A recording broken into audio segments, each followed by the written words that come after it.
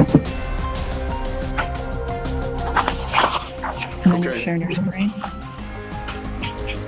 Laura? I can't. You can't? There, I got it. Okay, yes, Mayor, we're ready.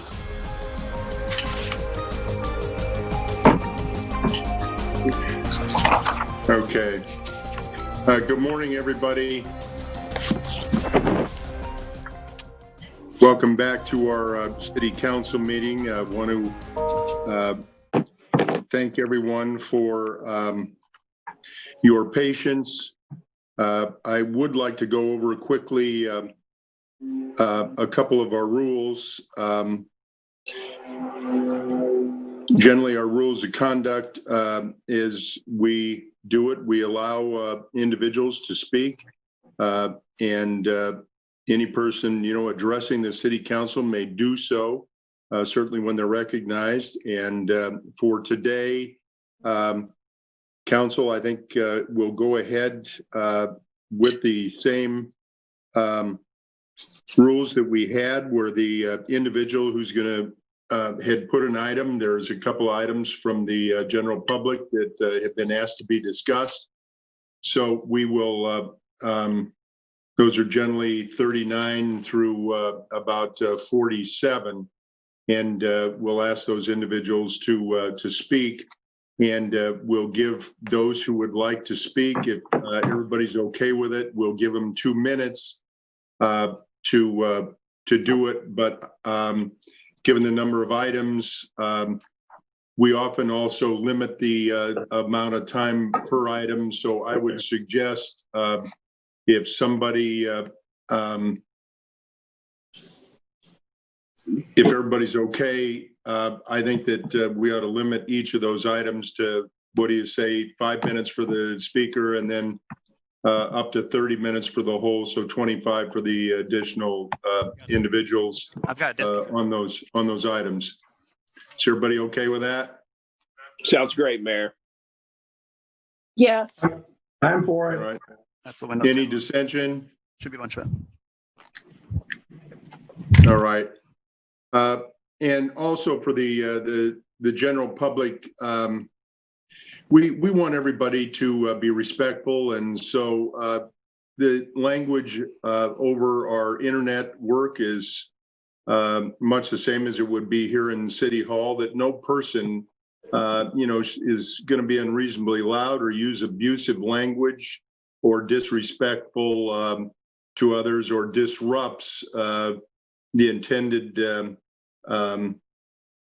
peace and quiet and in good order of our meetings. So we are asking that people stay on subject and to those that are being discussed. And if somebody gets off and is doing something that's not relevant to the subject at hand, then we will have to mute that individual and move on to the next one that's doing that. But if somebody will give me a motion to open the hearings, we need to move straight to the hearings. We should have done that the other night because we were past 5 o'clock, and the hearings are number one on our agenda for today. So we'll move to that and then move back to the item that was open, and then on to the additional items under the agenda before the hearing. Your Honor, I need to do roll call first, too. Yep. So clerk, please take the roll. County? Here. Boson? Here. Boss? Here. Gray? Here. Westergaard? Here. Mandelbaum? Josh? Here. Gatto? Here. Your Honor, we have a quorum. Can you hear me? Yes, we can. Yes, we can. Thank you. Your Honor, Yes. if we could also have a motion to approve the agenda as presented. Yep, I'll we'll move. do that right now, sir. Thank you. So could we have a motion to approve the agenda as presented, as I presented it, and or as amended? I'll move it. All right, it's been moved. By Boson. Would you poll the council on that, please? County, Yes. Boson, Yes. Boss, Yes. Gray, Yes. West, Yes. Mandelbaum,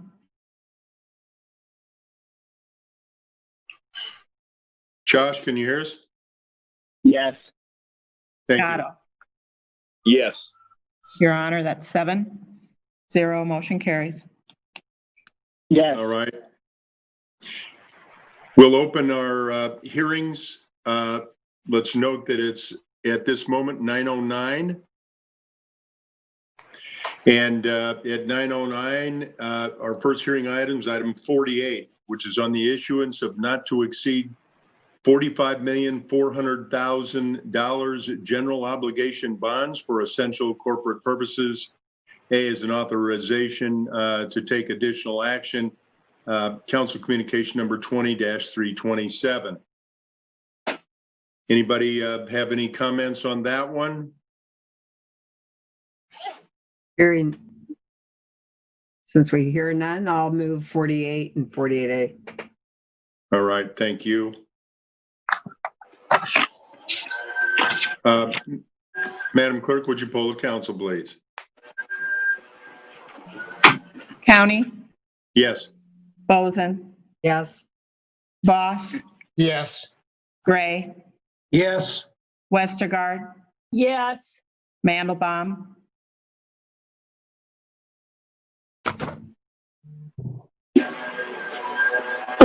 Yes. Gatto. Yes. Your Honor, that's 7 yes, motion carries.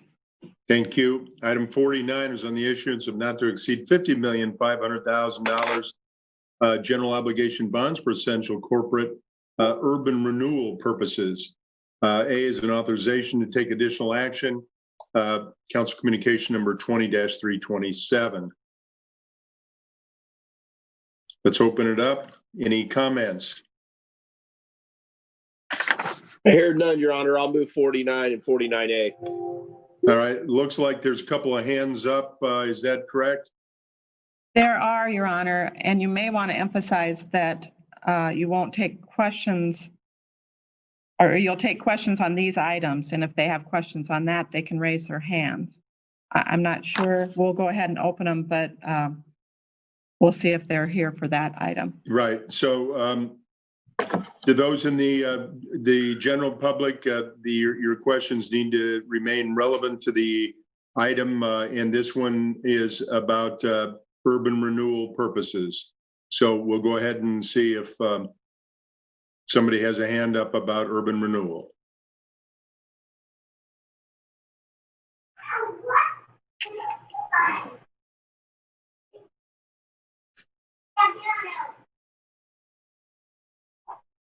Okay, I'm going to ask a question of the IT.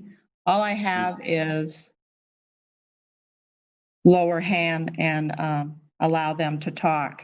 If I do that, I need to disenable because I don't have mute and unmute. Yes, you'll have to allow to talk, Correct. Okay, unmute them, and thank you. then disable talk. All right, thank you. Vance Walker, Vance, any comments about urban renewal?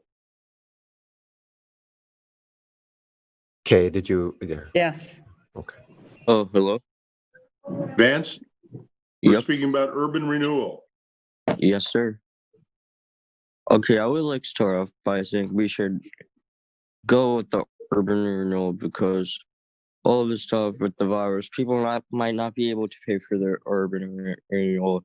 But the George Floyd came my favorite porn star about like nigger. Wow. All right, thank you, thank you. Next. Hi, yeah, I think we should remove every nigger from this country, kill all the niggers. Okay, thank you. Wow. Okay. Okay, Bizarre. Boy. Do we even open it up if this is gonna be? Indira won't. Yeah. Indira? Hi. So I don't know what happened to like the sign-ins that you guys used to do where we put in like our name and address before, but that seemed to have worked to stop like the trolls from getting on the call after they did at the first meeting for the racial profiling ban.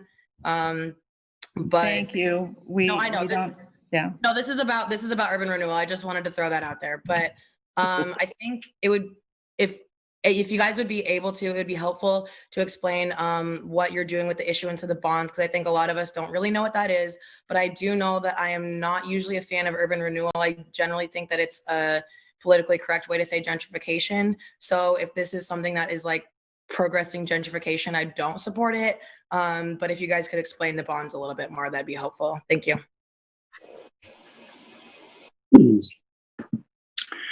Is our budget director on there? Could give a quick explanation on the urban renewal.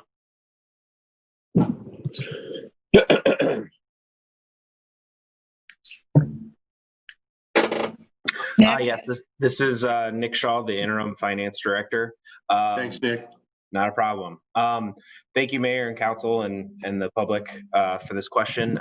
The urban renewal issuance here is actually what we are specifically issuing is on the council communication. Some of the projects that we have on there is projects like animal control facility, municipal service center, Walnut Street Bridge over the Des Moines River, Fifth Avenue one-way to two-way conversion, Grays Parkway, Ingersoll Streetscape, Market District infrastructure improvements, Public Works road asphalt improvements, roadway reconstruction for Second Avenue, the Skywalk system, Southeast 7th reconstruction and trunk sewer, Southwest 11th and Tuttle Street traffic improvements, and Walnut Street Mall renovation. These are different projects that were highlighted in the urban renewal plans as public improvements that the city is doing across the in urban renewal areas. And so that's why there's the urban renewal purposes is those projects were highlighted during the either the conception of the urban renewal plan or amendments to those plans. And these are issuing of the bonds to be able to pay for those projects. All right, Nick, thank you very much.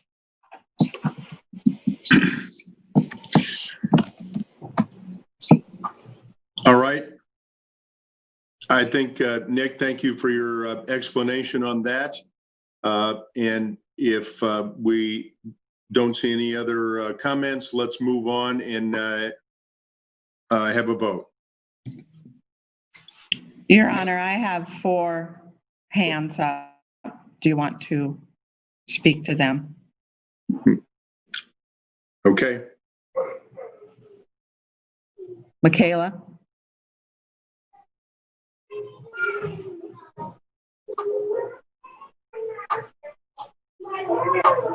Hello, can you hear me? Yep, Michaela, we can hear you. Kate, bro, Derek, I'm gonna fuck you in the ass. Okay. We may have to limit those. Mr. Attorney, what is your suggestion here? I think it's fair to say that you don't have to allow those people that engage in that behavior to speak again, and also council rules allow people to speak one time on it, but everybody else, because it's a public hearing, should be given their opportunity to speak. But once they make the obscene comments or things like that, then they don't have to be allowed to speak. Can we not have them put it into the chat, their comment? We don't have chat. Oh, under this, okay.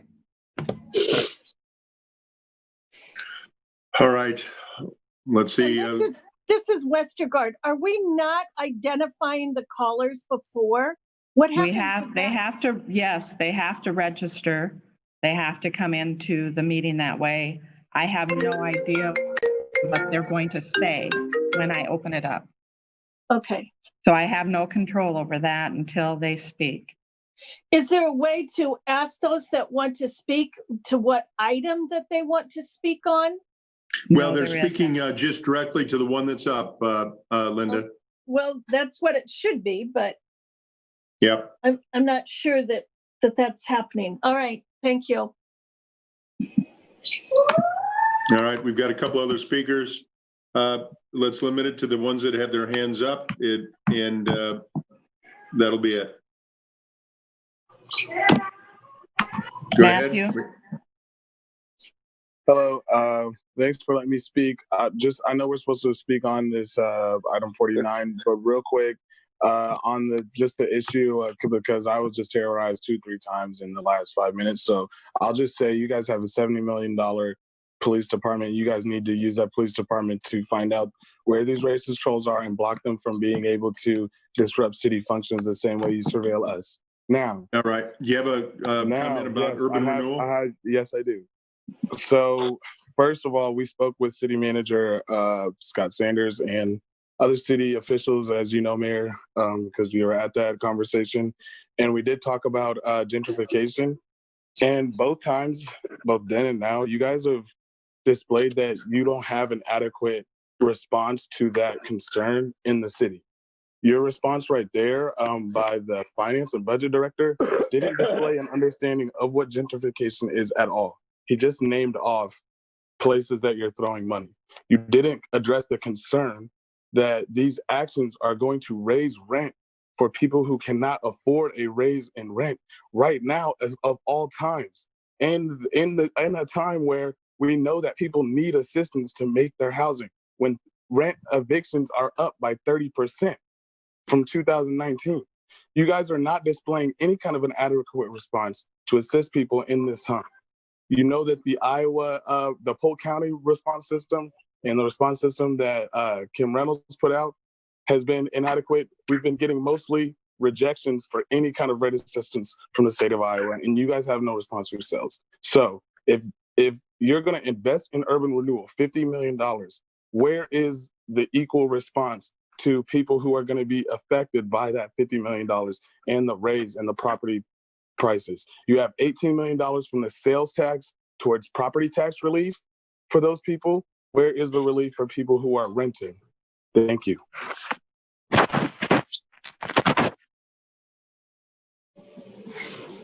All right. Do we have another speaker? Or is that it? No, we have more. No, well, we wanted just a hands up. We don't want them to keep going up. That's all I have. That's all I have. Thank you. Yes. All right. Next. Latoya? Latanya? Hello? Yes. Is this Latanya? This is her husband. I'm here with Latanya.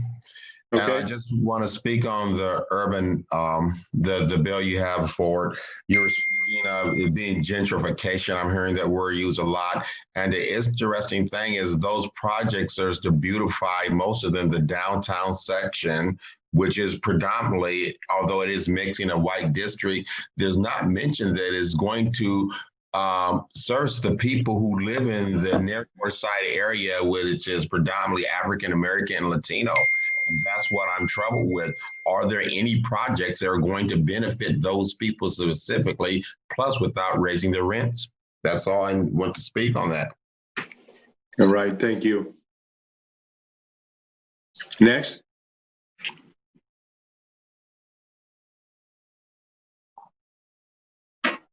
Miranda Wilson?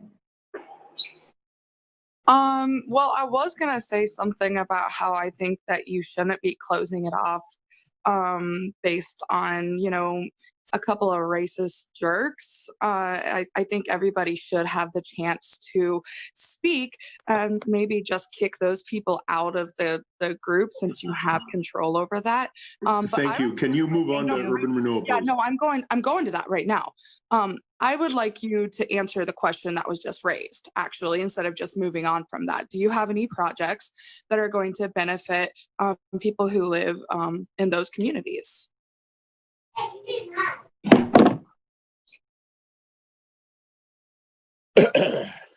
Next speaker. That was all that had their hands up initially, All right. and the others are repeat. So, did you want Nick to give any more explanation? Yeah, Nick, if you would like to make a quick point, we have certainly budgeted a lot of money, especially during this tough time. And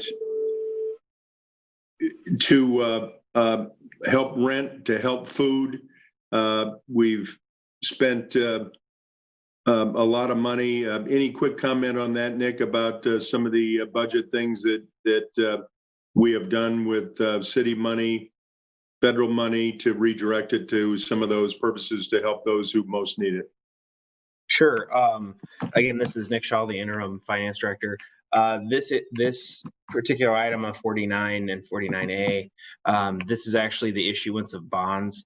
Those dollars are an attempt to match the costs of those projects to the corresponding time frame of which you actually receive the benefit of those costs. And so we tend to issue debt for projects that are large sums of money in that regard, whereas kind of what we're trying to do with the rent assistance and different things like that, we would be using existing cash on hand for projects like that and not be issuing debt for those programs. So that's kind of the way to address that aspect. This is issuance of bonds, where we're basically paying those bonds off over a duration of 20 years. It's front loaded for those projects, depending on how much use or how long those assets are expected to last. So it's actually, it changes over time how much we're actually paying off on the debt issuance. But some of the different things that we've that we're working with community development is the CDBG funds and different dollar amounts that we've worked with in the housing funds to assist with those evictions or rental assistance. And I believe that those are the funds that we are currently working with how the pandemic is going. And that's kind of, in essence, what we're keeping those different things separate. And we would not be issuing debt that we would pay 20 years off for current year assistance like that. Yeah, thank you, Nick. I appreciate that. Matt, did you want to make any quick comment as acting city manager here?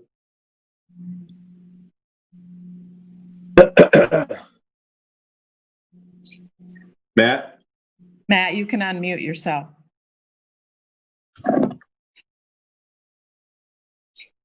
I don't know that he's hearing you. Okay. Hey, can you hear me? Yes, we can. Okay, sorry for the delay. Yes, so Matt Anderson, Deputy City Manager. So some of the comments on this bond issuance in particular are related to what is the state legal term of art of urban renewal that does have other connotations, obviously. Urban renewal in this context is related to the urban renewal plan that allows the use of tax increment financing in these districts.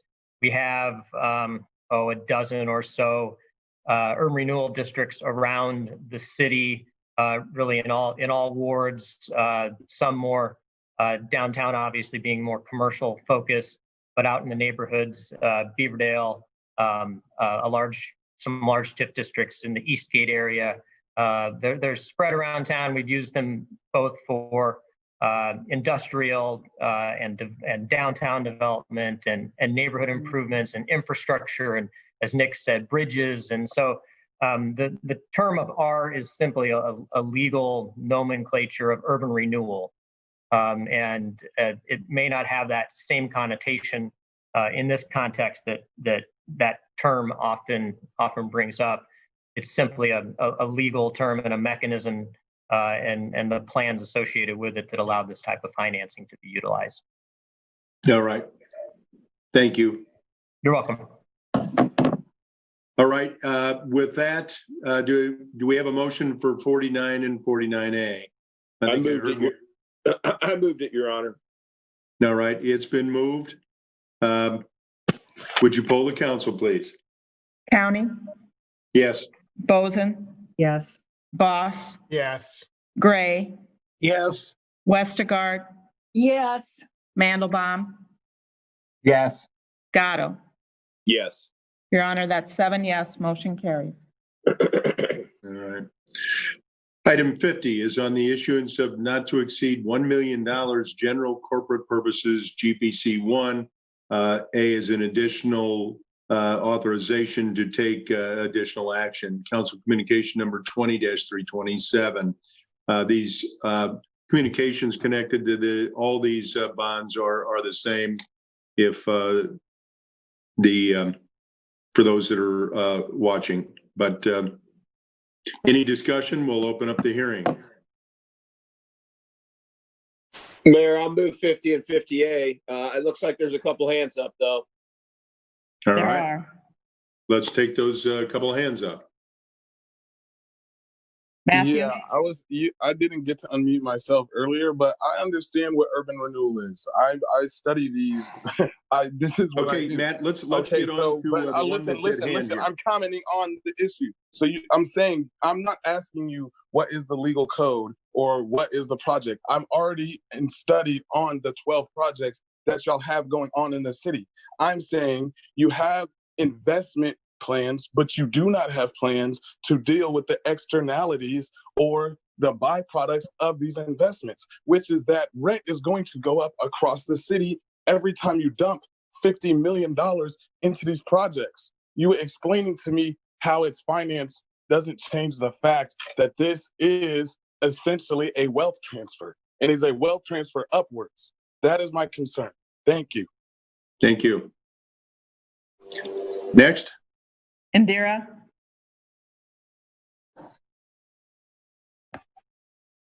Hello. Okay, so I'm looking at the council communication, and can I just confirm very quickly that this item specifically is 42D on the communication? So I'm looking at the right thing? No, you're not. It's It's 50. that we're 50A. on. No, I know it's 50A on the agenda, but then the link to the council communication has a list of a bunch of them, and I'm looking at specifically this bond since that list is Okay, all on thank the you. same. Let's, Nick, would you want to make quick comment on that? I'm just asking which item that I should be looking at to make sure I'm looking No, I at the right. understand. So we're going to try to get Nick to explain that to you. Thanks, Thank you. Indira. Thank Yep. you. Nick?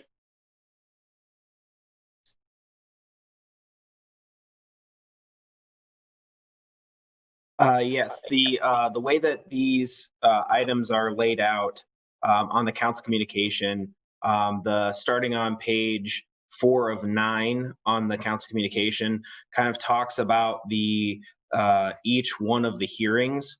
So as it corresponds, the first one that we discussed was the essential corporate purpose 1. That was the 45.5, and then it goes through and kind of talks about the legal definition of what these bonds could be used for, and then it has a specific projects after that as to what we intend to fund with those funds. As it relates to item 50 and 50A, that's actually on page 6 of 9. It matches the same item of 50, where it's the general corporate purpose, the ECP 1, not to exceed $1 million. So it's the acquisition, construction, reconstruction, enlargement, improvements, and equipping of city facilities, including various library improvements. Okay, thank you. I'm following now. All right, and Nick, because it may come up on the others, would that be the same for the other general corporate purpose? Yep, and each one of the items will correspond. Like this item 50 is GCP 1, and so on the council communications it says GCP 1, and then the next item 51 would be GCP 2, and so you can actually follow along with those items. The council communication at the very top said which items it dealt with, and so this is a multiple item council communication to try and make it easier for public and the council to follow along as we went through each one of these hearings. Awesome. All right, Okay, thank so you. I will definitely be able to follow along from here. I do want to comment on this one specifically. So I'm sure general corporate purpose, that's some legal, I would love to know what corporate means in this, because generally my understanding of corporate is that it's, separate from public, that it's in the private sector. So I'm kind of wondering if you guys are buying bonds to give money out into the private sector, but also it seems a little vague. It's acquisition, construction, reconstruction, enlargement, improvement, and equipping of city facilities. So I guess that means public. But including various library improvements. I'd like to know specifically, or if you guys know specifically where this money is going besides library improvements, or if it's just kind of a general fund that you guys are getting to do city building improvements. Thank you. I'll handle that question. That in this particular hearing, this money is just for library improvements. This amount not to exceed $1 million is only for the library improvements. So it can only be, as it describes, under that heading, this can only be used for the broader definition of the library improvements. We actually have in our CIP plan what we plan to use for those library improvements. All right, thanks, Nick. Another hand up? Kristen Wolf. Hi, I'm Reverend Kristen Wolf. I'm one of the local clergy people in Des Moines. I think the question that was raised by Matthew Bruce was particularly important, especially because my understanding of when gentrification occurs in our cities is that we rely on places like faith communities to pick up the needs of community members. And so this is going to directly affect my ministry and the people that I serve. And so my work is to look out for the most vulnerable, and I believe that you're called to that as well. So if we're looking out for the most vulnerable, when we do something like dump $50,500,000 into projects with the idea that it will better folks, I think we also have to give equal room to hear how that money can also harm. And the point that Matt raised about making sure that there are equal funds put to helping rent costs stay at a reasonable rate for people who are already being evicted and displaced because of wealth transfers that are beyond their capabilities to keep up with. This is really important, and it's bigger than a 5-minute conversation and moving along and a quick vote. I understand the need to get through the agenda. I'm also concerned that all of the time was given at equal parts to each item of the agenda when we all know which one deserves more time. Thank you. Is there another hand up? No, that's all.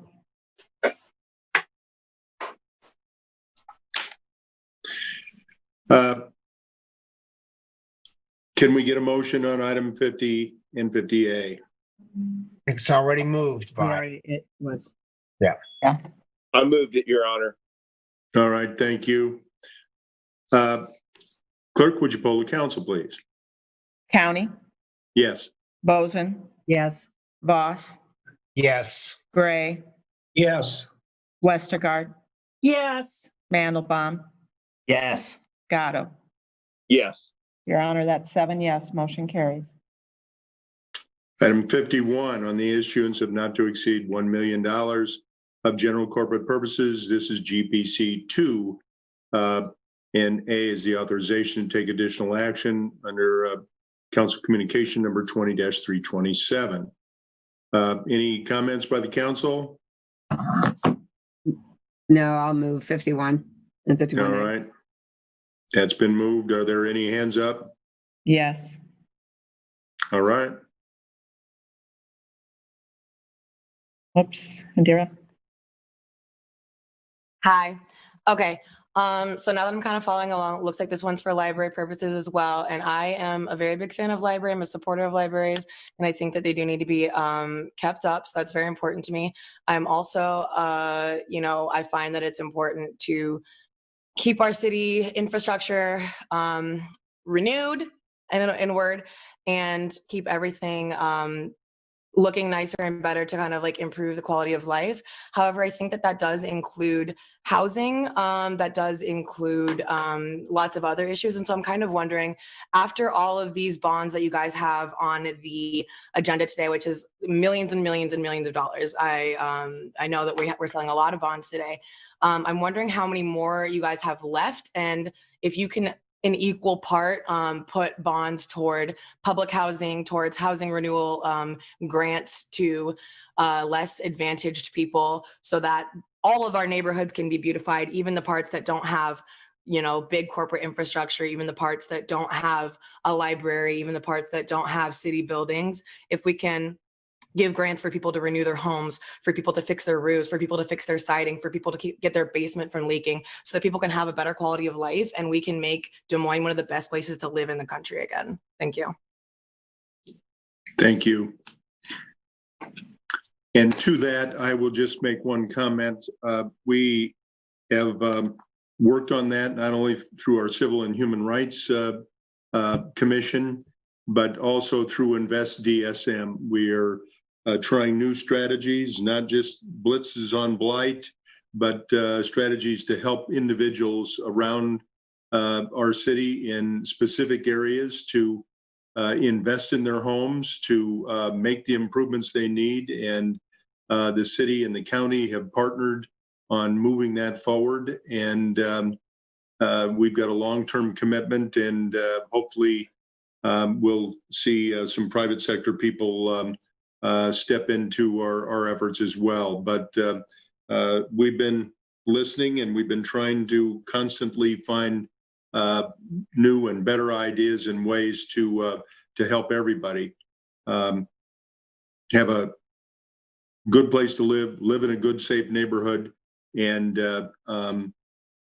also there's other ideas that are out there that have been used, low-income housing tax credits, and a number of those in which the city often participates along with federal and state government, and Polk County, by the way. But let's, is there another hand up? Yes. Mayor, you might want to throw in NFC and NDC that we do help fund property owners with forgivable loans if they stay in their home. Yeah, absolutely. Thank you for pointing that out. LaTanya? Hello, I just heard programs. What did he say? MSC and what was that? NFC and NDC. Yep. Neighborhood Finance Corporation and Neighborhood Development Corporation. Okay, and what I would like to comment on this is our president said he went to Washington to drain the swamp, so it's not business as usual. This is seeming like business as usual because these issues are far too important for us to just mention them and then pass the bill. That you need to open up something for a discussion, because typically how all urban renewal has normally worked, the money normally goes out to finance the suburban areas and help them make them look better. If the inner city is not looking good, it's because the money is actually not channeling to the inner city. I went to buy a house in Sherman Hills in the 80s, and they did have programs, forgivable loans, to help beautify Sherman Hills. These things we need to get more homeowners in the inner cities from that community instead of just renters. People, we need projects. We need projects that will, when we think of redlining, it is hard. And trust me, I am African American. I witnessed, been a part of this, where I've had decent credit, the money there, and still couldn't get loans simply because I was African American. If I could have got those loans, I would have happily stayed in my own community and beautified. You have got to do something about this. It's not like these people are really wanting to move outside their neighborhood. If you give them the same opportunity to beautify their neighborhoods and keep the money allocated to their neighborhoods, in their neighborhoods, instead of ankeny-wacky, keep it in their neighborhoods, they will beautify their neighborhoods and stay there and make them a safe place to live. So it's worth more than a discussion. I feel that you people are good people, I believe.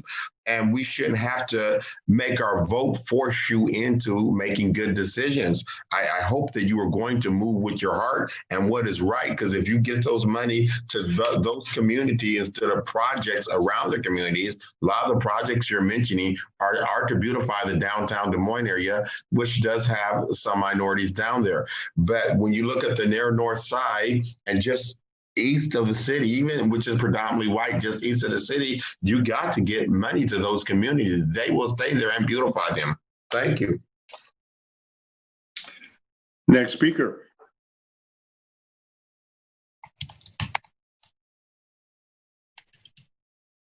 Did Claudia speak already? No, I don't think so. Just a moment. Claudia? Morning, everybody. Point of clarity, it does sound like you're saying that these funds are going to be used for library improvement, but when I look at the detailed information you've provided, it shows that there's also some lines for community rec center improvements and sport complexes, and I could be wrong and not know that there are some tied to libraries, but I think in general, this information needs to have more clarity because we're all confused. I understand you've got new faces in the audience and people that are demanding new kinds of information that we've had to give out before, but I don't think it's an impossible feat to ask that we get more clarification on things like this. As far as if it is for libraries, what specific libraries are you looking at? That I think would help us better understand if this money is actually being distributed to areas of the community that don't have the kinds of funds that other areas have had before, and will make us be more comfortable with this information that you're giving us. Because I think right now, not only with this point, but with a lot of the points that have come up today and in previous meetings, people are very confused about what the information you're giving us means. So I think more clarity in a lot of this information. If those questions can all be answered during the meeting, that's great. But if you provide them beforehand and people are able to look at that, I think that would help. Thank you. Thanks for your input. Next. Jalen? Hello, Des Moines City Council. I just wanted to say that I think that the term that y'all are using, blitz on blight, is somewhat offensive. The origin of the word blitz means an all-out military attack. So for y'all to say that you're doing an all-out military attack on poor people, basically, I think is offensive and has dangerous connotations. I also want to say to Mayor County and the rest of the council, I wish y'all would have, just half as much of contempt as you do for the young people trying to speak here on this call, as you do for the people that come on and say racial slurs, because to me, that's unacceptable. Y'all freaked out and canceled the meeting on Monday when, folks were challenging you. But when people come on here and scream the N-word, y'all say, next speaker, please. It needs to stop.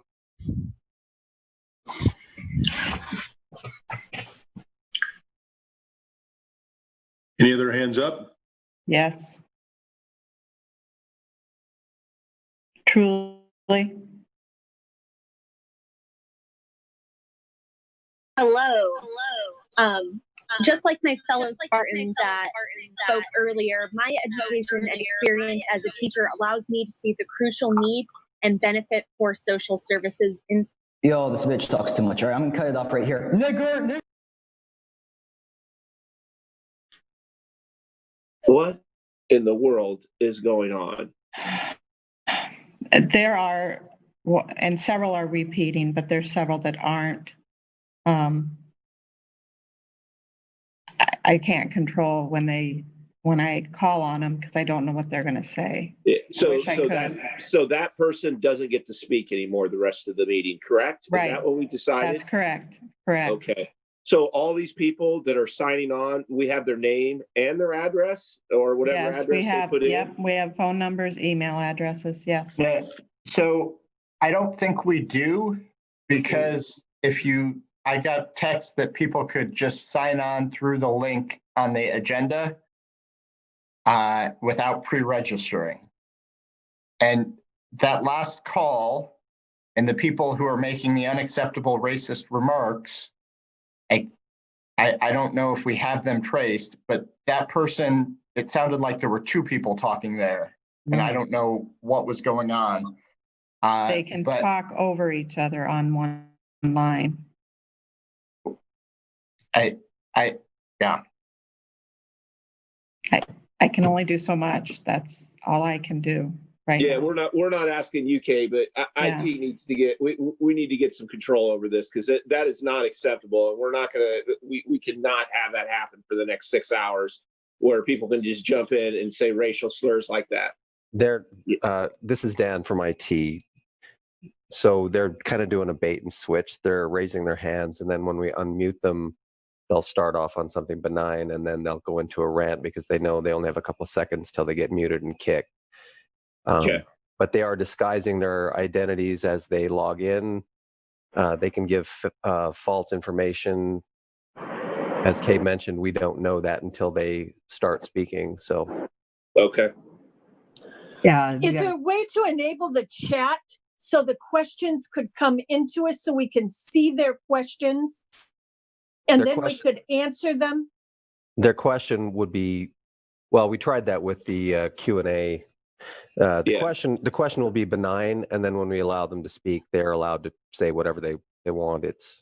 And then with the question and answer, Linda, you remember that's all was on there was racial slurs. Right. Yeah. They'll do the same thing there. Yeah. Yes. So I don't know what we can do to avoid unless it just. Well, we can go find a big room and we can spread out and we can be in person and they can walk up to the podium 6 feet apart and they can talk to us. Otherwise, we're going to deal with this the rest of the time that we continue to use Zoom.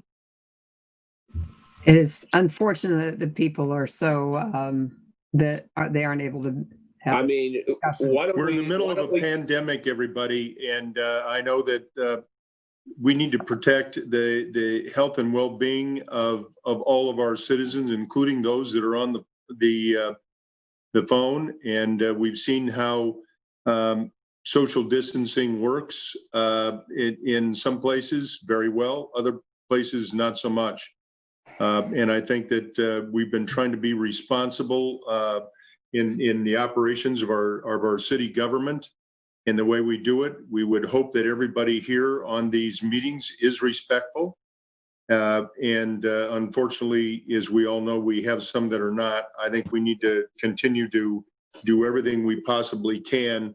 And I think we ought to ask the names and addresses of individuals, and maybe they verbally put them out there before they speak, as we would at city council meeting in an open session. I don't know if that'll help. As was pointed out, they could false identify themselves, I suppose.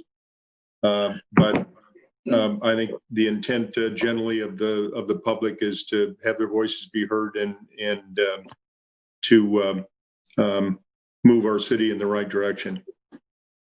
I agree with you, Mayor, but there at the Iowa Event Center, there's big rooms and we can all social distance there and we can have these meetings and we would not have these problems. But I respect your decision and we will continue. But there are either outside venues or inside venues that are big enough that we can all come together, social distance, all of us, including the public, and make this happen correctly, because this is atrocious and embarrassing for our city. Thank you. Are there any more speakers who are going to try to speak on item 51? There were 4 before we started discussing this, and then there are others that have now put their hands up. So there's 11. Do you want to stick with the 4 that were originally up? Or what do you wish, Your Honor? Because now it keeps growing.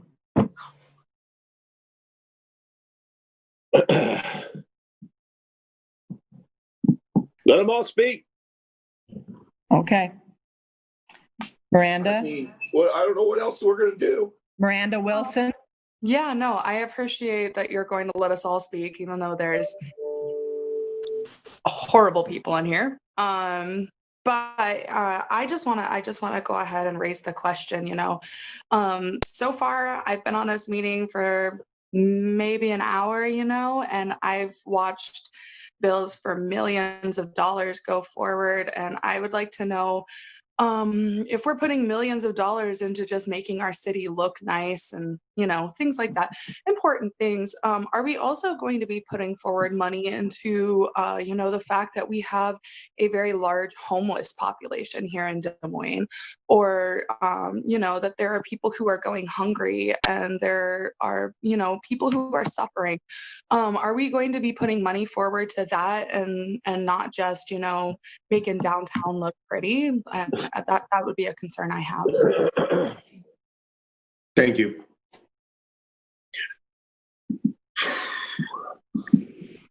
Todd Williams. Sorry, how's it going? I would like to speak on item 51. I think we shouldn't go past $1 million because then now we're gonna fund Boy. This So we don't have any of their IP addresses, and this would be a question for. We can't deal with that right now, please. I'm just saying going forward. They need We a do, verification we of their do. IP address. We do have everything, and we'll go into it when we adjourn the meeting, and we'll look into it. Is there another speaker? And hopefully all these that have spoken so inappropriately will be taken out. Christopher Morris. Chris, are you muted on your own? I'm trying. Okay, thank you. Yeah, thank you. Sorry, I'm on a mobile device and it's hard to switch back and forth sometimes. So Christopher Morris, 3517 52nd Street, Des Moines, Iowa. Your Honor, I just wanted to, and this may not be the right phrase, but I just wanted to raise a question of privilege. We have a lot of individuals who are new to the process and what's going on. And I know a lot of the decisions that are being made today and in normal city council meetings are the result of some of the back work that commissions and boards have done. Can you take a moment to just provide some insight to those that are new to the process on different ways that we could educate ourselves to be informed and help the city council move forward, regardless if we support or don't support an issue, but have an opportunity to be more informed about what's behind those decisions? Thank you for your time. Thank you. Did anyone want to speak to that? Quickly, I suppose we could have engineering talk about a lot of these projects. I think that there are going to be some that corporate purposes are going to go to some of theirs, and why it's important that, and we have worked through boards, we've worked through commissions, we've worked through neighborhood meetings. The unfortunate thing is in the middle of a pandemic, the neighborhood meetings are just much different than they would be. And so Matt, you and Steve maybe could quickly talk about the process and how we bring some of these forward. A lot of this work has been planned for years, and with neighborhood meetings and board and commission meetings bringing forward issues that have been brought by citizens about streets, for instance, about parks, about stuff that gets everybody in our city, regardless of their age or their gender or their income. We're working to get everybody within 10 minutes of either a walking path or a park. But at any rate, Matt, maybe you start, and then if Steve, if you'd want to make a couple of comments about the our improvement in our infrastructure.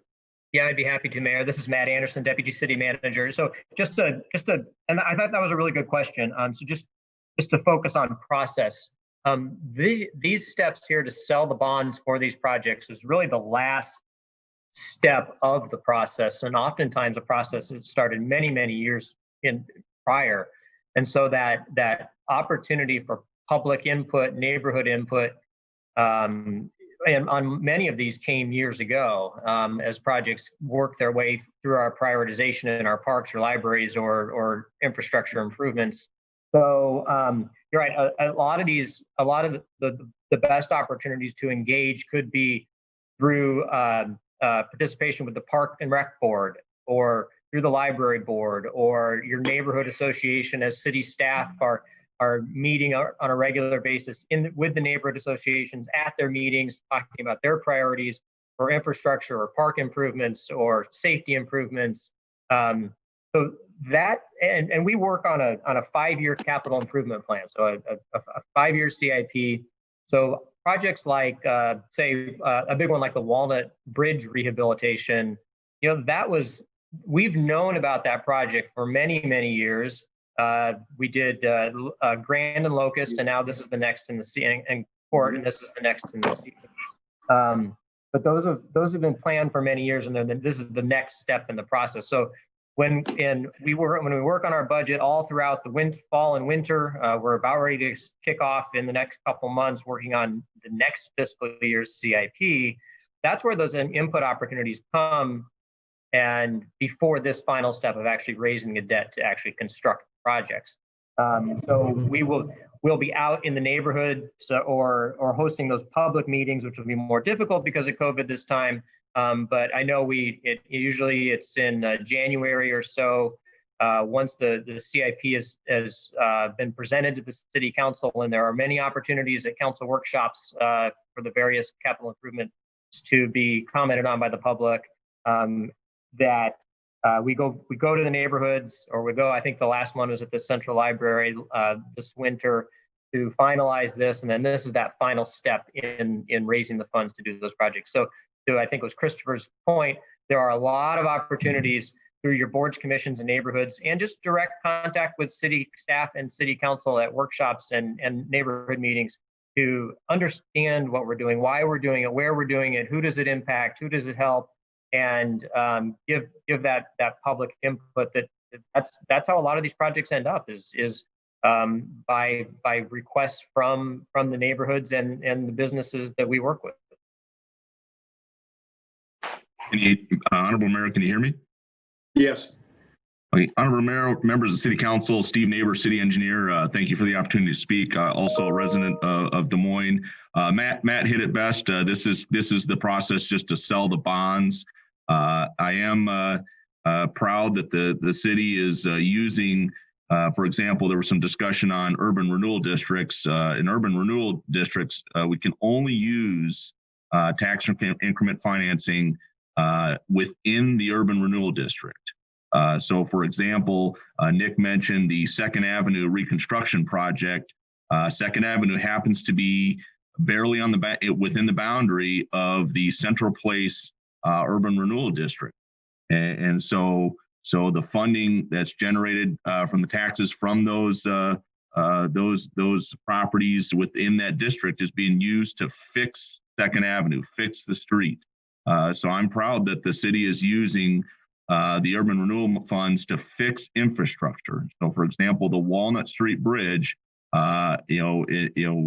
instead of simply just using my property tax dollars and other residents and property tax dollars to fix the bridge, they're actually using the city secured federal funding to help pay for fixing the bridge, as well as using this urban renewal district as a way to finance and fix the Walnut Street Bridge and build it so that it's got new, wider sidewalks. And if you have, I want to point out that I appreciate the opportunity to point out that if you, as Matt mentioned, this starts a long, it's a long process through our comprehensive plan DSM, our transportation master plan, move DSM, and setting projects to meet the vision and goals of those documents. And if you want to find out more information on projects, please visit dsm.city, and on the front page, if you scroll down, there's a link to projects map,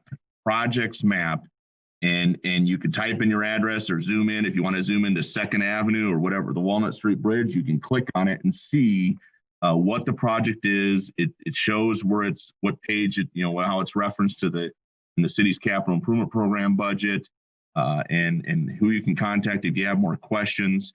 But again, on dsm.city the front page projects map, you can see more information, and some projects even have more in depth, such as 2nd Avenue. There's a full-blown web page that describes the background of why we're fixing the road, because it's in poor condition, and so I appreciate the time, but like I said, dsm.city projects map.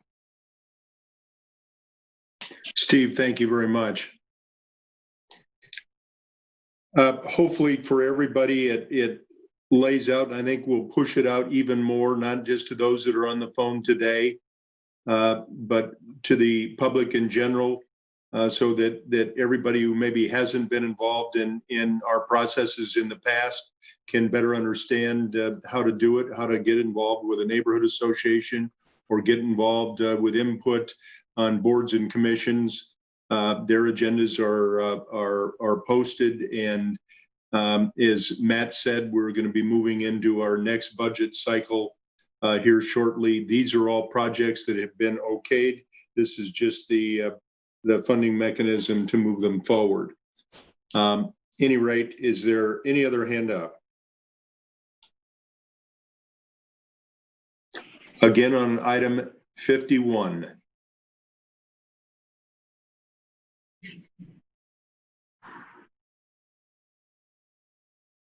KT Galloway.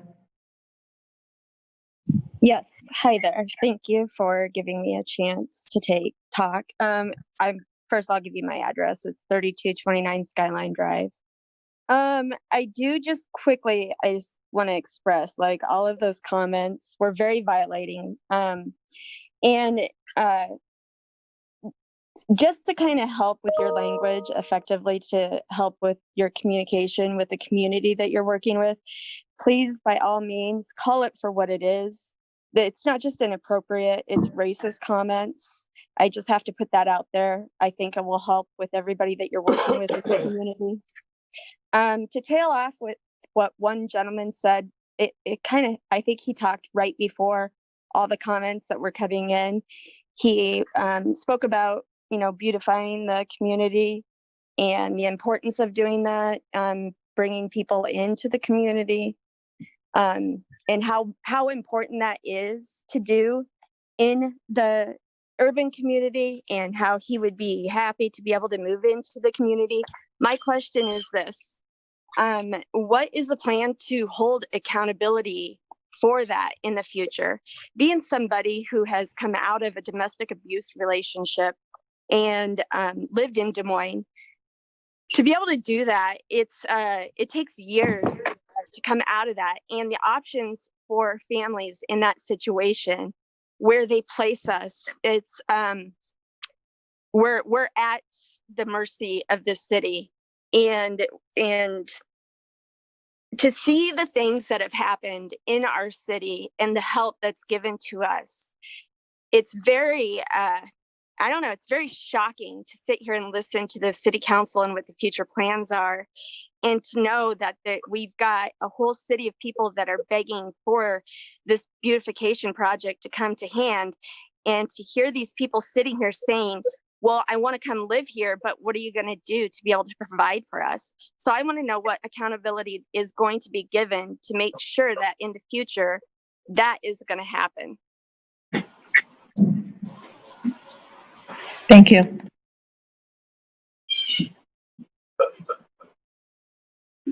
Thanks for your input. Next speaker.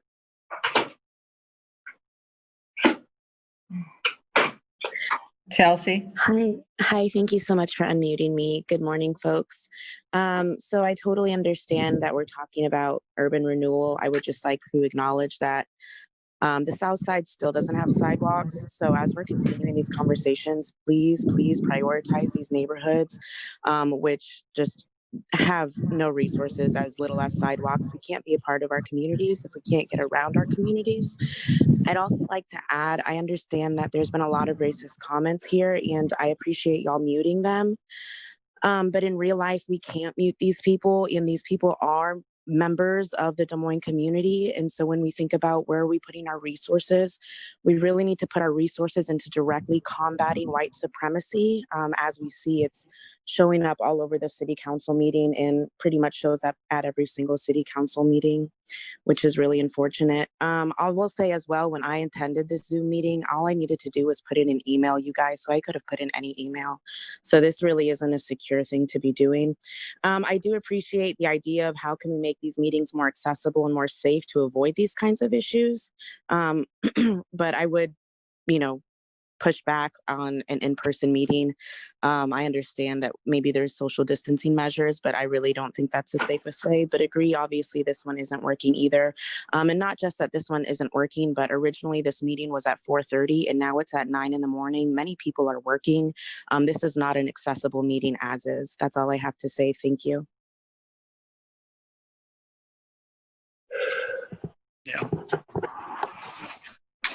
You have another speaker? Yes. KJ?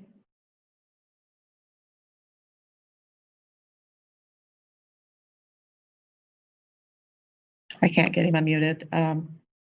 Move on to the next one. Yep, I'm going to. Danny? Hi, my name's Danny Patrick. I'm at 1900 High Street in Des Moines. I just wanted to follow up on some of the comments regarding how long the process takes. It was mentioned that it takes sometimes even starting 5 years ago to get a lot of these plans going and get things started and get the ball rolling. Since we're obviously in a place specifically this year where there's been a lot of new information that a lot of people outside of marginalized groups may not be familiar with, has there been any accountability in or any pushback from the city council or from just general government to ensure that these plans that were started 5 years ago are now inclusive to some of the issues that have been brought to the forefront? And if they haven't, is that something that the city council or the mayor or anyone has an agenda to make sure that plans in the future are that have started, 5, 6, 8, however many years ago, are now inclusive of these things that people are mentioning that need to be included, whether that's low income or other things within the community, to make sure they're assessed properly through that new lens.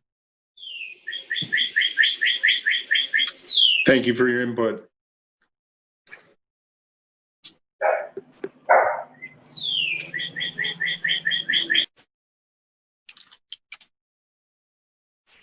Matthew? Yeah, I'd just like to say I do say thank you for the some of the information as to how we can get more information on these projects, because that is one issue overall, is that the diversity of our city government is a big problem. There's a lot of barriers to the access of information, access to input.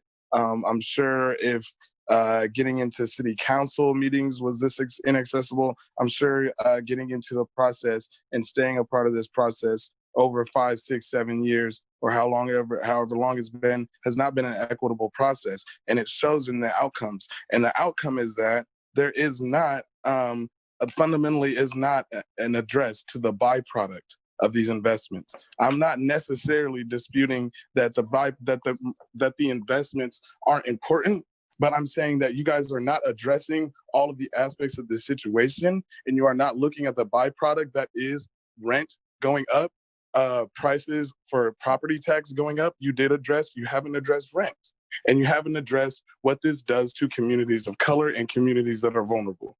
And ultimately, it's going to end up in more evictions, which means more interactions with law enforcement, which means more violence overall in our communities. Thank you.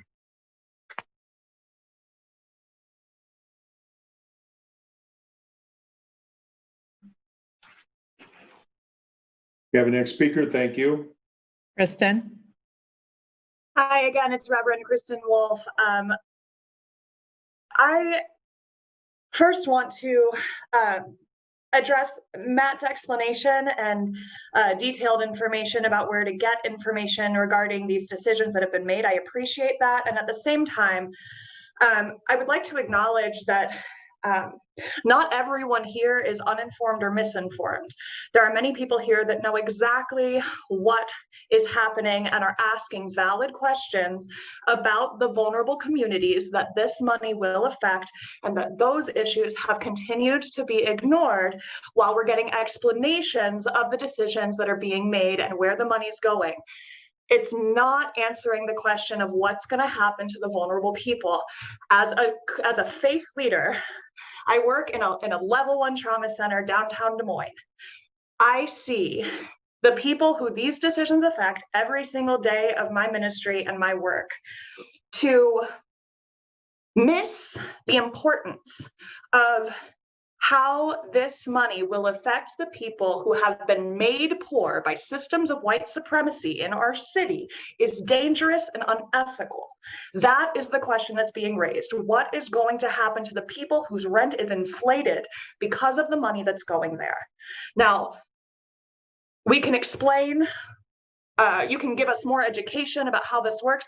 What and I think a number of the other people are asking is, what are you going to do to help the people keep their rent at a reasonable rate so that, like Matt said, Matthew Bruce, he said very clearly that more interactions with law enforcement and evictions are going to occur as a result of this money, which is true. And we all know that there is a very real problem with systemic racism in the police department. All of these things are issues for me as a faith leader for our community, because I have been asked this week alone to help with rent assistance for 2 Des Moines residents in 1 week. So what is our city going to do? Because what I see right now is the faith communities having to pick up the slack because there aren't ways to get this money out. All right, thank you. Next speaker. Now we have repeats. Okay. Item 51, we have a motion. Clerk, will you hold council, please? County, Yes. Boson, It's frustrating when a simple. Yes. Boss, Yes. Gray, Yes. Westergaard, Yes. Mandelbaum, Yes. Gatto. Yes. 7 yes, motion carries. Item 52, this is on the issuance of not to exceed $1 million general corporate purposes, CPC 3. A under that is an additional authorization to take action. Council communication number 20-327. Council, any questions on that one? Seeing none, let's see if we have any speakers. It looks like we have 5. Make sure that these 5 are able to speak. Let's open it up. Kristen?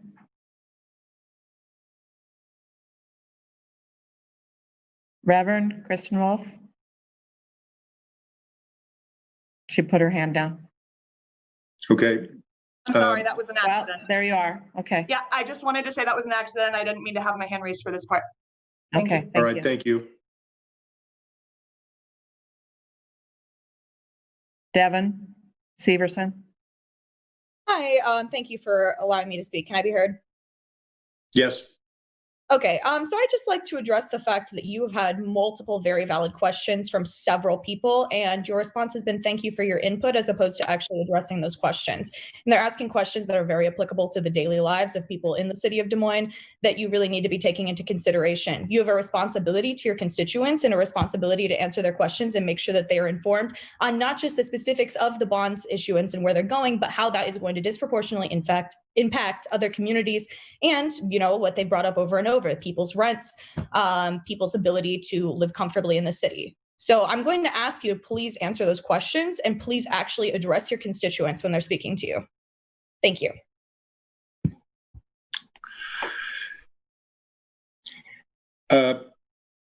Kay, let's see if, again, this is about process. These are items that have been discussed for a number of years and are very important issues that we as a council and our staff has recommended. and quite frankly, neighbors and boards have looked at the importance of improving streets, of improving bridges.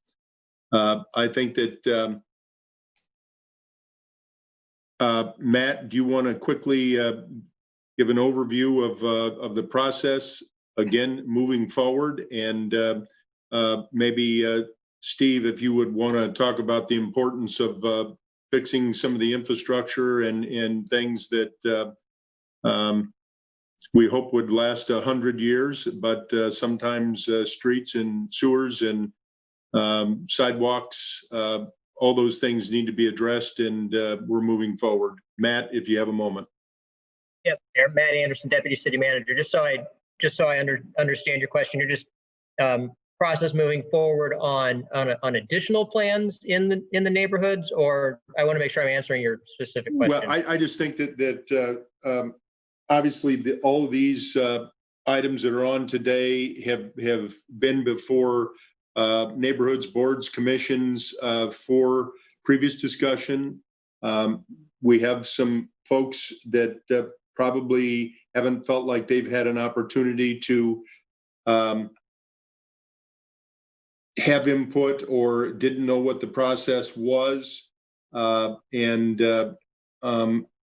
it's not only how, which I think you've already kind of done, explained how these general items that are on the agenda today and the issues that they address, how they have moved forward. And then again, I think go back over how they get input into the process moving forward, so they understand as we're meeting the demands and requests of citizens that how we move that forward. But certainly we are very cognizant of trying to get affordable housing out there, and we are currently addressing huge needs along with our faith-based community and others around food and meals, and working with local restaurants to prepare those and get those out. I mean, we've got a huge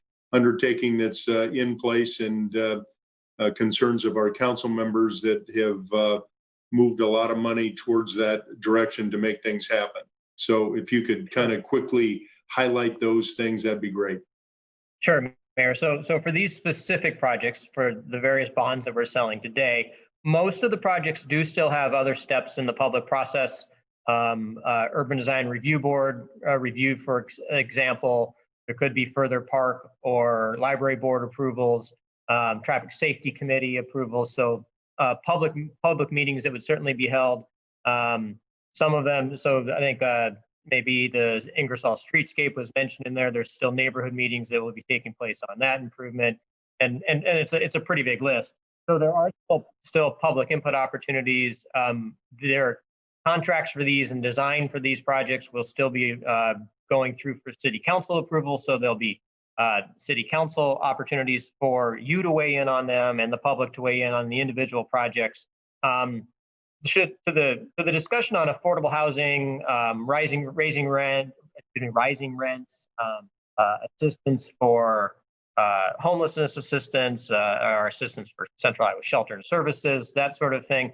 Those really happen outside of the capital improvement plan. These are generally 20-year bonds for not for programming, but more for hard physical assets versus other programs that maybe generally would be administered through Chris Johansson's budget in community development or Joshua Barr's budget that run very kind of outside the capital improvement plan. The monies that the city allocates toward Neighborhood Development Corporation or Neighborhood Finance Corporation would generally fall outside of the capital improvement plan. Assistance we give to CIS or other nonprofits, again, wouldn't be taken up in here. That just because what you're seeing today is bond issuances for generally infrastructure improvements doesn't mean that those other programs aren't being addressed through other parts of the city budget. And this is a great time coming up as we're going to start to work on the upcoming fiscal year budget for the public to get engaged and learn more about what those other opportunities are. we're always going to have a big capital budget, and it's generally not designed or has any reason to be addressing those ongoing programming needs. These are long-term capital needs. The operating budget's the better area to assess that. Those other programs, along with the economic development budget. So there are a lot of other opportunities that lie outside the capital improvement plan. But we do it to some of those points. We do it to the speaker's points. We don't view them in a vacuum.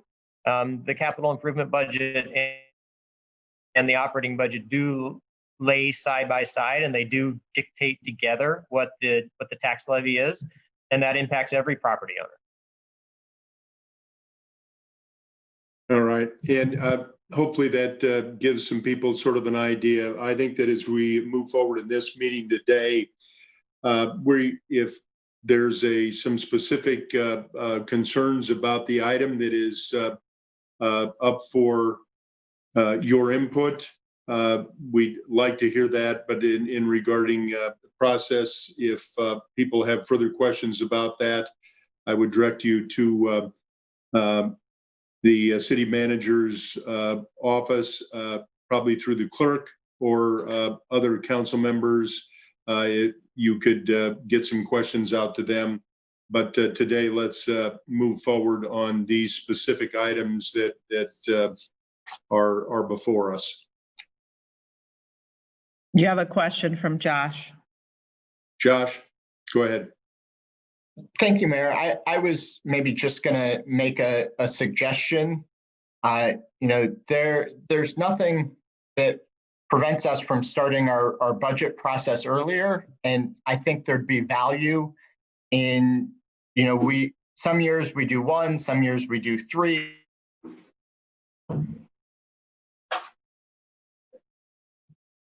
Cut off. Josh, you're cut off. Can you? You're coming in and out. You're breaking up, Josh. So I just to say that maybe our budget meetings, like the one we do at the Central Library, if we could start that earlier this year and maybe do a budget town hall just to, one, help educate folks on our budget process and start the process of collecting input. And a lot of times staff does that, and not necessarily all the council attends depending on availability, but I think it would be worthwhile to start our process earlier and start the public input process earlier. And I think that would maybe address some of the issues that are being raised here, and that would be a way to do it. Yep, and that's why we started doing that a number of years ago. That's a good point to bring back up. Do we have a couple more speakers here? We do.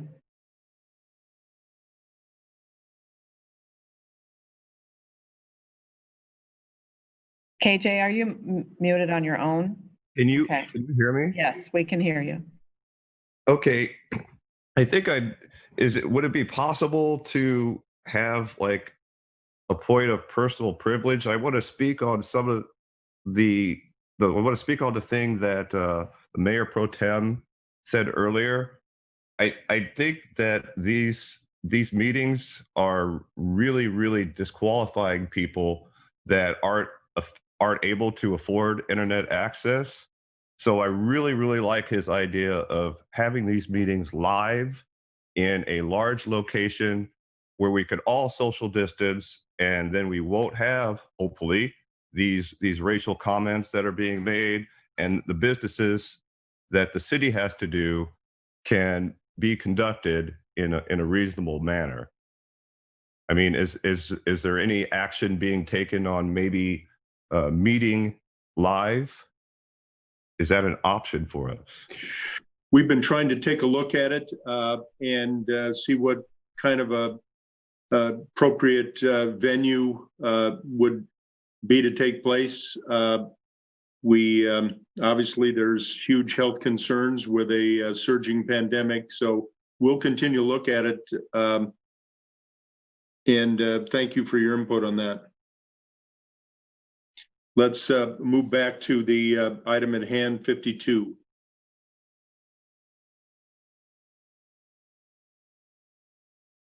Latanya?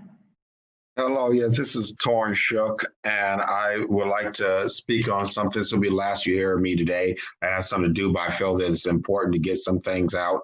I would like to. If it's not to the item we're on, we have to move on. If it's on this item, do you have something? Yes, okay, sure. The items that we're speaking about, all of them, we have seen this movie before. We've seen this with Sec Taylor Stadium when Principal Park was being built. A lot of the money was allocated to the parks. The citizens of Des Moines went to a vote because parks was thrown on that. And most of the money went to Sec Taylor, which became Principal Park. I just want to make sure that the money is actually going to go to where it is allocated to. There's a lot of new people getting on board generated by things that has happened in this community. So to the mayor, I would like to say it would be maybe very important to get a new website up that is very easy manageable and can explain it to people. So I would like to thank Matt and Steve both for explaining the process. And what I would like to know, when does the next budget planning meeting take place?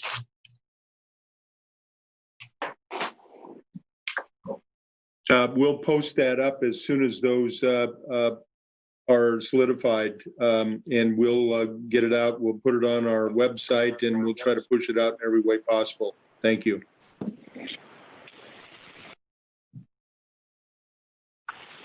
Hey, I just want to say that this meeting, once again, I will stress, is inaccessible. Y'all moved it to 9 a.m. Folks are struggling to get on this call.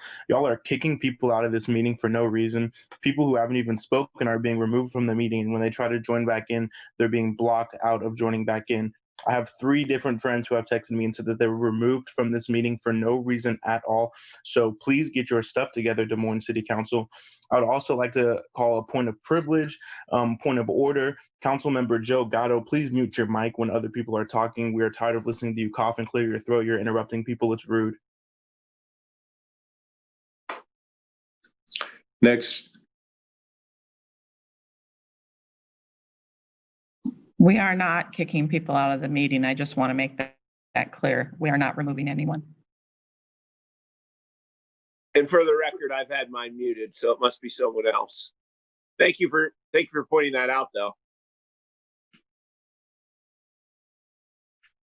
Miranda? Yeah, I apologize. You're gonna hear my toddler in the background.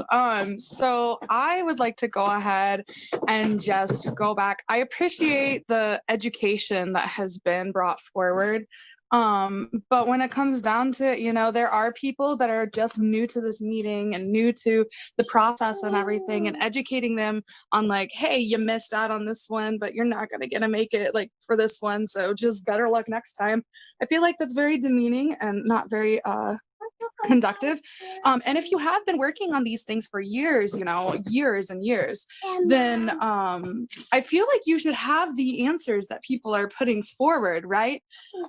You should be able to answer, this is how it will affect the community around you.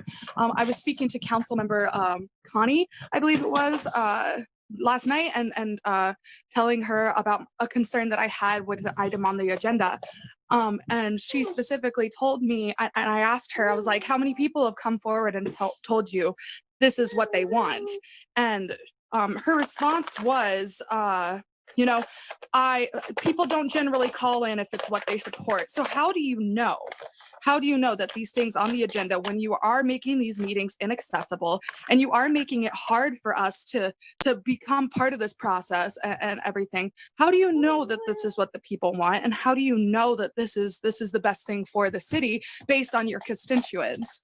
If you have been doing these things for years, you should be able to answer these questions. And the fact that you're not able to answer them shows us that you're not doing the proper research to actually benefit our constituents here and to benefit the city of Des Moines.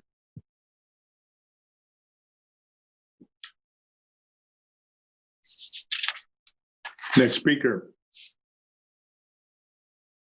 Adam Callahan or Callanan? Yes, hello. Thank you for the opportunity to speak. I live in downtown Des Moines, and what I'm hearing is that these plans seem to have been made years ago. And I'm wondering what changes have been made specifically due to COVID, because even if these plans made sense before we were in a pandemic, we're seeing now that community organizations and community spaces are struggling on top of the eviction crisis. So I'm just not sure why we wouldn't be reevaluating our spending to support our neighbors who are in crisis and organizations that we know need money now more than ever, that we probably weren't anticipating to need money as much before the pandemic started.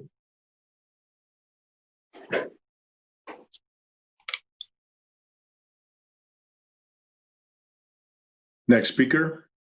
Chelsea. Hi, folks. I hope you can hear me okay. This whole Zoom on my phone is pretty inaccessible. Good morning, Chelsea Chisholm Vargas. I would like to say, Kay, I understand that you said you're not kicking folks out. I understand that's probably what you believe. I do have a friend named Hem Rizal, who does not have a traditional European name like a lot of folks do, and they are not being let back into this room. So I understand that's not the reality, that what you're saying is that's just not true. Hem needs to get let back into the room. Please let Hem Rizal back into the room. He should not have to change his name to be able to participate in a city council meeting. Another individual, Kate Broderick, also needs to be let back into this call. They were both kicked out of the call for no reason. They're definitely not saying racist things. In addition, I do just want to move back to the point, what is going to be the result of after these things pass? What's the result going to be on the city? Again, Southside still does not have sidewalks, and we're talking about beautifying other areas of Des Moines. Our infrastructure on the South Side is pretty much the worst in the city. And still we're talking about like just renewal. I mean, we literally have crumbling sidewalks. So again, just pushing that, and please let my friends back into this call. Thank you.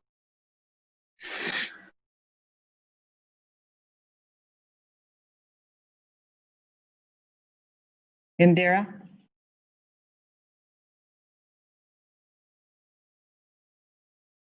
Hello. Hello. So I have been taking a few notes, and I just wanted to follow up on some questions. I have very specific questions that some of them have qualitative answers, some of them have very quantitative answers.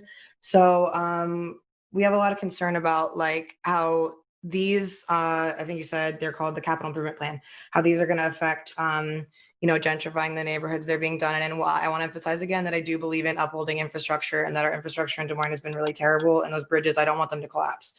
But I also want to prioritize at the same time the people who live in these areas. So I saw that you guys were talking about as solutions for that. You said invest DSM. You talked about the NFC and the NBC. I am wondering, compared to the numbers that we have for the bonds that we are selling for those, what are the numbers of the city's investment in these programs? How much go to housing grants? Which of them are loans? I would like numerical answers to this if you guys have them. And if not, if someone could start looking that up, because I know we're going to be in these bond hearings for a minute. So numerical answers on how much in Invest DSM, NFC, NBC, how much money is in that, how much of that is grants and how much of that is loans. I also wanted to talk about, I understand that these are long-term projects that have got started a long time ago. I'm concerned, I guess, about how we're adjusting with the issue that's coming up right now, since we're about to face mass evictions. And that we have been seeing violent evictions of houseless communities. And I'm kind of wondering, are any of these grants and loans accessible, any of these applications accessible to people who don't have addresses, people who, especially with everything being closed down, it might be harder to get these forms or harder to have someone help you fill them out. So how are those being distributed? I would like the qualitative answer to how these forms are being distributed and how they're accessible to houseless people. Let me see, what else did I have? How long are these projects? You said that these are 20-year loans. So how long does it take to get projects out? I can finish my questions on the next one if you prefer that, but I have a lot more. Well, we appreciate, Indira, your ongoing. I think that what we would try to do is refer you to the city, and if we have some on the website or at emailing the clerk or the manager, we could get some answers. We're trying to focus on these individual items. Questions are very broad. We understand that, but we need to move forward on these individual items, and we're getting a little astray from the specifics of those items that are on the agenda. So it looks like we've got one or two more hands up. Please be specific to the item on the before us. Bridget? Hi, can everybody hear me? Yes. Yes. Hi, so I tried to join this council meeting at like 9 o'clock and I've been kicked off I don't know how many times. I have to keep coming up with a new email address if I want to join this meeting.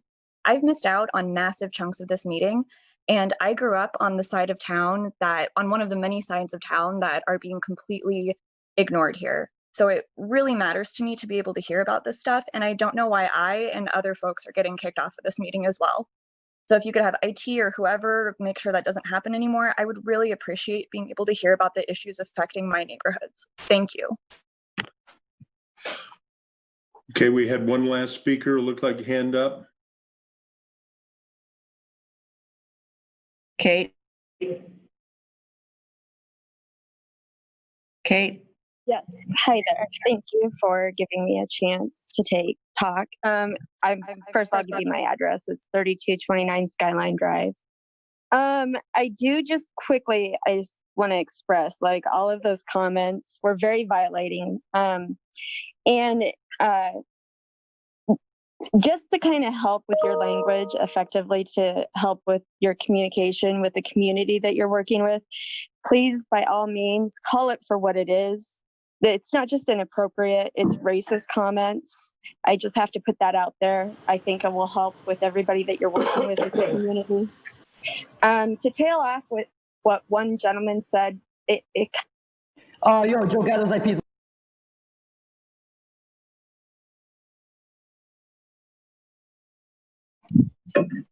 That's all. Others are repeat. Okay. Yeah, I'm not sure what's going on, Mayor, but during the time that everybody's speaking, I'm getting multiple calls and people are cussing me out on my phone and asking to get back in the meeting. Like, I've taken them out of the meeting. So I'm not sure what's going on, but I just wanted to make that. I asked IT and nobody's being removed. No, I know, Kay. Yeah. Okay, Just this so is you know. okay. Council, this is Dan from IT. We had some outside country IP addresses coming in that were known for Zoom bombing and that kind of stuff, and those are the ones we're trying to watch. Yeah. So if they were sure. associated with those IP addresses, then we apologize. We were just trying to. No, we appreciate your work, and Dan, that's very, very helpful. Yes. We've got an item 52A. It's been moved, I believe. Would you poll the council? It hasn't been moved yet. I'll move 52 and 52A, Your Honor. Thank you. Poll the council. County? Yes. Boson? Yes. Voss? Yes. Gray? Yes. Westgard? Yes. Mandelbaum? Yes. Gatto? Yes. Answer that 7 yes, motion carries. Yep, as we move on to 53, I do want to say that we've had a lot of good questions and good comments. And it's good to see the interest and involvement in our city process and new voices and views. But let's move on to item 53 on the issuance of not to exceed $1 million general corporate purposes. CBC 4A is the authorization to take additional action. Council communication again is 20-327. Council, any comments on this one? If not, I'll move 53 and 53A.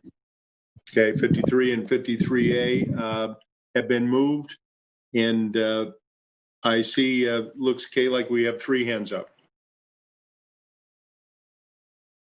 Let's open it up. I'm getting there. Please be patient. Kay, before you start, this is Carl Voss speaking. So I wonder, it might be good just to get a general overview for the attendees, what GPC4 includes. Is Nick available, or Steve Neighbor, just, or Matt? Yeah, or Matt, one of the 3, just to give a quick overview. You know, each of these are different buckets, but just to explain to the attendees. Thank you.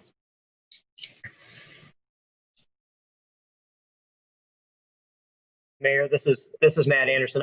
I would defer to Nick Shaw to go if we'd like to go through each one.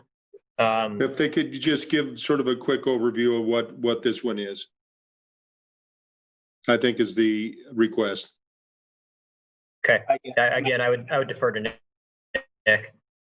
He's there. Thank you, Mayor and Council. This is again Nick Shaw, interim finance director. This particular GCP4 deals with enhanced information communication system. That is work that our IT department does. Some of the stuff that they work with that this would be covering is improvements on the fiber network, some of their virtualization of their network, their wireless networking, some cybersecurity as well, and different resources that they need to have for their department. Okay, good. Thank you, Nick. Let's open it up.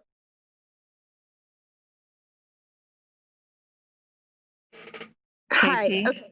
Yes, this is KT Menke, the real one. I just wanted to let you know the person that just called in right before me, using my voice, they had recorded the last time I called in and then played it and let that go for a while, and then they went ahead and spoke. So I think that's what you guys are having issues with, is people are recording other people's conversations. I don't know if your IT person can fix that somehow, since this is about IT and fiber network and cybersecurity. Okay, so I do have a question though. Okay. Since this is about that. The last time I called in, it was about accountability. So again, my question is how. Whoops, sorry, that's me. Sorry, KT, I did that. That's okay. How are you going to show accountability for the money that is spent, and in what ways will the fiber network, when I see that is $1 million that's going to be spent on fiber network, that concerns me, is it going to impact the beautification of the city? That makes me think that you're going to be going around and, I don't know, tearing up the city and installing new fiber network. Thank you. Thank you.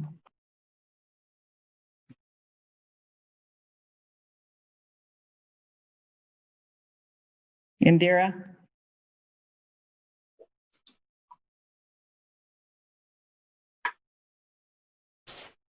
Hello. Okay, so we're talking about the fiber network on this one.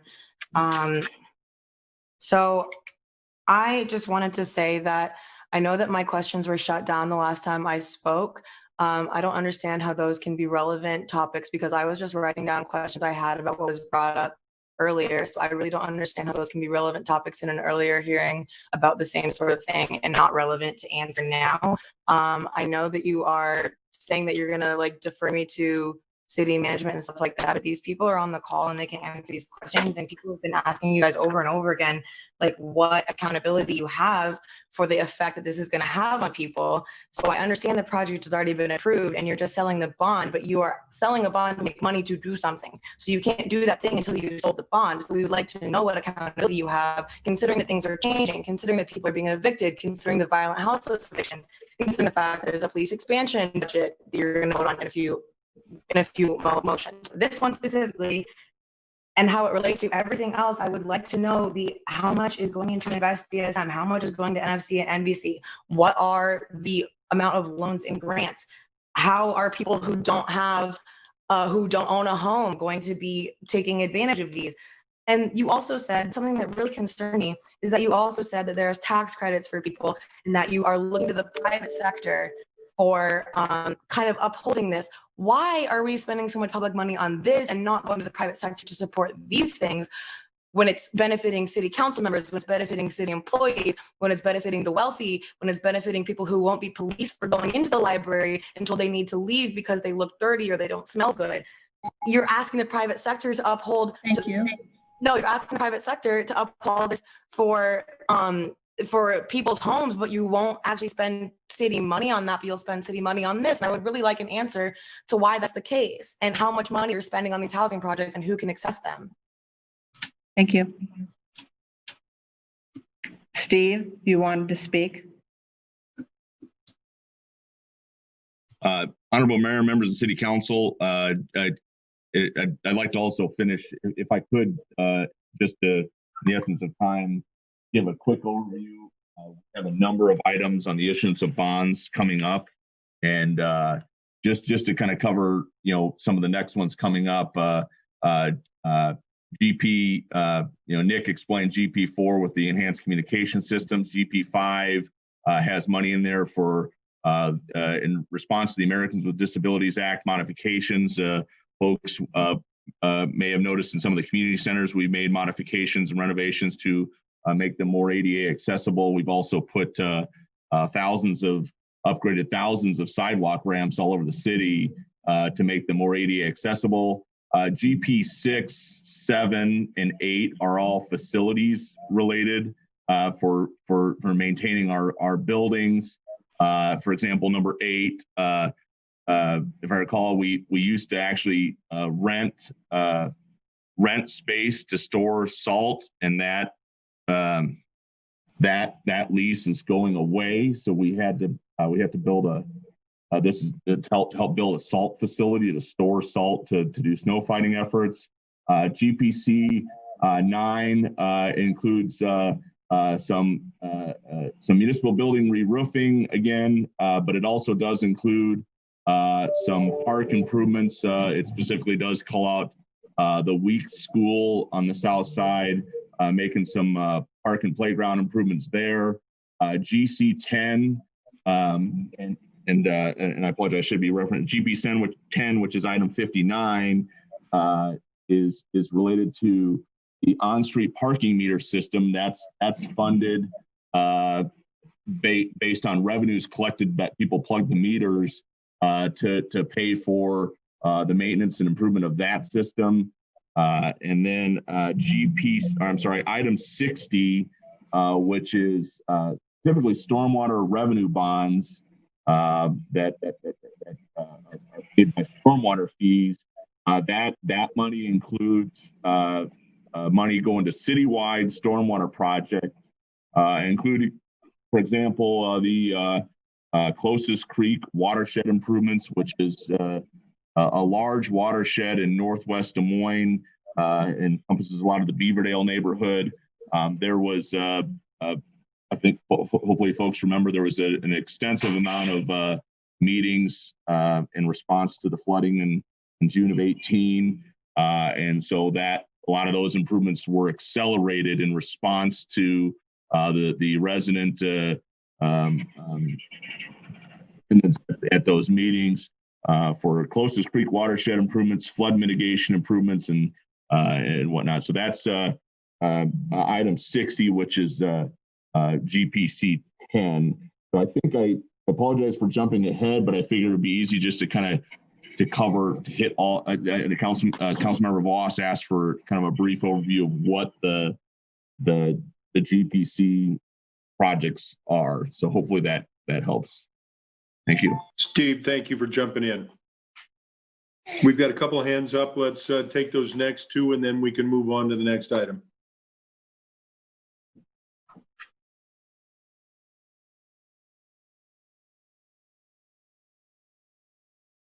KJ, let me unmute you. Okay. Don't hit it at the same time, please.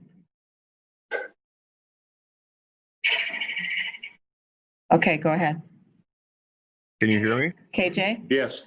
Yes, thank you. KJ Dobbins, 3114 Clark Street, Des Moines. Regarding this bond issue regarding the fiber optic network, don't we have fiber optic in place in the ground consisting of the ICN network already in place in like 30% of the city? Is that an infrastructure that could be used or improved upon rather than spending so much more money on a fiber optic network?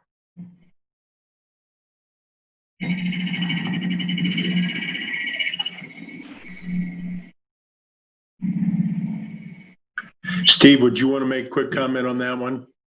Honorable Mayor, members of the City Council, Steve Neighbor, City Engineer, and Anna Whipple, if you can correct me if I'm wrong, but I 30% I wouldn't say would be that would be pretty high. To be honest, the city works with the state and ICN on where some of the fiber is put in. A lot of the fiber goes to state buildings, schools, and so the city partners with that effort with the state, and so that we can get fiber to our city buildings, as well as there's specific fiber for traffic signals, and that's really what it's for, is for us to check timing of signals, and if a signal goes out or there's an issue at a signal, it's for communications purpose. So it's a pretty limited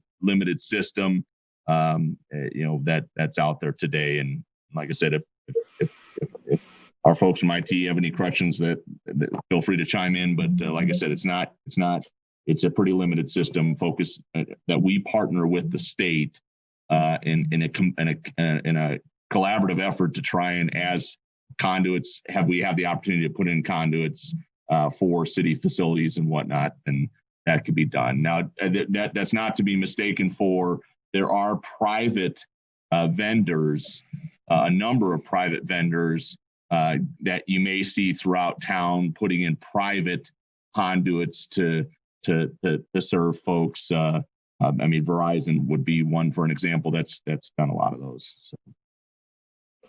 All right, Steve, thank you.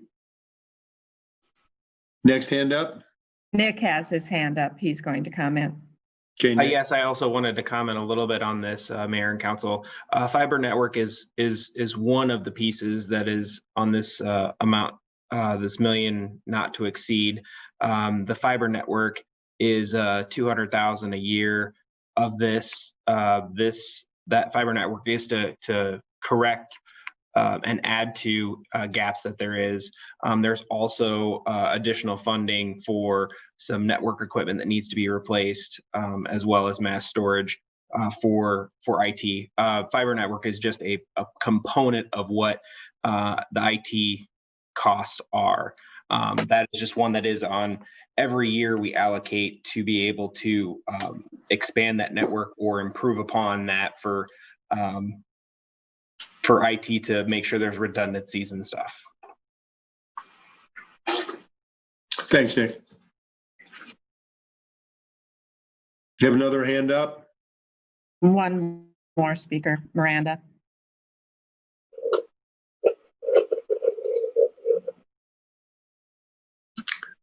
Miranda, don't hit the mute. There you go. Okay. Sorry about that. No problem. So yeah, I thank you again for letting me speak. But I want to go ahead and point out the fact again, like my biggest concern here is that, we're hearing a lot of like, this is what this bill is being used for. This is what we're going to do. This is what's going to happen, But I haven't heard a single question answered about how this is going to affect people in the community, you know, people who live in these, you know, lower income neighborhoods, or, you know, the families that live around these areas, what's going to happen to their rent. Hold on. But like, I just, you know, like, I'm really concerned about the fact that it seems like you don't have the answers to these questions, right? Like, do you know what is going to happen to the people who live around these projects? Do you know of what's going to happen to the rent here in Des Moines? Do you have ways to combat like inflating rents and evictions that are going to take place because of that? What is your plan to keep that from happening? You know, like there's a lot of beating around the bush. There's a lot of misdirection and redirection. But I haven't heard a single question, a valid question answered directly. And I feel that if you do not have the answers to these questions, why are we allocating millions of dollars into these projects? Thank you. All right, we can move on, Mayor. That was the last speaker. Okay. Council, any questions? We had a motion on 53 and 53A. Hearing none, let's go ahead and poll the council. County, Yes. Boson. Boson, Yes. Boss. Boss. Gray, Yes, yes. Sorry, had to unmute. Gray, Yes. Westergaard, Yes. Mandelbaum, Yes. Gatto. Yes. 7 yes, Your Honor, motion carries. Item 54, in the issuance of not to exceed $1 million, general corporate purposes, GPC 5. Is the authorization to take additional action. Council communication number 20-327. Your Honor, I'll move 54 and 54A. Okay, 54 and 54A has been moved. Looks like Indira has her hand up.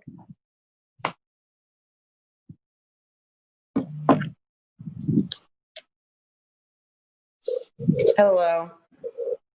I am kind of confused right now because these are not consent items. These are not even ordinances. These are literally listed as hearings. So I'm really confused. If you guys are saying this is just process, this is just how this goes, these were planned a long time ago, but then you are required to have a hearing on actually issuing the money, on actually selling the bonds to get the funding for these projects, then why is it literally just a matter of process when people are telling you they need answers for these things? We are saying that we, the constituents who you are responsible to represent, are not okay with just moving on forward with this. And you say, okay, thank you for speaking, answer 0 questions, and then move on. I have a lot of questions. A lot of people have a lot of questions. We are literally being forced to ask every single question over and over again because you continue to ignore it. These are affecting people. How are they affecting people? How are they affecting? What are you going to do to take care of that? Is it going to take 5 years to take care of that when you start new projects for this? How many people are going to be affected by that? Can you please answer that question and stop acting like this hearing is a matter of consent?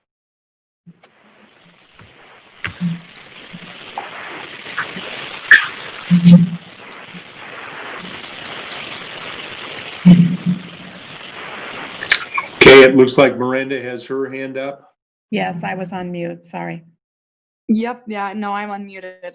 I'm just going to circle back to it. Can you answer the questions about how people are going to be affected by these projects, and what that's going to look like? I would specifically be interested to know what that would look like for low-income families. I'm a single mom. I pay all my own bills completely. So, you know, for my self-interest, I would like to know how I'm going to be affected. I would like to I would like to know how the members of my community are going to be affected in a sense of class solidarity here. I want to know what this is going to look like for Des Moines and the people in Des Moines. I don't want to know how Des Moines is going to look when this is all done, because honestly, I care way more about, what's going to happen to the people. Thank you.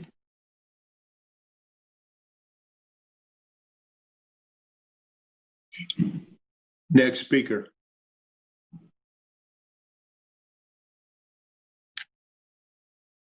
Hello.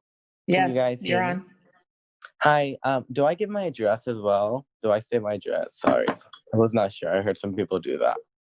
You can, if you wish. Oh, okay. My name's Abinada. I use they, them pronouns.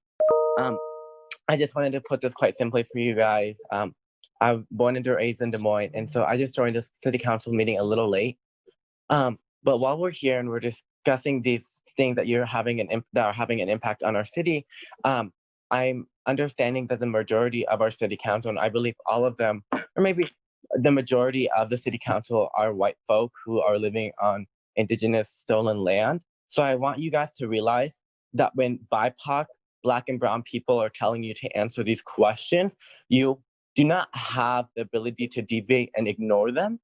You have to, and you have the obligation of listening to them, because this is not your land, to put it simply.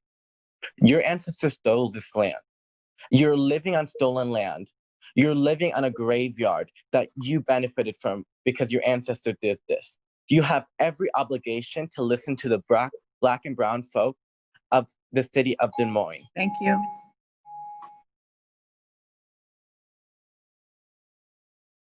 Have another speaker? No, we're done. All right. Matt, would you quickly just kind of jump on? I think, the general purpose of all we do with the city is to improve the quality of life for the citizens, whether it's their neighborhood, their housing, their streets that they move on, as was pointed out, the sidewalks. We have big projects going on in Ward 4 to improve, and in some places where there are none, put in sidewalks. But these projects, in the dollars that we put out, are to benefit the citizens and be able to, whether it's through IT, to communicate with them or other things. But Matt, maybe you could quickly touch on a little bit of that, which might be helpful to some of these individuals that are new to our process.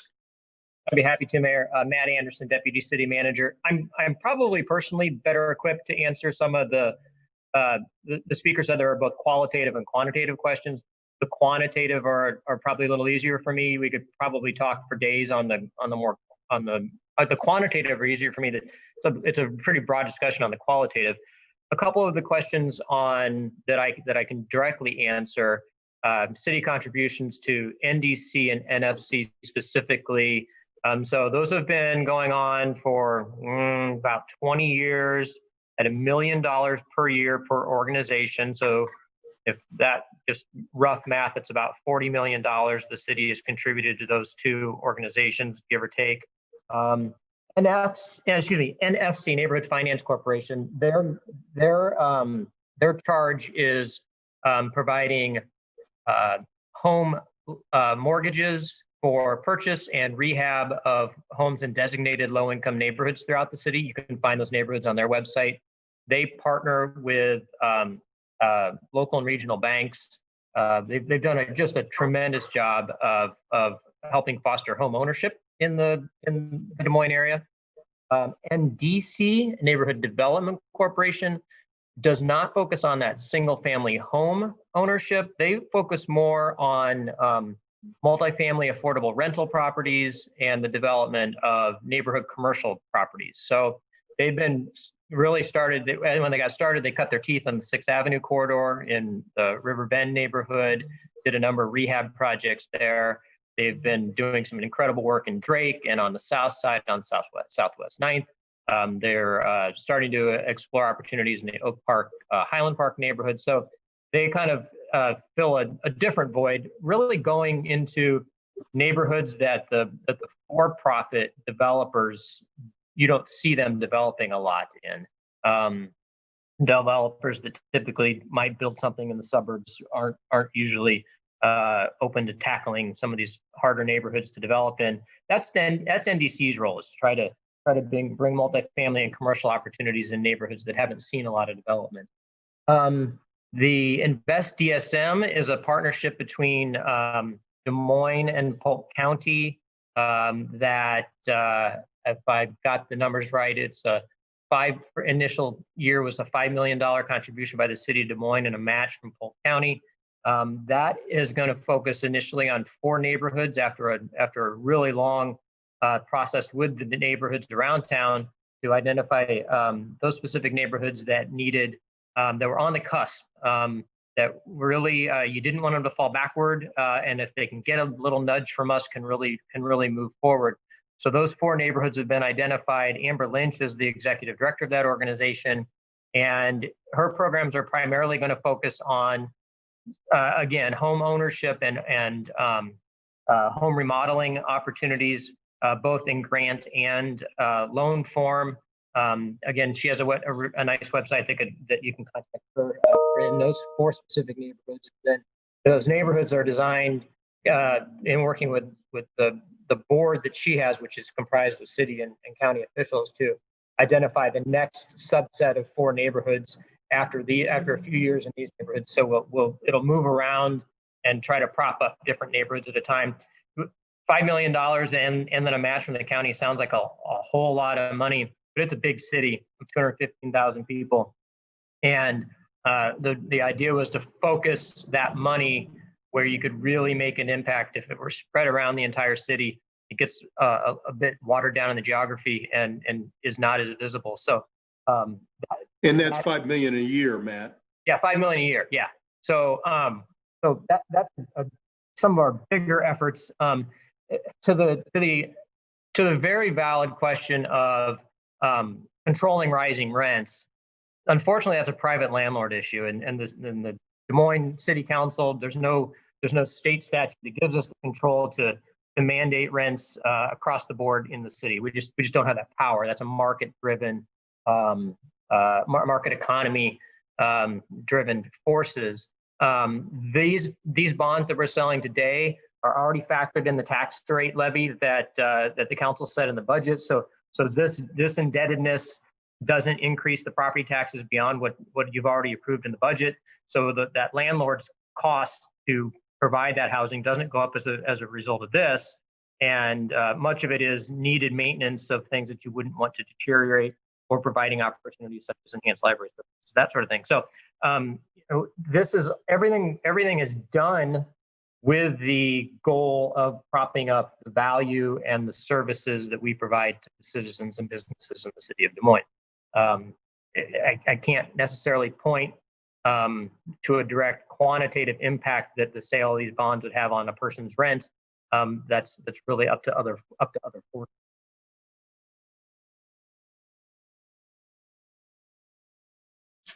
All right. Thank you, Matt. Welcome. Item 54. Item 54 has been moved. Any discussion before we move on to 55?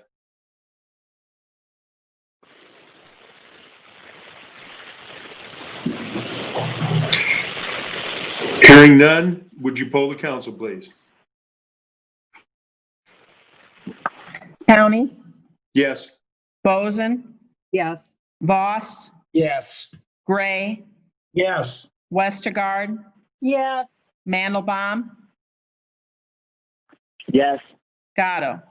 Yes. Your Honor, that's 7 yes, motion carries. Takes us to 55. 55 is on the issuance not to exceed $1 million for general corporate purposes. GPC-6. A is the authorization to take additional action. And this is Council Communication number 20-327. Okay, it looks like we have 4 speakers.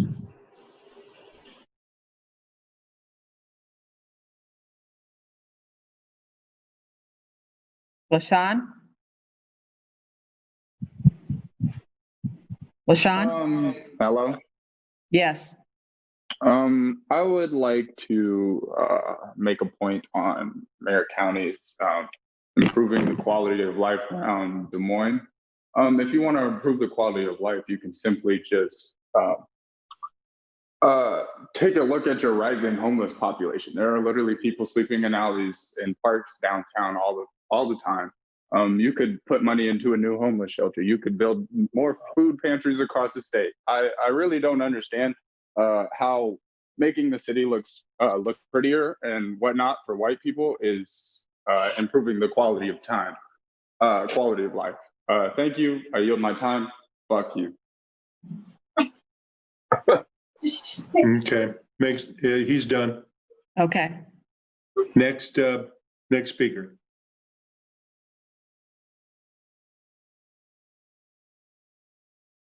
Miranda? Yep. So I just want to go ahead and I'm gonna hop off because as a single mom, and I'll make it pertain to this. As a single mom, this meeting was extremely inaccessible for me. And I want to go ahead and address the fact that, all of these questions that I still have unanswered and I've been advocating for answers for, I'm probably not going to get answers for at this point. Because, we're talking about process and we have to attend all these meetings to get these answers and be a part of these decisions and so and so. But what about your constituents? What about single moms? What about families? What about people with children and people who have to either suffer through and try and contain a 3-year-old in order to be a part of this political process, or people who have to either pay for daycare to even attend all of these meetings that you're talking about. So I'm really angry that none of my questions were answered before I have to get off of here, and I'm really upset. And it's really a matter of the matter of the fact is you should have these answers. If you've been working on them for years, you should be able to give a definitive answer about how this is going to affect the people in your community and the people that you represent. As Connie was telling me last night, it is your job to represent the people. You need to know how it is affecting every single person in your constituent. And the fact of the matter is, apparently you don't. Time. Thank you. Thank you for your comments, Miranda. Next. Indira? Hello. So I was just doing a little bit of math based on the numbers that I got. Thank you very much for giving me definitive answers to those questions, as I do believe they are relevant.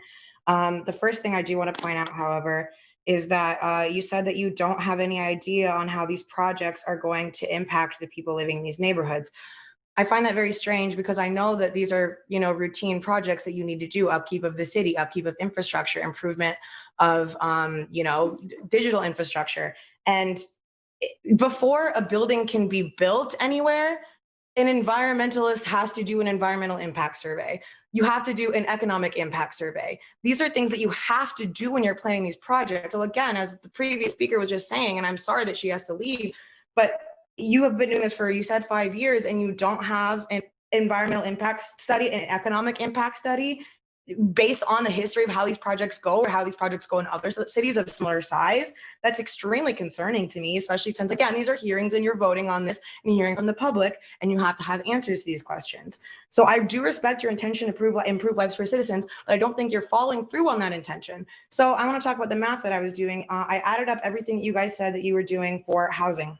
So it looks like over the 5-year period that you guys are talking about these projects taking, you would be spending $60 million on housing. 25 million of that is coming from Polk County, spending $35 million on housing. These bonds, I looked through the entire agenda, these bonds add up to 127,600,000.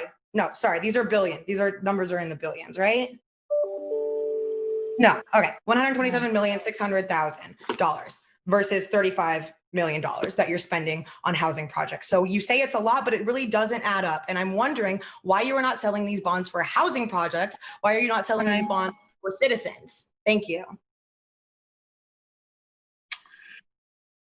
Matt, I know we don't want to make a comment on every single thing, but could you quickly make comment on this? Yeah, certainly. Matt Anderson, Deputy City Manager. The examples that I gave with NDC, NFC, and Invest DSM were just 3 programs that we contribute to. They're easy numbers for me to pull off the top of my head, and they're some of the more visible. I didn't even touch on Chris Johansson's entire budget for community development, the work that the Economic Development Department does in affordable housing in the neighborhoods and downtown. So that was just a snapshot of 3 programs. It's a much broader scope and scale that multiple city departments work on in different arenas of both affordable housing and homelessness, working with nonprofit partners like Impact, the CDBG funds that we put to work. So, it's a pretty big list. So even just at your last city council meeting, one small piece of work that the city did is putting over almost $700,000. Matt, you cut out, but I think the point is that we're just trying to give highlights to show how we are reaching out to improve situations for all of our citizens across the city through a variety of departments, for a variety of budget items coming through a myriad of sources, state, federal, and local city, to put dollars together to improve the housing and the life situations for all of our citizens. Yeah. So Mayor, I'll point out just on your last city council meeting on the 20th, about $1 million combined of CDBG and ESG funds were distributed to Impact for rental mortgage assistance and mortgage assistance during COVID, and the city also allocated money, over $300,000 to Home Inc. for homelessness prevention. So there's ongoing efforts. It's not on today's agenda, but on every agenda, it seems there's some budget item where we're assisting our nonprofit partners, assisting developers to produce affordable housing. It's an ongoing process. Those first 3 that I mentioned were just 3 of the more fixed, larger programs that we work on. There's, Chris Johansson could run through the whole list if you wanted, but it's a major focus of the work that staff does and a major focus of your budget. Yeah, I appreciate your pointing that out. Let's move on to the next speaker. We want our Des Moines residents to have access. So we have everyone that has spoken. I'll move 55 and 55A, Mayor. All right. 55 and 55A have been moved. Any discussion? Hearing none. Would you poll the council, please? Yes. County?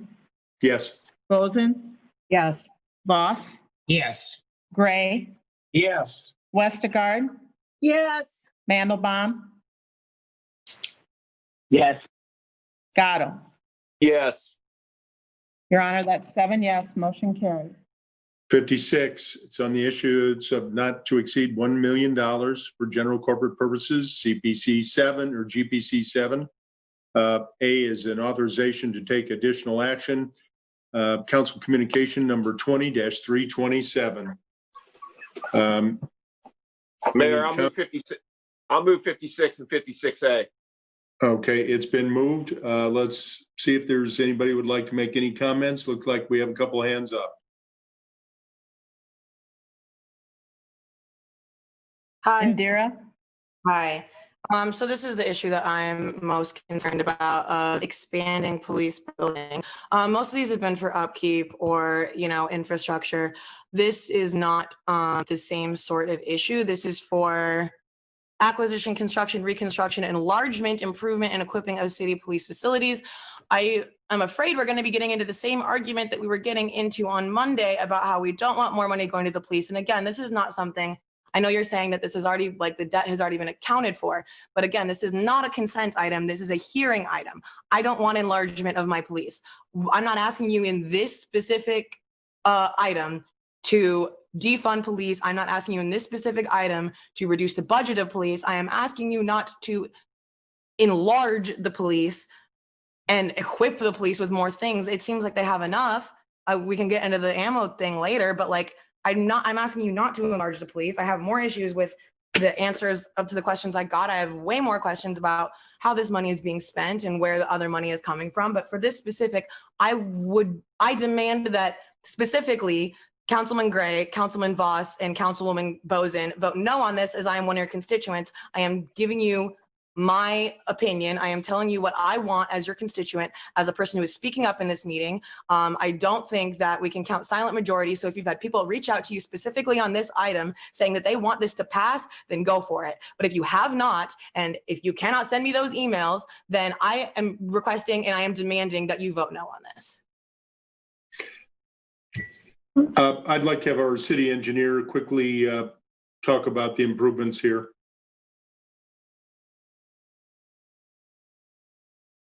Steve, are you on?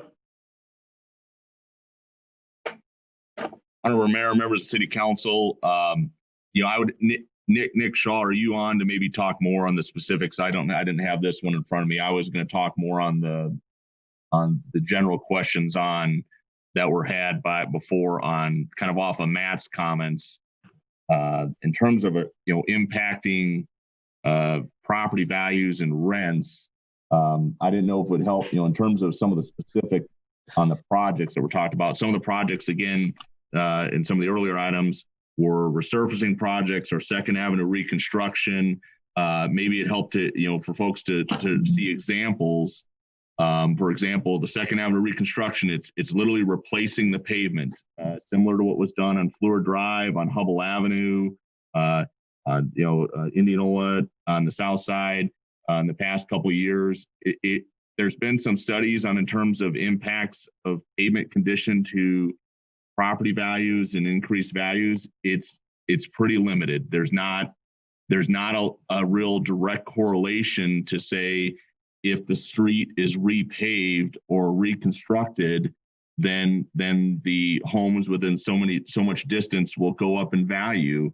To be honest, the street condition is more about maintaining infrastructure, and I think I would probably be underestimating if to say that our council members and mayor have received an extensive amount of demands from our residents to fix our streets and improve our infrastructure. And so other examples would be Southeast Fifth, South Union, streets that have been fully reconstructed. There's not really statistical data that I'm aware of that says if you fix a street, then rent values or property values would go up. And jumping ahead maybe on item 60, in terms of like the stormwater improvements, while if your house floods, you're required to report it. That your house flooding could negatively impact property values. So I guess by default, the closest creek example, our goal there is to reduce flood risk and mitigate flooding. That would have a benefit to the neighborhoods. It's hard to be to answer Indira's earlier questions and Miranda's earlier questions. There isn't really like a correlated number or any direct statistical numbers that say, well, if we put in large storm sewers and stormwater basins and fix the streets, then the values will do this. There isn't an answer for that. The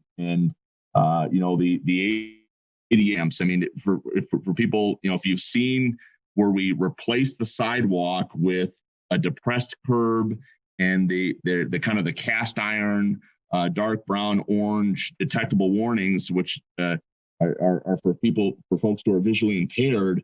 There's not really again, that's an infrastructure improvement. That's something we should do and we've got to do. And so there's not really like a value to say that, that doing that or replacing the Walnut Street Bridge has on property values. When we do depending on the type of project and the type of funding, like the Walnut Street Bridge, there is federal funding involved. we do, you are correct. We do the environmental analyses. And I don't know if you saw, the press release before where we had divers out there doing mussel surveys and whatnot. So we do those things, but there's not really a quantitative analysis to say, well, if we replace the Walnut Street Bridge and with a new bridge with wider sidewalks, then the surrounding properties will increase in value. There isn't that, and I suppose I'd have to defer to either our facilities manager or Nick Shaw on the specifics on GPC. On 56A, GPC 7. Yeah, I can, this is Nick Shaw, interim finance director. I can talk to the main parts of this funding. There's two projects that this is mainly funding towards. One is the parking lot south of the police station itself. It is a gravel lot that needs to be brought up to code to actually be concreted and actually done. The other one is our traffic unit is currently housed in a Drake facility in the Drake neighborhood.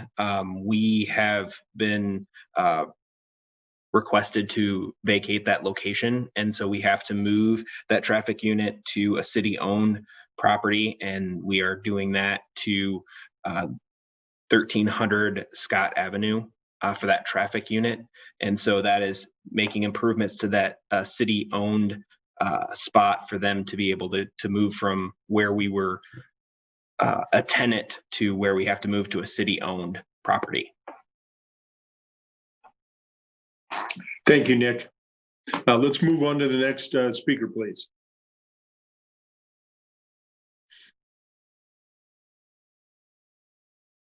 Hi, this is Miranda again. So I was gonna hop off, but I just decided that I needed to be a part of this, even if it's extremely inconvenient.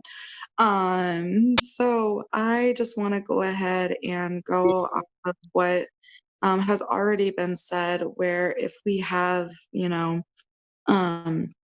if our police are currently under investigation, as Councilwoman Connie was telling me they are, by the city council, then why are we allocating more money to them?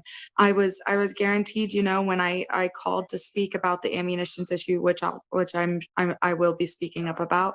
When I called and spoke to the only council member who answered my call, I might add, she informed me that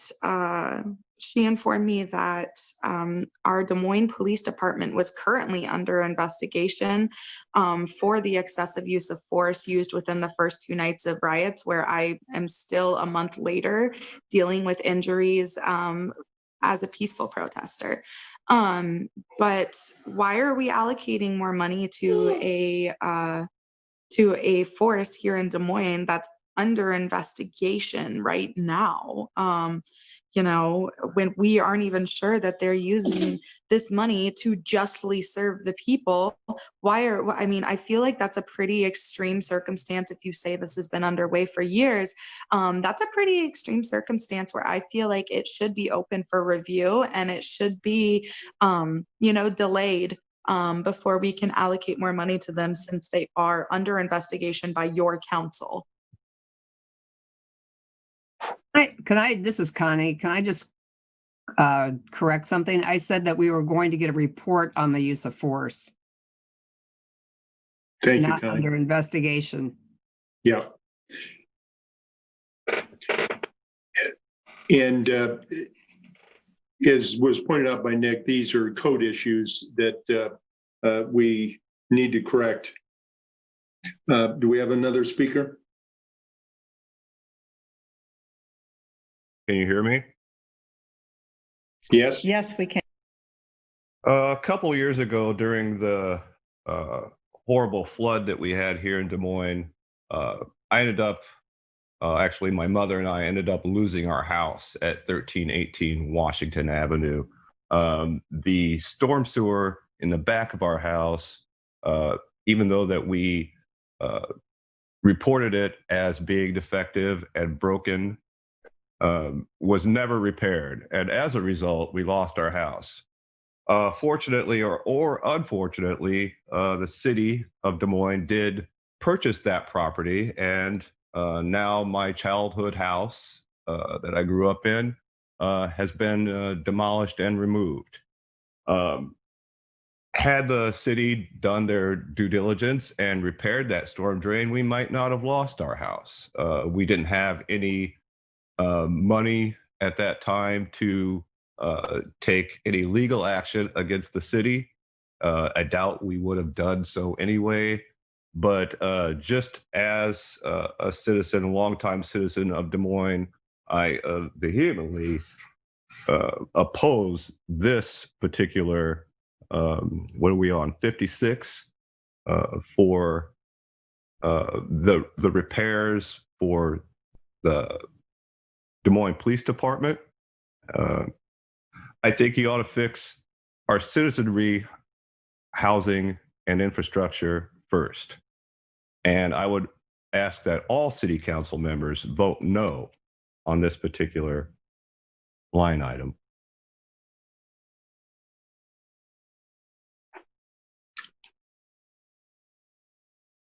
Next speaker. Hi, again, it's Mia Benedai. So I would like to bring up what Indira and Miranda have both brought up, that I'm asking as a citizen, as a constituent, that you do not fix the Des Moines Police Department. As a peaceful protester, I have been impacted. I've been traumatized by what they have done to me and other Black and Brown folk. And I want you guys to listen very clearly. I don't want any arguments. I just ask you guys to listen. As a Black queer person, as a child,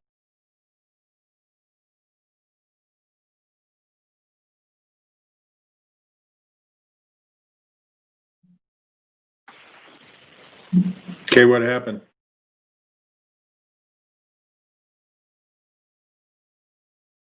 Hello? Sorry, there was an issue on that one. We'll move on to the. Okay. Hi, this is Claudia again. Thank you for giving me the time to speak. I do hope that the individual that was cut off just before me gets a chance to complete their thoughts. I wanted to touch on a point that was made earlier about there not being a correlation, and I'm not sure this is exactly what you said. I believe it was Steve Neighbor, but about there not being a correlation between an increase in property values and maybe fixing infrastructure. I would like to say that you should definitely reconsider that, because it might be something that you're just not aware of, because as somebody who has lived in the Ingersoll area, there was definitely a change in rent once the fixes started happening and Ingersoll Street itself started kind of looking a little prettier. Just to go back, I do believe that what Indira brought up was really good points, and we need to get more information on what the line item means. That's almost $1 million. I understand that to you guys, this is a common fix, and it might be things that happen all the time. But as people that are joining your meeting as your citizens, we want to have a better understanding of what all this money is going toward. Even if this is a common fix and this is something that happens all the time, these reports need to be more detailed as to what those police facility improvements are. And to echo what has already been said, I am a constituent in Josh's ward, and I would also say, if you guys are waiting on a report on some of the brutality that's been happening with the police department, which does kind of sound like you are investigating them, even if that's not what it's being called, you should not be giving them this kind of money. Thank you. We have another speaker. Hi, can you guys hear me well? It's Abinadi again. Sorry, my thing cut off. Yes, accidentally. So you can finish what you were saying. I just want to say that, as Indira said and others have said, I do not support the improvement of the Des Moines Police Department. Our cities, our schools are underfunded, as that one man who brought up how he lost his childhood home because of the failure of the city council not actually being there for the communities and really listening to the voices of their constituents. That's all we're asking. as a brown queer person, I'm traumatized by the DMPD, and they do not deserve any more funding. You know, you should allocate these funds to uplift your communities, and that is not through police. That's giving free therapy. That's making sure your sewer drains are good. And let's just talk about really quick gentrification. And you guys maybe don't realize how it affects you guys, because a lot of you are white and you don't live in low income neighborhoods, which are usually predominantly communities of color. You do a lot of home improvements and so forth, the rent is going to go up. You may not realize that and you think you're doing it for good, but it's never about intent, it's about impact. You have to look at the history of gentrification, look at downtown and how the cost is rising because they're constantly gentrifying it. And the Drake neighborhood is a great example as well. And you don't need statistics. You go out and ask their constituents. You generally go and walk those streets and ask the people how they feel about it. Ask Black and brown people how they feel about this, like they're telling you now. And we're asking you, like, I want to go to like cry because you just don't understand this. And my mom did not fucking flee the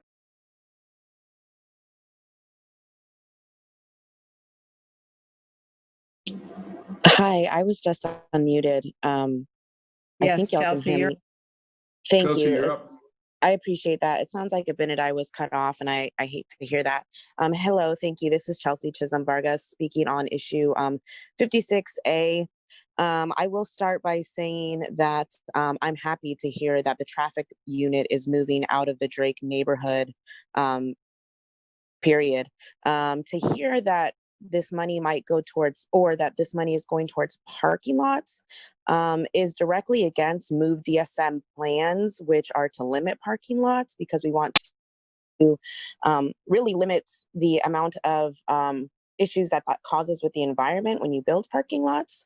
I would say it would be great to give these cops bus passes instead so they can get to work and park.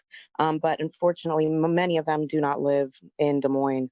I'm also very much against allocating any funds, like other folks have said, to the Des Moines Police Department at this time, specifically because on May 29th, May 30th, and May 31st, they used excessive violence.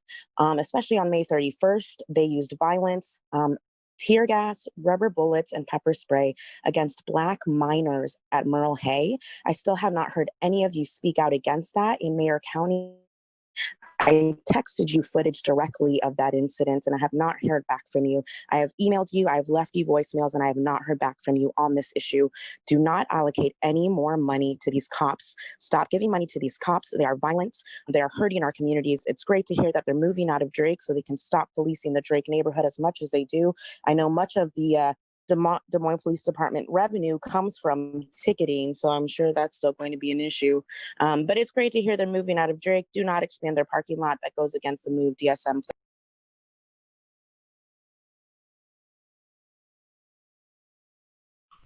Next speaker.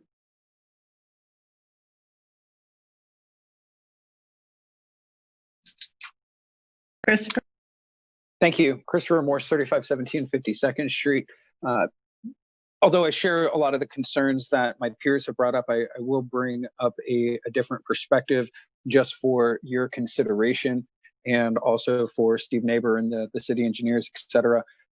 Would really like to see whatever issues that are moving forward with Des Moines infrastructure, that they are coupled with our storm sewer management issues. For example, I heard that one of the parking lots is gravel and is currently being planned to be replaced with cement. The gravel is a permeable surface and something, although I'm sure with being packed over time, et cetera, it's not as permeable as it could be, but I would like to see more infrastructure improvements that help us reduce stormwater runoff. Because of the negative effects that it has not only to people's property during flash flooding events and things along those lines, but also to our rivers, lakes, and streams. Thank you for your time.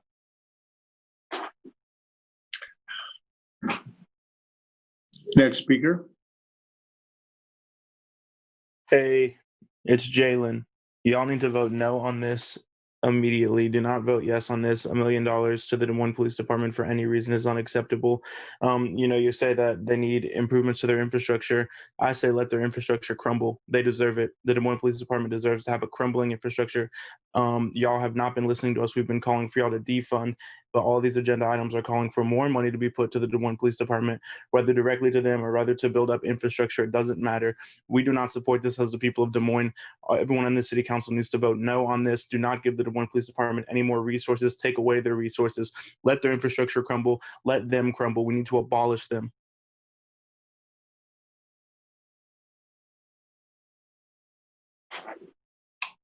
Next speaker.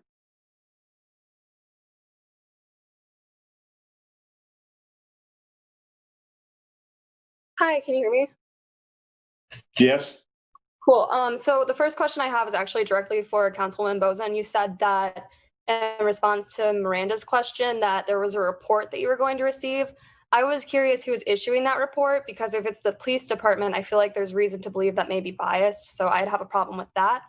The second thing I was going to mention is you said that there's nothing you can do in terms of housing in the city and that it's a market controlled like enterprise, I guess. And I disagree with that. I think as a council, you not only have the ability, but you have the responsibility to ensure that Iowans and especially people in Des Moines can access housing during the pandemic. And considering that Iowa hasn't raised its minimum wage since 2008, and now people are more unemployed than ever, I think the least you can do is consider a rent control or a moratorium on evictions for the extent of COVID-19, if not longer.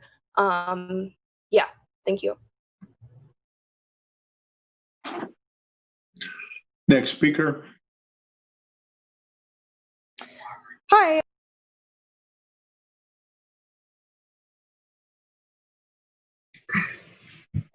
Hello. Can you hear me? We can hear you. Or there you go. Sorry. Hi, sorry, I forgot to unmute, or I missed the unmute button, but I am a resident of Ward 3, Josh Mandelbaum's district, and I absolutely demand that you vote no on this issue. There is absolutely no reason to be dumping millions of dollars more into the Des Moines Police Department. There is no reason that the city of Des Moines should be funding racist murderers, people who commit violence against Black and brown people every single day. There are multiple reports to the Iowa Civil and Human Rights Commission, to the Des Moines Civil and Human Rights Commissions. And you've said yourself that you are having to investigate these people. You're having to receive a report of the violence that was used. And for you to allocate more money to them and to their facilities is something that is blatantly irresponsible. And it would also be in direct opposition to what your constituents have asked you, have been asking you, and are asking you now. And so if you truly want to fulfill your responsibilities as representatives of your constituents, then you need to vote no on this.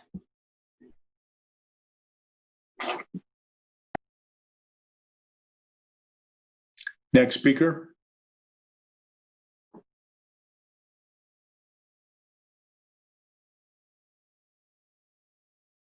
Hi, can you all hear Jamie. me? Hi. My name is Jamie. I am in the Beaverdale area. I just wanted to say that I wanted to echo what Gabrielle was saying. This money can obviously be used for more important things as we are in the middle of a pandemic. I think the police have enough money and should be having less. There's no reason that simple infrastructure changes need to be made when there's people losing their houses, when there's people losing their jobs, and when this is taxpayer money that needs to be going back to the citizens. I also want to call a point of information. As far as I know, I think that Joe Gatto does not actually live in his ward, from what I've heard. And I think it's not appropriate and technically illegal for him to be moving and talking on any of these points if he's not actually part of his ward. Thank you. Next speaker. Okay, they need to speak, stick to the item at hand. That we're not after character assassinations. Was Jamie the one that just spoke? Okay. I didn't get her hand lowered, so just a moment.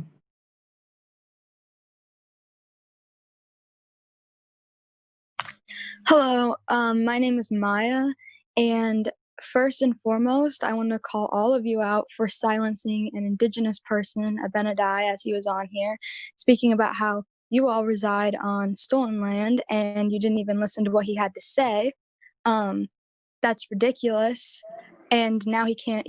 Now they can't even get back into the meeting because you all banned them. Do you have something on the item that we're Yes, I do. discussing? Okay. And I apologize. I meant to say they, and I used the incorrect pronoun, so I'd like to apologize for that. Also, I have witnessed the abuse that the police have been putting on nonviolent protesters for months. I think it's around 60 days that we've been protesting.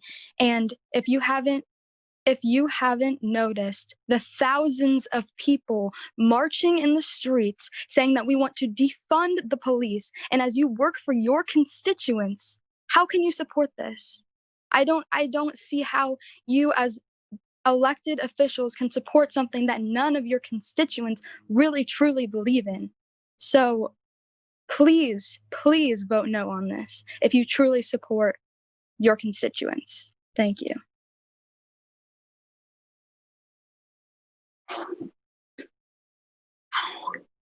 Next speaker, please. Wallace.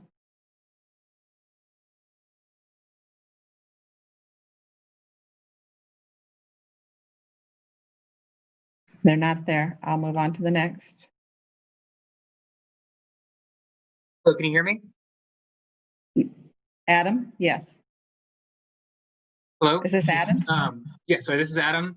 I live downtown. I agree with the things that pretty much everybody has said here, but I'm also concerned because without the detail and knowing this is going towards potentially police parking lots, living downtown around the time of the protest, the police started just like blocking off roads and sidewalks around their parking lot downtown, even while protests weren't happening. So I just really don't trust the police with money, even for these reasons, that they're literally blocking off sidewalks that people can use and roads that people can use to protect things that they see as their property. I don't see why they should get special treatment in this case, why they should be getting this much. Whoops. I didn't mean to hit that. Let me find him again.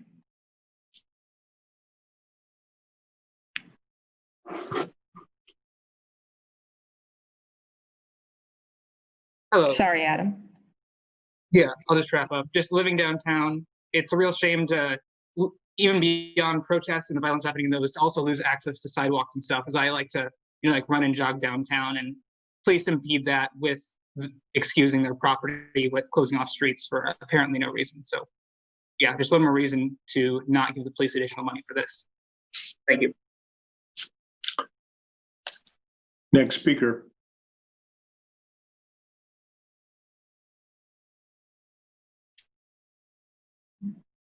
Kristen. Hi, this is Reverend Kristen Wolf. I again want to emphasize the things that have been named today from the people. As a faith leader, allocating this much money towards any kind of ammunition reestablishes that this is a police state.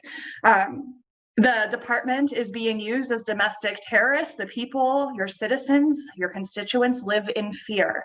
I have been a nonviolent protester with many that have been gathering, calling for accountability from the police department, calling for accountability for those who have not had proper training on implicit bias, on de-escalation, on mental health. And the lack of funding around those areas continues to put your constituents, your people that you represent, in jeopardy. As a faith leader, I have been pepper sprayed by the Des Moines Police Department, the Iowa State Patrol from head to toe. I have been harassed. I had a cop charge me on camera. I am a plaintiff on the case against the police department. I am appalled at the violence that the police department uses without warrant, without pause, on the young people of this city. It is scary. It is terrifying.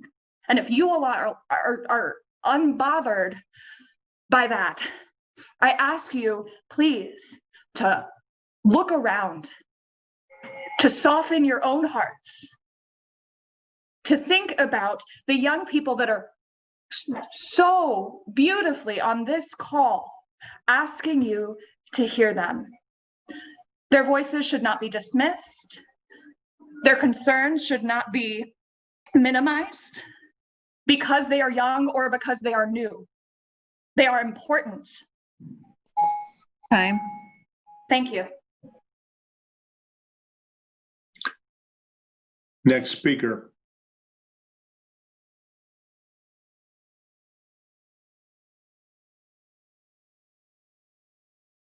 I'm going to move to the next one.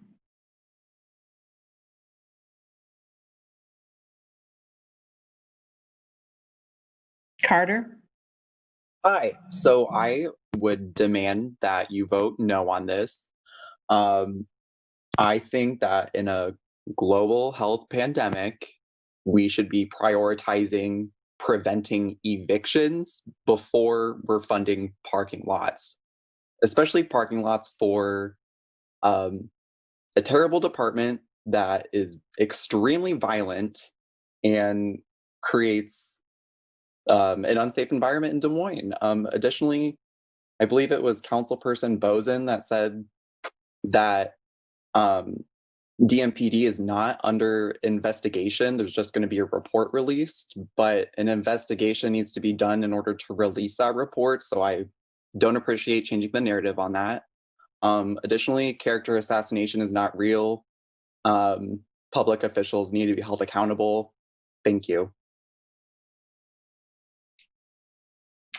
Next speaker.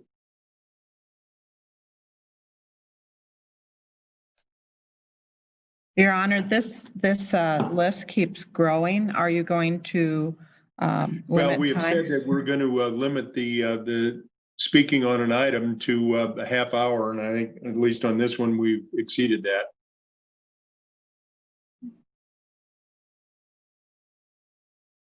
So were you moving on to the next one? Or do you want to keep going? There's 21 people still waiting to speak. Some of them have already spoke, Kay. And some have spoke. Yeah, and so I wonder if, just for clarification, I wonder if our building department director, Jim Hoff, could jump on real quickly and just sort of explain what's going on with the traffic move and from Drake.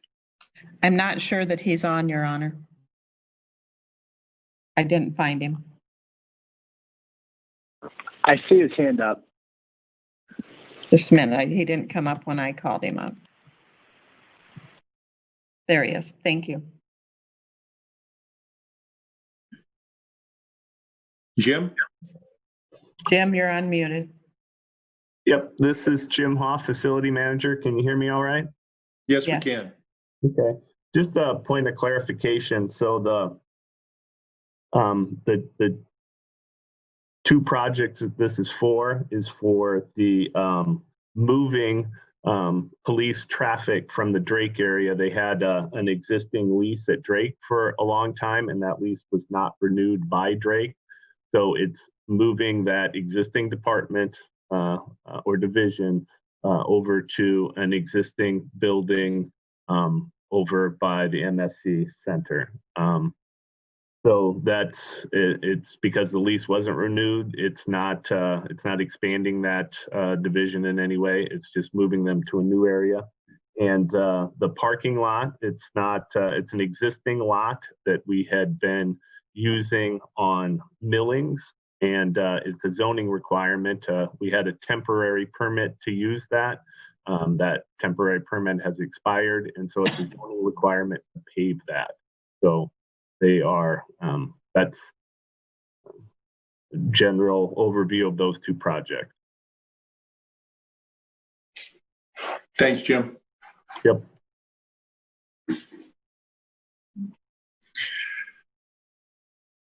Let's maybe have a couple more speakers, but we did put in place, Kay, if we'll keep a watch on the time, because none of these should go over a half hour. So let's bring up the next couple of speakers, but know that Haley? Hi, my name is Haley and I'm a resident of Des Moines. Can you hear me? Yes. we can hear you. I support everything my peers have said thus far. With the new information, I'm a little bit confused about whether voting yes or no would be helpful because I'm confused why we would need this amount of money just to relocate. But that's not what I want to use my time for today. I want to use my time to ask the city council to look at the big picture. Our government processes are set up with checks and balances specifically for the reason of keeping our government accountable, not only within itself, but also held accountable by its citizens. And what we are doing right now is a check and balance, and we are here to hold you accountable. And if you're a true patriot, you would understand why it's important for you to listen to us. We are doing our part to hold you accountable, as is our right. And this may seem like a simple autopilot paperwork to you, but to vote no on this is doing what is in your power to make our city a better place. And you may worry about the silent majority, but I just want to ask you where they are. Have they used their time to organize and protest in regards to this issue? And I'd like to additionally ask, are they the ones losing their sons and daughters at the hands of the police? Thank you.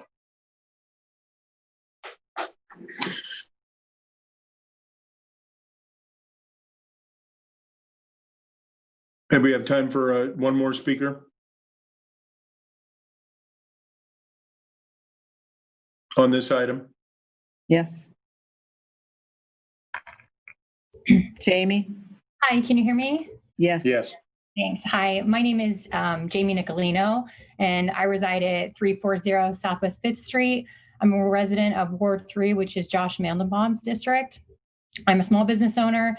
I've lived in Des Moines my whole life, and I just want to say that I am absolutely appalled by the recent and long history of the police brutality and excessive force that has been enacted by the Des Moines Police Department. I personally witnessed these actions on many young, beautiful Black and brown men and women in our community. And for you to approve any amount of additional funds to this department is giving them a green light to keep acting this way. And quite honestly, it is encouraging them to continue to doing the work that they're doing to harm our community, to harm your constituents. We're your constituents, and we're asking you to not just listen to us, we're demanding it, and we're asking that you act upon our request. There's been so many valid points come up throughout this 3-hour meeting today, and just listen to people and say next speaker. It's not acknowledging and appreciating and respecting those that are here today and are taking time out of their lives to be a part of this process that you keep saying is so important. So I'm asking you today to vote no on this and any additional funding for the Des Moines Police Department. And if you can all please find a little compassion in the way that you're speaking to those who are taking time to share their thoughts and their feelings and the work that they're doing in this community, because it matters and it's noticed by all of us. Thank you.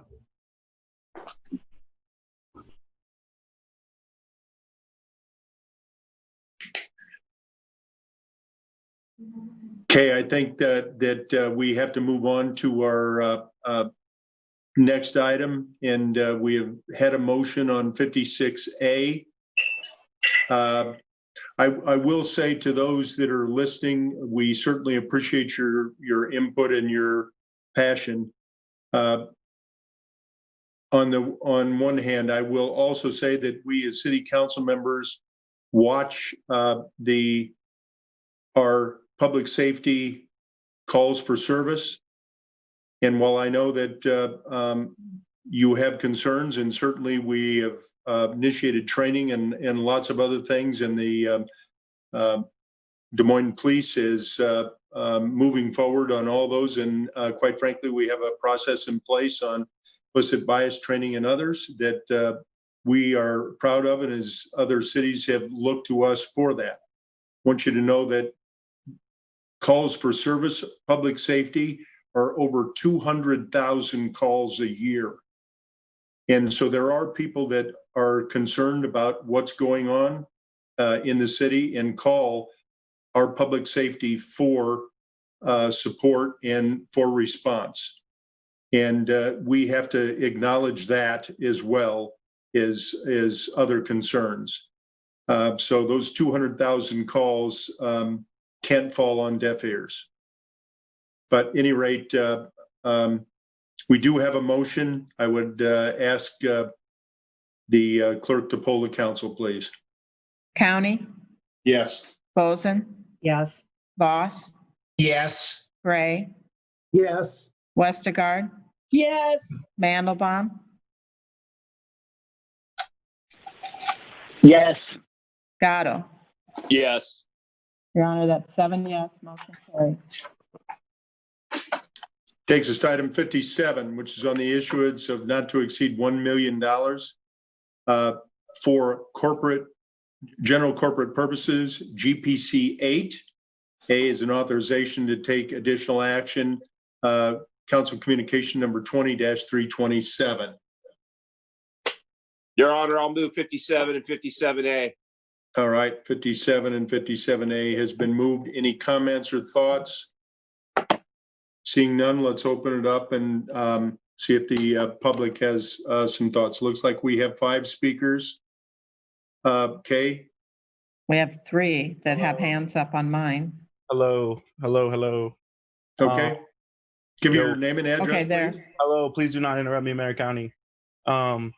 So I just wanted to say that was completely disrespectful and rude what y'all just did on that last point. There were so many people that still wanted to give their public input, and for y'all to just ignore them and move on to the next point without letting them speak is not democratic. Y'all are not upholding the true values of a democracy here in this city.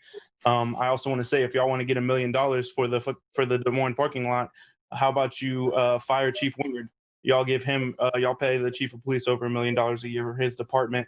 You could get. Do you have any comments on 57 GPC? Mayor County, please do not. Point of order, please. Point of order. Do not interrupt me. I'm speaking. The point of order is we asked everyone to speak to the items at hand. So I appreciate your point.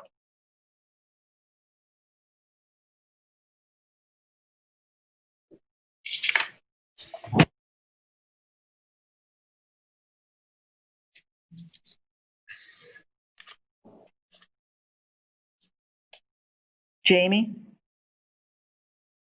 Hi, can you hear me? Yes. Yes, we can. Hi, thank you. This is a point of interest.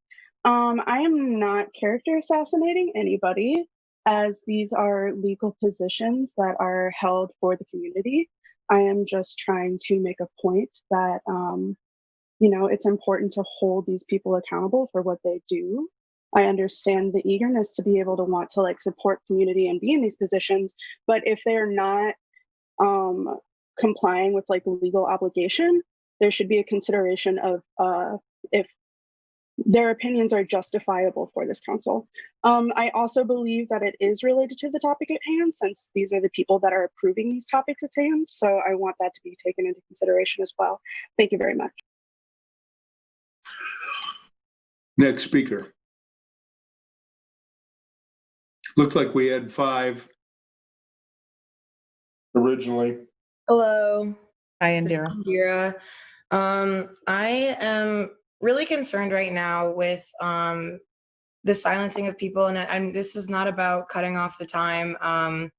This is about I'm hearing over and over again, people are getting their hand lowered, people are getting kicked by the host. So whether or not that's intentional on your part, Kay, something is going on, and it really concerns me. Or I'm not exactly sure what laws, because I haven't studied them enough, but open meeting laws, it concerns me for the rules of procedure and for people being able to come to the meeting when they're here and they're being kicked out for no reason.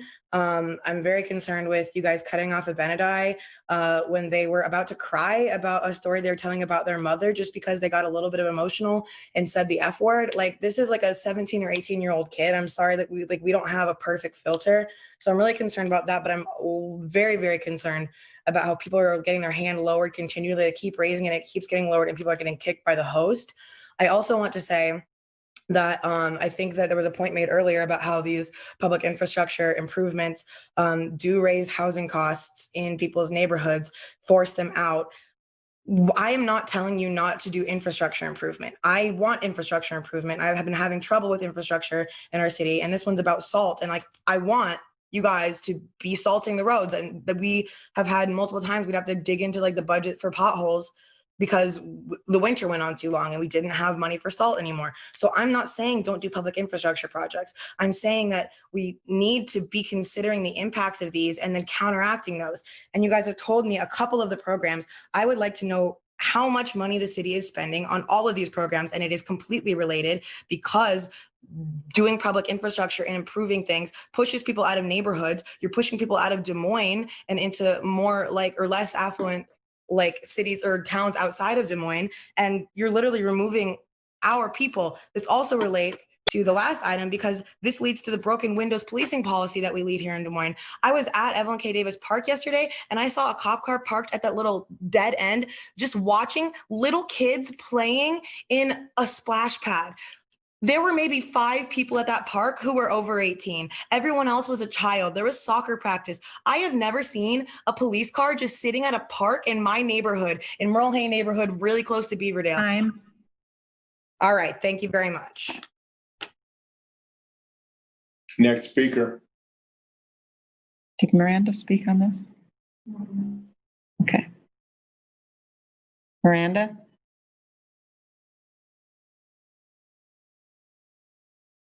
Yeah, I want to go ahead and speak on the fact that you just silenced the voices of 21 people. And really, it does have to do with this because this is all money that is going into our city where we live and we are your constituents.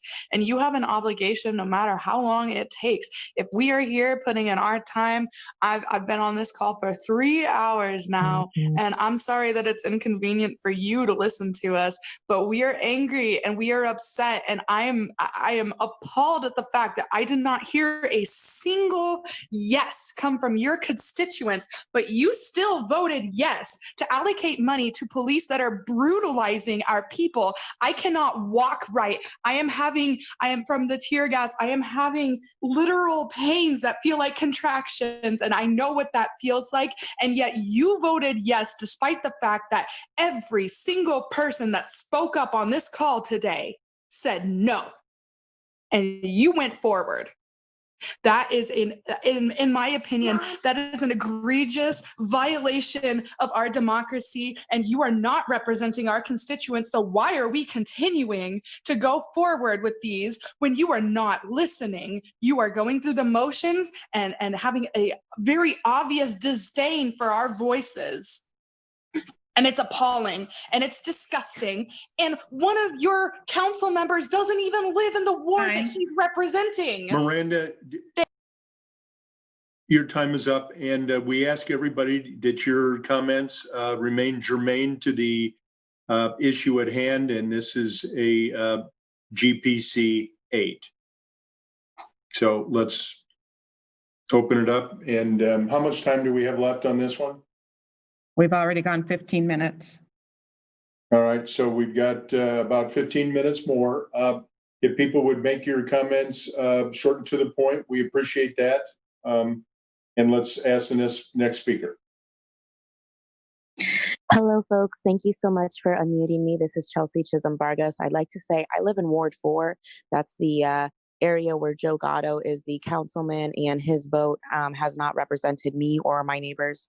I would like to also say, Mayor County, in regards to your statements on other police departments reaching out to us, that's very concerning. DMPD, Des Moines Police Department, under Chief Wingert's leadership, has violated our First Amendment rights. So I ask that all of the council folks stand with the U.S. Chelsea, Constitution. do you have any comments for I GPC do, and please don't 8? interrupt me. I appreciate that.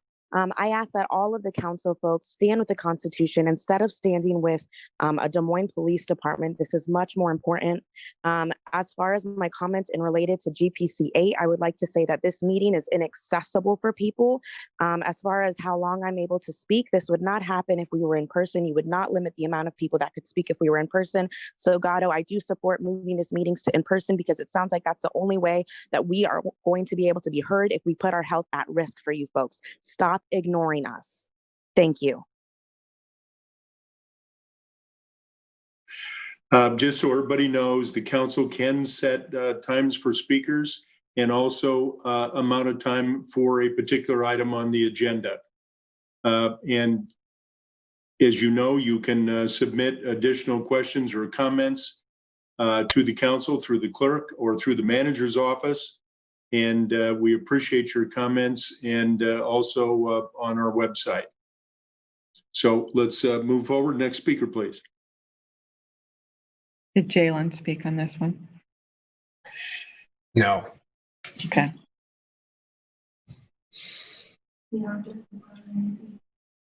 Hello. He was the So I would first just one. like to say, Mayor County just said that he appreciates our comments, yet time and time again, he ignores our comments and tries to silence us, asking, hey, Kay, how much time is left on here so we can get these people to shut up? I think that that is not becoming of a leader, and I think that it is abhorrent that our city council wants to silence us and does not want to listen to the opinions of the people who are they supposed to represent. Please stop voting yes on these things that people are telling you not to vote on. Why is there no one on these calls that are telling you all to vote yes on these things, but you're ignoring the people's will and voting yes on them anyway? I will say, why did Mayor County bring up the amount of times that the police are called in the city?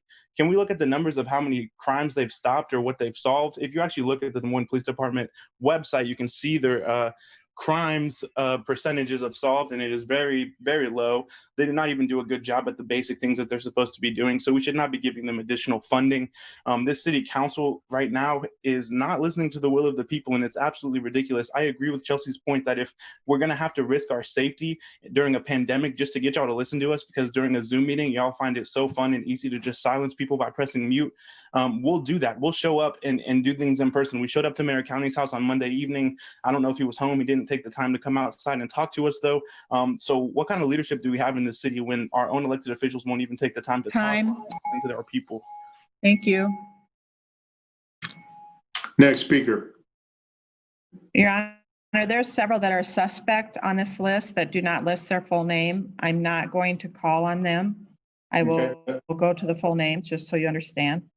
It's appropriate and hopefully Des Moines residents. Next speaker. Ham? Hello. Yeah, I'm one of those suspects, I think, because my name is weird, not a white name. But that's. No, your name wasn't. There's some that do not have full names. Yeah, but I've been kicked out though in the past, and I had to use my Harvard email to register. That tells you that you only select people that you feel comfortable with. But that's aside the point.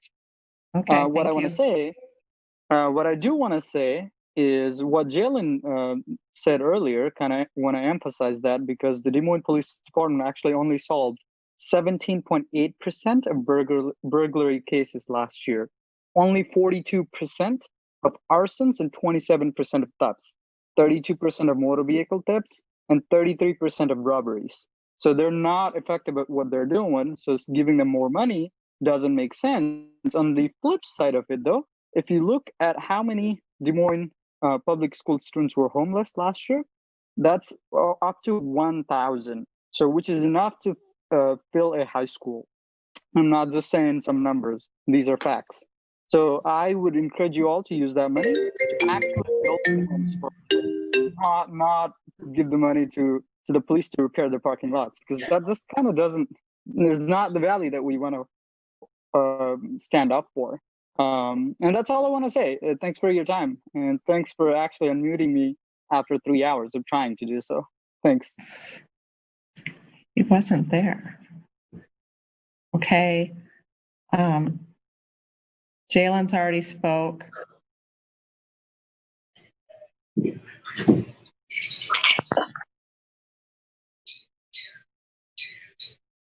Hi, can you hear me? I'm here. Yes, we can. Yes, we can. So I'll put it clearly, and my mother will speak as well. But we live on 1017 Southeast 9th Street, around 5 minutes from Des Moines, and we're currently having our streets fixed. And while you guys are talking about infrastructure, I wanted to point out the fact that they were given the letters to us about they were going to close the street without 2 days, only 2 days for us to be able to know what we're going to do. When we ask how we're going to do it, they say, oh, well, you can just cross in front of your neighbor's yards and go around it. I'm sure if we were in Jordan Creek, we will not be given that options. People who come here We are very diverse group. I think they don't think we have rights or respect or deserve that respect. So I had to be arguing and fighting for them to give me an option to leave my house. It's going to be closed for 5 weeks, and in October it's going to be closed another 5 weeks. And that we don't know how this going to happen. They broke up gas pipeline. They didn't tell my neighbors who just recovered from COVID-19. They speak English, but mainly Spanish. And the letters were sending in only one language, English. So I've been talking to all my neighbors to work together. Sure. But it's just sad that you guys don't take in considerations to give us information about how these projects are coming and where we can get out and how we get out of the house without putting myself, my neighbors, ourselves, and our safety in danger. So now my neighbors start working at 4:30 because they're essential workers. So I'm okay with the construction, but we also have and deserve respect from them to inform me on time as you will inform anybody. And with the police, I agree with that. My son was arrested in a horrible manner. And I agree that we need to send the money, allocate the money for the Des Moines Public Schools, not for the police. We don't need more violence. We need more understanding. And if you want to understand what this movement is doing, you need to come and support the movement. Not to look at, at them. I wish.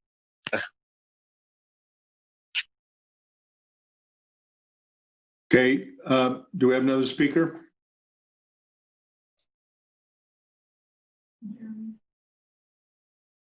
That one's from another state.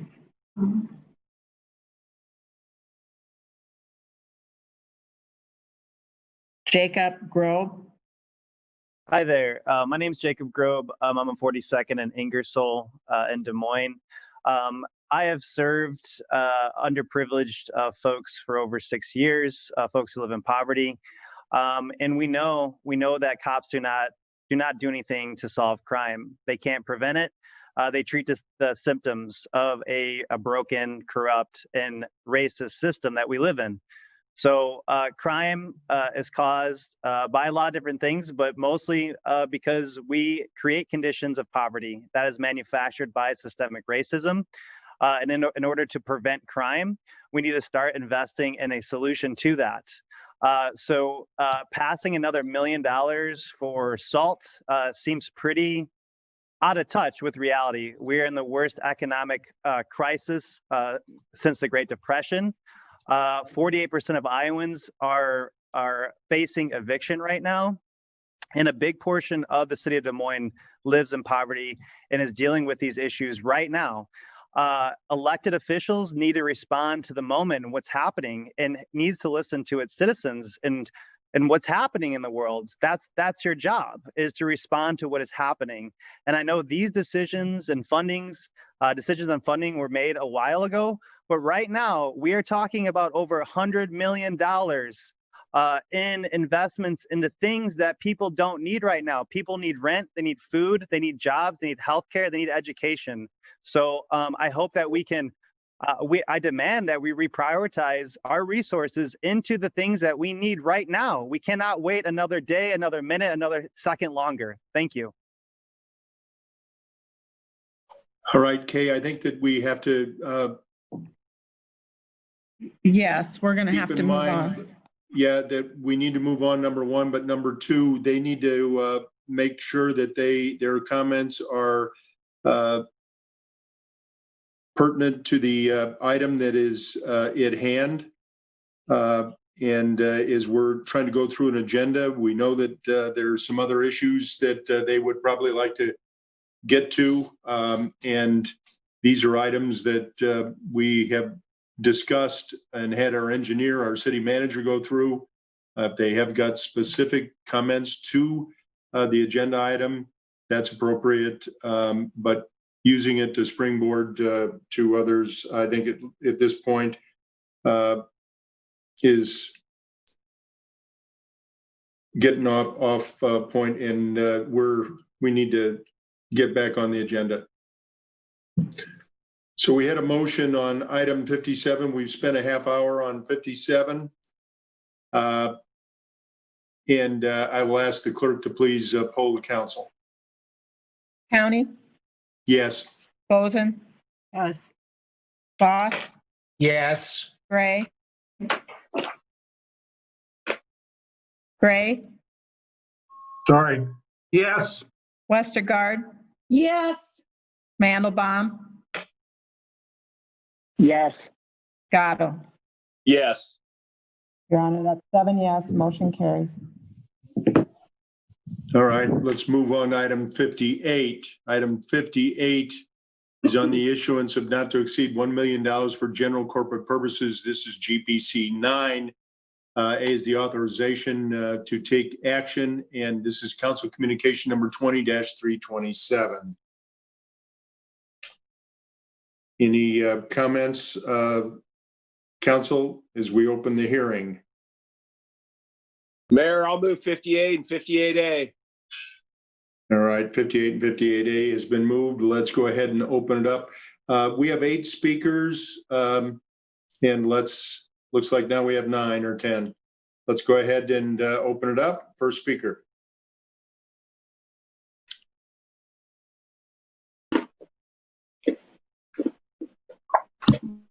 Yeah, hi. Can you guys hear me? Yes, we can. Hi, this is Yena. I also just want to say thank you for giving me the speech. I have been muted my hand has been lowered about 3 times. Each time I raise my hand, and for the last 30 minutes, I've not been given the space to speak. So All I right. just want to say And y'all are your silencing- address, Yenna? Stop asking me for my address. I am here because I'm representing the folks that I mentor, the kids that live in Des Moines, those who don't speak English and their parents who don't speak English and cannot be on this call. The people Okay, that well, generally when we have a city council meeting, even if you were here live, we would get your name and address for the record. Because, so that's, I'm not trying to be disrespectful. We're just trying to. I live in Irwindale. I'm just here because I need to represent the folks that I serve. But I just want to say that y'all are definitely not letting speak. It's abhorrent. That needs to go. Please don't do that. Okay. Are you done? Yep, next speaker. Okay.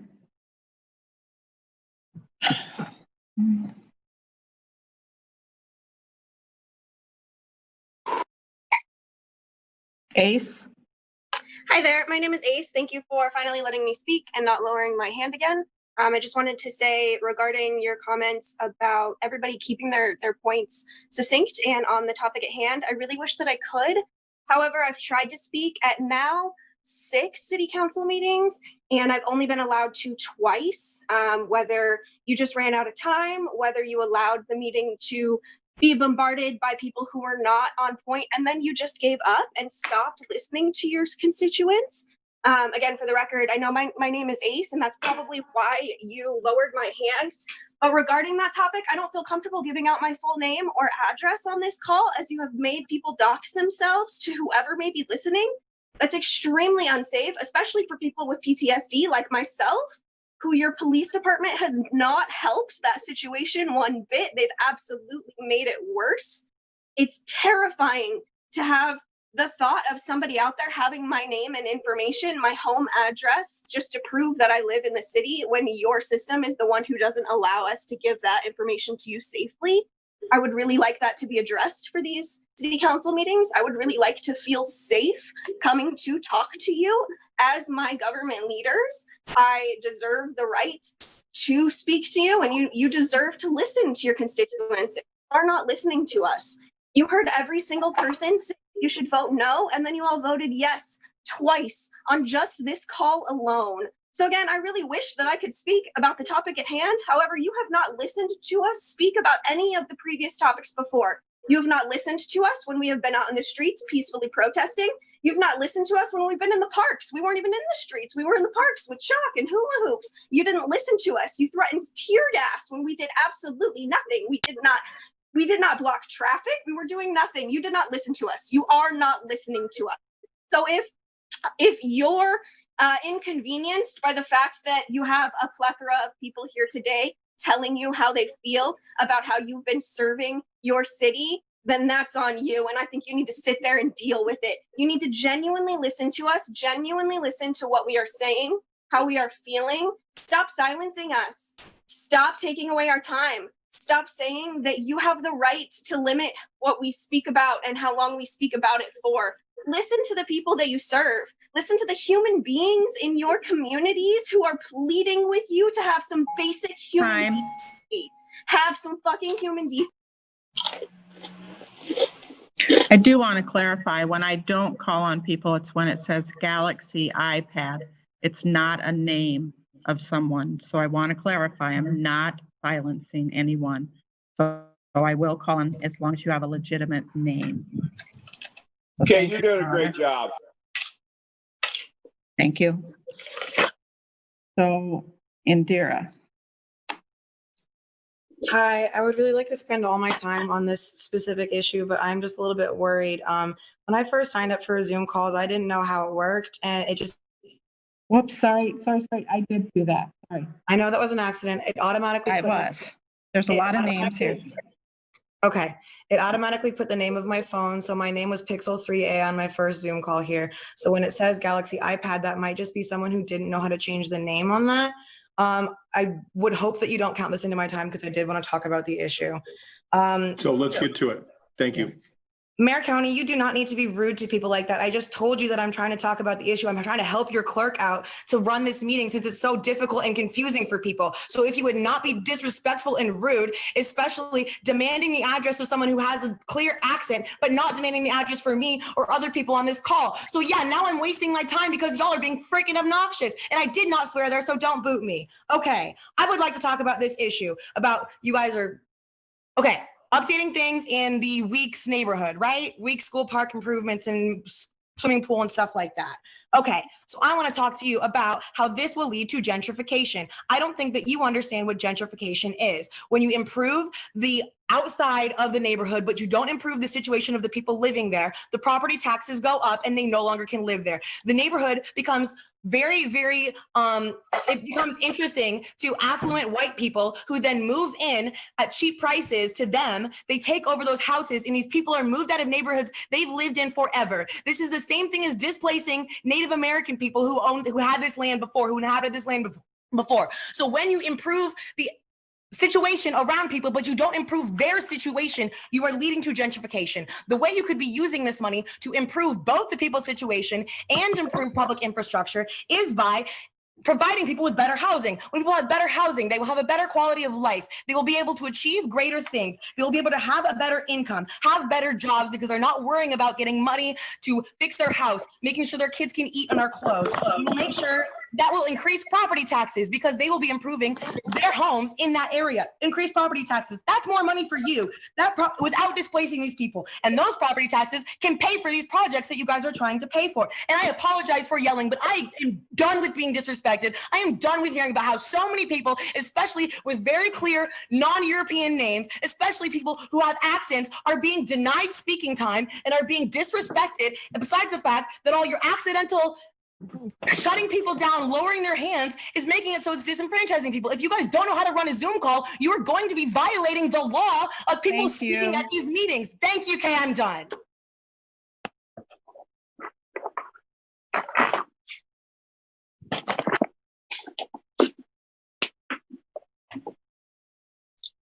Do we have another speaker?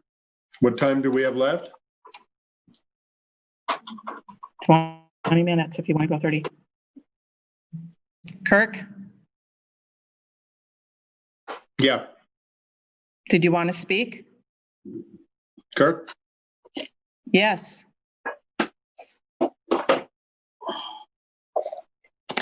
Thank you.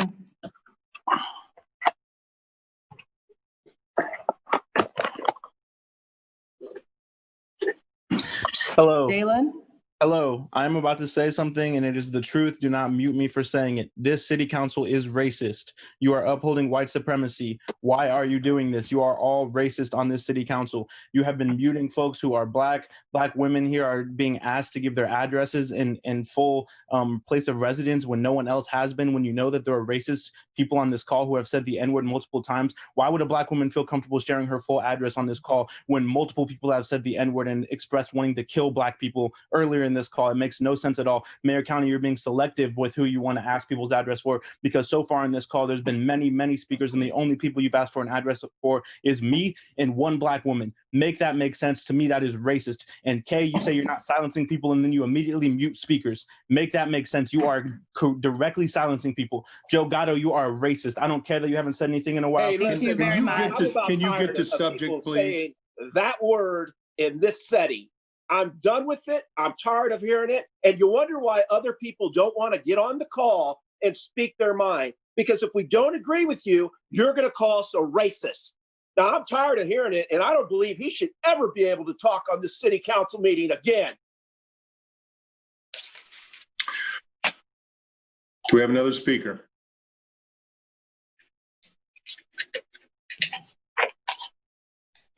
Miranda? Yeah, hi, my name is Miranda. I'm a white woman, and I also want to go ahead and just point out the fact that the only people that have been asked for their addresses are Black individuals. And the woman who clearly had an accent, I don't think you have the right to be asking for addresses. And it is clearly racist when one of the freaking members of your council Do you have a comment regarding the hearing? address on their website. It is public information to know where our council members live. Joe Gatto, where do you live? Next speaker.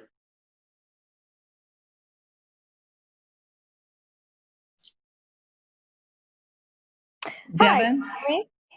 Yes.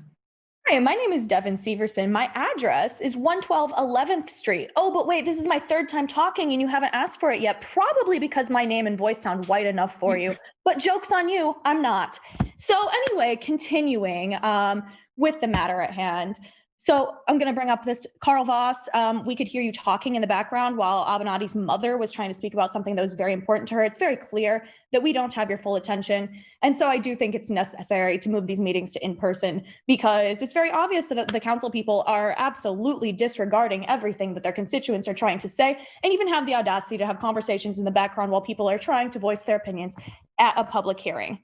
And moving to the matter at hand, if you want $1 million for public pools, you could have maybe even $2 million for public pools. Maybe look at where you're allocating money to. Why did you just allocate $1 million to the police department? You could have put that toward this beautification. You could have put that toward actually making a city that is accessible and a place where people want to live, people are comfortable living. You could have advocated for all of these things that you want, but instead you chose to divert a very limited amount of funds to a police department that is actively abusing your citizens. This is absolutely disgusting and abhorrent, what I've seen today. And you need to do something about the accessibility of these meetings. You need to do something about the lack of accountability to your constituents, the complete unwillingness to hear your constituents, to respond to their concerns, to answer them. Also, Joe Gatto, where do you live?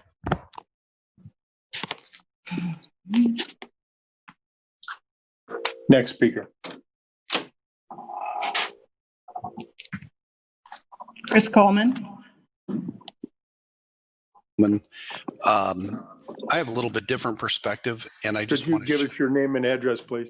Chris Coleman, 3512 48th Place in Des Moines. Thank you, sir. I've watched the council for a long time, and I just want to point out a couple of things on this particular item and the rest of what you've taken up. I know that you're in a tough position, and I want to applaud you for listening all day. I've been on and off the call the other day and this morning, and I think your time and attention is a sign of respect, especially for young people and diverse people that have primarily spoken today. So I compliment you for that. I also believe that it's not that anybody at your table thinks you're smarter than we are, but that you have more information. And I know you've worked on this budget since last December. this is the final step of that budget, and usually a formality. What's before us for the police, and then particularly on 58, is important. I was involved in the early discussions about weeks and about our parks and swimming pools. I think I think that some people have taken the opportunity in an opportunist way to trash some of these decisions. And if you really look at what's happening here, especially on 58, these facilities, parks and pools, in fact, all of our parks, is an amazing sign of the respect and outreach that the council and the city has to people of diverse backgrounds. And I applaud you for that. When I drive by our pools or our parks, and especially where this new park will be at Weeks, I see people of many cultures and ethnic backgrounds enjoying our parks. And I hope you continue to fund projects like this. It's a sign of respect, welcoming invitation for people of all kinds of backgrounds and all kinds of races to feel at home here in the city. And what you're providing for them is essential. So thank you for 58. Thank you for the rest of what you're doing. I stand with the Des Moines Police Department. We ask them to do things in our community that we wouldn't want anybody. Thank you. Thank you. All right. Where are we on the time? 8 more minutes. Okay. Next speaker. Hi, can you hear me? Yes. Hi, I would like to just say, my address is 1417 Beaverdale Avenue. I'm pretty new to the area. This has been a very interesting process. I think the dialogue needs to be had amongst community about some of the stuff that's been talked about previously, but specifically on GPC 9, I'm very curious, even if the community told you not to vote for it, would you listen to us? Because it seems, I've been on this call since the beginning, and it doesn't seem like you're very interested in really having a conversation about the things that the community is really concerned about. And I really want to say that I think that. Oh, sorry. I did that. I moved away and it unmuted you. Sorry, Wallace. I think the way that specifically Indira has been treated today, I feel like she's been gaslighted. I feel like, she's been asking really particularly good questions and been directed to staff when they go off on tangents about irrelevant things that she's asked. So I would like to ask the commission or someone to really direct staff to look into some of these issues that we've been talking about, and maybe have a special meeting when it comes to police accountability and affordable housing, because it seems like that's where really the direction of the conversation should be gone. If you really want to listen to your constituents, we should not, having to be nitpicking at some of these items, but have a separate meeting to talk about these issues. And I know you have the power to do that. So if someone is willing to make that motion, I know a lot of young people, especially people of color and diverse communities, would appreciate that, because we're getting tired of doing this. Time. Thank you for your comments. Next speaker. Sorry, I'm trying to get there. Just a moment. Adam. Yes. So just with this issue, when we're again talking about spending a huge amount of money, it might be for a good thing, but I believe that this kind of spending needs to happen in a public meeting, and I really do not believe this is a legitimate public meeting. First off, just the fact that this was moved to 9 a.m. on a Wednesday, and that decision happened in private during a recess, which does not seem legitimate to me. But now especially, and the reason I'm speaking about this now, is we can see that whether accidentally or on purpose, we know that you're kicking and muting people and lowering the hands of people. we've watched it happen even accidentally. So we know that in some way, shape, or form, the public is being silenced. And a lot of it seems to come from the fact that council maybe doesn't know how to run a Zoom meeting effectively. But if the council cannot run a Zoom meeting effectively, how are we expecting the public to be able to get into and interact with the Zoom meeting effectively? So if that means we need to go public and in person, I think we should find a way to do that. And also, there's been a lot of talk about us kind of not following the rules or whatnot. But one thing that is in the rules, Rule 18 under Section 3 in council procedures, it says that members of the council shall not engage in derogatory remarks or insinuations in respect to any other member of council or any member of staff or the public. That's something that we've seen Joe Gatto do on Monday and now with Jalen just a few speakers ago. So I'm wondering why we don't care about those rules, but we care about the rules when they can be used to control the public comment. Thank you. Yield my time. But really? I just really, Joe. I've been called every single name in the book. And if I would have used some of the language that I got called Monday night, I'd have been on every station in America. So don't tell me that I've said anything incorrectly or wrong to Jalen or anyone else. And Jalen isn't going to be able to speak anymore.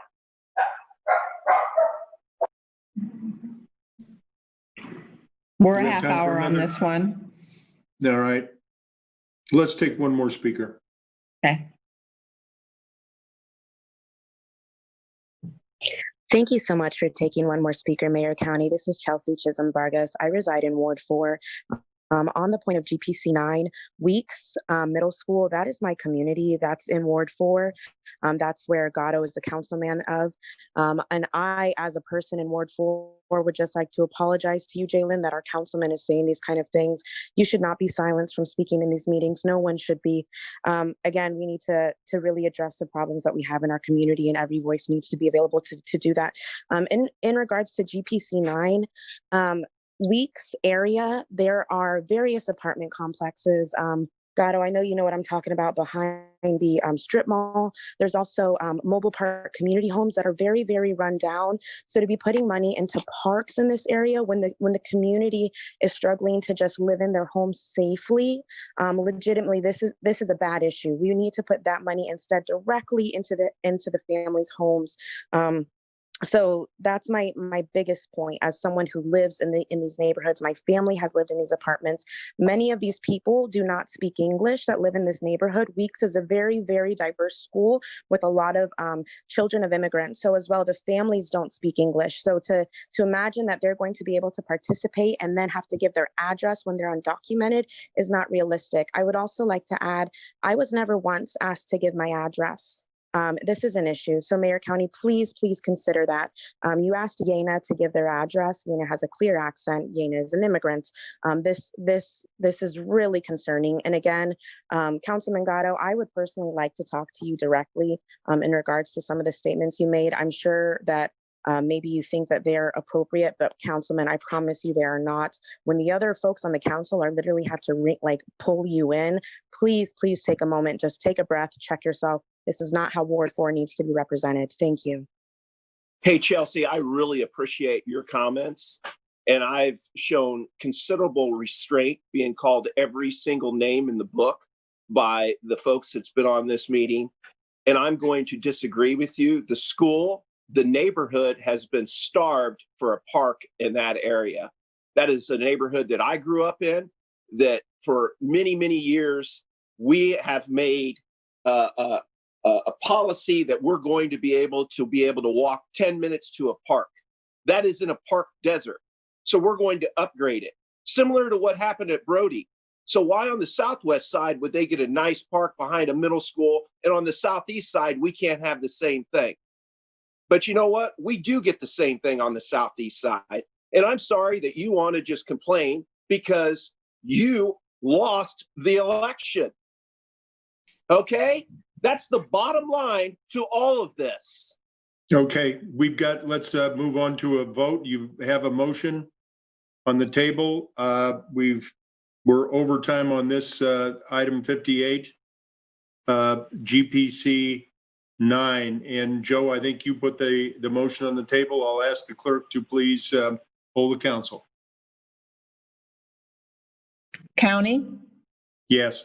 Boson, Yes. Voss, Yes. Gray, Yes. Westergaard, Yes. Mandelbaum, Mandelbaum, Gatto. Yes. Yes. And if I could vote Your Honor, twice, I that's seven. would. Your Honor, that's 7 yes. Motion carries. Item 59 is on the issuance of a not to exceed $1 million for general corporate purposes. This is GPC 10.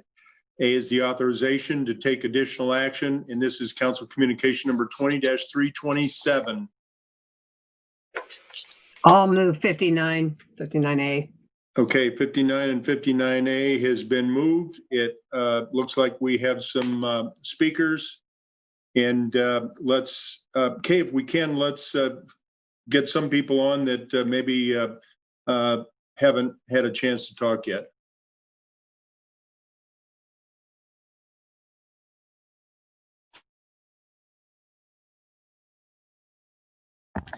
Joe Gatto, you are unhinged. What are you doing calling people out? You are still salty about an election. Thank you. Cut.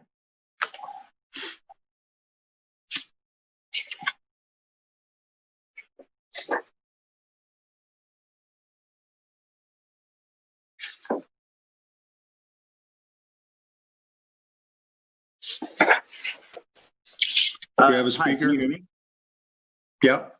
Okay, good. And I'm not going to give my address. Yeah, so I want to go back because we weren't allowed to speak about the police department. The reason why the traffic unit is being moved out of the Des Moines, out of the Drake neighborhood is because you have facilitated the gentrification along University Ave with Drake University. Now you're spending more money of taxpayers' dollars that you've taken from us in sales taxes and like. Brad, can we get you to taxes- speak to GPC 10, please? Yeah. Yeah, sure. Also, you should apologize for silencing Indira. Also, if I can get through without Joe Gatto starting to cry. You are Joe Gatto's a Can you move to GPC 10, please?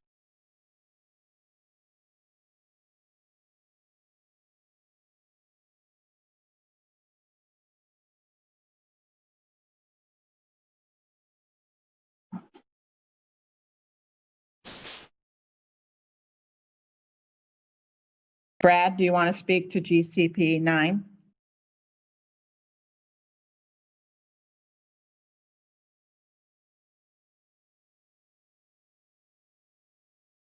Joe Gatto resign.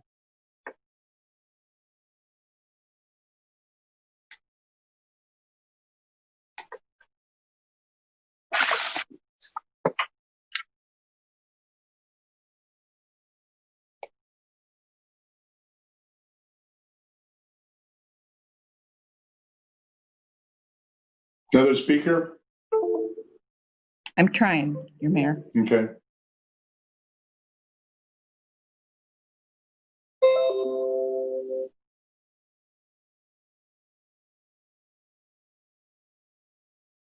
Hi, this is Yena. I will not give out my address again. I would like an apology for how I've been treated on this call. And then also the fact that a city council member is telling a Black man that they should have no space to speak on, that is despicable.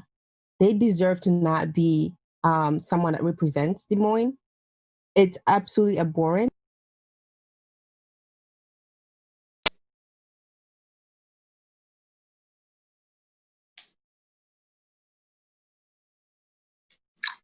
We'd ask the speakers to please be germane to the issue at hand. This is GPC 10 under item 59 and 59A.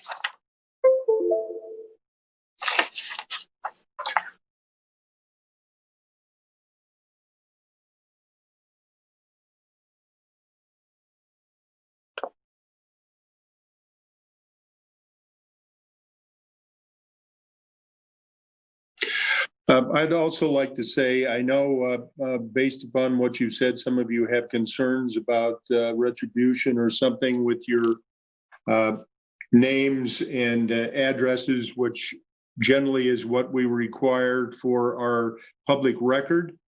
But if you could at least give the city that you're speaking where you live.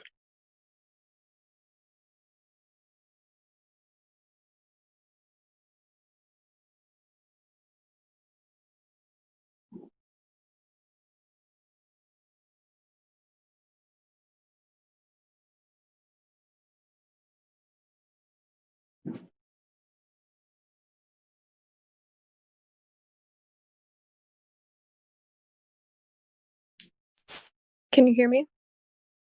Yes, Yes. sorry, I was on mute. Yep. I'm Vanessa. I've lived in Des Moines my whole life, and I wanted to pop on and say I've been listening to this call for almost 4 hours now. And Joe Gatto, you're absolutely disgusting. That's the only thing I'm going to say at you. Okay, thank you. That's an,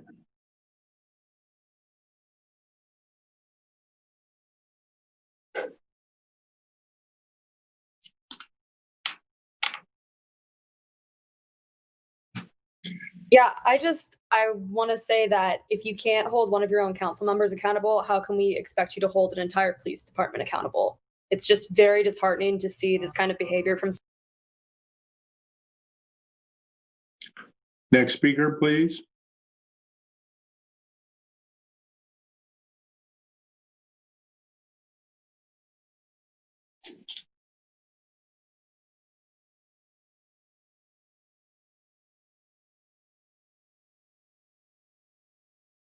Hello? Hello? Jackson? Yeah, I've been kicked off this meeting 6 times now. I'm a resident of Joshua Mandelbaum's district at 1060 26th Street. I'll keep it germane because that's such a big issue. This is just another example of like y'all being tone deaf. Like we don't need on-street parking meter system. Like this is just another example of you trying to milk as much money as you can out of the city. So no, please don't vote for this. I'll yield my time.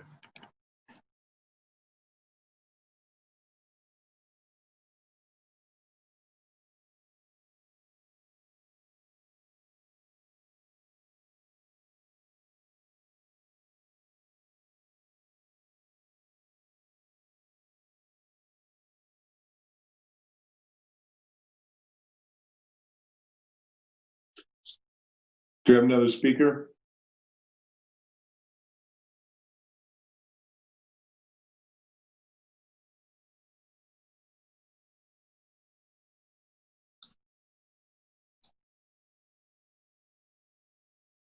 Hi, can you hear me?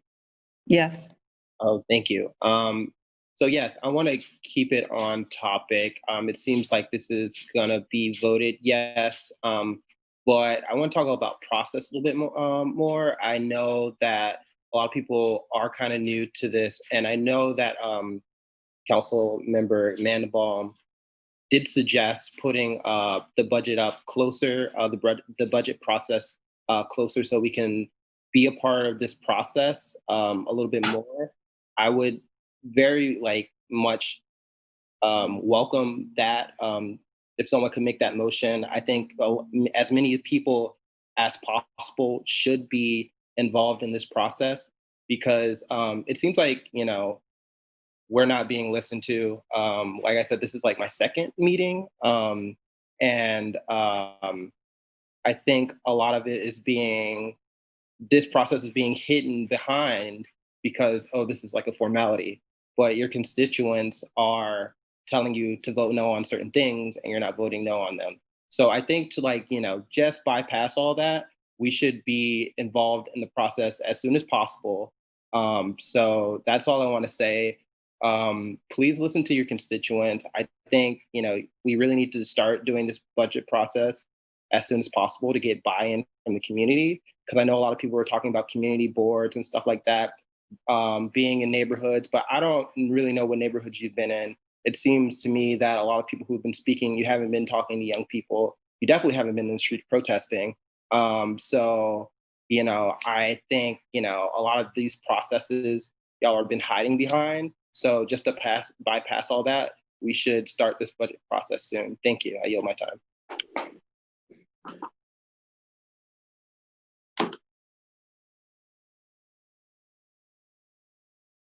Do you have another speaker, Kay?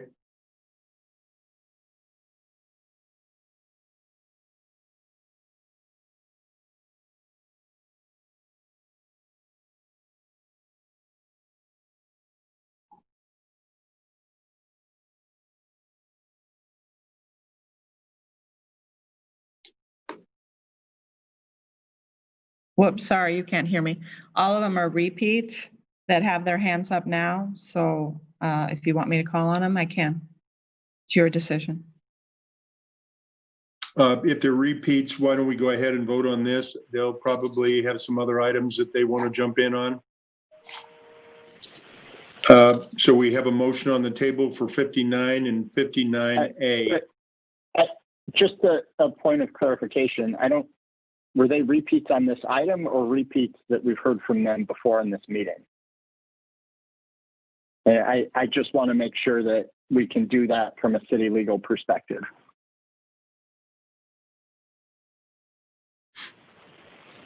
I will let Jeff Lester answer that. I believe you can limit. If they're time. repeats, if they can speak on each item. If they're repeats on the item, then it doesn't have to be repetitive. But if they haven't spoken on the item, then they can be allowed to speak as long as we can get it done within the time limit. All right, and we've got a little more time left. Do we? Okay. And now more are going on, so I can't differentiate between those.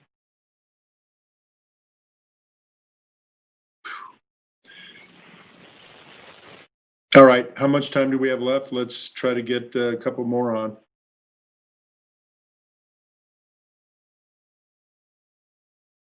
Gonna be the answer. Hi, this is Kirk Sanchez, East 29th and Guthrie.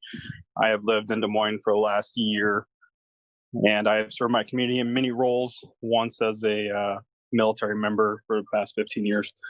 I would like to say thank you to all you. I understand that this is not referencing GPC 10, as I don't fully understand it, but after listening to everything for probably the last 4 hours, I feel like it is much needed that you hear from a majority of the community that we thank you for all the work that you guys do for the community as a whole and not just a select few.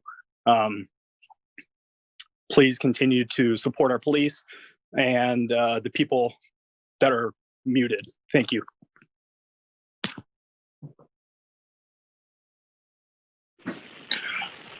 Next speaker.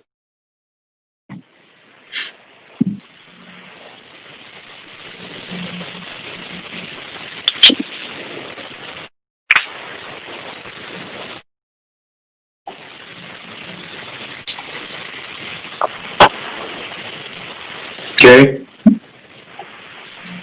Elise, I can't promote you. You have an older program of Zoom. If you would please update that, then I can allow you in.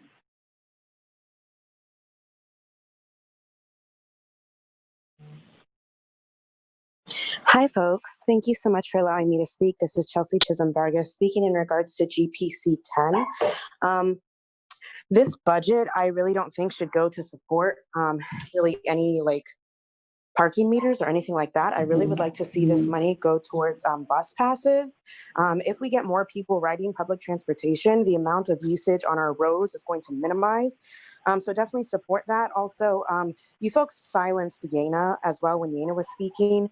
And in regards to GPC 9, I also wanted to add that the Southwest neighborhood, Councilman Gatto, over by Brody, they can get a great park because they have great housing. I mean, we're talking about very, very well, some of the wealthiest, these are the wealthiest neighborhoods on the South Side. So it makes sense for them to get a great park. But when we're talking about the wealthiest neighborhoods on the South Side compared to the very, very rundown mobile park community homes by Weeks, we need to prioritize housing. They do not need they do need a park. I agree with you. They do need a lovely park, but they need somewhere where they can sleep. Do you want them to sleep in the park because their homes are not up to code? We need to get them better housing. Those apartments are run down. That's why the Southwest side can get their park. We need housing on the Southeast side. Who are you representing? Parks or Southeast side residents? Thank you. So I guess a question would be, so disadvantaged families don't deserve parks? They don't get the ability to go play in a park or be able to walk on a walking trail and be able to get outside. They have to drive. They can't walk out of their home or apartment and get to a park. Is that what you're trying to say, Chelsea? Because no, this is what you're trying to say. Joe, this isn't a debate. Well, I mean, I think you made the point. Right. It's a strong one. Do we have another speaker?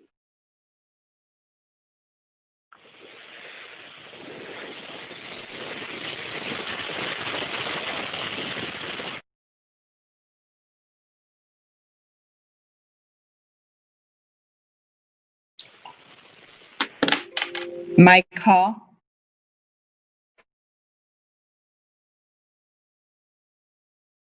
Mike? Mike, are you there? I'm in this.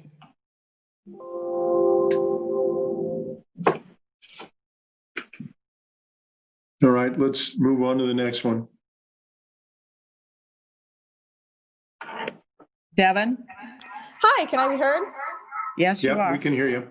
Okay, great. So we're talking about parking with GPC 10. And, you know, parking is a pretty important issue because I can be charged a lot of money for a parking ticket and things like that. And, you know, I really don't feel comfortable with somebody making decisions on such an important issue who doesn't even live in his ward, let alone the city of Des Moines. Joe Gatto, I'm aware that the address listed on the city council website is your mother's address and not yours. And also, you know, Could we move on to this subject, please? I can call her back up if she wants to speak to the subject. Do you wish me to do so, Your Honor? Well, she'll speak to the subject. She made her point on the other, or at least she made a statement. We don't need to hear it again. Chelsea, do you have something to say on GPC 10? Or Devin, I mean. Sorry. Yes, I do. I'm talking about GPC 10. I'm talking about the decision makers behind GPC 10, because I really don't want somebody who doesn't live in the city of Des Moines and who feels comfortable silencing a black man, which is also not within his individual. Okay. That has nothing to do. It does absolutely have something to do with parking. Sorry. Anything GPC 10, we'll take that. Thank you.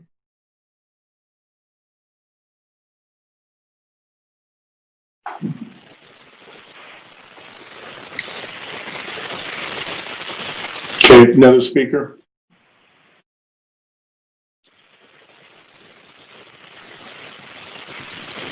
KJ Dobbins. Can you folks hear me? Yes, we can. I sincerely apologize, but I just have a quick point of information. I joined a little bit late. Have we covered agenda items 39 through 47? We have not. We have not. We're doing the hearings. Okay, thank you. That was my only thing on this. All right, thank you. Where are we on time, Kay?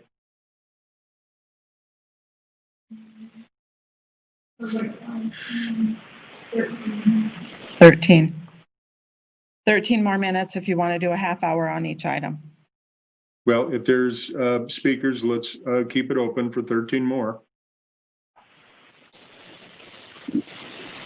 Next speaker. Hello. Hello. Yes, Hello. Kirk. Yes, this is Kirk. I just wanted to support GPC 10. I think it's the best idea I've ever heard in my life. Thank you so much for everything you do, especially to you, Joe Gatto, who has gone on to listen to everybody, who's made multiple points about all the things that he has heard. Thank you so much for listening to that. And remember to listen to this.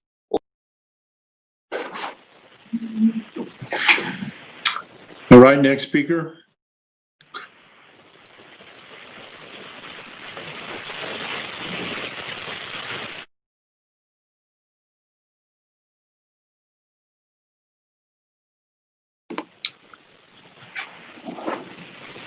Miranda? Yeah, can you hear me? Yes. Yeah. Perfect. I would like to raise a general concern.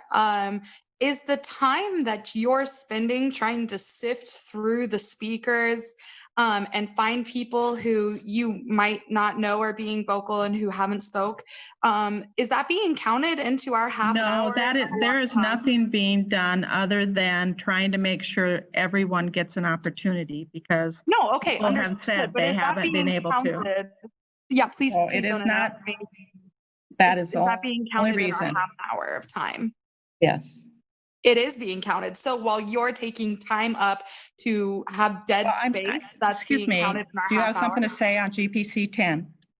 I do actually. Thank you. I don't think that any of this is legitimate if we don't even know who, like, where our council members are residing. So we're talking about GPC 10 and having a park. First of all, I want to point out very that, much. No, this is about GPC 10. Thank you. Don't interrupt me. Can you still hear me? Am I muted?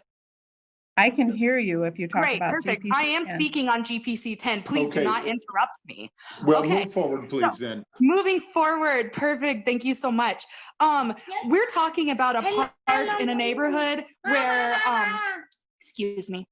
We're talking about a park in a neighborhood where, you know, our council members is actually using explicit gaslighting techniques, trying to redirect and make somebody feel crazy for being concerned about the fact that there are people who need housing instead of a park.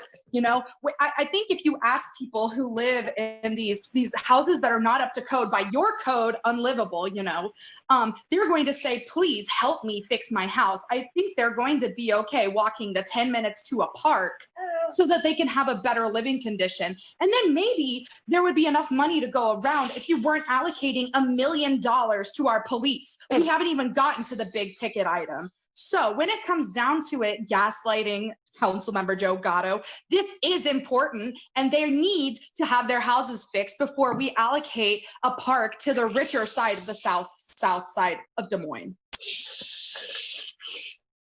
Thank you. Next speaker. All of these have spoke already. Okay.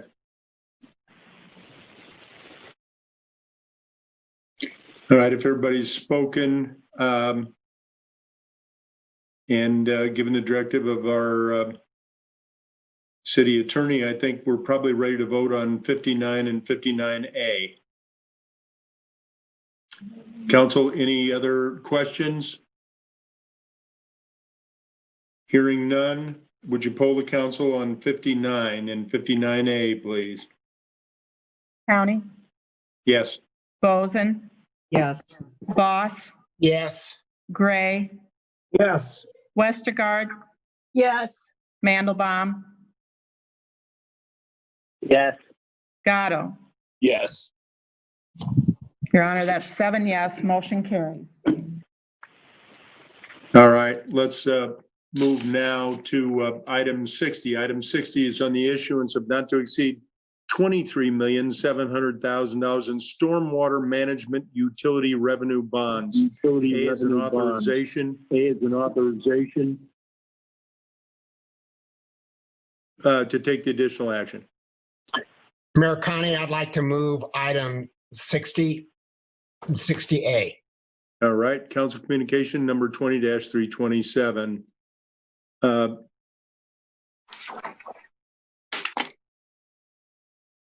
Council, any comments?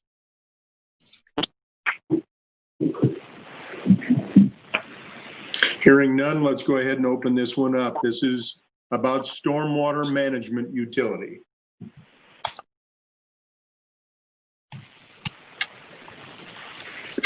First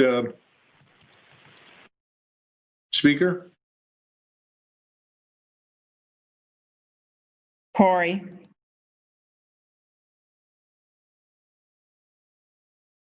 Corey.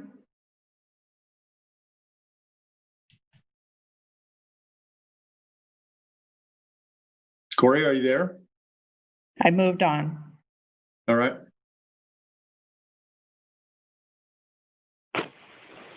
Yenya? Are you there? Yeah, I wanted to speak on the previous thing, but I was not allowed to. So y'all can just move on like before. Y'all don't really care anyway. So bye. You don't want to speak on 60?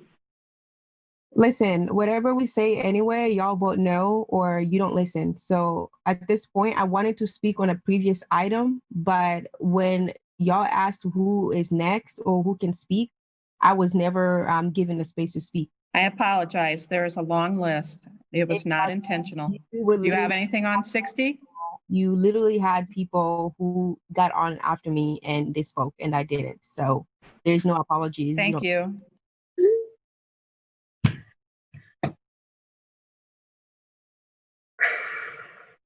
Next speaker.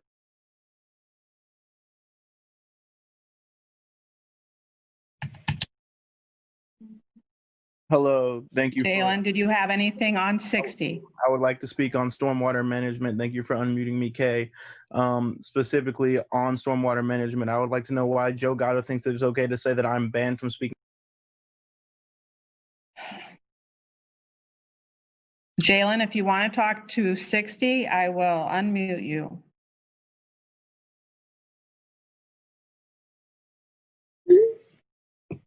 Hello, please do not mute me, Kay. I was getting to my point on the stormwater management. I just needed to get something off my chest because for the past couple items on the agenda, I've had my hand raised and I was ignored by you, which is unacceptable. Y'all should let everyone who has their hand raised speak on every single topic because this is our city council meeting and it is your job to listen to us.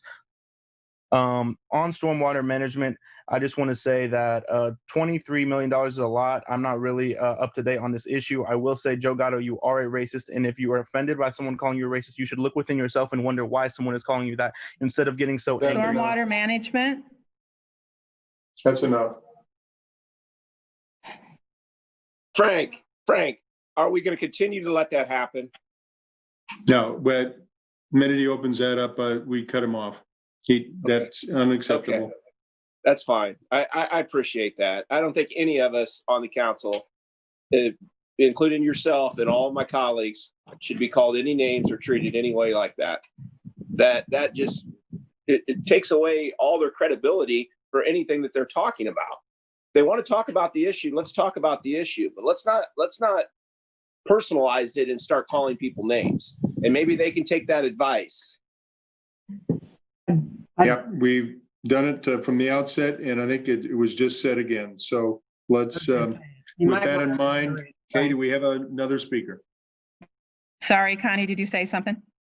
I just think you might want to reiterate what your first comments were at the beginning of the meeting, personal comments towards people.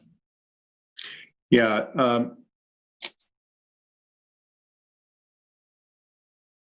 I think that what we said at the outset was we need to all be respectful. We want to hear your comments on the issues that are being discussed and being voted on. And for a lot of you that are new, we are hearing your voices, and we're going to try to open up and let everybody know how your input is important in the early part of our budgeting process. Especially as we move forward on what priorities are and in all departments. And we have open meetings to do that, but we want your comments to be respectful and not be assaultive or degrading to anyone. So we appreciate your comments towards the items on the agenda, and at this moment we're on 60, which is about stormwater management, and so we're looking for thoughtful, respectful comments in the regard to this item. Your Honor, Thanks, Carl Connie. has his hand up. Carl? Yes, thank you, Mayor County. So we've had some people who have repeatedly stepped over the line with their personal comments. Yes. And I thought the intention was once that happens, they're done for the meeting. Did I misunderstand that or not? I think that it's hard to keep track of who every one of them is and be fair to opening comments. I know Kay is trying to screen that and watch very carefully for those that are violating what are stated process and inappropriate behavior. So we'll Kay, I know that's what you're trying to do, and let's see if we can continue to make that happen. Thanks, Carl. So how many times do you admonish an individual? Your Honor, maybe it would help if I spoke for just a second. Yes, please.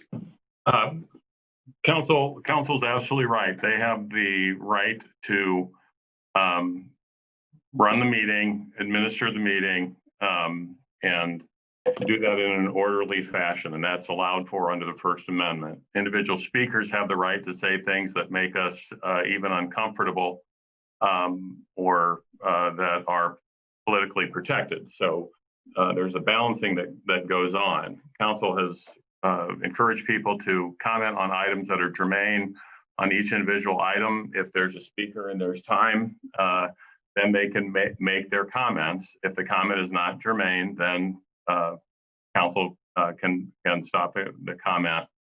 There's no punishment because someone has said something that causes concern or upset. But if the person continues to be disruptive to the meeting or not germane in their comments, then council can move on. And you define moving on, please, Jeff. On that individual item and the individual topic at hand. You can go to the next speaker as the mayor has done. But I think maybe Carl's question is, do we let that same individual back into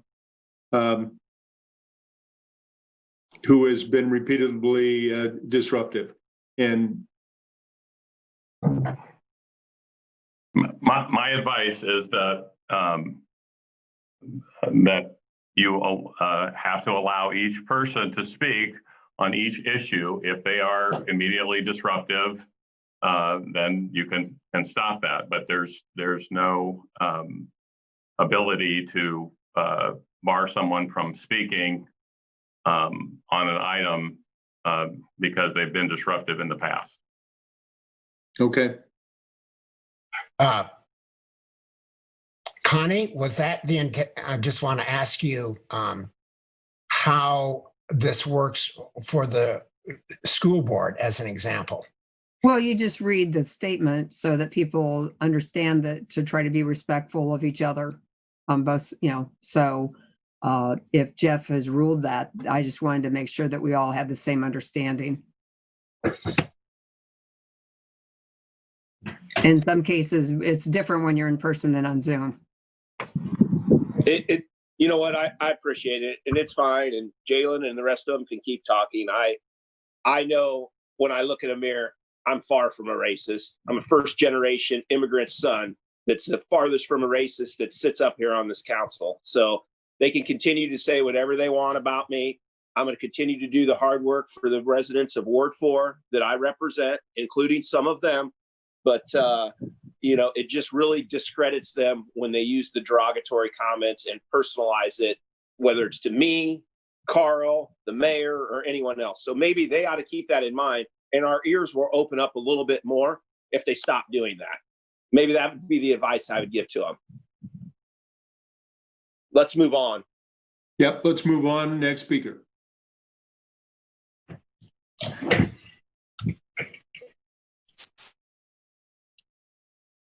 I'm trying to unmute you and you're hitting it at the same time.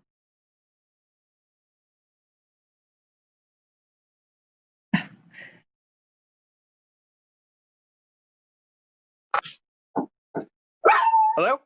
Yes.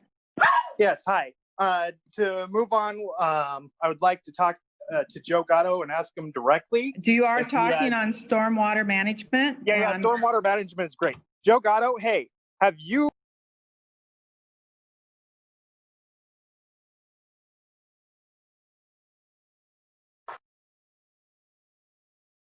Indira? Hello, can you hear me? Yes. Do you have something to say on stormwater management? Number 60. Yes, I do have something to say on stormwater management. I think that I am glad that we're spending money on flood control because it's. Oh, shoot. Sorry, I thought she said a derogatory word and I hit it. Sorry for that, Indira. I thought you said a bad word. No, it's all right. Flood Indira, management is very important. I apologize. I appreciate that apology, Kay. I would like to speak on the stormwater management bonds because I think it is good that the city is spending money on flood control because it didn't seem like in the last year any money was spent on flood control. I know a few years back, the East Side neighborhood got hit really badly on flooding, and a lot of people's homes became completely unvaluable. And so I think that spending money on floodwater management is very important, and I think can kind of like start to, I don't know, it's a good step towards trying to alleviate the racism that is present in the system, not in any particular council member is what I'm saying, in the system, that Black and brown folks, that lower income folks are being hit harder by things like this. And so the city investing in something like this is a good thing. I think that this ties into our larger conversation about gentrification, because another issue of gentrification is racism, and that is racism in the system, because gentrification and all of these things, when we don't spend money on them and when we do, is a race issue. And so when I believe that people are bringing up racism in these conversations, it's not about what's in someone's heart. It's about if they're upholding structures and institutions, and if they are using language, and if they are using attitudes like silencing people because of their names, asking them their address when you haven't asked other people, breaking procedural rules by council members speaking out and during public comment, which I believe is against the rules of procedure. All of these things hold up racist structures, and that is the issue that we are talking about. So I do not believe that it is a derogatory term, because this is also an issue with how this meeting is run. I do not believe that it is a derogatory remark against a person to say that they are upholding racist structures when we are talking about those structures that you are in control of as our city government. So when Joe Gatto, I can't call him out specifically. When members of the council are making comments like this or behaving this way, because it isn't just one member of the council who's behaving this way, and it isn't, and when we're cutting off people before they've even said anything wrong, when your lawyer is telling you that you can be sued for that, when you're booting people from a meeting, when your lawyer is telling you could be sued for that because of the way that they're speaking to you, because they're angry, I advise that council opens up their ears before the remarks get nice, because these issues, people are angry about these issues because of the decisions that you have made. So you need to listen past the tone and listen past the anger and listen to the issues. Thank you very much. Thank you, Indira. Next speaker, please. Stormwater utility. Miranda? Yeah, I want to take a second to thank you for directing $23 million. I want to take a second to thank the council for giving me permission to speak. That was a really great moment of my time, having permission to continue on with my civil rights. Thank you. But you know, time was just cut off on the previous speaker, so I want to continue on that. You know, the whole upholding these systems is something that we should be free as citizens to call you out on. And your job is not to be comfortable and to not, I mean, we pay you tax money to listen to what we have to say. And through the entirety of this meeting, you have not listened to a single word we have said, you know, whether we've said it respectfully or whether we've said it with anger and quote unquote derogatory terms, which, by the way, calling somebody out for upholding the systems of oppression and white supremacy is not a derogatory term. But anything you on know, stormwater? Yeah, absolutely. $23,700,000. What is that going to? How is that going to that? How is $23 million being used for that? And then what else could that be used for in the community to make sure that, you know, people of color are not disproportionately affected? Thank you.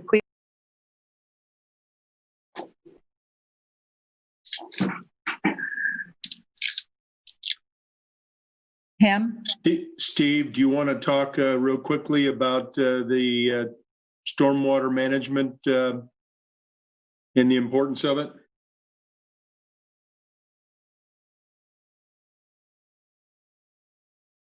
Is he still on? Steve? Steve Neighbor. Yeah, Sorry, I got to unmute myself. Honorable Mayor, members of the City Council, Steve Neighbor, City Engineer. So, one of the big topics that's under this item is the Closest Creek watershed improvements. There's been a lot of public meetings on this, to say the least. A lot of the work for this project specifically is it is for the Closest Creek watershed, a big portion of the Beaverdale area that was hit pretty hard in the June 2018 flood event, and so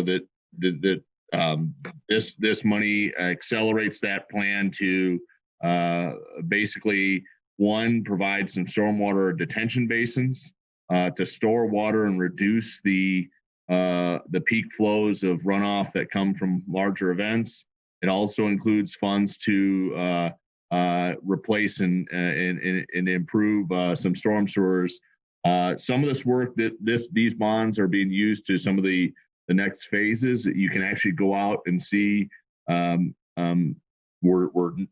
about 90% complete with one of the phases at 47 and Holcomb, an area that was hit pretty hard, where we installed a large 12-foot by 4-foot sewer box under the road to store the stormwater and reduce flood risk and alleviate flooding to the residents that live in the neighborhoods.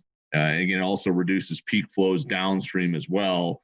Also, pretty far along, nearing completion, is the Makokata Drive storm sewer box. Again, a large 12 by 4 sewer box. That's more for conveyance. It's upgrading an old smaller box to the new precast concrete box to provide improved conveyance. Again, that project is nearing completion. So a lot of the bonds that are on this would be toward the next phase. Is the City Council and city has a goal to basically complete the first four phases of the Closest Creek watershed improvement project to get Steve? up basically. Whoop, very good.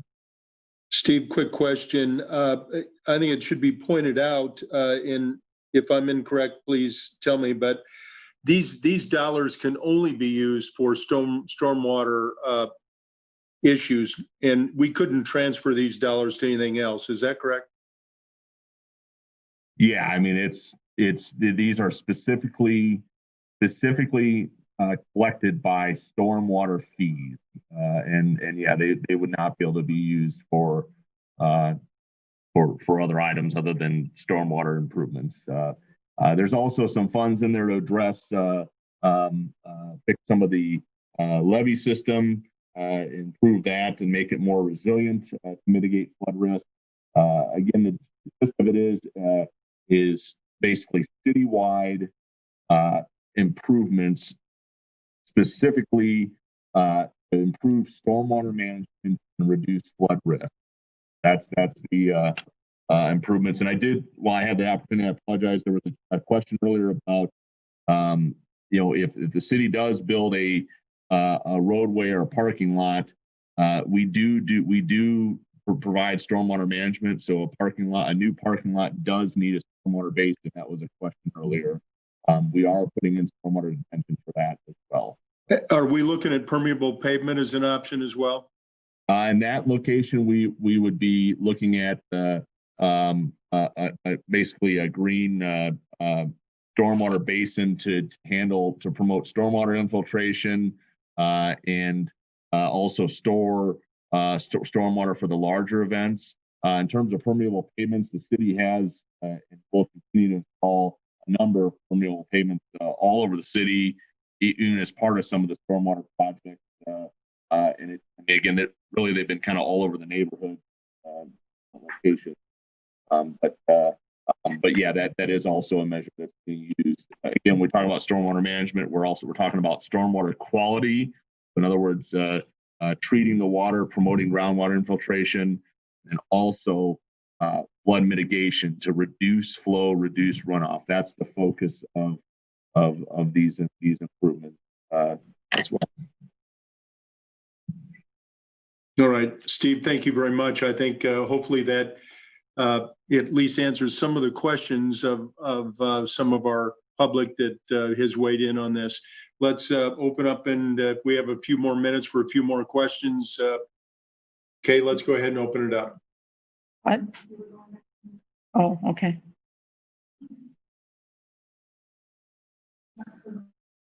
Yeah, he got pushed to the bottom. Pam?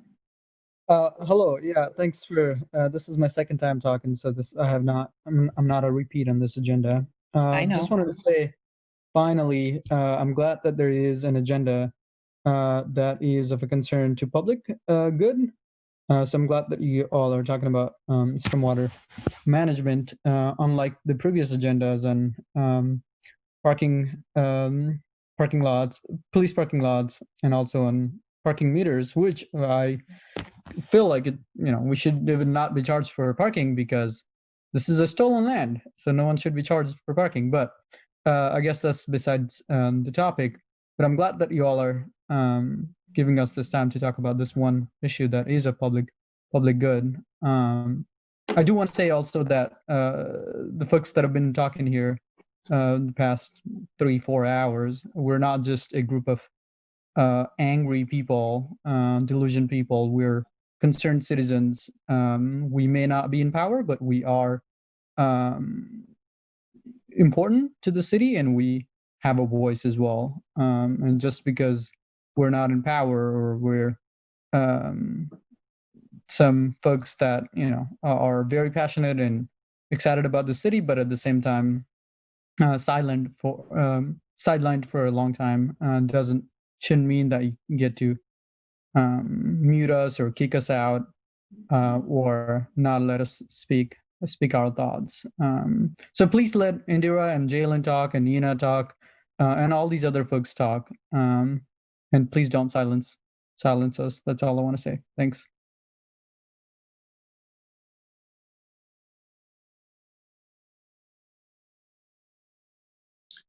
All right, next speaker. Indira, do you have something on item 60? This is the same one we just did. Oh, you right? already spoke on item 60. I'm sorry. I'll go to somebody who hasn't.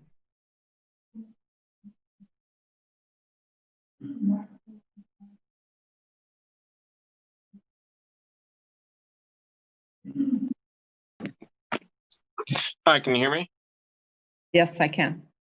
Yeah, this is Luke Bascom. I'm a resident of Des Moines.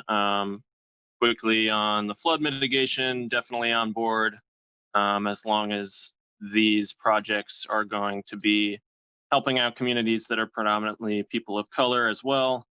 I wanted to quickly say that I think we would have a lot more money in the budget to pay for the tens of millions of things that y'all have been authorizing today, if not for the civil suits that cost us millions of dollars because of police officers not doing their jobs properly and abusing citizens. That's the reason I opposed, and many others on this call today opposed, the authorization of $100,000 for more ammunition. We can't trust our police officers to de-escalate situations without using weapons.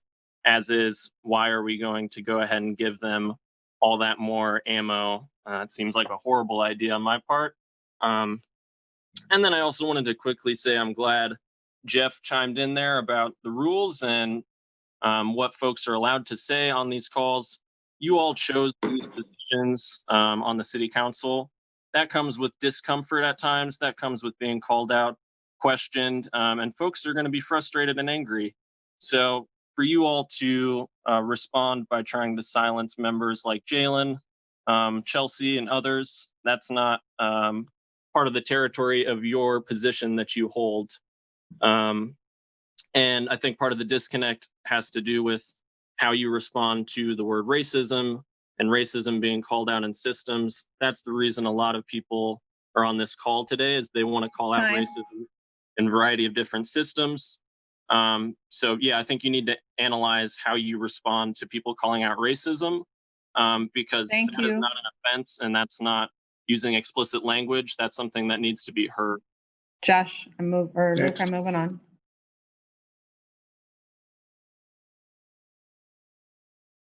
Just a minute, I gotta make sure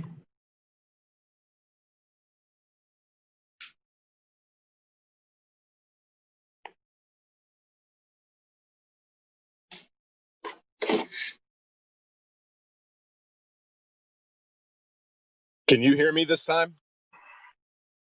Yes, we can. Okay. I have nothing to say on the stormwater drainage. My name is Corey. I live in Des Moines.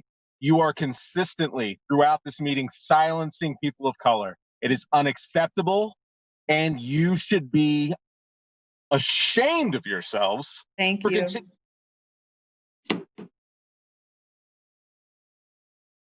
We need to stay germane to the issue, folks.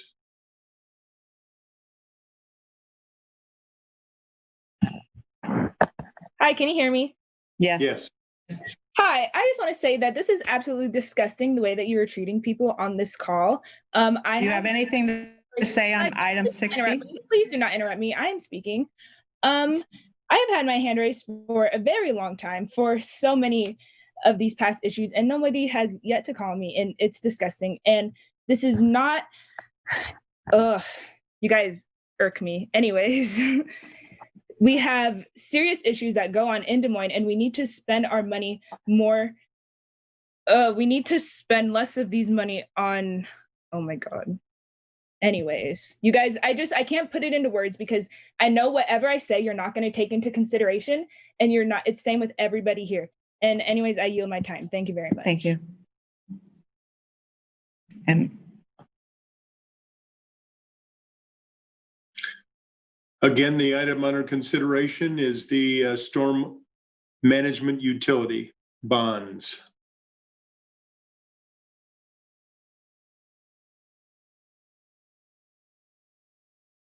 Hello, can you hear me? Yes, we can. Oh, Yes. thank you. What a treat. My name is Alize. I have had my hand raised for the past 4 hours. I don't know if it just didn't seem like a safe name to do. So I left and I came back under the name of Joey Brunson, which I just seemed like you guys would be more willing to hear. And it's clear that it is. I have been on this call for 4 hours today while working, because that's when this is. And the only thing that has gone on is I'm risking my job while watching you guys not do yours. You owe so many people an apology, especially Kaylin, especially Chelsea. And I don't understand the whole 30 minutes when all you're doing is just going next, next, next, and then not listening to anything anyway. So what does it matter how much we complain if you guys are just going to do 7 yeses across the board and not take anything into consideration at all for your constituents?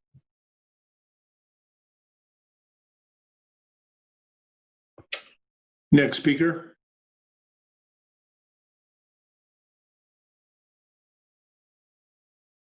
Hi, can you hear me? Yes. Okay. Well, stormwater management is a very important issue, as flooding can absolutely affect people's lives very profoundly. Like, people can lose their homes, they can lose everything. And this issue, along with so many others that we've talked about today, are absolutely vital to take seriously.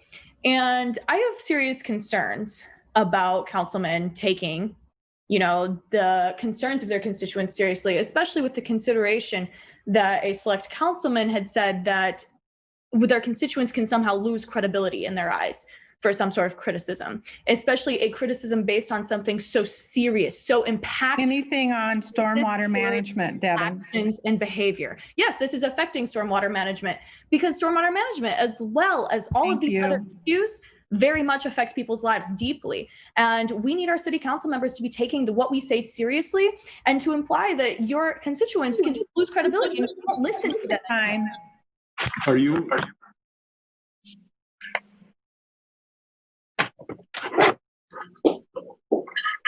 Okay. Yes. Are we up with time on this item?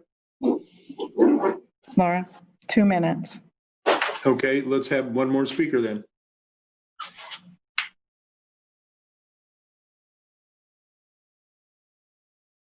Christopher. Welcome to Open Meeting Expression. If you are following.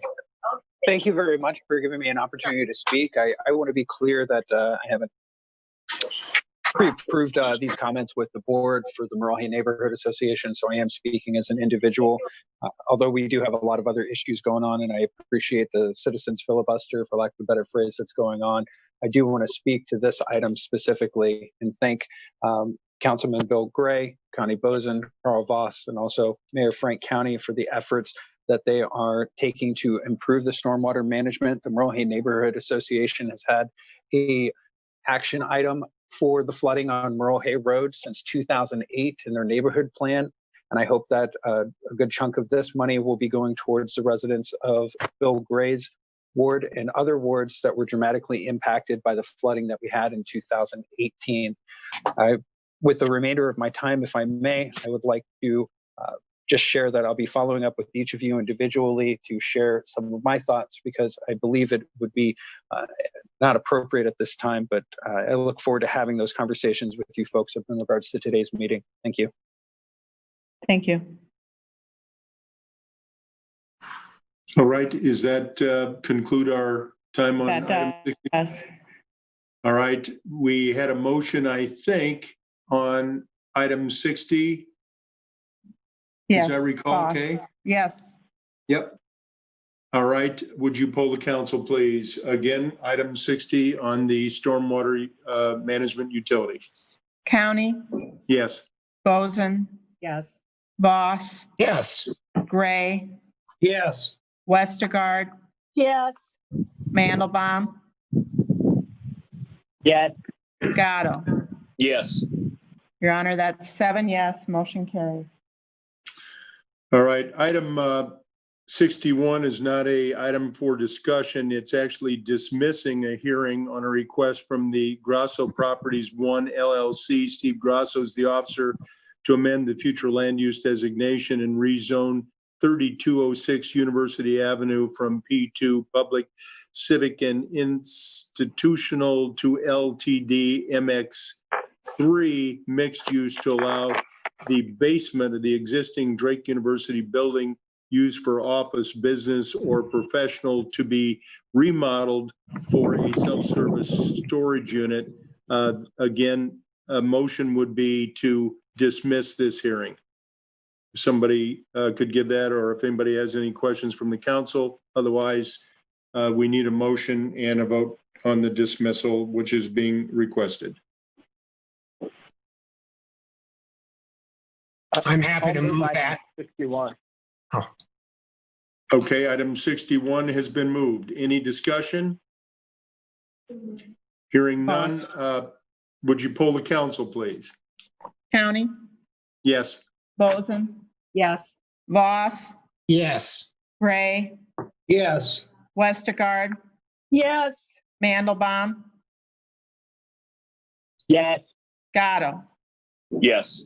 Your Honor, that's 7 yes, motion carries. On item 62, which is on a proposed honorary street name of Riviera Way for a segment of Corning Avenue between 6th Avenue and a terminus at the Des Moines River to the west of 7th Street. That's a proposal to do an honorary street name.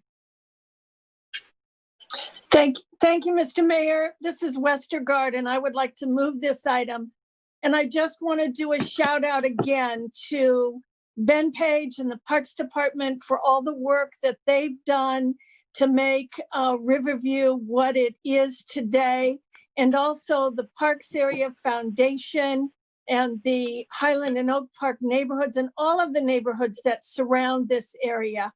It's just another great addition that we have on in Ward 2. This is on the north side of Des Moines, just off of 6th and Corning, and this is being named Riviera Way in honor of the Riviera Ballroom that stood there for many, many years before I believe it burned down many years ago. But this is just an honorary street name for this area.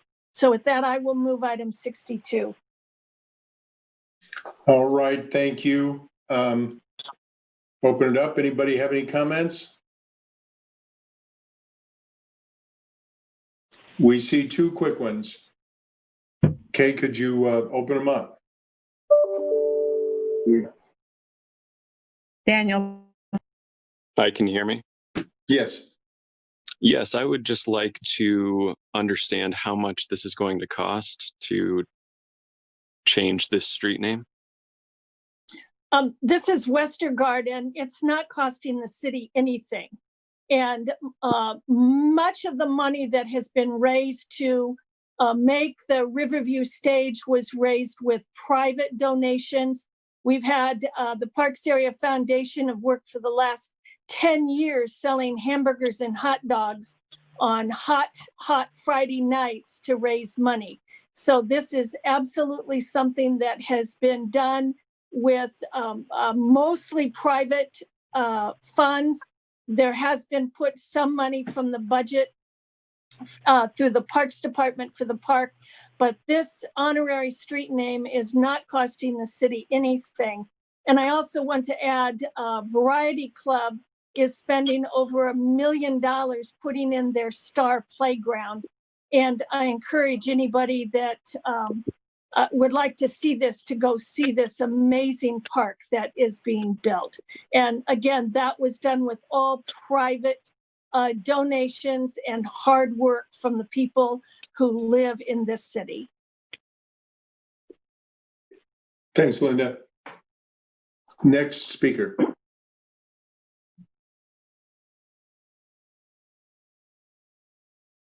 Hi, can you hear me? Yes. Hi. So I guess mostly my question was the same as the previous, was like how much money this was going to cost of the taxpayer dollars.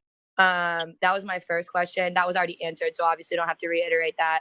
My second question was, there's been a lot of like pooling and community outreach to get a couple of different street names renamed by heroes of the community and different members of the community.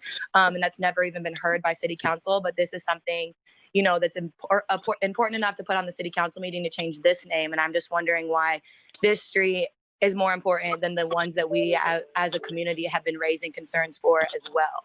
And if it's not costing any money, why we can't change our street names for our heroes of the community as well. Well, this is Westergaard speaking again, and I represent the north and the east sides of town, and this is an honorary name.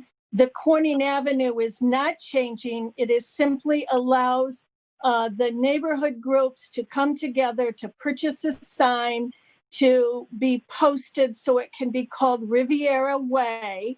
And it simply takes council action. I support that name just as I have supported the changing of the name over at Des Moines Playhouse, the John Byers Way, which is an honorary name to give honor to those that have worked so hard in our community.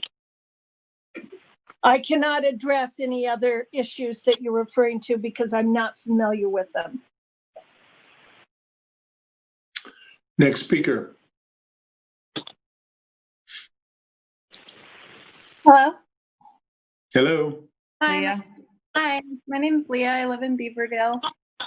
I was hoping to get clarification potentially from Jeff maybe on what the process is for accountability within the city council members and if there's somewhere we can fill out complaints.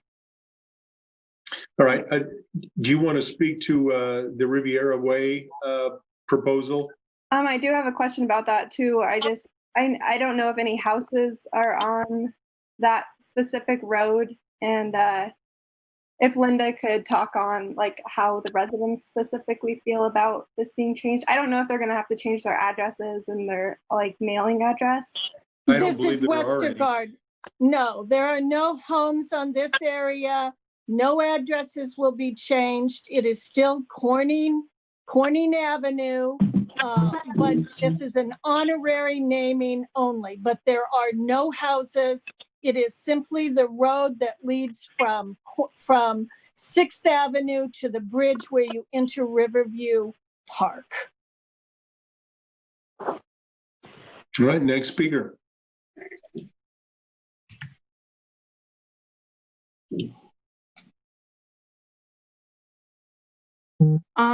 Yeah, hi. Thank you for letting me speak. Thank you for unmuting. This is Miranda again. I just wanna extend a question to the council. Do you happen to know where Councilmember Joe Gatto lives? Let me ask you, do you have a comment on Riviera Way?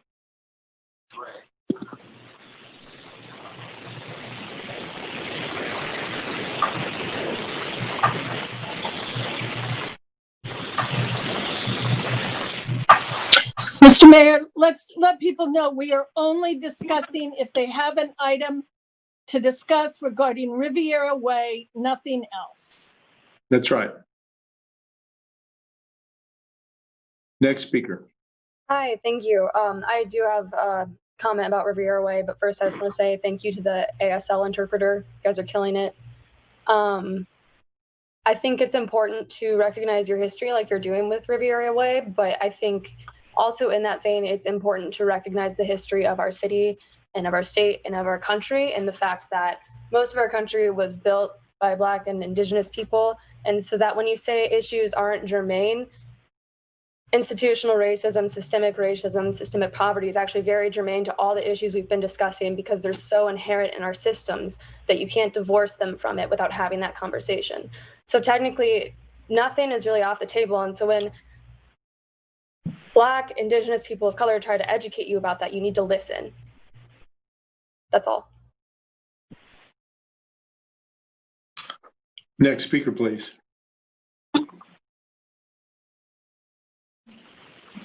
Chris Pose. You want the next item? Chris? He's here for the next item, Kay. Chris, did you have anything on 62? I can't. Okay, we'll bring it back.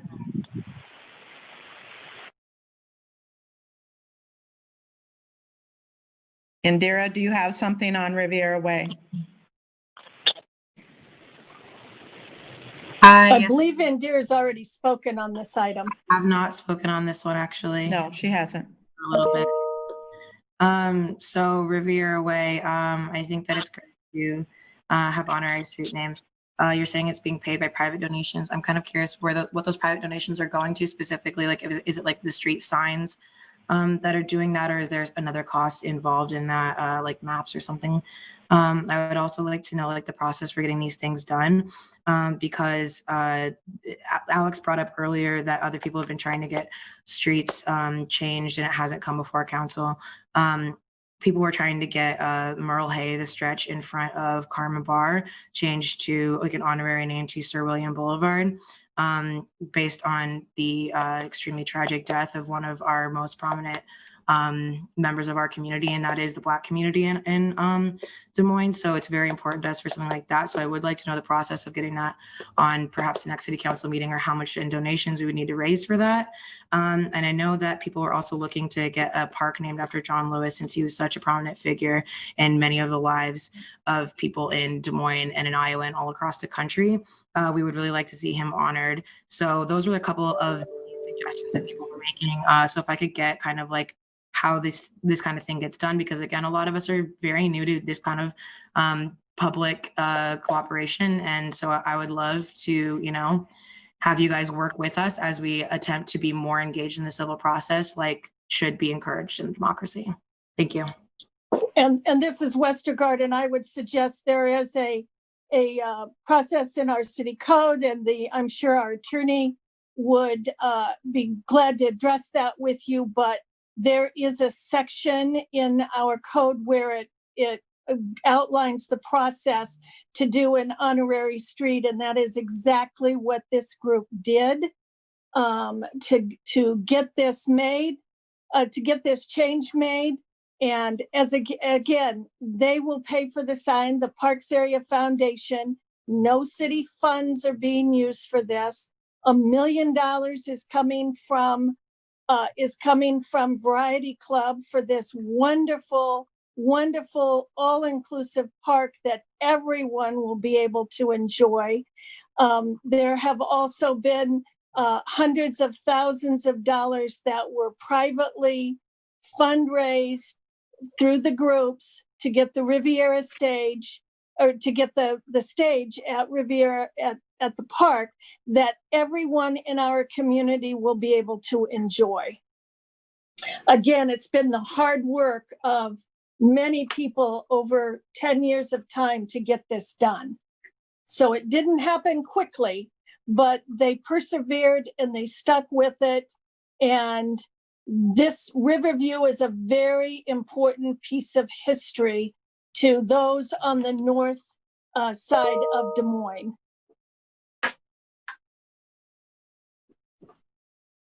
Thanks, Linda. Do we have another speaker?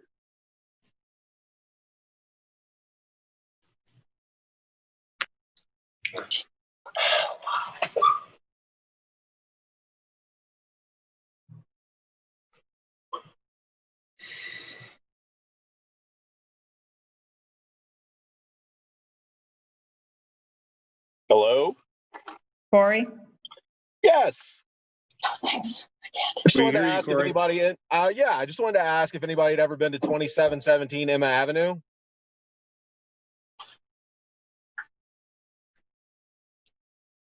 $27.70 Emma.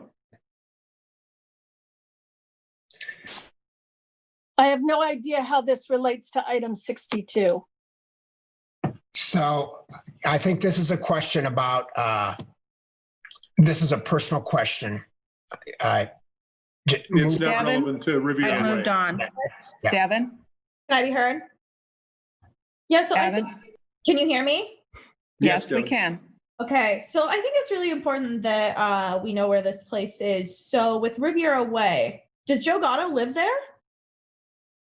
We're discussing item 62, which is on the north side of Des Moines. The park A is segment bound of by the Corning river. Avenue. Yes, Corning and 6th Avenue. Thank you.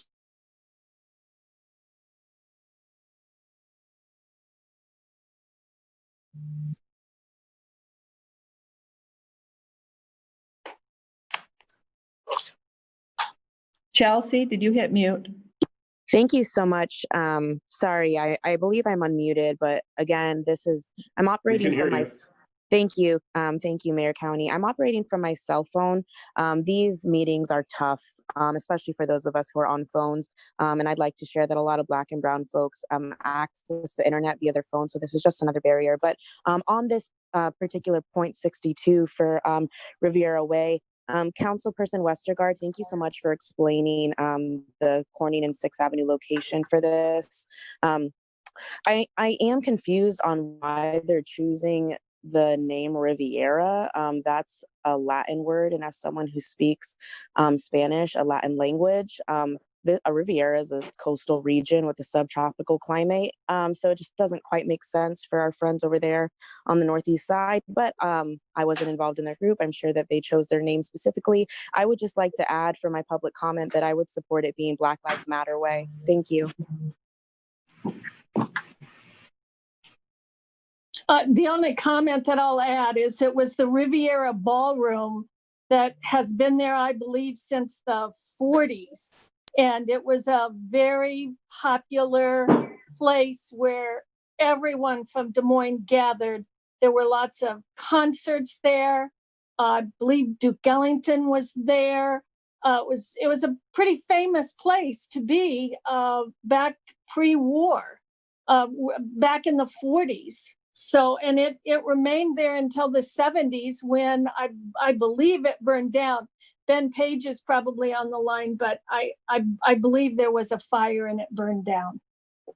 I think you're correct, Linda. It was like the surf ballroom in Clear Lake. Yeah, exactly. It was, I believe it was identical to that.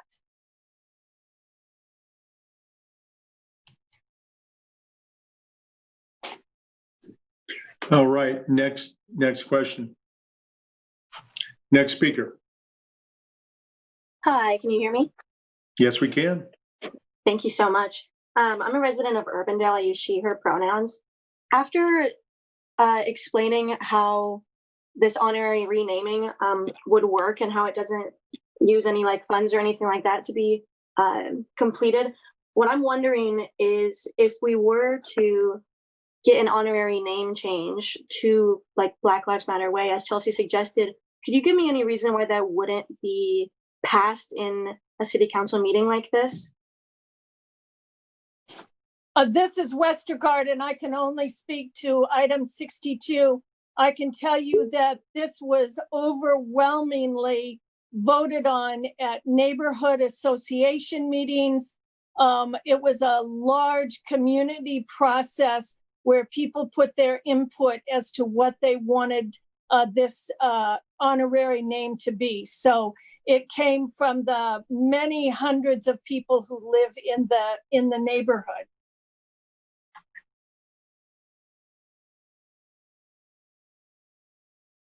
Next speaker.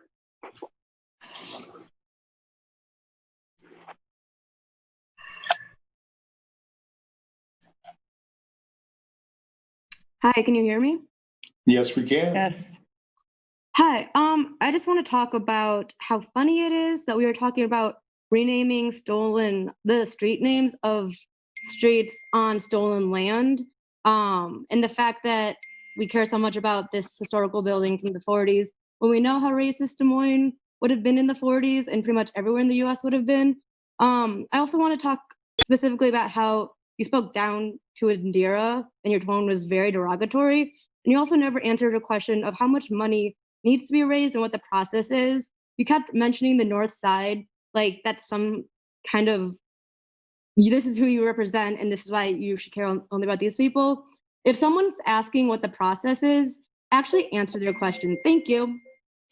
And my response would be to that is that they would need to contact City Hall and find out from there. I'm not an attorney. We have a legal department.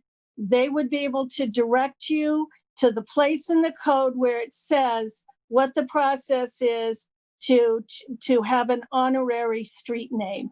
I can't address anything else. I'm only talking about item 62. Is there another speaker? Hi, can you guys hear me? Yes, we can. Yes.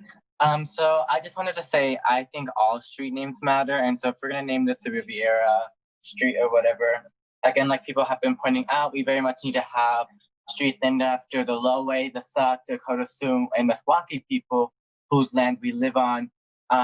I mean, look at all the BLM activists who just restored voting rights, or at least because of their demands. Felons finally have their voting rights in Iowa.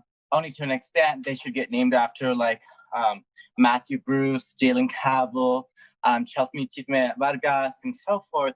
So I genuinely just don't understand why they would get a special name. And especially looking at the Riviera and how Chelsea brought up, it's a Latin name. Latins were conquerors who killed people and like slaughtered and millions of people. I mean, look at me, I'm a mestizo, someone who has mixed ancestry because my indigenous ancestors were raped by Latins. So to me, it's very offensive, very out of pocket to have my people struggle to be paraded like that because white people think it's just a fun, cute name. And if we're also talking about ballrooms, I think the Valet Ballroom near Grand or the very popular ballroom, which is a lot of people of color, a very Latinx place, should also be named, have a street named after it. But nonetheless, thank you so much. I yield my time.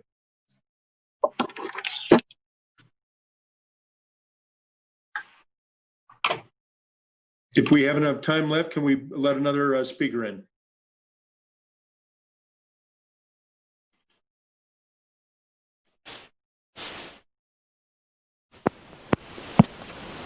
Can you hear me?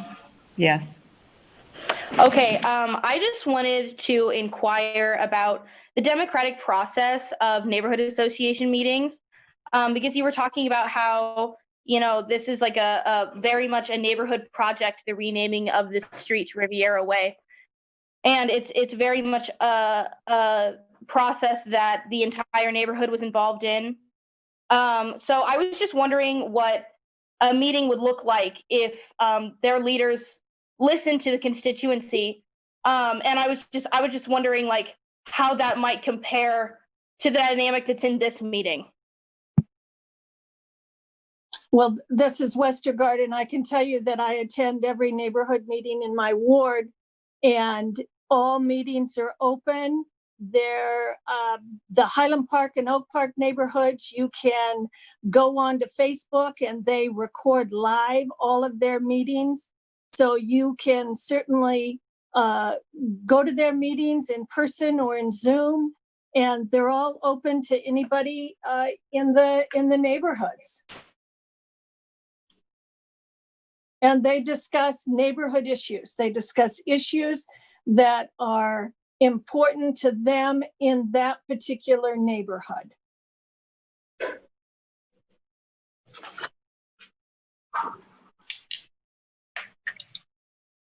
All right.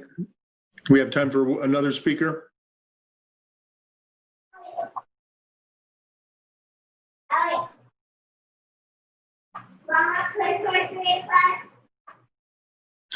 Hello, can you guys hear me? Wallace?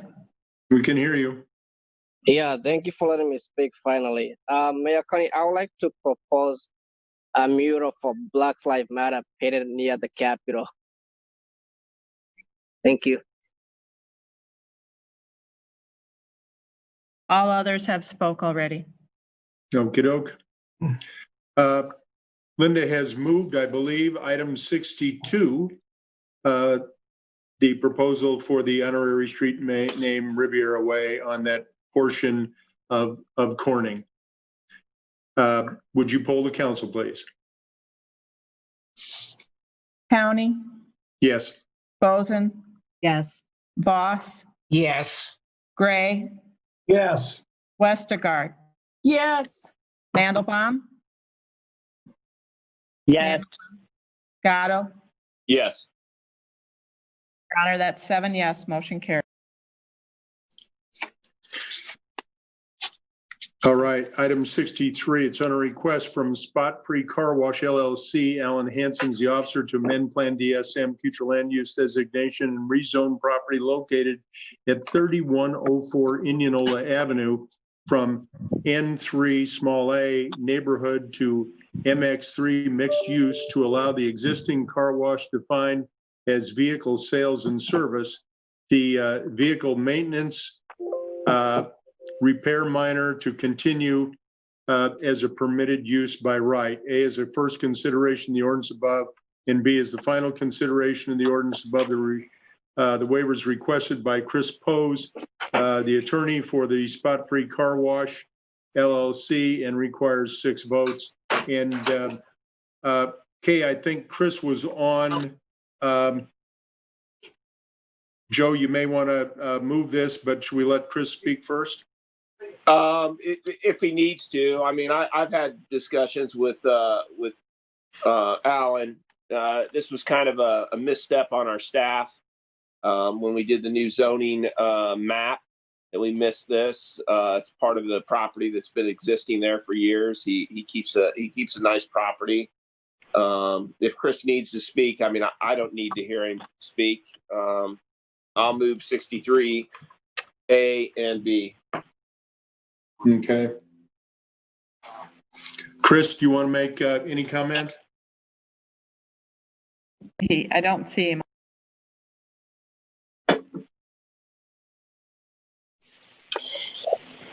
He may have, he sent me a text earlier saying that he had to sign off.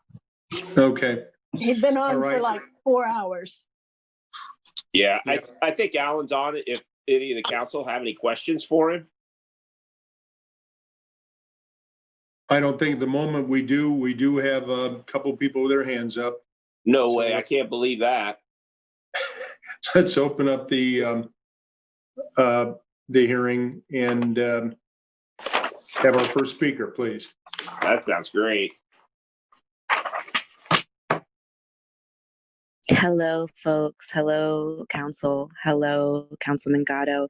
Thanks for moving this. This is Chelsea Chisholm Vargas, Ward 4 resident. I know this car wash is in Ward 4. I would also just like to add can we make sure we don't get no more car washes on the south side? I mean, we got like 3 on Army Post Road. We got this one here on Indianola. We got multiple ones on Southeast 14th. We really don't need any more car washes. We really need to be providing housing. This car wash, spot-free car wash, just so listeners know, is in that same Weeks neighborhood. So I understand that this permit needs to be adjusted to allow this business to operate, but I also just want to continue to stress that these neighborhoods and the surrounding neighborhoods are struggling. So please, please, please make sure to prioritize the residents who are living in these neighborhoods. Thank you. All right, next speaker. Hi, so I have a question. Hi, can you hear me?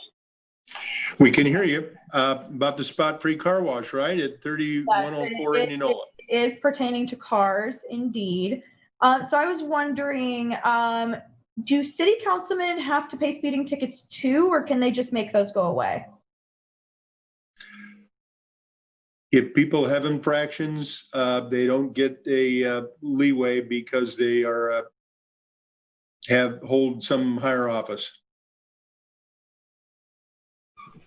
or some office, higher or lower. You know, you may say that that is the case, but actually Joe Gatto did get No, wait a minute. removed Excuse from his me, record.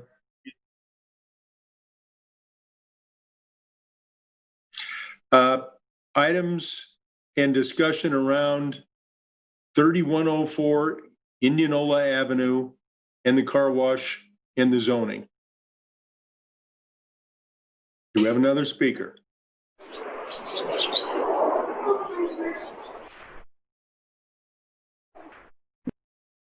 Yeah, hi, can everybody hear me? Yes, we can. Okay, perfect. This is Miranda. And I just wanna do a friendly reminder really quick that our councilman and nobody in particular just really needs to watch their tone and their sarcastic manner when speaking to people who are concerned about our society and our city here. Because it's really disenfranchising and it makes me really angry and makes, you know, if a council member doesn't have to watch their tone, why should I have to watch my tone? Quick question. I'll yield my time. Again, comments pertaining to 3104 Indianola Avenue rezoning.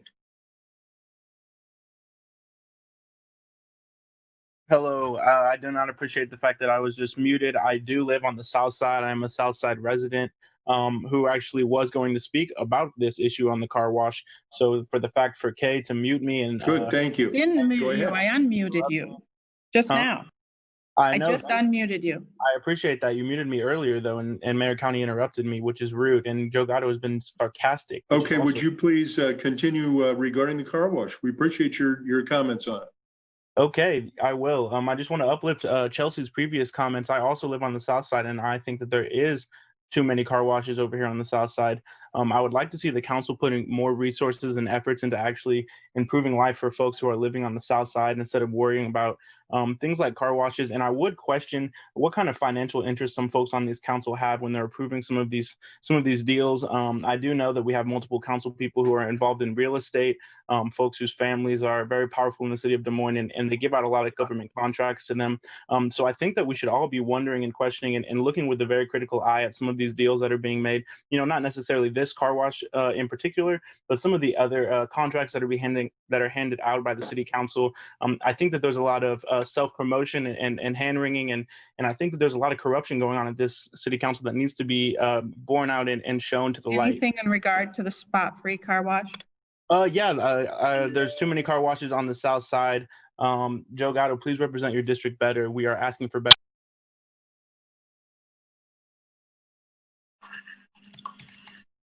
All right, do we have another speaker?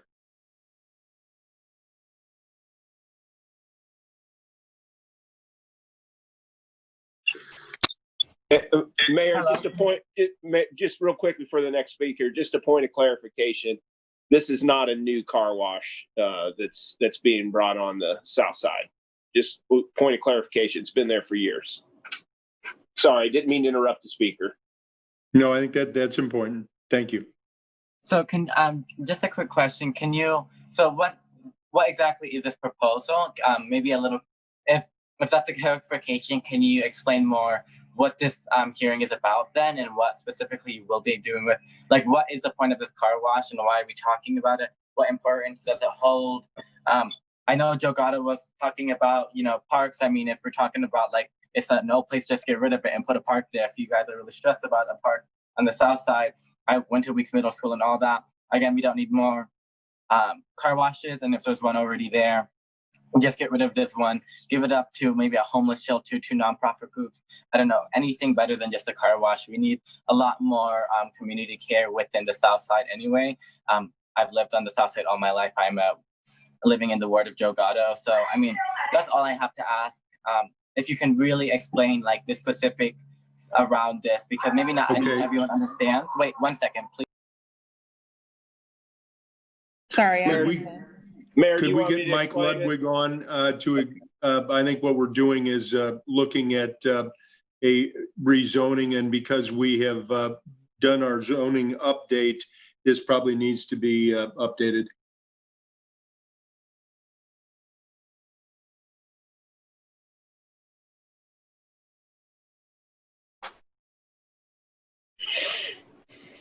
Mike, are you there? Mayor, I have to get to him. My keyboard's not working. So just a moment.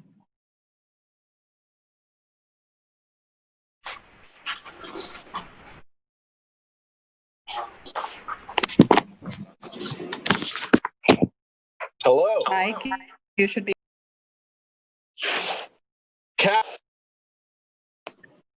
Mike, you're on. Mike Ludwig?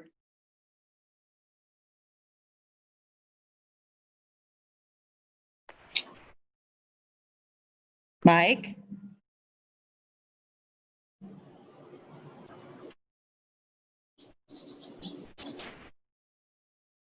Looks like he just muted himself. Not sure. You want me to take a stab at it, Mayor? Yeah, who's this? Steve? Mike, are you on? He's there, Mike, but are he's you not on? able. He's there, but he must not be able to get through. He lost his connection, so. Mayor, this is Joe. I mean, I can take a stab at it. Go ahead.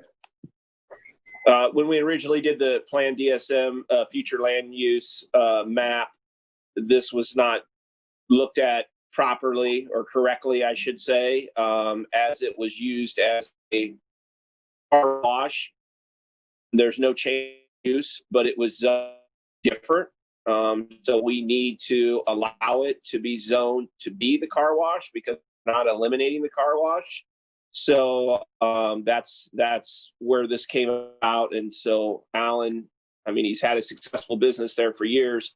One of the previous callers, if they went to Weeks Middle School, knows that this is maybe a half a block away from Weeks. It's very, very close. It's on Enola Road, and it's been a car wash for many, many years, as long as I can remember.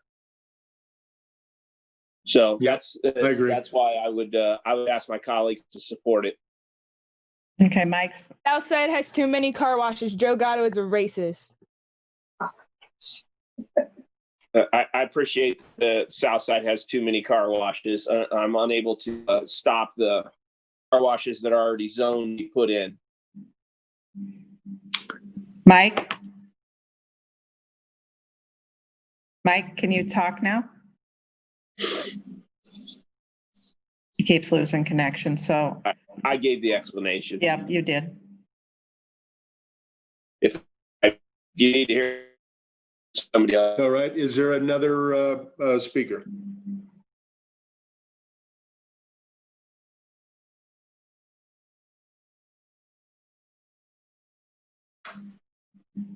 Hello. Hello. Coward, not racist. Are you going to speak to the? I muted him. Okay.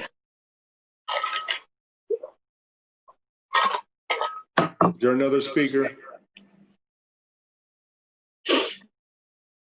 Did Indira already speak? She did not. She did not on this item.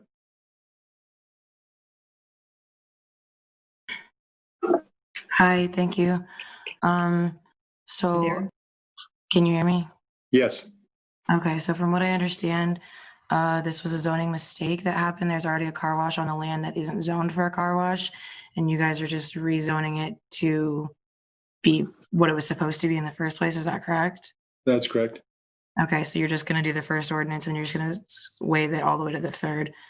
I also had a question. I think this might have been passed in the consent agenda on Monday, that you guys appointed, James Sarcone III onto the Housing Appeals Board. Is that James Sarcone as in our, Polk County Attorney, James Sarcone family? Is that That isn't what we're discussing right now. I think it was item 14. I think it got passed in the consent agenda. I think I missed it, but I was just wondering if that was a conflict of interest.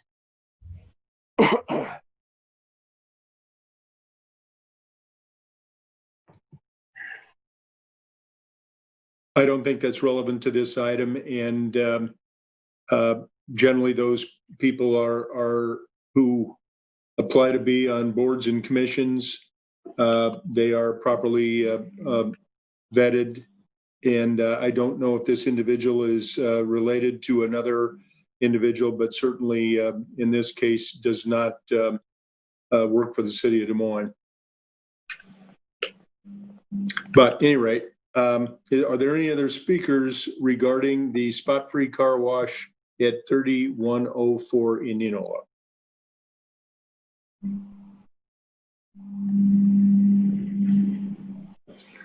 Hi, can you hear me? Yes, we can. Okay, first and foremost, I want to thank Chelsea and Jalen and other citizens of Des Moines and members that live on the South Side who have been muted and not been able to speak. I want to thank you for your concerns about like your personal zone and like the city in general. Like that's like underappreciated, especially at city council meetings. So I just want to say thank you. Also, I think that like what they were saying, to reiterate, that there are too many car washes on the South Side. So any ordinance that agrees to rezone something as a car wash should be disagreed. If this is the opposite of that, then fine. However, it shouldn't be rezoned as something as like a car dealership either. There are too many car dealerships on the South Side as well. I think that if you are going to take the time to rezone something and look at something like this, that you should take it and do it to productive and do something like you said, Joe Gatto, that you wanted another park on the South Side of Des Moines. Then fine. Then use this.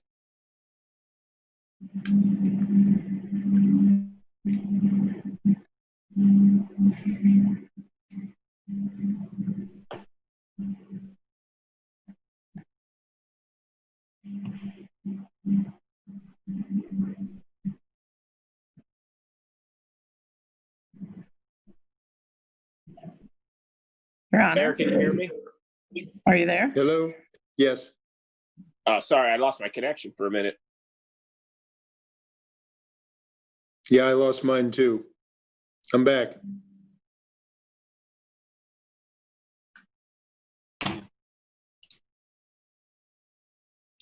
It's an out of area code, so not a Des Moines Okay. resident. All right, we've got an item 63, which is on request of the spot free. And Joe, I believe you've moved this one already, 63 A and B. I did, Your Honor. All right, would you poll the council, please? County, Yes. Boson, Yes. Voss, Yes, sorry, I Gray. thought I was muted. Excuse me. Yes. Westergaard, Yes. Mandelbaum, Yes. Gatto. Yes, ma'am. Your Honor, that's 7 yes, motion carries. Okay, item 64 is on a request from Three Sons Enterprises LLC, doing business as Sunset Memorial Gardens. Blair Overton is the officer to rezone 7601 Fluor Drive from P1 Public Civic and Institutional to limited P2 Public Civic and Institutional to allow the development of a place of worship use within a civic building type and allow the future right to expand in existing non-city owned cemetery use through conditional use considerations. A is the first consideration, the ordinance above. B is the final consideration, the ordinance above. The waivers requested by Blair Overton, who's the president, and that requires 6 votes. Is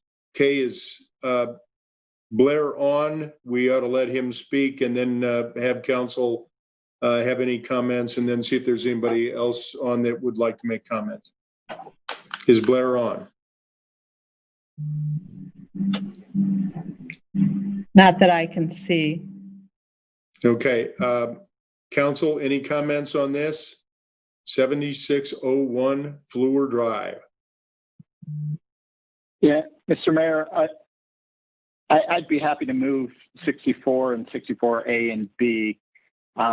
Essentially, just for folks who may be wondering, this property is also currently used for cemetery purposes. And if we need to, we can have someone from planning and zoning explain the technical piece. I'll try and do it at a high level, but my understanding is this is a change that's needed so that they can have essentially cremation and burial of remains in the building that they are acquiring, and we need to treat it that way because any place where there are remains needs to be protected and known. So that's what this piece is about. And with that, I'm happy to let that stand and let it be moved 64A and B.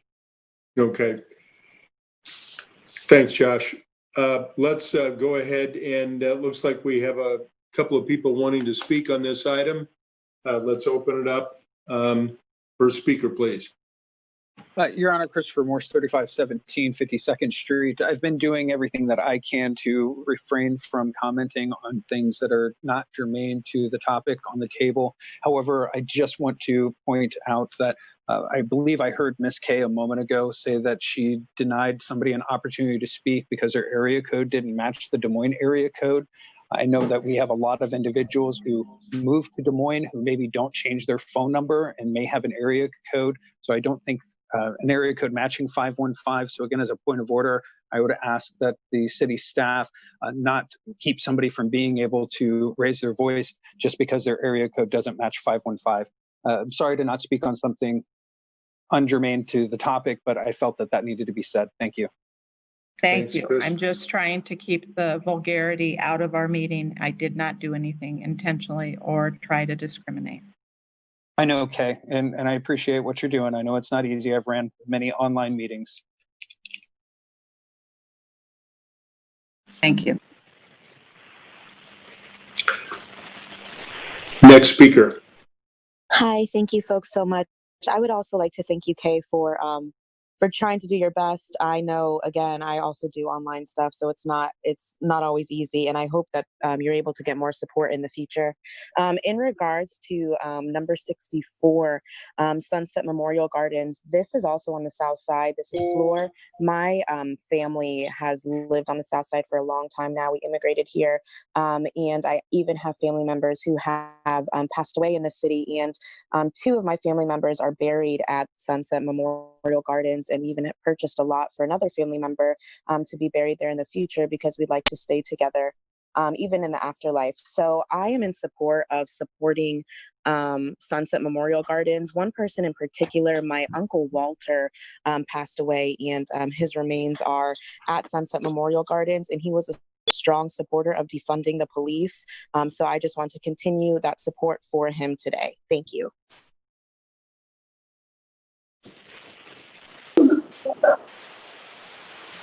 There is. Hi. Go ahead. I also live on the south side, and I would like to echo what the last caller just said. I'm in support of this, and on the note of folks with area codes outside of 515, I get why you muted me in the beginning because of that, but also somebody got on the Zoom today and used my name and said racial slurs and other heinous things. And you blocked my Zoom account. So I've had to dial in to this call because you blocked my Zoom account. You didn't look at the email registered to the Zoom account or the IP addresses. I think that you guys need to divert some of the funds that you're using to supply ammunition against, the residents of the city or to gentrify the city, and hire a good tech person that can help you figure this out, because it's really not that hard. Thank you.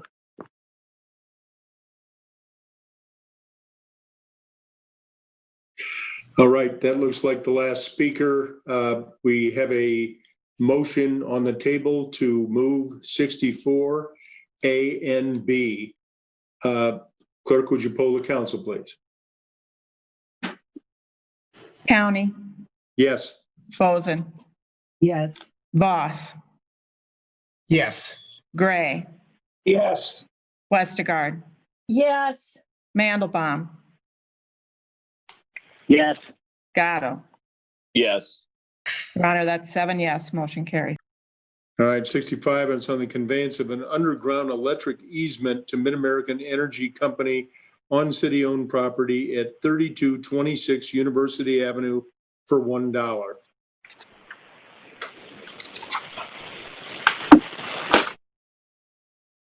Any comment on this? 3226 University, be on the south side of University there.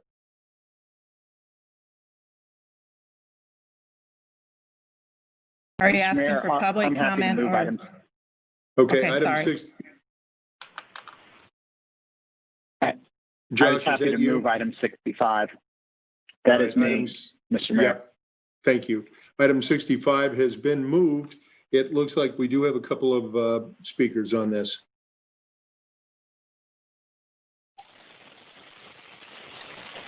Hi, my name is Emily Anderson, and I am a resident of Des Moines. And with Mid-American being, I believe, a private company, I, as a constituent, don't agree for the sale of this public land that I contribute to with my taxes to be only sold for $1. I think that when we're looking at all the funding issues across the city, why aren't we charging this company a larger amount of money that we can then put towards social justice issues such as renaming a street Black Lives Matter Way, or actually contributing money to our communities instead of giving breaks to these large companies? I understand that this internet or the energy benefits us as citizens or as constituents, but why are we selling it for $1? I yield my time. All right, we have another hand up. So, Mr. Mayor, maybe it will help to just explain what this item is. It's Sure. an underground easement so that the power lines can be buried. It's not property that has, I think, any other value, and it's working in cooperation with the utility while there's construction in the area to get that infrastructure buried so it's more resilient and done at a cost-effective time. Yep, and I think that's a good point. I think the other thing to at least point out real quickly is that, it's done to benefit the city. Mid-America, wouldn't pay for the easement. If they couldn't get the service, they just wouldn't, or get the access, they wouldn't provide service. So we're trying to benefit the properties in that area. So thank you, Josh, for your comment as well. Do I have the floor? Yes. I think you do. Okay, thank you. I would appreciate a little bit more of an explanation, just because I'm wondering how much how much time it takes to do this, what the labor costs are and equipment costs, or like equipment rental costs and things like that we're selling for $1. I do understand that this is a public utility that we do need to have. However, as we have a monopoly in our city on electricity, if we're going to follow a capitalistic model by having a private company do this, that we pay to do these sorts of things, we should have a higher price so that we can, like, I think that this is kind of the opposite issue of the issue that we're talking about earlier with gentrification, is that like places that have huge power situations in their neighborhoods have a lower property value, and construction, is inconvenient for people. And I would think that it could help us to get that cost, but we're not able to do that if there is no competition in this capitalistic system. And at the same time, if we consider this a public necessity, then I would encourage that we reclaim the electric utility so that it can be from the government, and it will be at no cost essentially to us besides the cost that we already have.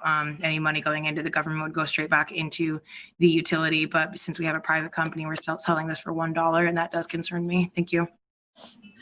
All right. I think that Josh, you and I weren't clear enough. Could City Steve Attorney wants to speak. Jeff, could you make a quick comment on this, please? Honorable Mayor. Oh, sorry, this is Steve Yeah, Neighbor. Steve wanted to speak. Okay, go ahead, Steve. Honorable Mayor, members of City Council, Steve Neighbor, a city engineer. Councilman Mandelbaum was correct. This is a cooperative effort to do a construction project. So this easement allows Mid-American Energy to provide underground electric service to the building at 3226 University Avenue. The city is doing a project to replace the old HVAC throughout the building. That building currently has a city IT hub, but it also does have, and it houses the Impact Community Action Partnership.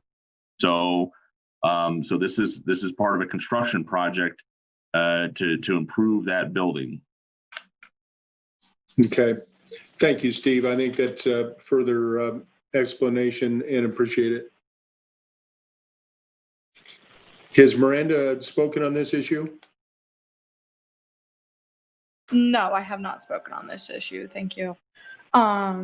So I want to go ahead and point out, I don't think anybody is saying like, don't do the project, right? I think we're saying that $1 is a really very low amount for a company that I know my electric bill alone is $190 for the month.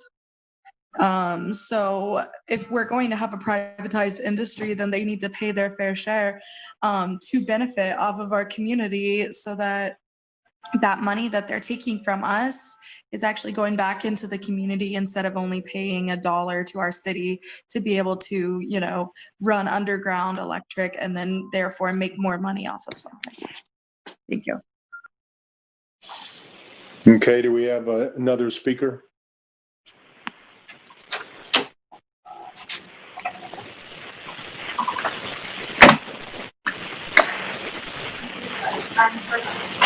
Hi, can you hear me?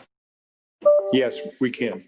All right, my name is Autumn. I live in the Drake neighborhood. And so from my understanding, what you're saying is that the city is engaging in a cooperative project with Mid-American Energy, which involves the city inputting labor and construction to replace old infrastructure with new infrastructure.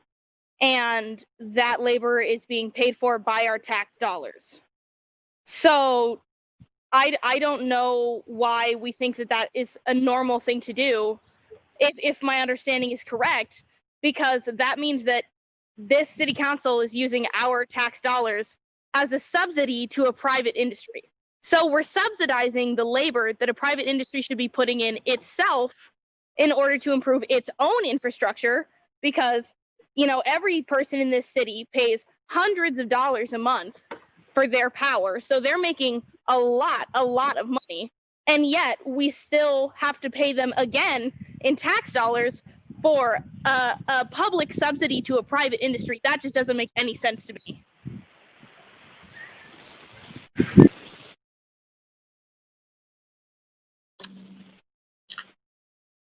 Looks like we have another speaker.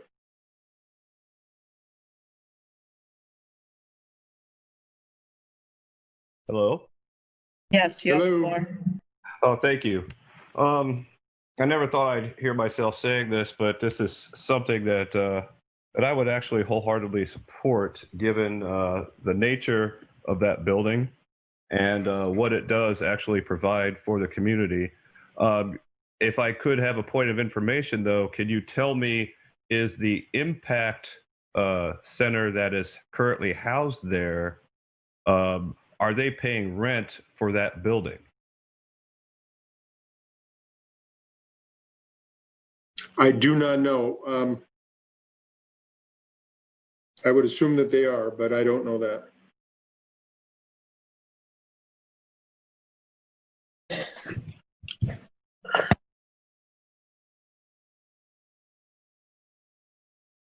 Can you hear me? We have another speaker? Can you hear me? I believe we can, yes.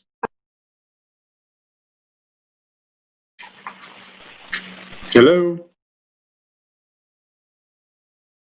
Sorry, I don't know what happened there. I just wanted to say, again, like somebody else said, that I don't think anyone is saying not to do this, but I did just want to raise my voice and say that I second both Miranda and what Autumn said about number 65. Thank you.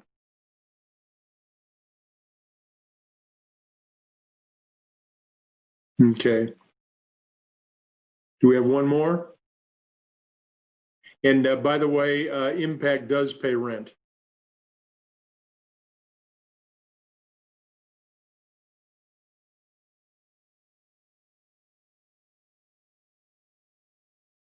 Do we have one more speaker, one last speaker here?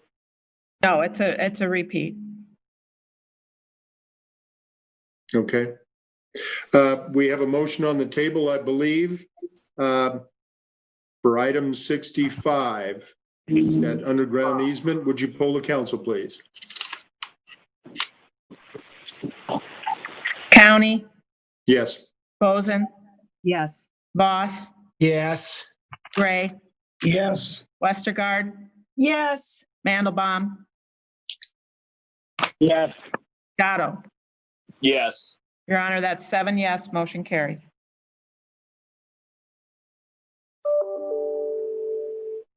T6, it's on the Des Moines River Levee alterations phase A, resolution approving the plan specifications, form of contract documents, engineer's estimate to receive and file the bids, and designating the lowest bidder as Correll Contractor, Inc., Grant S. Correll as the president, $2,606,976.90. Council communication number 20-336.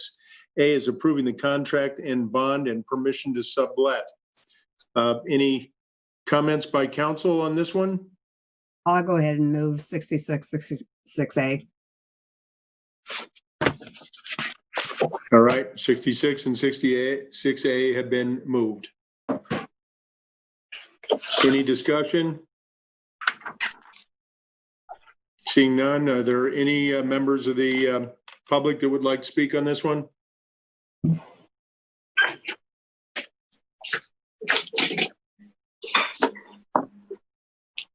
JJ?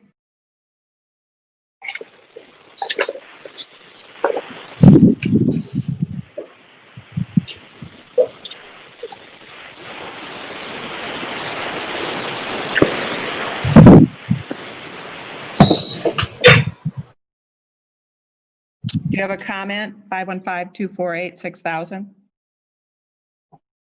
It's a city number.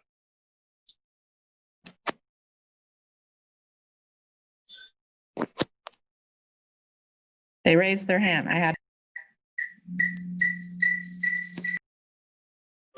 Hi, can everybody hear me? Yes, we can. Yep, thank you for the floor. This is Miranda again. A few motions have gone by and my original question from earlier has not been answered. We have a right to have access to our city council members. So where is it that Joe Gatto is residing?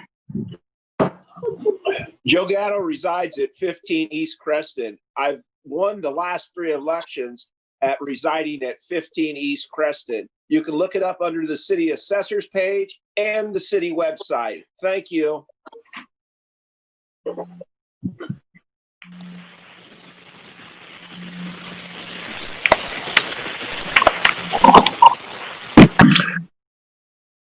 Hello, can you hear me? Yeah. Yep. Okay, I would just respectfully like to say that if the basis of this forum is that the public needs to show the council respect, I believe that the council should show the same respect. And I'm not specifying any person, but the sarcasm and the blatant remarks and jokes that are coming towards the public are, hold on, sorry.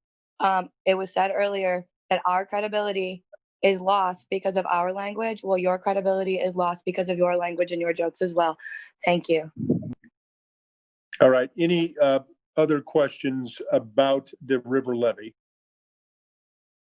Okay, I don't see any. Oh, got one. There's one. All right. I would just like to say, fuck Joe Gatto. Okay, that's enough. Thank you. And all right. the others didn't have their hands up to start, so. Yeah, let's go ahead and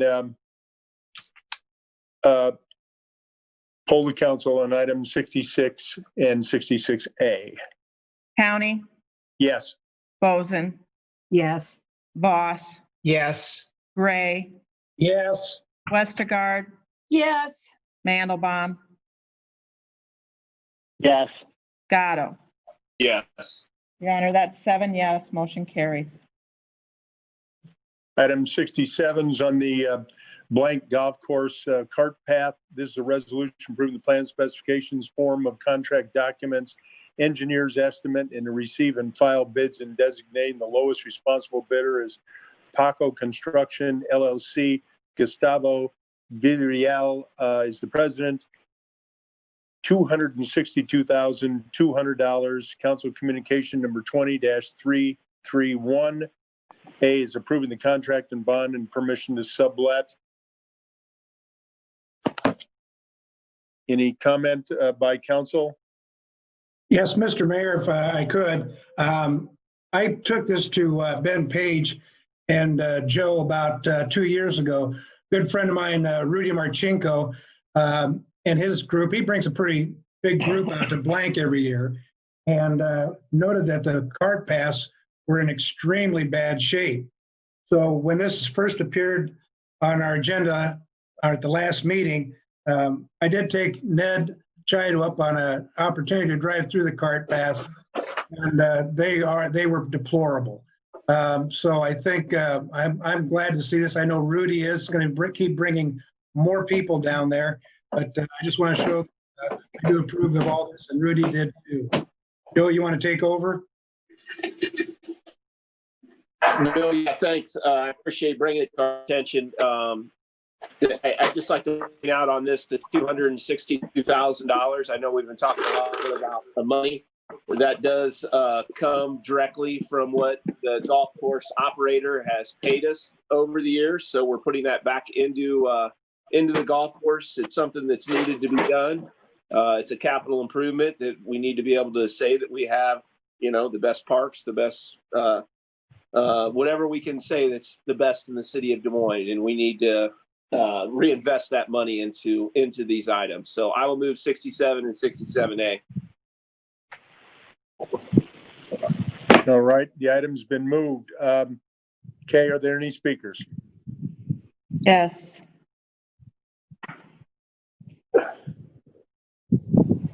Hi.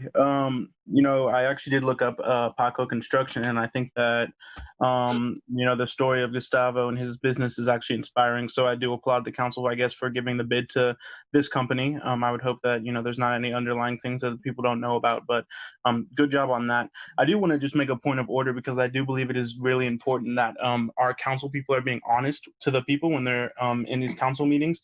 Looking at the Polk County Assessor's website, it says that Joe Gatto lives at 2. Thank you.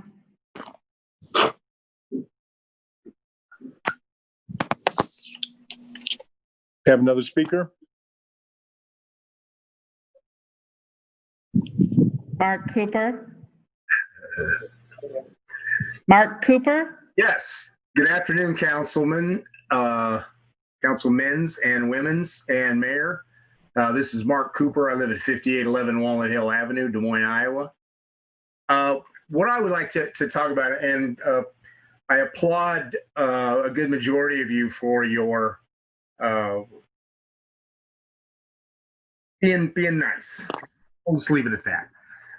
But what I would like to talk about or have you consider is that with these projects that are going forward, you know, what my involvement is with organized labor, that we look at people that pay livable wages and provide benefits, that we try to get them as our contractors for these jobs. But what I would also like to ask is that while we are having these folks do this work throughout our city, that we monitor these folks and make sure that the streets are cleaned up so that people that are especially traversing our city on mopeds or scooters or motorcycles, that they aren't put in harm's way because of debris and whatnot on our streets. So if that would be my only suggestion. But again, thank you for the day-to-day. It's been very enjoyable. Sorry that some of you had to suffer through some of that, but you know, it's all part of the deal, I guess. Thank you. Have a great day. Thanks. Another speaker?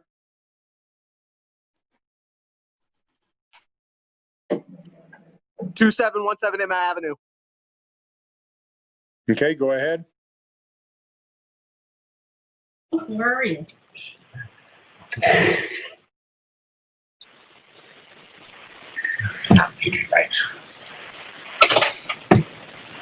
Indira, are you hitting your mute?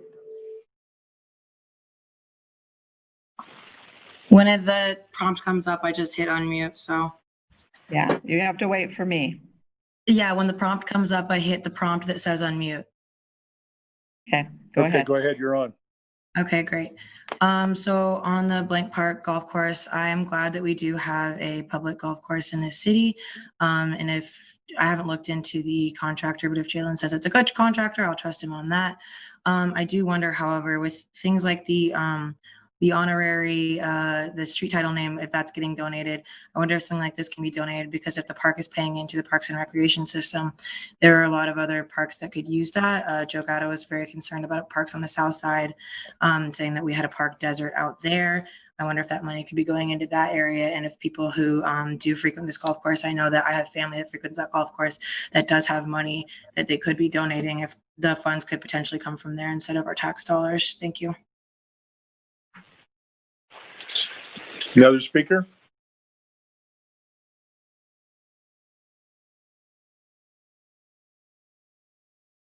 Lola? They're not there. Okay, next. Miranda, are you on mute yourself? I am now currently unmuted. Thank you. You're good. Awesome. So yeah, 262,000. Obviously, that doesn't seem like a lot compared to the like millions of dollars that we've been allocating to our police force and everything and things like that. But I believe that in a time of like pandemic and in a time of public emergency and crisis, there are many other things that money can be allocated to. Instead of beefing up our golf course, I agree that it's definitely necessary that people have things to do and we have public parks. But like was just stated, I think that money could come from the park department. I think that it could come from donations from people. I think that our tax dollars need to be spent on much, much, much more important things right now, like housing or, city, like actually fixing like city infrastructure, like the sidewalks on the south side, things like that, instead of just making the golf course a little more comfortable for people. Thank you. I yield my time. I will say one thing, and I appreciate the comment, Miranda, but I think this is a public safety issue as well for people that are using our public facilities and trying to keep them safe while they're trying to get some enjoyment. And as it's been pointed out, I think by Bill Gray, that he had a recent tour and that really is in sad shape. That's correct, Mayor. There's places that the water eroded the cart path to the point that if you took your cart over there, a very good chance you'd overturn it and we'd be subject to some liability issues.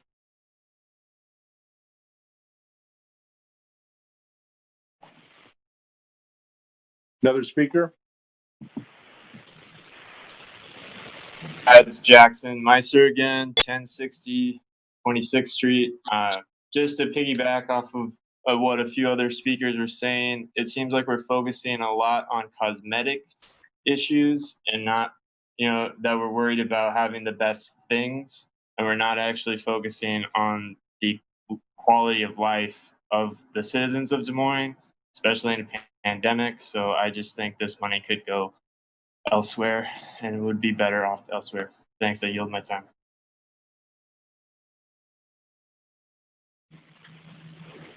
Okay, any other speakers? Yes.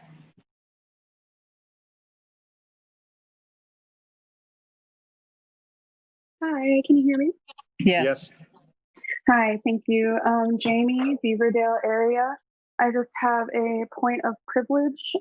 Kay, I understand that trying to keep everybody intact and keeping the cussing to a minimum is a very frustrating and Do you have taxing job. anything in regard to blank golf course?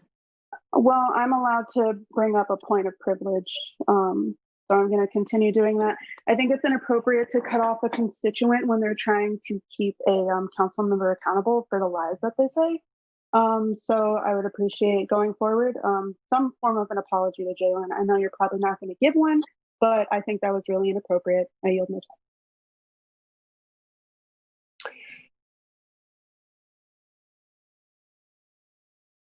Any other comments Oh, pertaining yes, to the I have blank golf course? Yes. I think this is a misallocation of funds, especially when there's a lot more important things that we can and should be spending our money on other than, rich people's luxury hobby. And I'd also just like to bring up, I think that Joe Gatto should pay a speeding ticket that he talked his way out of. Okay. Blank golf course, cart path. Any other speakers? Yes. Okay, I just wanted to say that if I were you guys, I would simply use this money to help real people instead of how pretty a golf course is. Thanks.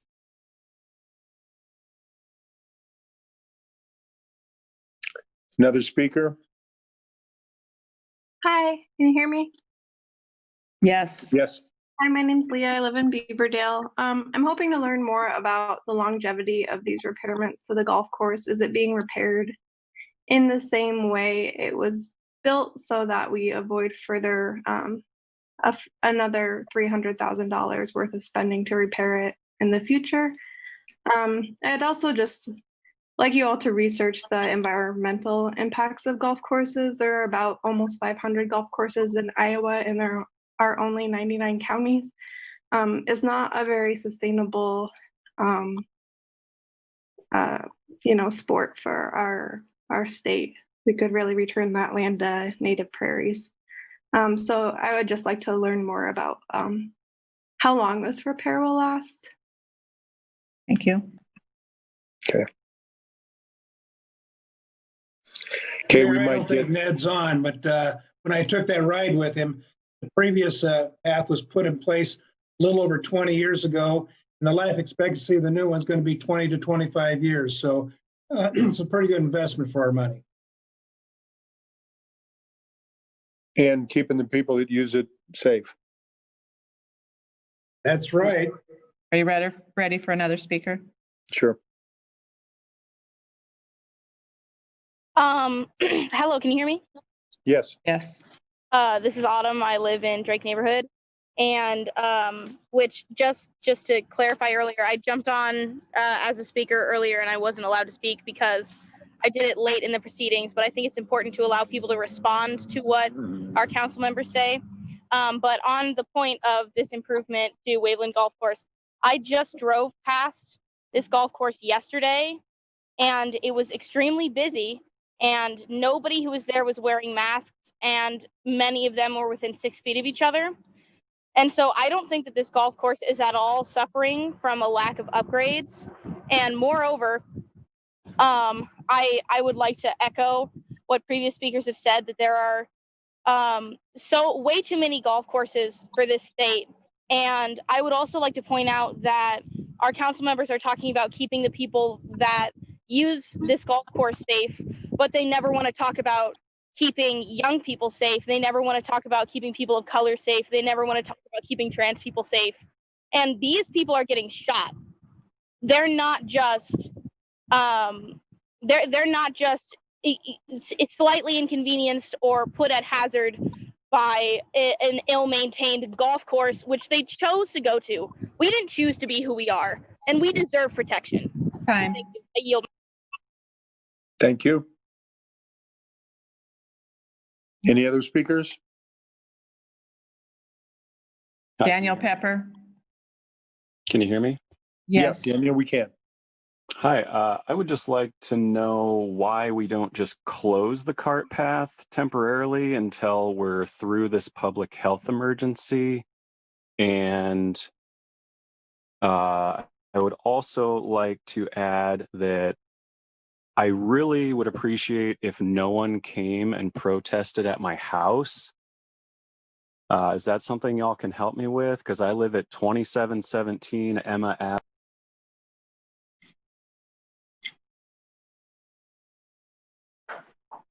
Okay, next. Again, Blank. This is Blank Golf Course, not Wayland. Go ahead. Yeah, I actually had a question looking at the agenda. I think there might be like a little bit of mistake. I know somebody mistaked it for Waveland because the address I have is 2717 Emma Avenue for this golf course. Thank you. Oh, wait, sorry. That's Joe. Are there any other speakers? Yes. How many you got? I can't see them anymore. I have 5 more. Yeah. Okay. Or 2 one that spoke already, I think. Yeah, Okay. 2 that spoke already. All right. Gabrielle? Sure, I heard Gabrielle? Frida right. It was 2717 Emma Avenue, I think.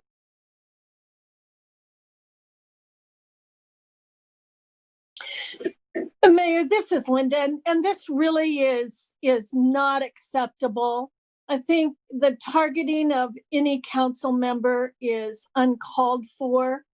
You know, everybody's been very respectful to the speakers, and I just don't understand why we're allowing this. Can we just move on from here, please? Can we take the vote? Where are we on time wise? Okay. We about done? Yeah, I think we are. Okay. Yeah, I think we're fine to move on. Poor Kay probably has to go to the restroom. Yeah. Okay. We've got a motion for item 67 and 67A. Would you poll the council, please? County. Yes. Boson. Yes. Boss. Yes. Gray. Yes. Westergaard. Yes. Mandelbaum. Yes. Gatto. Yes. Your Honor, that's 7 yes, motion carries. All right. Let's note that the hearings are now ended at 3:05. Let's take everybody okay with a 5-minute break? Yes. Yes, Yes. I think you Yeah, guys that's fine. have a 5-minute break. All right. Let's come back at 3:11. We're going to recess for till 3:11. Thank you all for attending.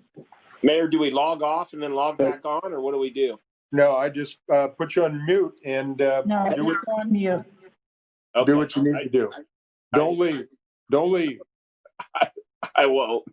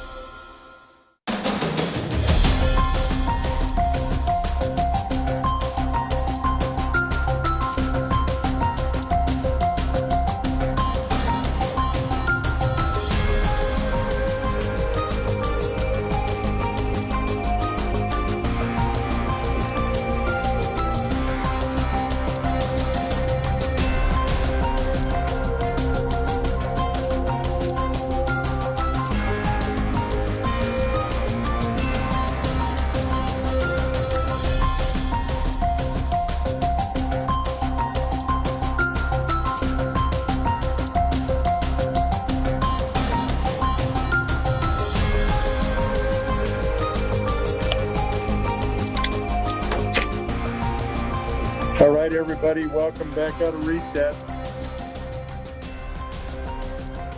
We've completed our hearings.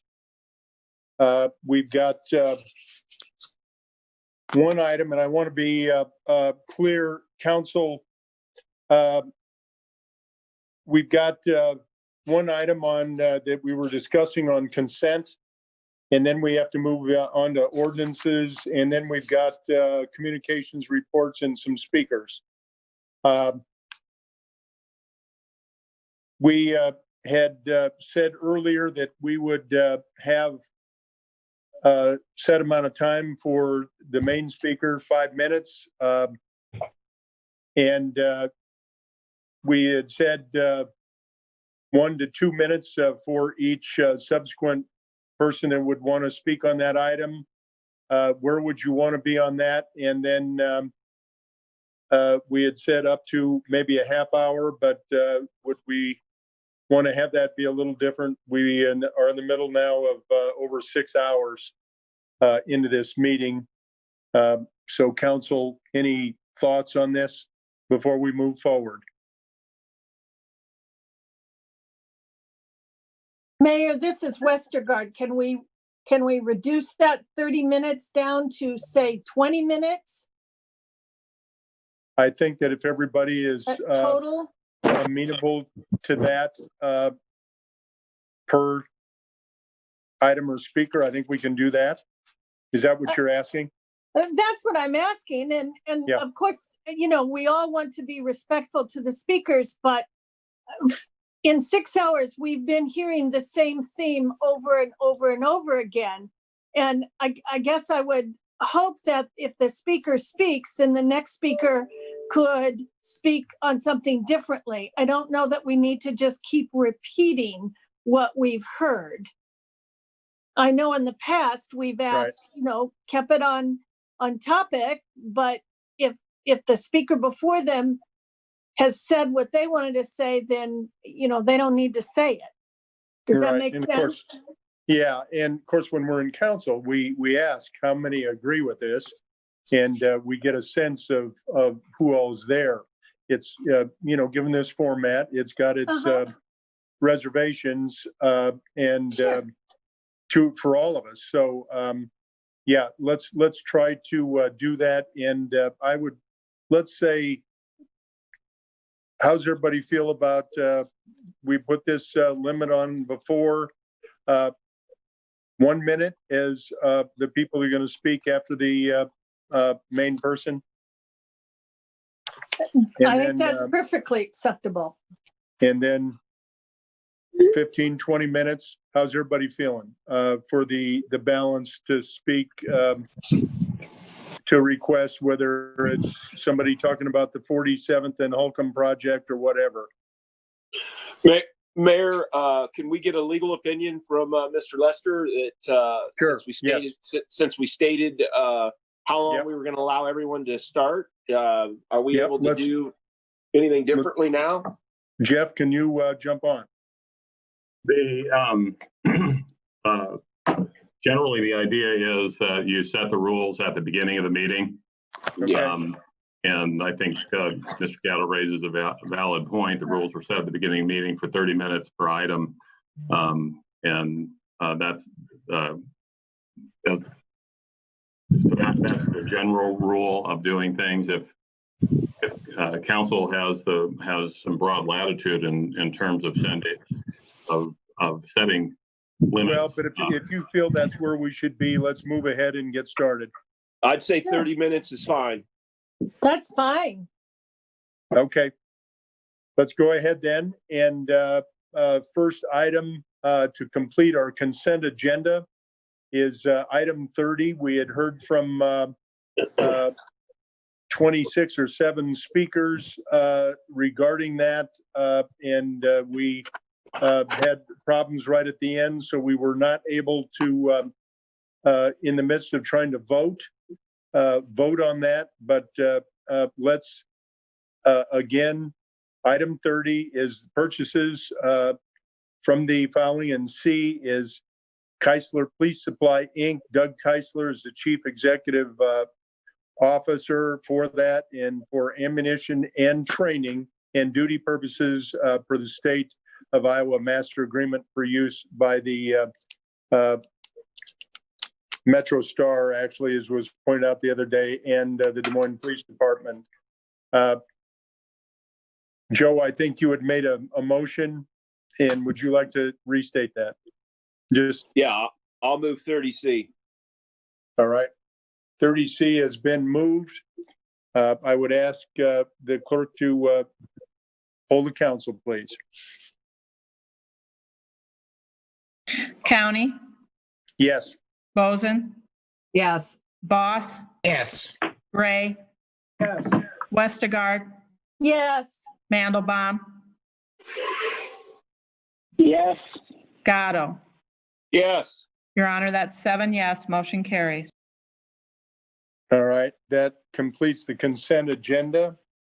And that moves us on to ordinances. This is amending chapter 26 by adding and enacting a new section 26-909 relating to energy and water use benchmarking, civil penalties, council communication number 20-320. This is the first consideration of the ordinance above. The final consideration of the ordinance above. The waiver is requested by the city manager to do it and requires 6 votes. So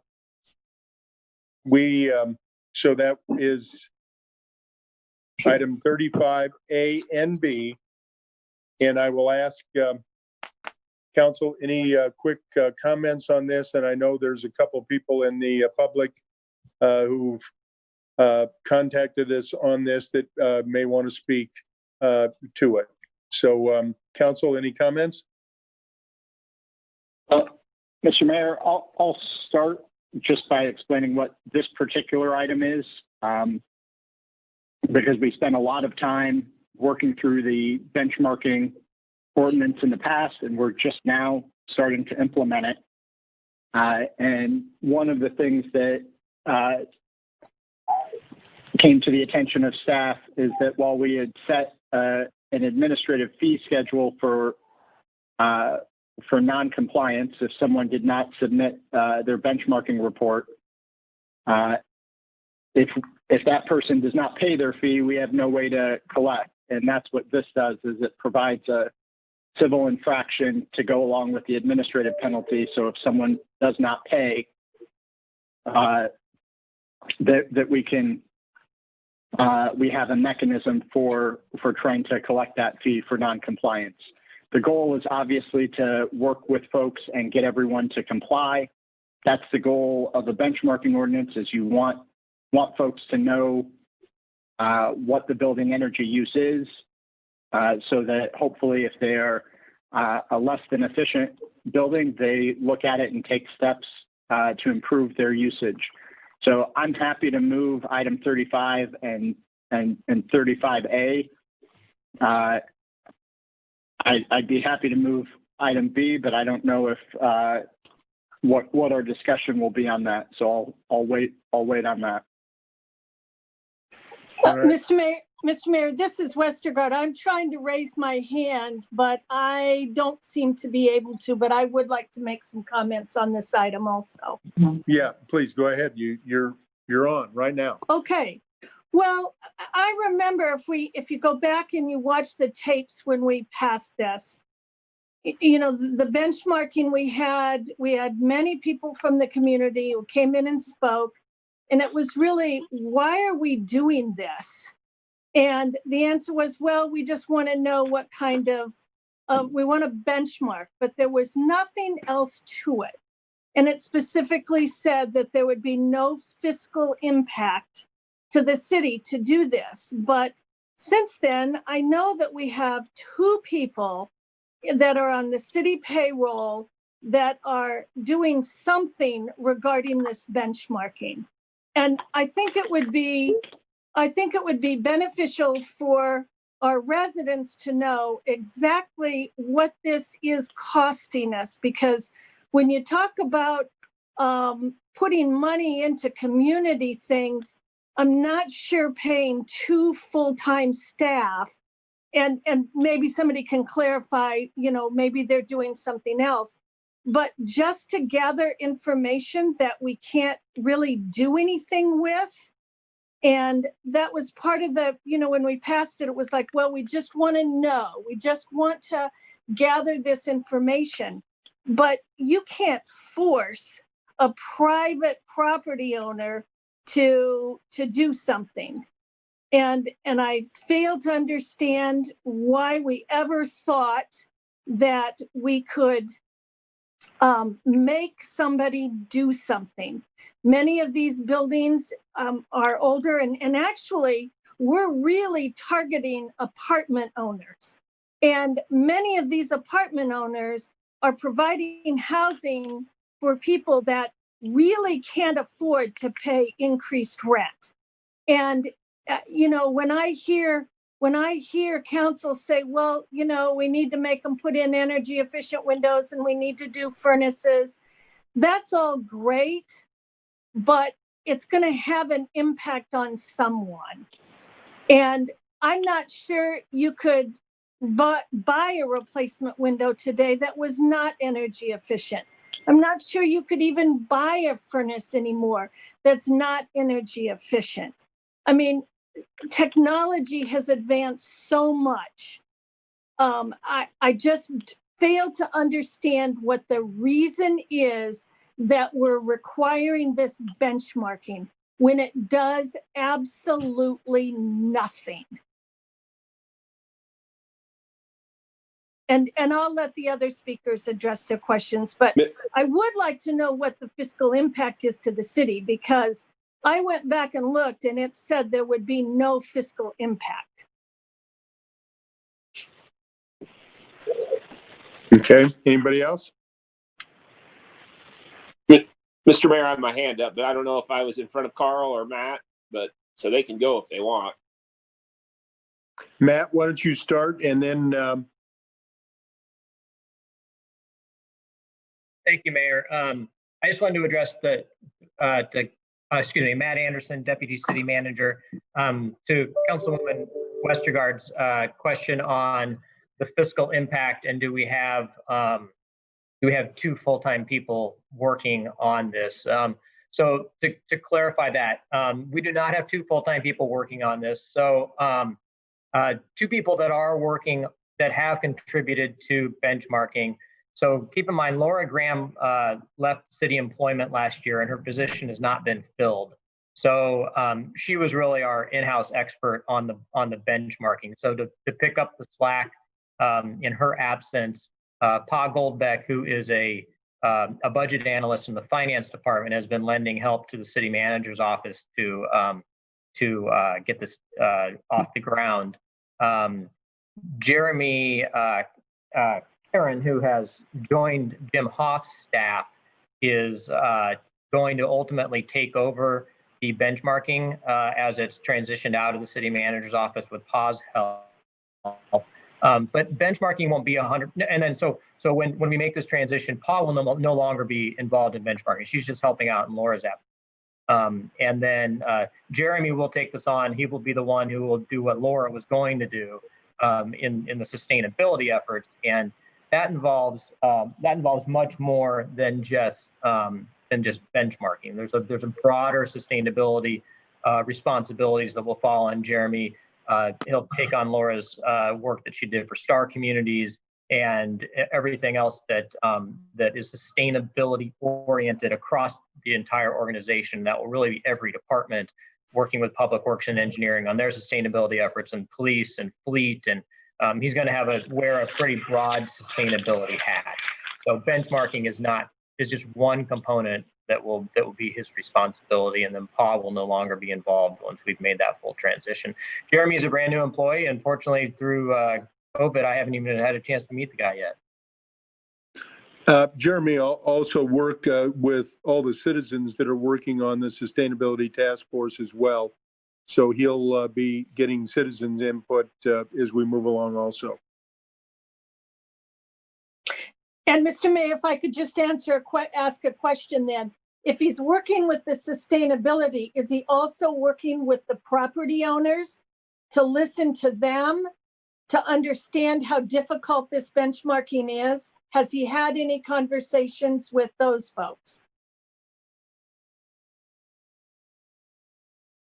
The folks that it actually impacts. Matt, I think the question is whether he's interacted with property owners since he's been on. I would guess that at the moment, he hasn't had a chance to do it. I don't know. But I think that if we would put, is Jim Hoff on? Could we get him on just for 1 minute to make a comment about that? Because I think that Jim has worked to try to keep building owners and property owners up to date on what we're doing and where we're headed, and keep them. By the way, it looks like Jim's hand is up. Okay.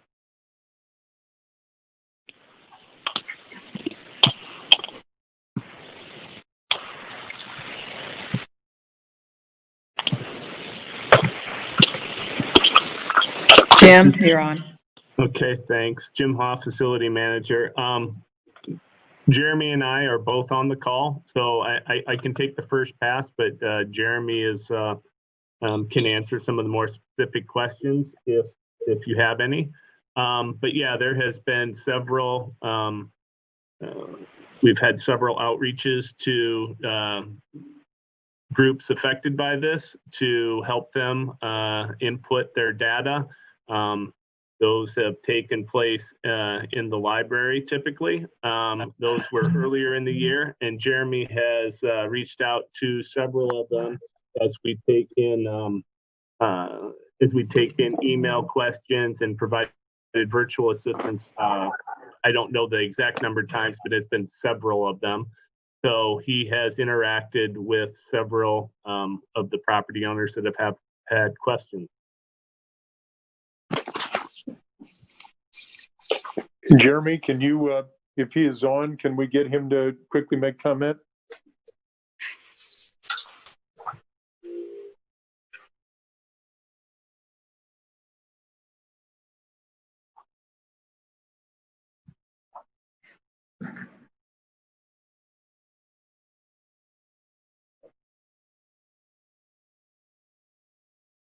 Hi, this is Jeremy. Can you hear me? Yes. Yes. Great, thank you.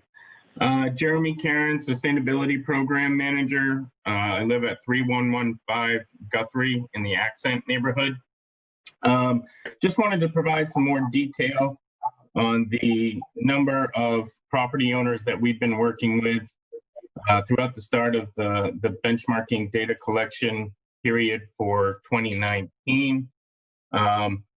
As Jim mentioned previously, PA and others with the state V3 program have been working very closely with building owners to assist them with inputting their data into the portfolio manager tool we use to have building owners submit their data. There were several open public meetings where they could come and work with staff to get their account set up and input their data. And those were pre-pandemic. And then once the pandemic began, we migrated that to virtual assistance sessions. And so we've held 10 or so virtual assistance sessions at the request of property owners. We've had approximately 78 or 90 exemption applications come in, 78 of which we approved, and 8 which we have denied or are submitting additional information. We also have a number of properties that have submitted questions following the second mailing reminder that we sent out roughly a month ago. And that's upwards of 30 property owners that we're working closely with to resolve their issues. So we continue to offer technical assistance now and are working very closely with property owners. And I would like to add that in recent meetings we've had with other municipalities that have benchmarking programs throughout the Midwest and nationally as well, we're actually outpacing a lot of those communities in compliance with the ordinance for this year. We have 568 buildings, not counting the exemptions we've approved, that are required to benchmark for this year.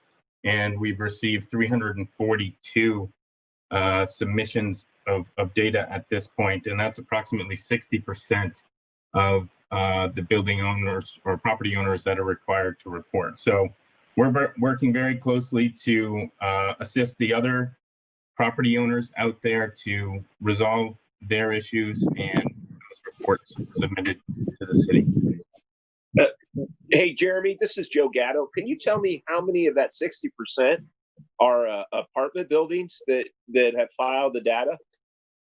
I can tell you there are approximately 71 apartment buildings as of right now that have submitted their data.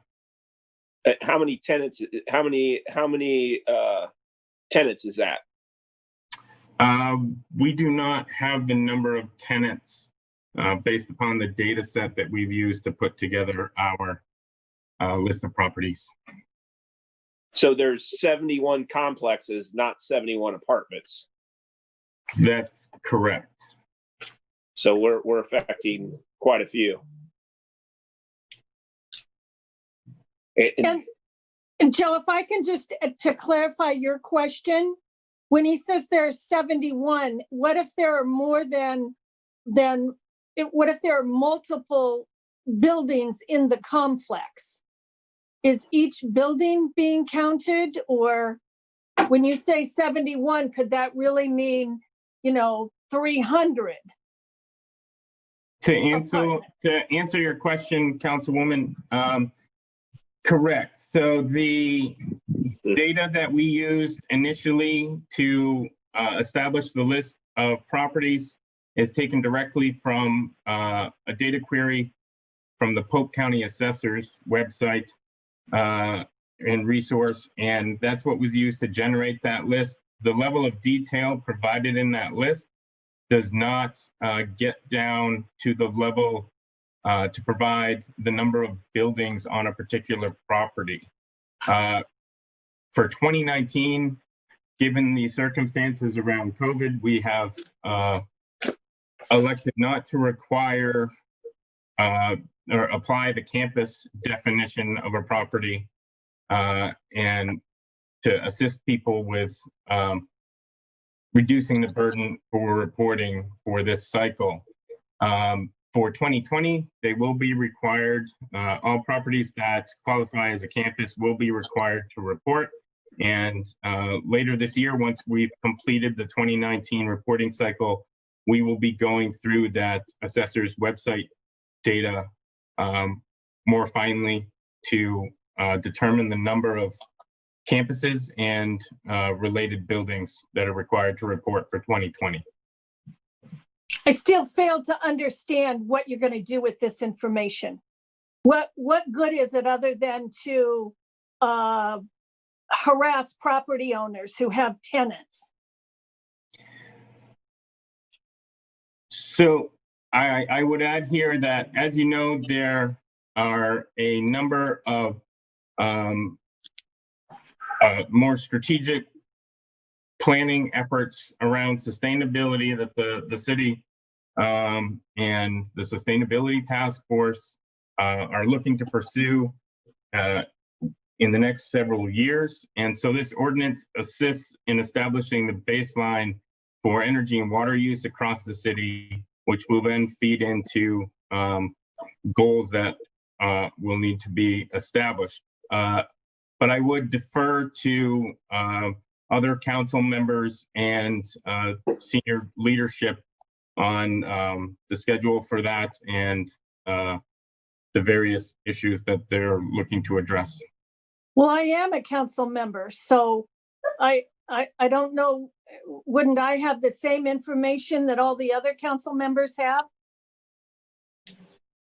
Well, if I could, Linda, I mean, we spent we spent a significant amount of time talking about the purpose of a benchmarking ordinance. And I know you didn't believe in the purpose then, but I can go over it again. And it's one of the pillars of a climate action plan that we as a city can take. We don't have a climate action plan in place, but building energy use is one of our most significant sources of greenhouse gases.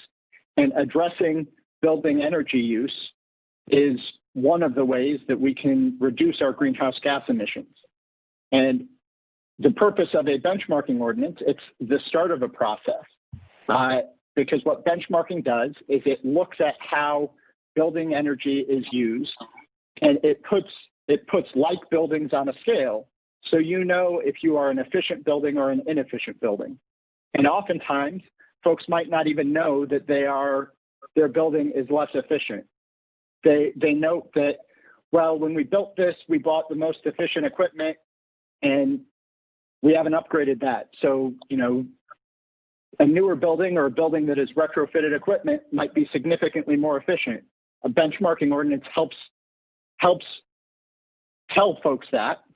And the other piece of this ordinance, which down the line, there will be a disclosure piece so that businesses and residents can shop based on efficiency and can know about the efficiency piece.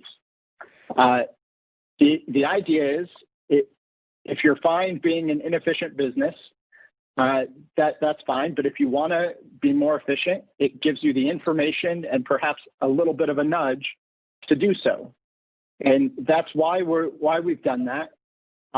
And I will say, from an apartment perspective, it is one of the things from an equity perspective that we can do, because oftentimes a tenant does not even know before they move in utility bills, but the landlord controls the equipment. The landlord controls a fridge, for example, which over the course of a year, it can be $100 to $200 in difference between an energy efficient fridge and a less efficient fridge on someone's utility bill. Same thing with heating and cooling systems. So I think there's a very important purpose. And I think, and I was willing at the time when we considered the ordinance to actually go farther, because there was initially a performance standard component to it, but as a council, we weren't ready to take that step. But this data will help us understand whether or not we need to go farther, and we'll see in terms of compliance, and we'll see what kind of improvements it leads to. And Josh, don't you think that landlords of these large apartment complexes know what kind of efficiency they have? It's their buildings, they own it, they get those bills every month. And many of these projects where they use tax credits, they have to pay the water bill. They have to include that in the rent. And they cannot control how much water someone uses. They can't control whether I turn my lights off. They can't control some of those things. And there are some things that tenants are responsible for, and they can control that. I just still fail to understand large apartment complexes. Why aren't we focusing on all of these big homes that we have that were built, pre-1940, that are huge, that, families of 4 are living in? And why aren't we targeting those properties to talk about, how efficient is their furnace? How efficient is their water heater? Some of those big buildings and still have boiler systems in them. So I still, I'm gonna fight for that apartment dweller that's doing everything they can to live in their apartments. And we're making it difficult when we put expectations on landlords in these projects, in these complexes. I don't even want to call them projects, in these complexes. I just hope that we'll all take a look at that. And I know that energy consumption is very important to you, Josh. That's your business. That's your line of work. I understand that. But why are we targeting if you want people? to Go ahead.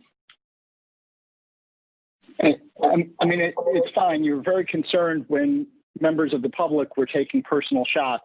I'm not taking a personal everyone shot. is concerned.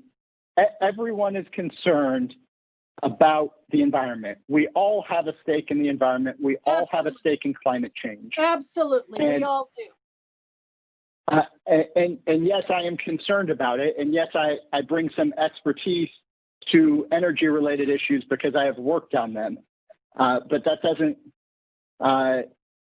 change the merits of the proposal or what this is about. And I agree, we should be looking at a broader range of energy efficiency programs and policies. We should go beyond just our benchmarking ordinance. I am very eager to do more than what we're doing today. We start with benchmarking because the biggest buildings in our community have the biggest impact. So it's a natural first step. You don't know that. You don't know that because we haven't benchmarked and many of these people aren't turning things in. But we are targeting the most vulnerable population. Let me say one thing in here, Linda and Josh. I understand the debate here. The benchmarking was limited. I think that there were those that would like to have taken it down to some of the size buildings that you're talking about, but there was a lot of resistance. So we limited it to, I think, 25,000 square feet and above. And that there were a significant number of those. And that in many cases, a lot of people don't spend a lot of time looking at the performance of a building, whether it's commercial, industrial, or residential, as they move into it. And sometimes they're responsible for all of the utilities. And as we think about lowering energy consumption, if I understand that the data sometimes is hard to get, but if you don't know what it is, if you can't measure it, you can't manage it. And I think we want property owners to be able to manage their use of utilities and hopefully lower them significantly, and to do everything we can to reduce our input into the climate change metric. And I think that that's what the purpose of this whole thing was moving forward. We didn't put any demands about it. It just was about, let's benchmark, let's see how we perform. How do we perform across this region, across this country? How do we compare? And how can we all work together to do a better job? And if we can't measure it and we don't measure it, it's hard to move forward.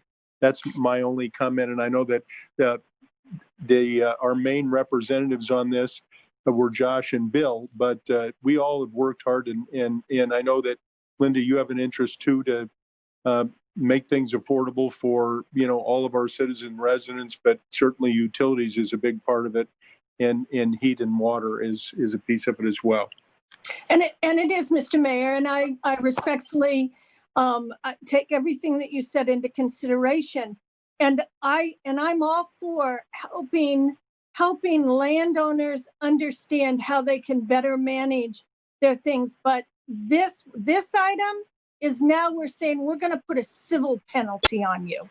If you don't benchmark, then we have the right to give you a civil penalty. That's much different than trying to help someone. That is saying we're going to fine you if you don't do it our way.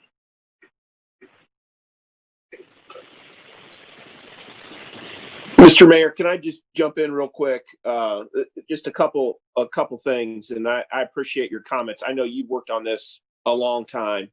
And I know this is near and dear to your heart, and it is to all of us. I mean, we all want to do the right thing for our environment, but we've had a lot of discussion today about housing, and specifically for folks that live in apartments. And this ordinance, in theory, it's wonderful. Yeah, it's going to be great.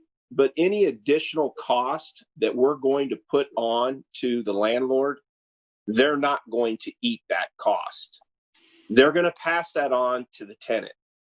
And unfortunately, what we're requiring landlords to do is try to monitor how the tenants are going to use their utilities, which is going to be very difficult.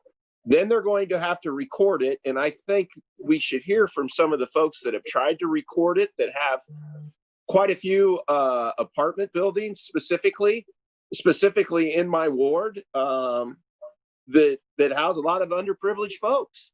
And we need to be very considerate of what we're trying to do and add additional cost to their day-to-day living. Especially, we are in a pandemic. I've heard it 100 times today. And I think we need to be considerate.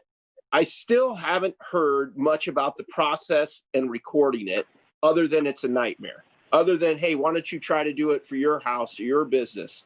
And, if I had to hire someone, it's a ongoing job. And for certain property owners, if he pays all the fines, it's $35,000.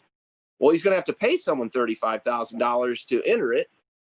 He's not going to eat those costs. That's going to get passed on to the tenants.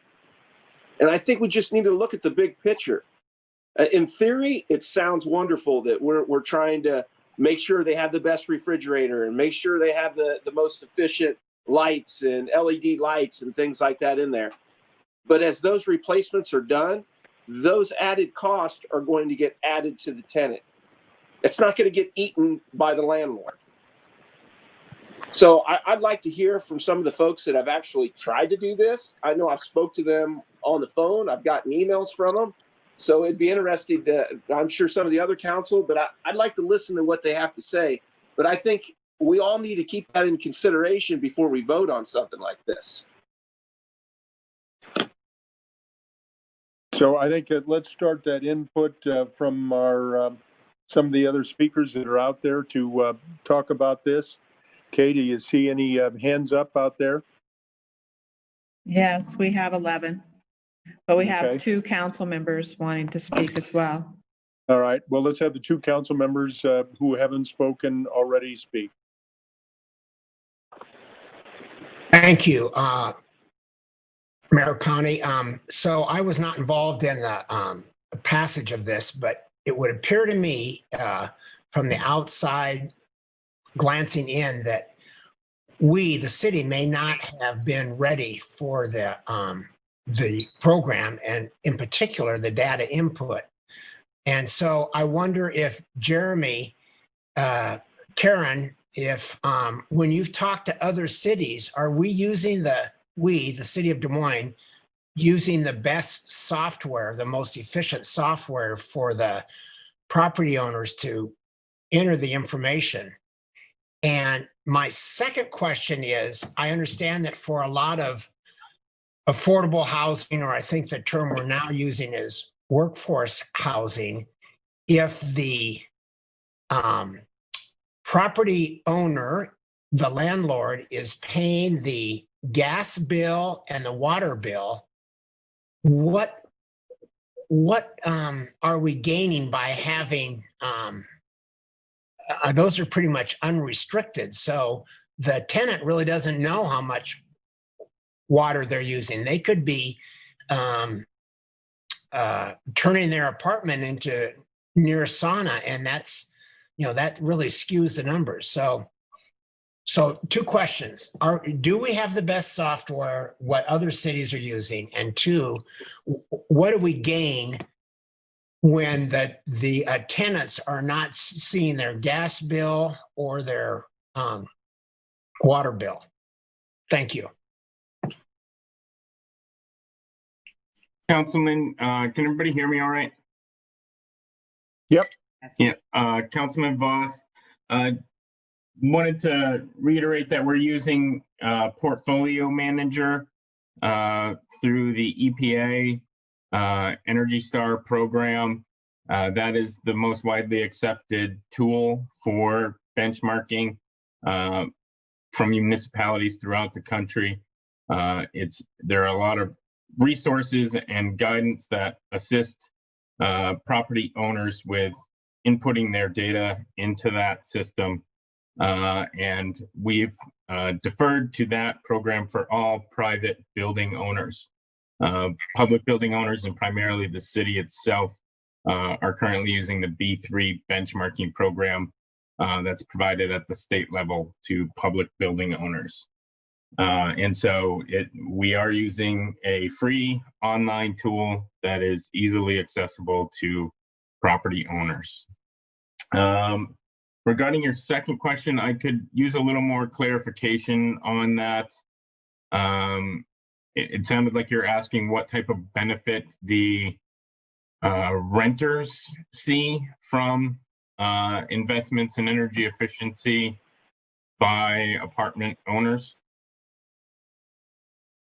Well, not exactly. So if the tenant doesn't see the gas bill or the water bill, there's really no, they're not driven to reduce either their gas bill during the winter or water bill year round. So what benefit is that to the city to be tracking this? And yet there's nothing on the back of the property owner.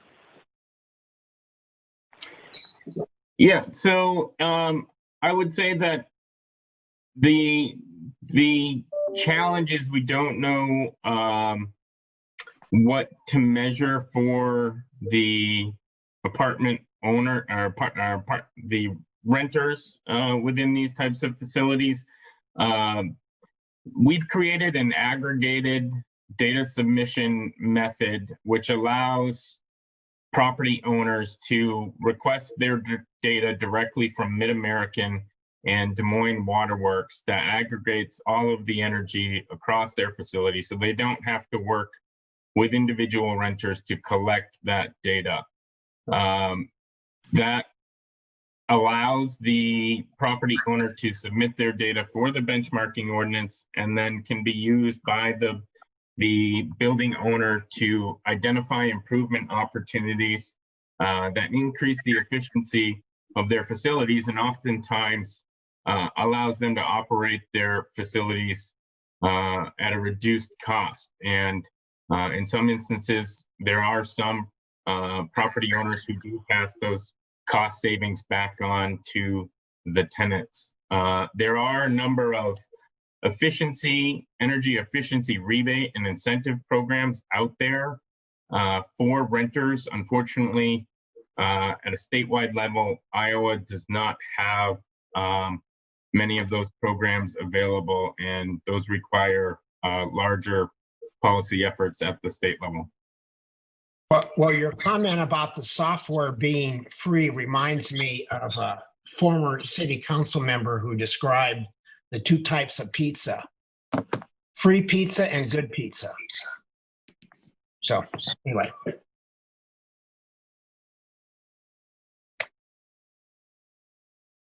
All right.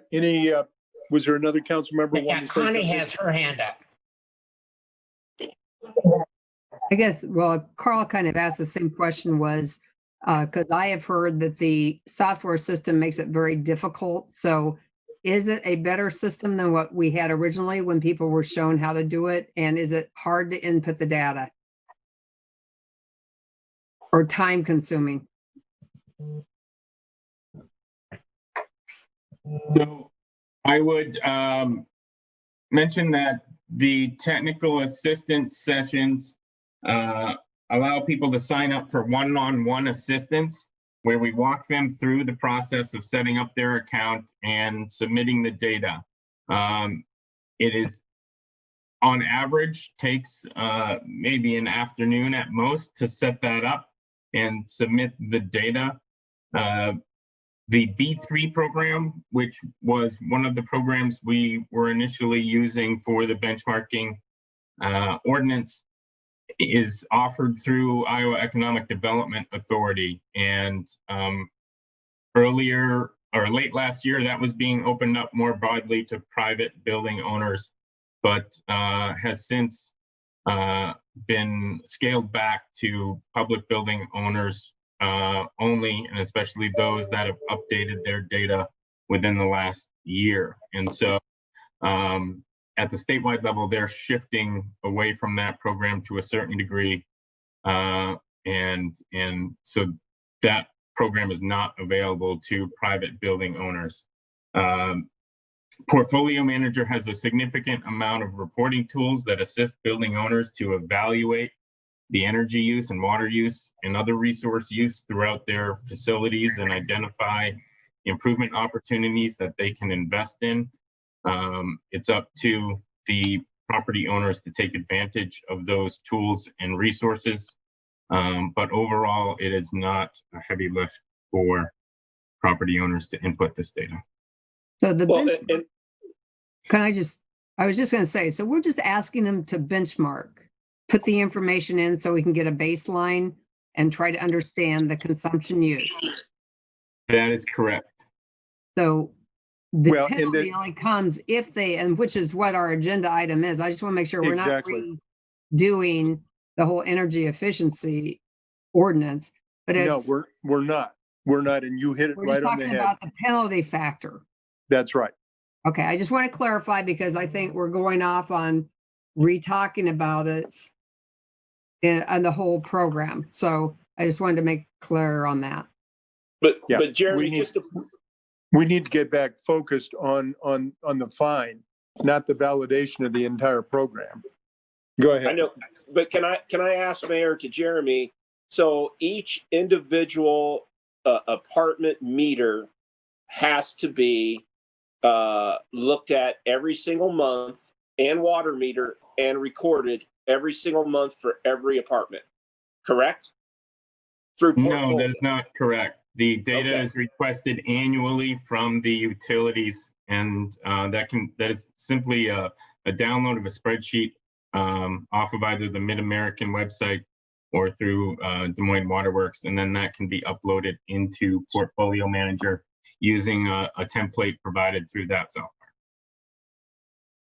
Okay. That's not the information I've received, but I appreciate you clarifying that for me. All right, unless any of the other council members have anything, let's open it up for our attendees.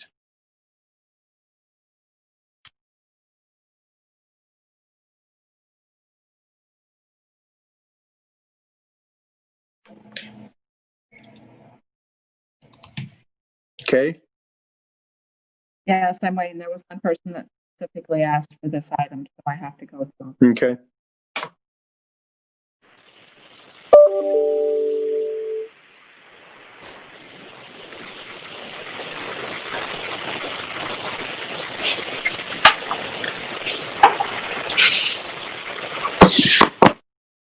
Jeremy?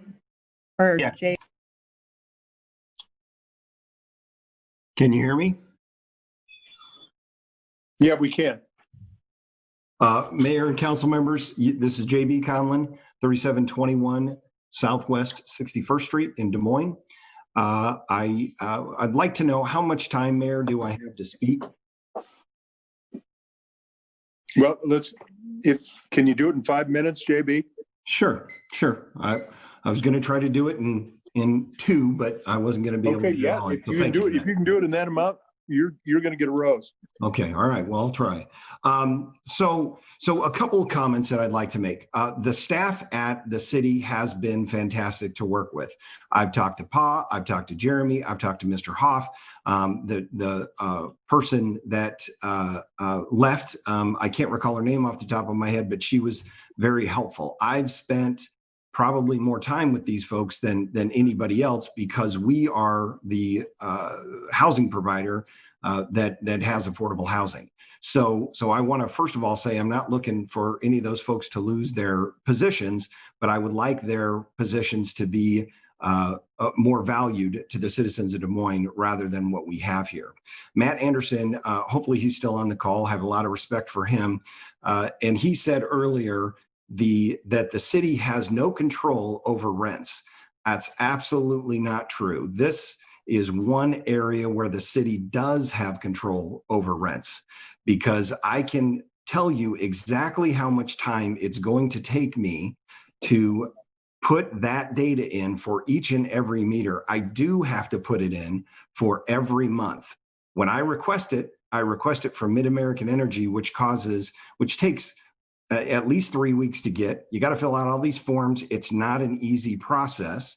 And I have to hand put that information in for each and every meter for each apartment and for the other utilities. It's not an easy process. If you guys all recall, we've all been told that this was an easy process by Mr. Newman that designed the process. And when he came to my office after 3.5 hours, after I got all the information after 3.5 hours, he couldn't get past page 2.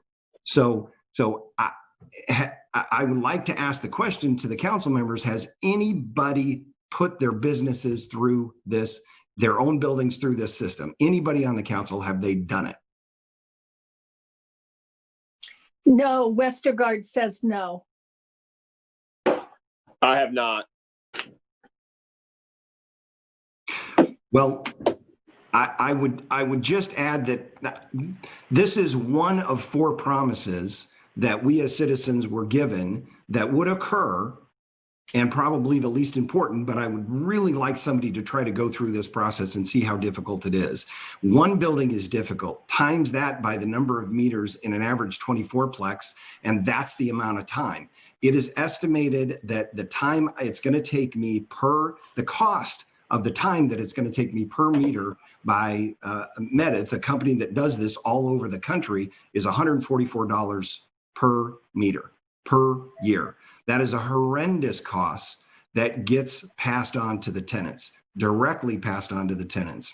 And so that nobody has been through this program and voting it and putting it on us as property owners that are already under horrendous stress right now in terms of what we're going through with the eviction moratorium and with tenants that can't pay rent. We're facing a horrible problem. No landlord wants to kick out tenants, but we have to pay our bills. And this kind of program is making it more difficult for us to do that. A second promise that I was personally given is that we would have B3, because we had proved that portfolio manager, I liked Councilman Carl's example, is portfolio managers used because it's free. Experts will tell you that portfolio manager was never designed for apartments. So the data that you force into that is going to be bad data. So B3 was promised, B3 was taken away. There's promise number 2. 3, we were told that this was only going to affect a certain number of buildings, 650. Told that over and over and over again. Well, it comes to, we all understand now that is, the city has no idea how many people this is going to affect and how many businesses this is going to affect. That was never even considered at the time when this was being done.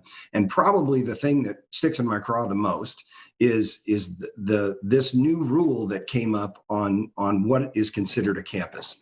So this, as I stood in front of the council, and I would encourage you guys to go back and review this tape, I was told specifically this was the 25,000 was for one building, only one building. That's it. Now that turns out to not be true. And that has a huge effect on apartment owners, because usually apartments are on one parcel. So if a landlord has 3 apartments on the same parcel that are all 15,000 square foot, guess what? You got to benchmark every single one of them. And here's another funny part is that the fine that was $300 or $500 is now $1,200 or $2,000. So how this has changed and how this misinformation got out there, and Josh, I understand this is your pet project, but this thing was not ready for prime time, and a year later is still not ready to go. And your own data will show you that only 29% of all the apartment owners, which by the way, from city staff is 240 that are supposed to comply with this, only 71 or 29% were submitted data. In any class I've ever been in, that is a failing grade. That doesn't seem like apartment owners specifically, which are lower than anyone else in terms of compliance because of the difficulty in putting this thing together. Apartment owners are not seeing any value in this because a owner that does not know the efficiency of their building does not stay an owner for long. We don't need a nanny city to hold our hand and tell us how to run our businesses and how to be efficient. We know how to do that. Building owners have been in this, and specifically apartment owners have been in that. And tenants certainly don't need the city coming in and telling them they need LED light bulbs. They need rent money and they need food. That's what they need right now. And we need to concentrate on those things that are important and get rid of this silly program altogether. But I would ask that apartments are exempted from this program. And I'm available for any questions. I'll stay on as long as you need.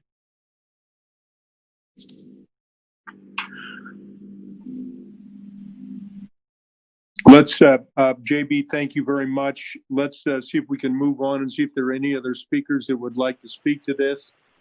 And then see if we, where we're going to go with this.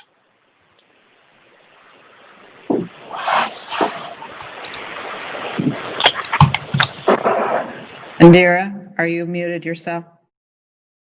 Hi, thank you for calling on me.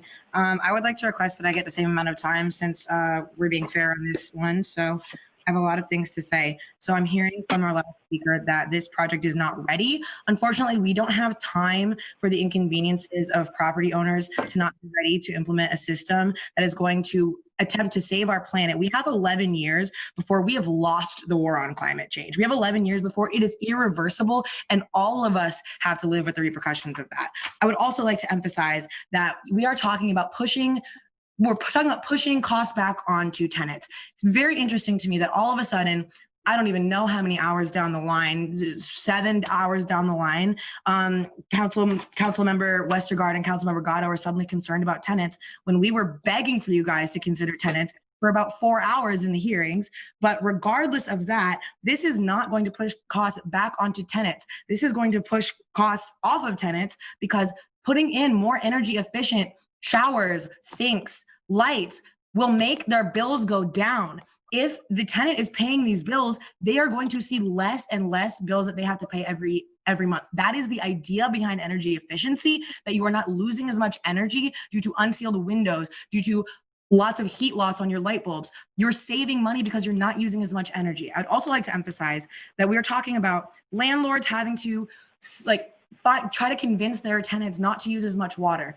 The tenants are going to be using exactly the same amount of water after this is implemented as they are going to be using before it. So literally nothing is changing for this landlord except that he gets to put in, or she gets to put in, or they get to put in new showers and things like that, so that if they are the ones paying the utility bills, the costs go down for them as well. I would also like to emphasize that y'all are so adamant about supporting the police. And I understand that that's a very important issue to you, but you support the police because law is supposed to be a deterrent if there's a penalty, right? So the police implement that penalty to deter people from breaking the law. Well, if this is the law, then we're applying a penalty. So considering that logic, this goes exactly along with what you guys want. This is a deterrent. So if the property owner doesn't want to pay this $100-something fine, they can spend less money doing that by putting in an energy efficient water system, putting in energy efficient lights, sealing their windows. I want to talk about personally, my windows in my home are so drafty. We lose so much heat every year because we cannot put in energy efficient windows. You're also talking about why isn't this being put on these big 4-family homes. First of all, I'd like to emphasize this is not just apartment buildings. This is on all commercial buildings, City of Des Moines buildings, and multifamily buildings over 25,000 square feet. So this is going to be impacting our climate fight so much because the biggest contributors to climate fights are not these single family homes. They are these big corporations. They are industrial plants, which I don't think is included in commercial buildings, but this is at least a start. And then they are the bigger buildings. I'd also like to emphasize that you're saying that the landlord is going to lose so much money. You're talking about wanting to put this on a four-person home, right? That's 2 incomes, potentially 1 income on that home. This landlord has how many incomes a month, Linda? You were going on and on about how many tenants this is going to be. Okay, that is that number of incomes. If it's 1,000 tenants in this apartment complex, that landlord has 1,000 incomes a month of $400, $600, $800 a month. So I really am not worried about this apartment owner not having enough money to do these things when he's going to be saving money and his tenants are going to be saving money if those bills come back on them. This is helping low income people. So don't try to act like you're standing up for the thing that we were asking you to stand up for before when you're literally standing against it. And I would like to say that it sounds like Otto and Westergaard are asking for a provision to be put in this amendment that landlords pass this cost on only that the landlords do not pass this cost on to their tenants. Since you're so worried about tenants paying this cost, put a provision in this amendment that the landlords are not allowed to pass that cost on to their tenants since you're pretending that's your interest. Thank you very much. Do we have another speaker?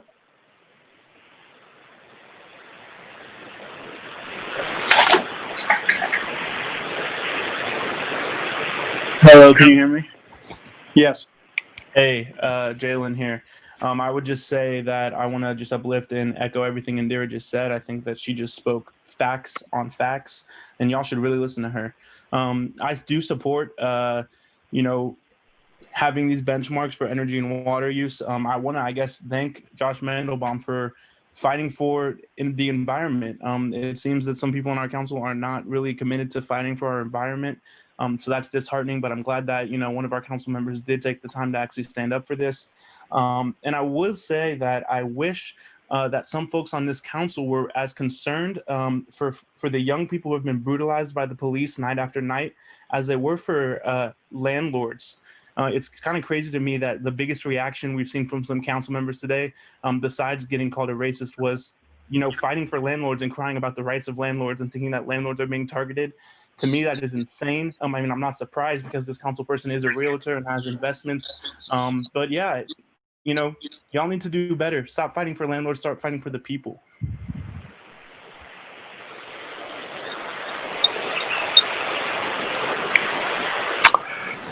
Another speaker? Yeah. Can everybody hear me? Okay, so Yes.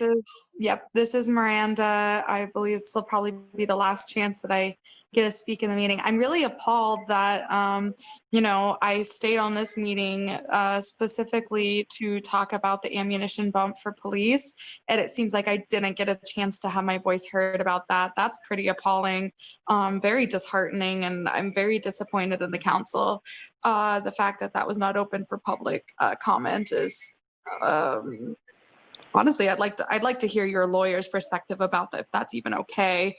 But on the matter of this landlord, whatever is going on here, I think that this is something that we really need to push forward. And the fact that somebody is coming on here saying like, hey, tenants are going to eat the cost, like that's just a bunch of fear mongering. When it comes down to it, we all pay our own utilities most of the time anyways. Most apartments make us pay our utilities anyways. So having landlords bump these more cost efficient, energy efficient utilities and things like this, we're not going to be eating costs. That everything is going to end up being lower and easier on the tenants. And if y'all are fighting for your majorities and y'all are fighting for the tenants and the people in your constituents, then this is the one that I actually support you voting yes on. But back to the I mean, back to 30C, like I'm really disappointed about the fact that, you know, that was not opened up for public discussion at all before you cast a vote. And I would like to ask your lawyer if that's actually a legal thing, regardless of if it was spoken on at a previous city council meeting.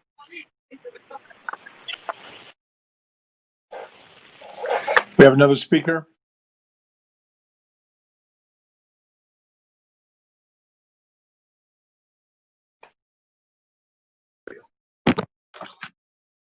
Yes, I would like to speak on the fact that you completely glossed over the vote on ammunition.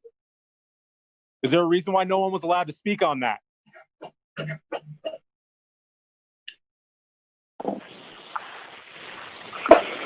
The meeting was closed the other night, and we had a motion that was on the floor. We'd already had 26 or 7 speakers, and we had no more up until the motion was made.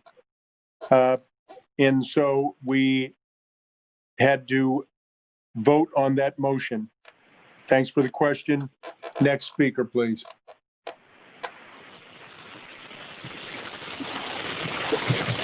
Hey, can y'all hear me? Yep.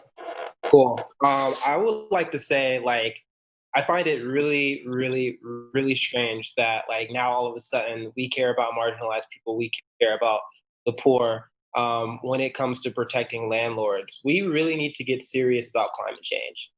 It's real. We only have 10 years before this stuff is like irreversible and we're all screwed. So when I'm hearing about benchmarks for our city to actually do something to like enhance the fight against climate change, I don't want to hear like landlords crying and not giving other solutions. Literally said he wouldn't even want the program. Then what are we going to do? And additionally, why even have benchmarks where we have like people, majority of the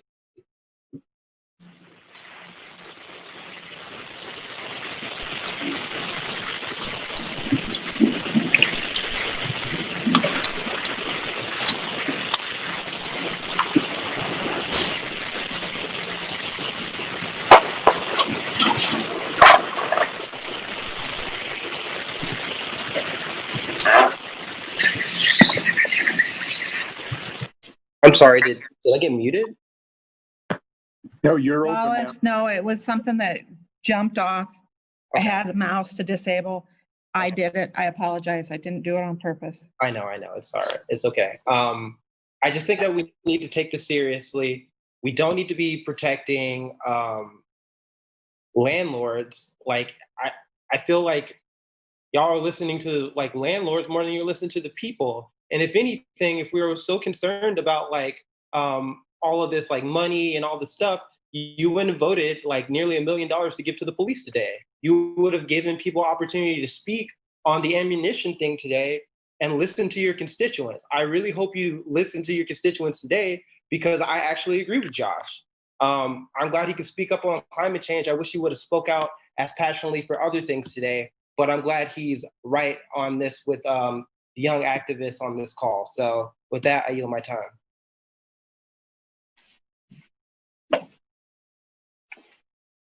We have another speaker? Yes. How are we on our time limit? We're over an hour on this one. We've gone way over, so let's just allow one, maybe 2 more speakers, and then we got to move on. Hi, can everyone hear me? Yes. Hi, thank you. Okay, so I have a I wanted to say, was it Josh? I can't remember his name, but I do agree with moving this. I think that the support for wanting to advocate for environmental change is really important, but I do have a genuine point of information, and I don't think it's reasonable to pass over the fact that it was at a previous meeting because this is an entirely new meeting. Why was there no public comment for 30C? I would like that question to be answered because this is a completely new meeting. It does not matter how many comments were at the past meeting. This is an entirely new meeting. And that meeting wouldn't have been canceled if it wasn't cut off. And it got cut off and y'all were trying to like do a new one, but you just canceled it, which is also unfair. Do you have anything regarding 35? I did regard Benchmarking. 35 and I wanted to come back to 30C because I'm allowed to bring that up. Thank you. I'd like. Okay, that was the last speaker. Okay. Okay, I think there's one other person I got a text message trying to raise their hand and speak. We already did an hour of comments and I have 8 other speakers with their hands up. Oh, gotcha. Yeah. And not only that, but we limited to, I don't know how we ran over, but we limit to a half hour. No problem. We ran half hour over. So we tried to get as much input as possible. All right, Josh, we have a motion. I had a question. Yes. Just on, okay, if this is passed, when were penalties starting to occur? Have they already started to occur? I forgot to ask that.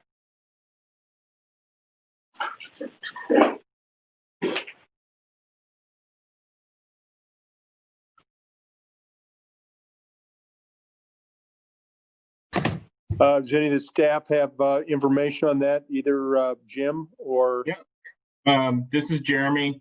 I just wanted to reiterate some of the key dates. So for 2019, due to the challenges presented by the pandemic, we've extended the reporting deadline out from May 1st to August 28th.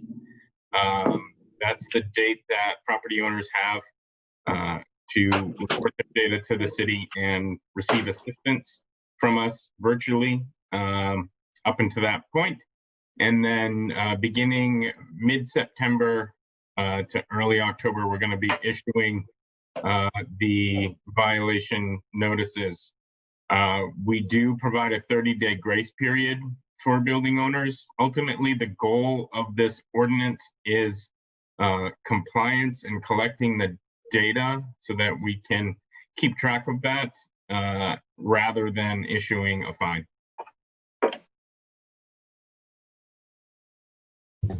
Because my one thing would be based on everything going on if we pass this, then the fines don't start until maybe the first of the year. Well, and Connie, to that, I don't know that we're going to be in a position to, Josh moved 35 and 35A, but I don't think we're going to get B passed. Okay, we can do that later. And so I agree with you. I think we need to sort it out with the property owners. We've got a little bit of a chance, and I think your motion to move any enforcement to at least the first of the year, make sure everybody is on board on how they can collect the data and help them implement it. Okay, I just wanted to bring that timing up because I know that question will come. You're absolutely right. Will we be able to get some type of report knowing that the data collection and the portfolio is working correctly? Not just from staff, but from other property owners that have been using it before our next reading of this? Yep. Jeremy, can we work on that?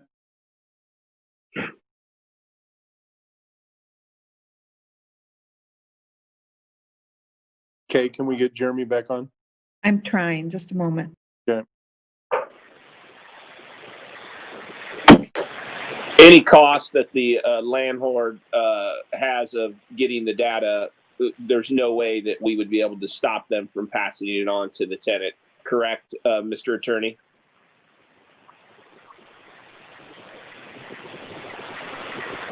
Could you repeat that, Joe? I'm sorry. I said no problem. Any cost that the landlord owning the building incurs, we can't stop them from passing that on to the tenant, correct? Not with respect to this ordinance, and Right.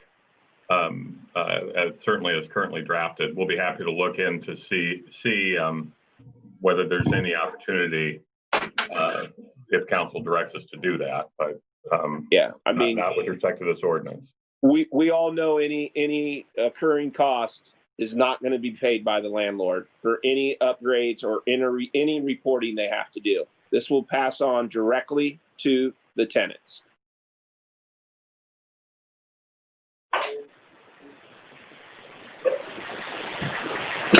And Joe, that's what I find so crazy about this. And it's not that Yep. the landlord wants to pass it on, but most of these complexes have investors. I mean, they have to, somebody has to pay for it. And oftentimes, there's no other choice, unfortunately. I still fail to understand what we're going to accomplish. Does it just mean that, that they don't make improvements to their property to make it look nice? Because honestly, I'd rather the landlords put the money into making it so it's a really nice place for people to live.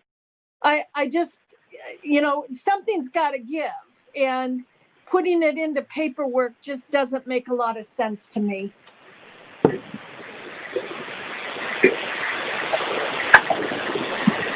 For what? Just to satisfy somebody to say, oh, look, we're benchmarking.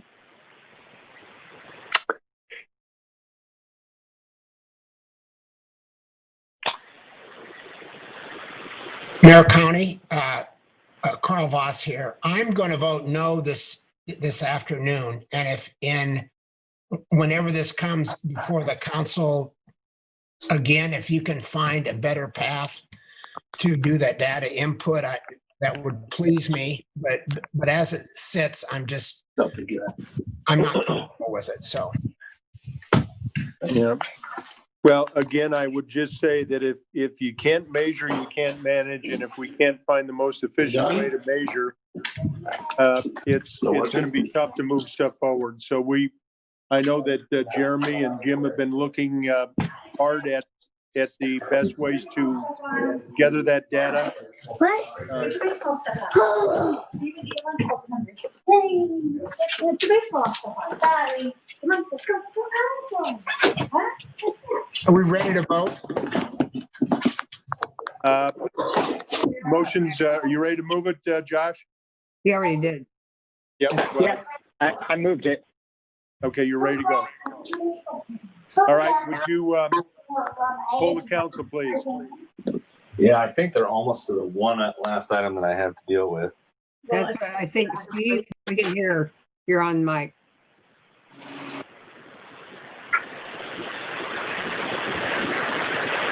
Poll the council, please. County, Yes. Boson, Yes. Boss, No. Gray, Yes. Westergaard, No. Mandelbaum, Yes. Gatto. No. 4-3, Your Honor, that motion carries.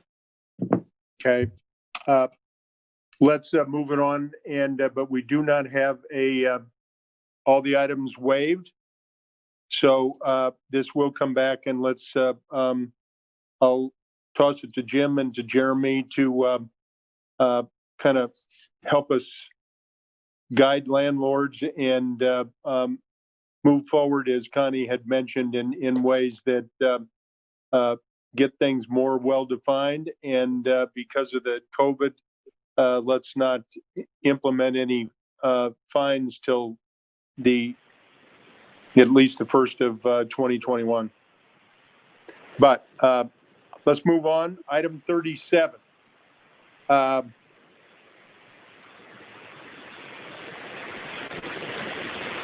Item 37 is amending Chapter 114 of the Municipal Code to reduce the speed limit on Franklin Avenue between Beaver Avenue and Merle Hay Road to 25 miles per hour. Council Communication number 20-342. And so go ahead and see if there's any council comments. We had quite a discussion about this last time. And I think we're pretty much ready to move forward. Councilmember Gray. Yes, I'm going to move item 37. Item 37 has been moved.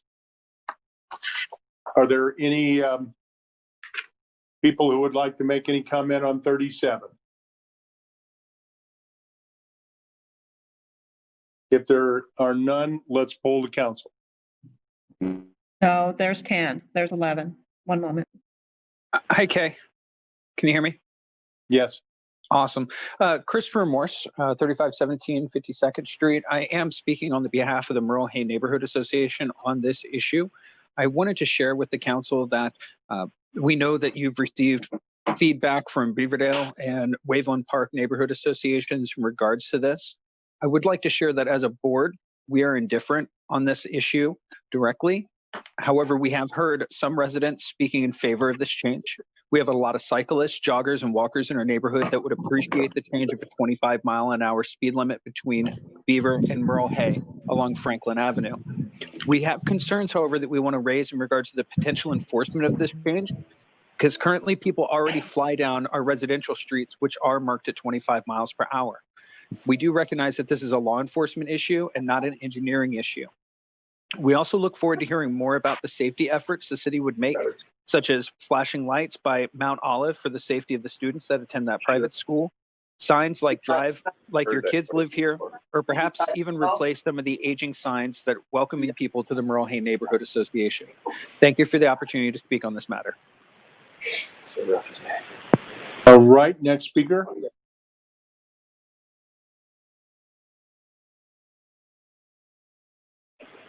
Hello. Hello. Okay. I just wanted to speak on this because it's been an extremely long meeting. This has been, at this point, a full work day with a lunch break.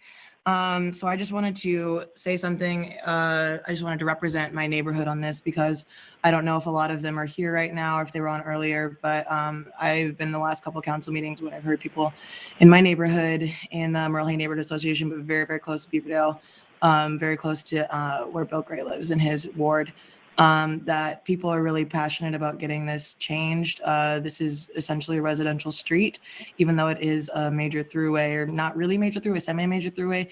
It is a residential street. And so, especially with adding a whole bunch of stuff on the sides, I think it's gonna be better if you guys slow it down. Again, this is me representing the thoughts I've heard, or the advocation that I've heard from every other member of my neighborhood who's ever spoken on this. So I do support this measure. Thank you. Thanks. Next speaker. Hello, folks. Thank you so much for allowing me to speak. My name is Chelsea Chisholm Vargas. I'm speaking on number 37.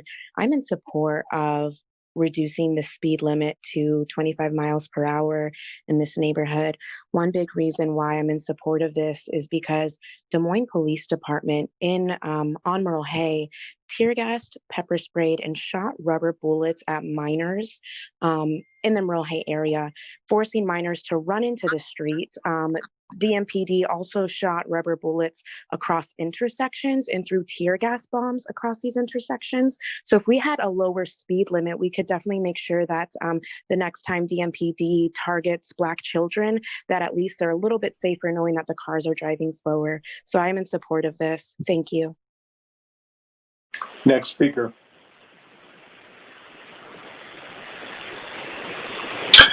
Hello, Mike Armstrong, 1409 46th Street. I'm speaking both as a resident of the Waveland neighborhood as well as a representative of the Street Collective.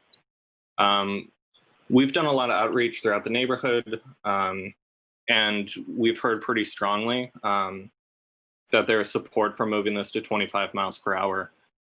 We know that Move DSM is not a rigid engineering document and doesn't always have the full studies done at the time of its adoption, but it is absolutely our shared vision and our target of what we're aiming for.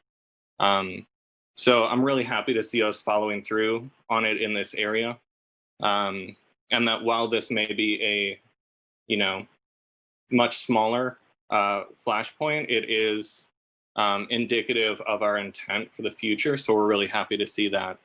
One of the main things that I wanted to bring up for having the change happen at this point in time is the clarity of change. We were really worried at first when we were hearing that we were going to stay at 30 miles per hour for a year or two so that they could do a further engineering study. Under normal circumstances, we know that it can be difficult to communicate change to all the residents and people who use that space. And under a pandemic, even more so. So having this change made at the same time as the restriping, I think really helps with that messaging and clarity. And then, we're always open to evaluation after a project that's, standard and positive. And the last thing is just renewal of purpose. How important walking and biking, playing and casual socializing in public spaces has been. And making this as walkable as possible is a really positive part of that. Thank you for your time. Next speaker.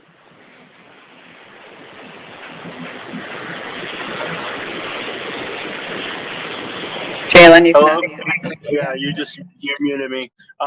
Hey, I would just like to speak on item 37. I think it is really important that we're responsible and safe when it comes to speed limits for our pedestrians and children. I will say, though, if we are going to make speed limits in this city more restrictive, we should also look at how we can get the Moines Police Department away from enforcing speed and traffic violations, because we've seen time and time again how that is used to racially profile citizens, and it leads to an escalation of things. We should definitely look at different avenues. I know other cities have looked at this and how they can get their police departments away from patrolling traffic and get them away from having these interactions with drivers, because time and time again we see that is what escalates things, and that's how folks die and get hurt and get unjustly charged. So we should look at that as a council and as a city of getting the Des Moines Police Department away from traffic, of watching traffic, and just look at other avenues and how we can keep folks safe without having interactions with a racist Des Moines Police Department. Next speaker.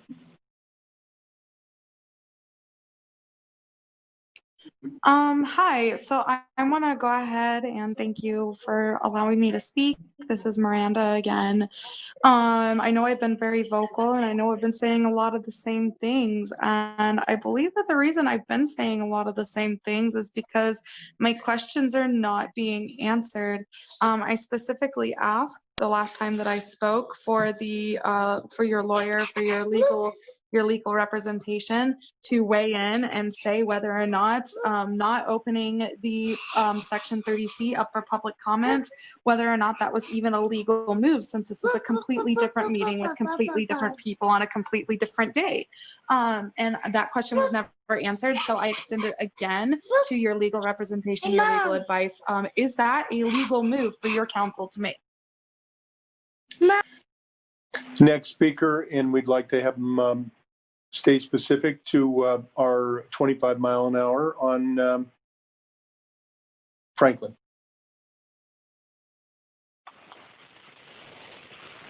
Between Beaver and Merle Hay. Dan Johansson.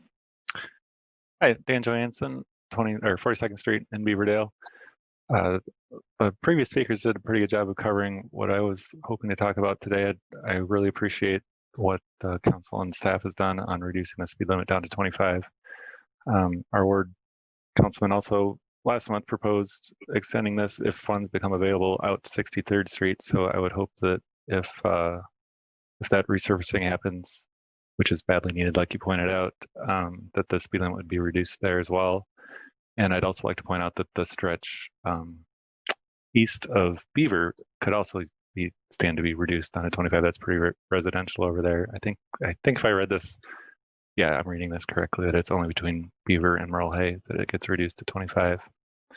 I guess my last point is just that I've been on this call since a long time, and it's what we've been talking about up until now have been a lot of racial justice issues, and they're very important. And now this comes up, and it's in a neighborhood that is definitely not one of those old red line neighborhoods. And I guess I'd like to hope that next time we're talking about something like this, we as a community and specifically the Street Collective, which I'm on the board of, can be talking on support of a project in one of those disadvantaged neighborhoods, and we can have a better balance as far as how things are allocated around the city. So thanks for your time, and thanks for all the education as far as city processes early in this call. I know all the new activists that are on the call, and me included, are learning a lot from this. So thanks. Next speaker.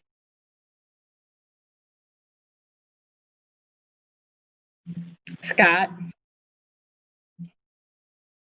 Good afternoon. Thank you, Mayor, members of the council. My name's Scott Bentz. I live on 46th Street. I live in Ward 1. It's about half a block north of Franklin Avenue. I have 2 toddlers, and we've been using Franklin Avenue quite a bit, daily pretty much, to get outside, to take walks to Tower Park, or take them on bike rides over to Whitmer Park. I'm here to urge the council to approve this agenda item, but I would also ask them to direct the traffic and transportation staff to develop a plan to achieve 25-mile-an-hour speeds upon the completion of the Franklin Avenue resurfacing project. One thing I'd like to point out is an inconsistency in how the transportation staff have discussed Franklin Avenue. Just earlier this year at the May 12th Transportation Safety Committee meeting, City Traffic Engineer John Davis said that 25 miles an hour was the, quote, desired target speed for Franklin Avenue. That's on page 3 of the meeting minutes. Just last month, multiple residents and community leaders asked for 25, and council thankfully passed the motion directing the city manager to do that. And now we're at a point where the council communication for this agenda item, written by the city engineer, states that Franklin must be 30 miles an hour, even though back in May, the city traffic engineer said 25 was the desired target speed. It's very frustrating that despite guidance and requests on multiple fronts, traffic and transportation have provided no commitment and no plan on how to achieve 25 on Franklin Avenue. So again, I ask you to approve this agenda item, and also to please direct transportation staff to develop a plan to implement it. Thank you for your time. All right, next speaker. Hi, can you hear me? Yes. Hi, Jamie, Beaverdale area.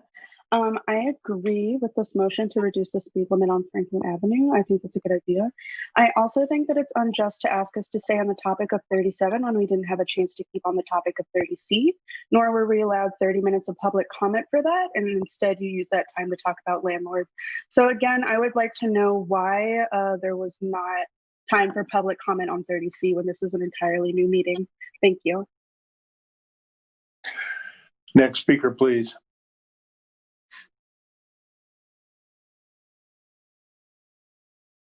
Okay, can you hear me? Yep. Great. Marcus Kanan. I'm currently the president of the Beaverdale Neighborhood Association.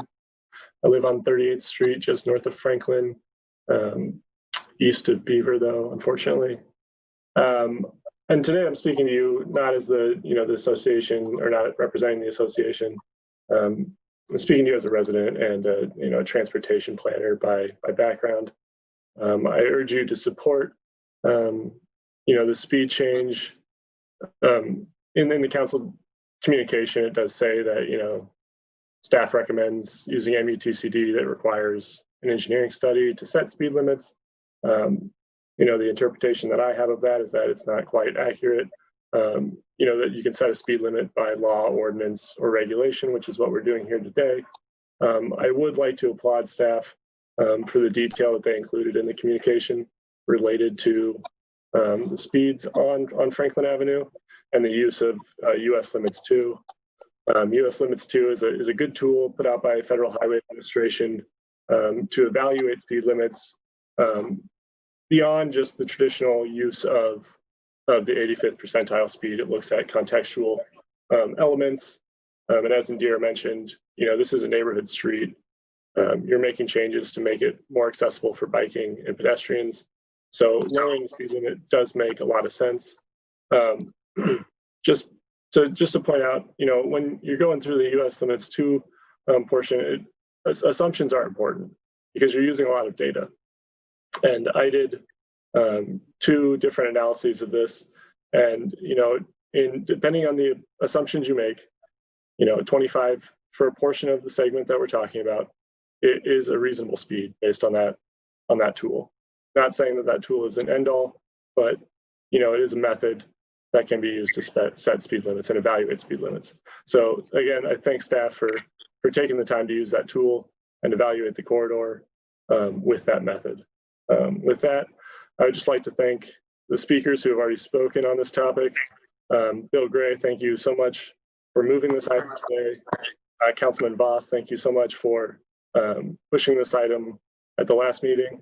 And with that, thank you, and I yield my time. Next speaker. Hello. Hello. Hi, my name is Leah. I live in Beaverdale. I'm often in the Franklin area, whether it's for the farmers market or I just drive by there a lot. And I'm definitely in support of 25 miles per hour. Generally, drivers need an indicator other than speed limit signs to kind of let them recognize that they need to lower their speed. So I'm hoping that some other environmental indicators to lower their speed, whether it's better bike lanes or stuff like that, could be implemented as well on Franklin. Thank you. Next speaker.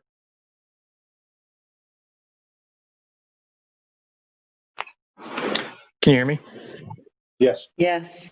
Hey, this is Ethan Standard, Franklin area neighbors. I would just echo what has been said already by some other neighbors. We've been advocating for reduced speed limits in our neighborhood for quite some time. And so when this project came on the radar, we were excited for the opportunity to see the speed limit lowered on Franklin.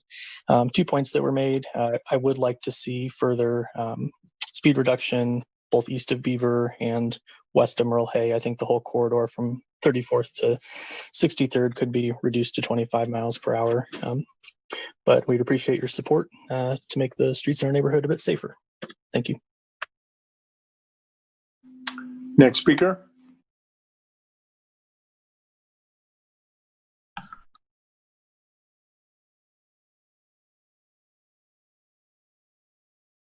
Johnny, you hit the mute. Hi, can you hear me? Yes.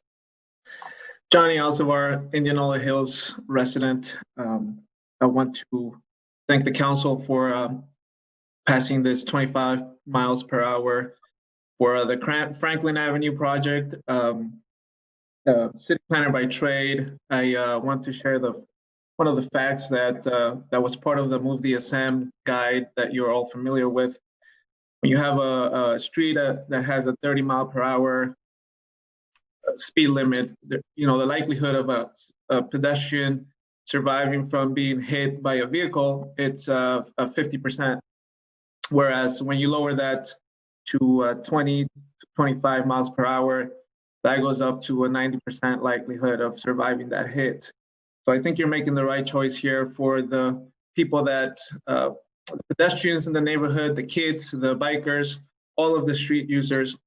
And again, I want to thank you for following the Move the SM guidelines, as some of the council's members mentioned last time at the last meeting.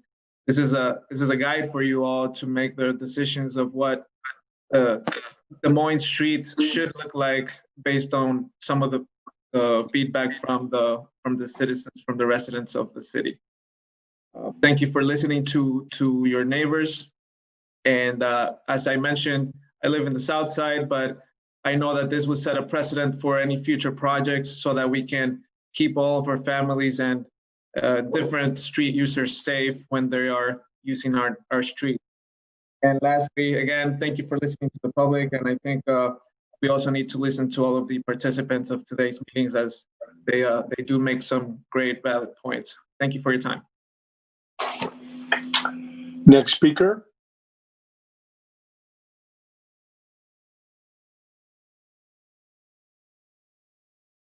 Can you hear me? Yes. So I actually just moved around that area. So it's great to hear that y'all are taking, citizen and community input on lowering the speed limit. I definitely love the area that I live in. I appreciate all the community members that came out to speak on this issue. I really want to and look forward to like getting to meet and know you.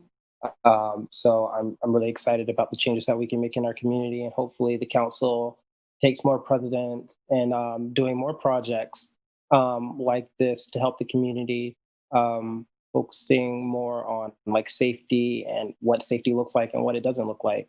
So yeah, with that, I'll yield my time. Do we have another speaker?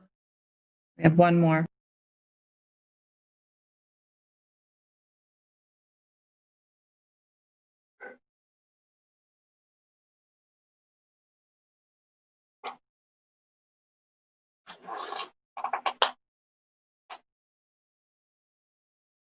Oh shit. Fuck y'all. Sorry, All right. I thought he was a bad one, but All right. Here we are, item 37. I believe it's been moved. We've had community input, and I'll ask the clerk to please poll the council. County, Yes. Boson, Yes. Voss,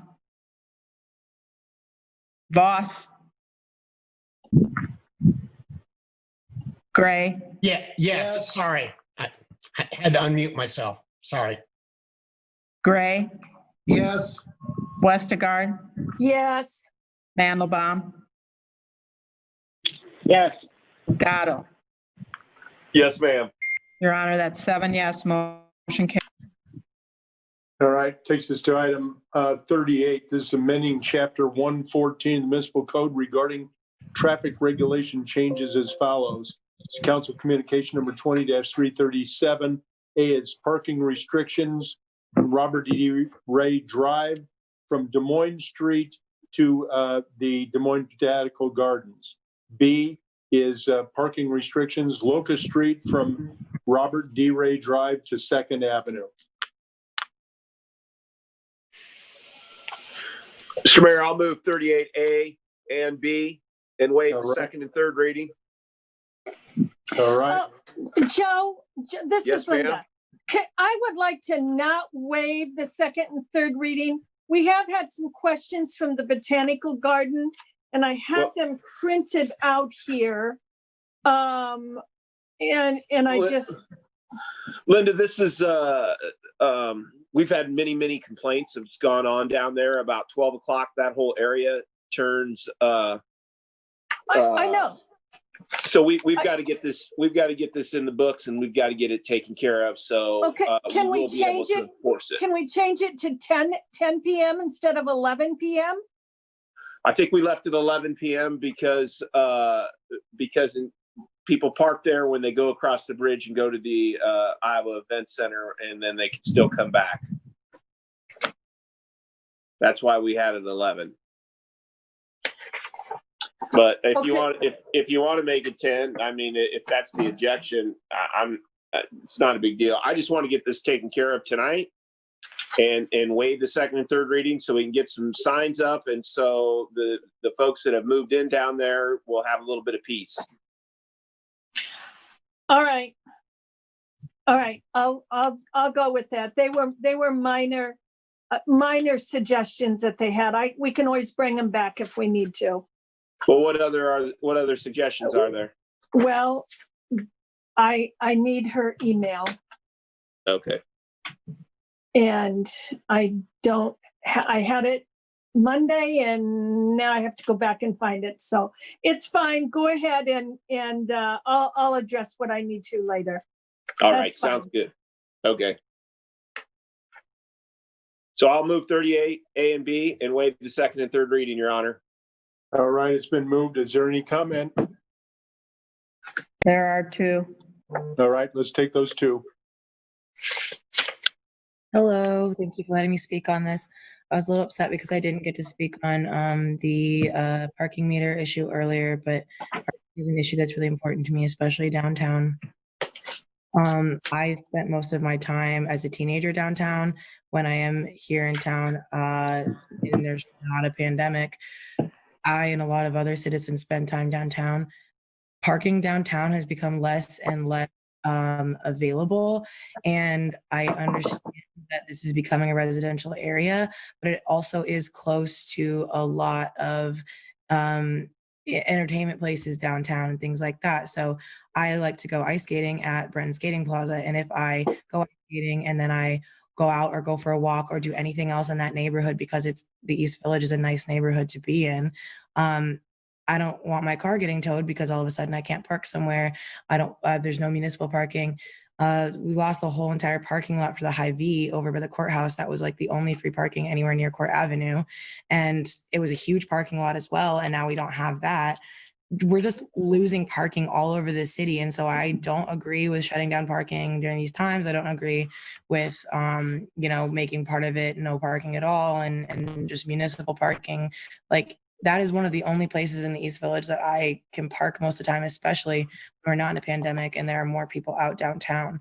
I also want to emphasize that as a teenager, that downtown was the place that we went, not even to do anything, literally just to walk around, because I'm sorry, there's not a lot of entertainment for teenagers in this city. Teenagers don't have a lot of pocket change. Teenagers don't have enough to pay for these rising costs of these meters, especially like I went to Hoover High School, like we didn't have money. Like, I'm working class, I don't have a lot of money. So it's really inconvenient and it really disenfranchises people when you guys continue putting up parking meters, raising the prices, taking away free parking spots, taking away parking spots, also that people are just driving around, have nowhere to go. So I would urge you to vote no on this. Thank you very much. We have second speaker. Yes, thank you so much, Mayor Frank County. This is Chelsea Chisholm Vargas. And in regards to number 38, typically I would like to say that I am generally in support of not a lot of parking, because I do like to look at alternative ways that we can try to get folks to use public transportation.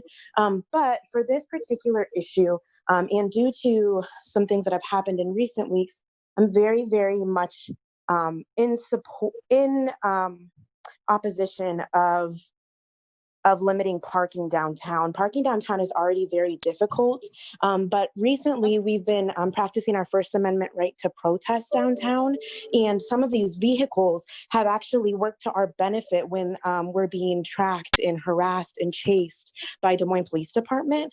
They act as good barriers. So I definitely support parking downtown for now. As well, one night when I was pepper sprayed and hit with a riot shield and chased, fortunately, one of my friends was parked downtown. So we were able to run into their car and hide from these terrorists at our Des Moines Police Department. So I really, really support parking downtown right now. Thank you so much. All right, those are our two speakers. Yeah. All right, the item 38A and B has been moved. I'll ask the clerk to please poll the council. County. Actually, A, B, and waive the second and third. So, yes. Boson. Yes. Voss. Yes. Gray. Yes. Westergaard. Yes. Mandelbaum. Yes. Gatto. Yes. Your Honor, that's 7. Yes, motion. All right, 38I. It's an urban renewal development agreement with Reagan Partners, LLC, Tim Ripma, Paul County, Jeremy Courtwright, in approving a conceptual development plan for the historic renovation of 3 multifamily apartment buildings at 2801 Grand Avenue. Council communication number 20-345. Let's, council, any comments on this? Josh? Well, I'm happy to move 38I.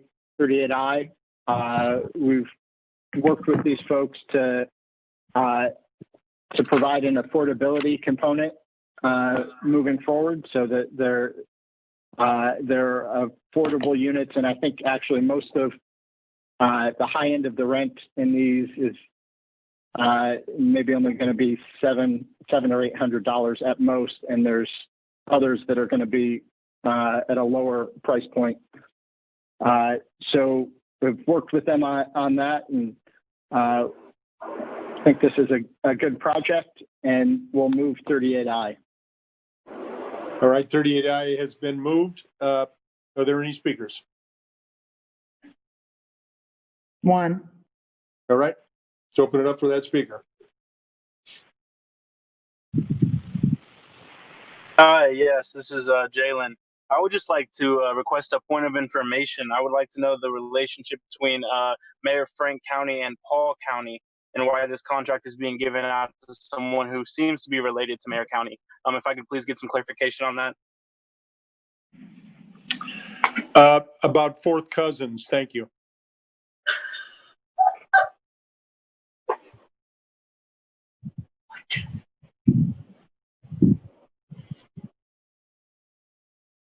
Is that the only Move speaker? on. That was the one speaker, yes. All right, let's poll the council. I will abstain from this one. I don't want there to be any appearance of inside dealing with my fourth cousin. Boson, Yes. Voss, Yes. Gray, Yes. Westergaard, Yes. Mandelbaum, Yes. Gatto. Yes. Your Honor, that's 6 yes, motion carries. All right, 38 I, renaming the Greater Des Moines Softball Complex to the George Davis Softball Complex. Any comments, council, on this one? Westergaard would like to comment, and I know Bill does too. So Bill, if you'd like to go first, that's great. Thanks, Linda. Prior to 1991, and I think you'll remember this too, Mayor, we had no softball complex in the city of Des Moines whatsoever. We played at a lot of neighborhood fields like Tower Park, Franklin Field, Prospect Park. All those names couldn't bring back memories. But in 1991, the city manager commissioned a group of people, and it just so happens that I knew George Davis. George was going to be part of that process, and he asked me to be a part of the selection process to find a new place where we could have a softball field and, as all things, a soccer complex, so we could centralize all of our operations. We ended up in 1994 to select a site out on Northeast 46th and Broadway for the softball complex. Luckily enough, I got to stay on that committee, and in 2004, we commissioned a new ballpark and had it dedicated. It was kind of nice that George, again, always took care of us. Our softball team got to play the first ceremonial game against the city and county elected officials. I won't say who won, but it was a great game. Now we're into 2020, and George Davis has done such a tremendous amount of work in the city, being head of the Umpires Association. He has to make sure we got umpires at all levels of play. He is a consummate salesman for the city. He runs the concession stands out there. I could think of no better way to honor somebody that's put his entire life, his entire energy into doing that. And after that, I mean, we're talking a guy that was a North High football, basketball, and girls basketball coach. Then he moved over to East and became a girls basketball coach. It's phenomenal. This is an honor I think he richly deserves. So, Linda, if you want to take over and keep the accolades coming. Thank you, Bill. I just want to say how proud we are to have this softball complex in Ward 2. It truly is a jewel, and it's a beautiful complex. If people haven't been out there, I encourage you to do that. I feel that it's very important. I hope that council will support me in naming this the George Davis Softball Complex. George has served his city for many, many, many years. In addition to being a coach to lots of kids over on, I know, the north side of town and the east side of town through the schools. Hundreds and hundreds of kids have been impacted by George Davis. So in addition to being a longtime coach, though, he's also served on boards and commissions with the city. He's been a longtime park and recreation person for the city. And George is, in my opinion, George is the #1 cheerleader for our city of Des Moines. And he cares about our kids and he cares about our city. And I would just be so honored if we could name this softball complex the George Davis Softball Complex. And with that, I would like to move item 38II. All right, thank you both. Are there any members of general public with their hand up here? We have a council member with their hand up. Connie? Okay. Yeah, I just want to say I've known George since East High days when my daughters were there, and I know that he has great rapport with the community and appreciate all the hard work he has done to make Des Moines better, especially in the park and rec area. So I would be very happy to support this. Thank you, Connie. Let's go ahead and poll the council.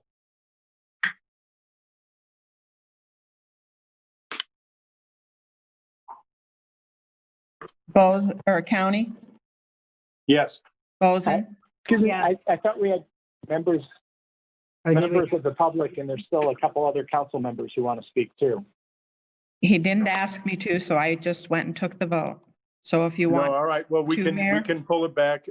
Go ahead, open it up. I didn't see anybody else on there. Well, we have 4. I Can we move to the? I plan on.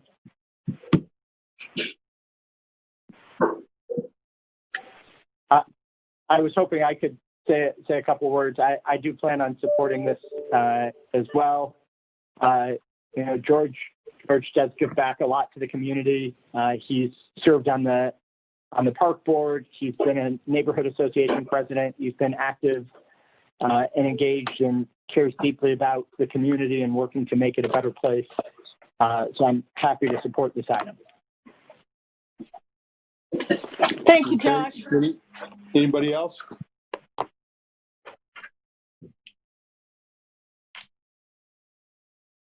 Are there any members of the general public that wanted to speak? I can't see any. Look and see whose hand was raised in the panelists, and it was still Josh. So I just put it down. I'll go to the speakers now. Okay.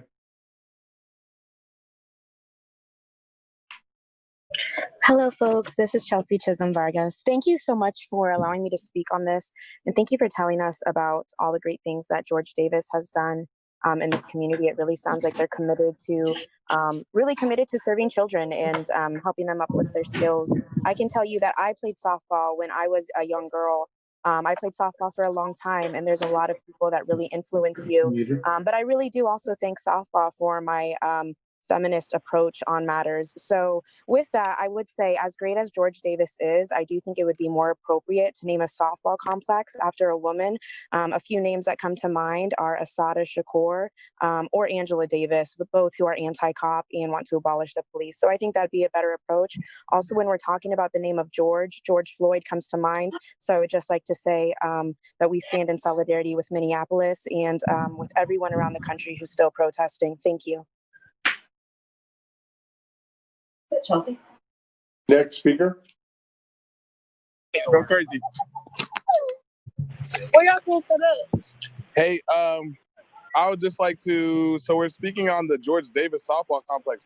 Like I said, I just want to speak real quick and say that all of these initiatives that y'all are pushing forward, I understand that you've had a 4 or 5 year process or however long the process is, and you're upset that we're pretty much bombarding the formality part of that process. But this is not an equitable way to distribute money in our community.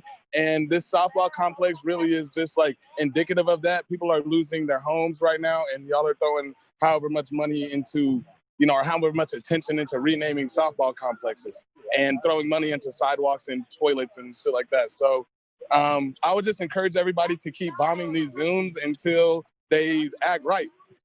Bye. We have another speaker? Those were all that were up when we started. Now there's two more. If you want me to go to them, I will. Well, might as well go to these last two.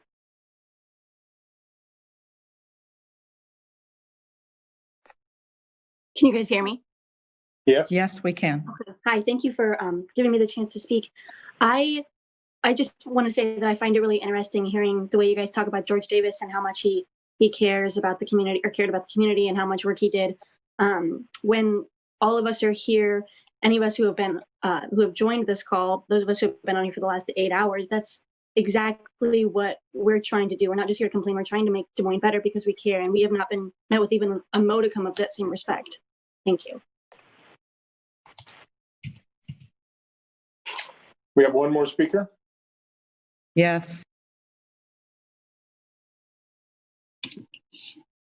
Hello, can you hear me? Yes, we can.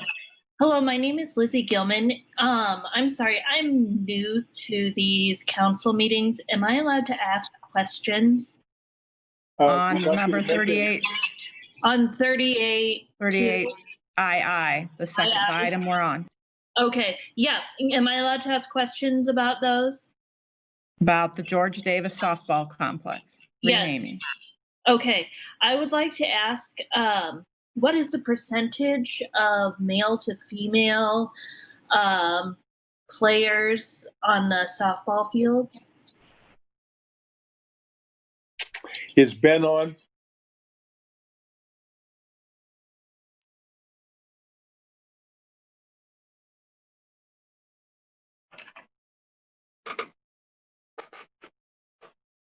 Is Ben Page on?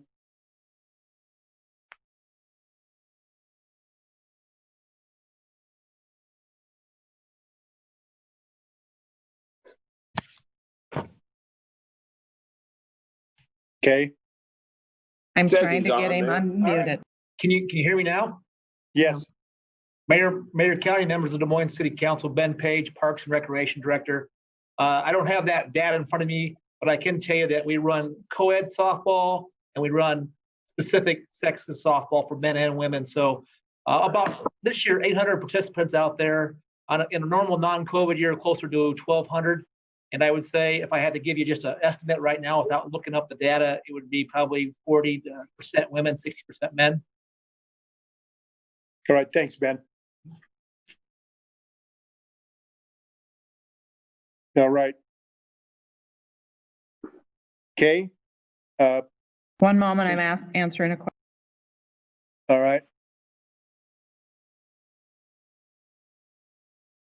That was all that was up. There's more up now, but we said we were going to end after that. Okay.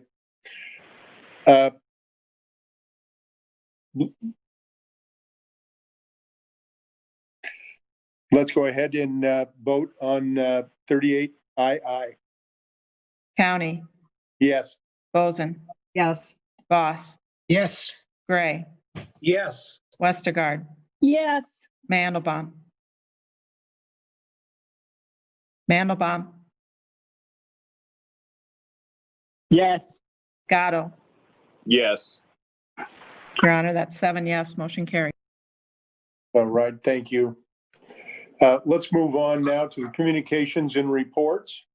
Mayor County, yes. Before we jump into that, just a slight oversight. When we were dealing with Franklin Avenue, we should have perhaps waived the second and third reading, and we didn't do that. Is it a good time to check off that detail now? Would you like to move to reopen item 37? Well, I'll defer to Bill, but if Bill, would that be okay to? I don't have a problem with it, but it's going to go through anyway. I don't know we could probably let it go in the next one, but if you want to do it now, I'll reopen it. Let's just do it now and get her done. Okay. Okay, Mayor, let's reopen. All right, we reopen reconsider item. would be in order, Your Honor. Okay, reconsider. Poll the council on reconsidering 37. County, Yes. Boson, Yes. Boss, Yes. Gray, Yes. Westergaard, Yes. Mandelbaum, Yes. Gatto. Yes. Your Honor, that's 7 yes to reconsider. All right, the item has been moved. Carl or Bill, would you like to put another motion on the table in regard to the second and third readings, which seem to Yes, have I been would. supported by I'll, everybody? We'll waive the second and third reading. All right, it's been moved to waive the second and third reading on item 37. Would you poll the council, please? County, Yes. Boson, Yes. Boss, Yes. Gray, Yes. Westergaard, Yes. Mandelbaum, Yes. Gatto. Yes. Your Honor, that's 7 yes, motion carries. All right. You get 2-piece dark, 2-piece white. Mayor, Or half a bird. 2-piece dark Mayor, Yes. potatoes. just a question as we go through communications and reports, as we go through items 39 through 47, are we only allowing the speaker of that item to speak for 5 minutes? Since we're going on 9 hours now? Mr. Attorney, would you weigh in on this? Well, Your Honor, I believe that the rules the council set were at the beginning of the meeting was 5 minutes for the person who had signed up and then 2 minutes up to 30 minutes for anyone else. Okay. 2 minutes, but with an outside limit of 30? Yes, sir. Okay. Thank you, Mr. Attorney. Is that on each item?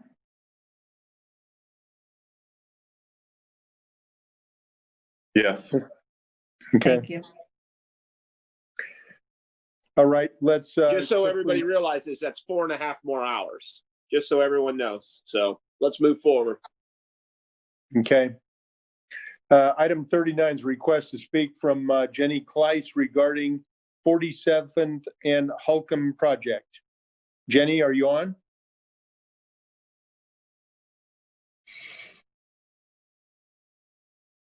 Jenny? I don't see her. If she's on a telephone? Okay, well, let's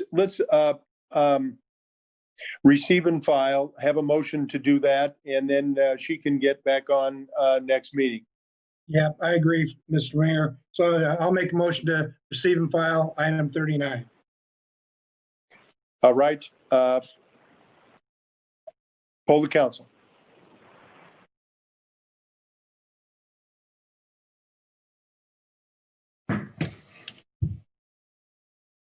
Okay. County, Yes. Boson, Yes. Voss, Yes. Gray, Yes. Westergaard, Yes. Mandelbaum, Yes. Gatto. Yes. Your Honor, that's 7 yes, motion carries.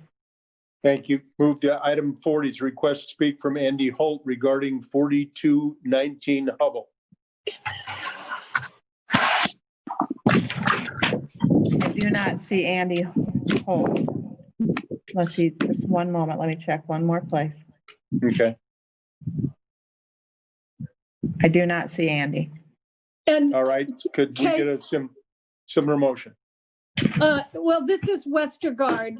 And I would like to move to receive and file, but I would also ask, I know what this issue is, and it has to do with his property at 4219 Hubble. And there has been a judgment put on there that he cannot park his trailers. I spoke to the city attorney earlier this week, and I am asking that we refer this item to the city manager so he can work with the property owner, possibly put a stay in order until we can get this figured out. But Jeff advised me that that was the best way to handle this. All right, let's receive and file those comments as stated by Councilmember Westergaard. Thank you. Poll the council, please.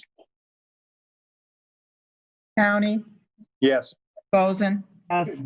Goss, Yes. Gray, Yes. Westergaard, Yes. Mandelbaum, Yes. Gatto. Yes. Your Honor, that's 7 yes, motion carries. Okay. Item 41, it's a request to speak from Indira Dixon Shoemaker regarding the Des Moines Police Department investigation of the use of force during protests. Indira?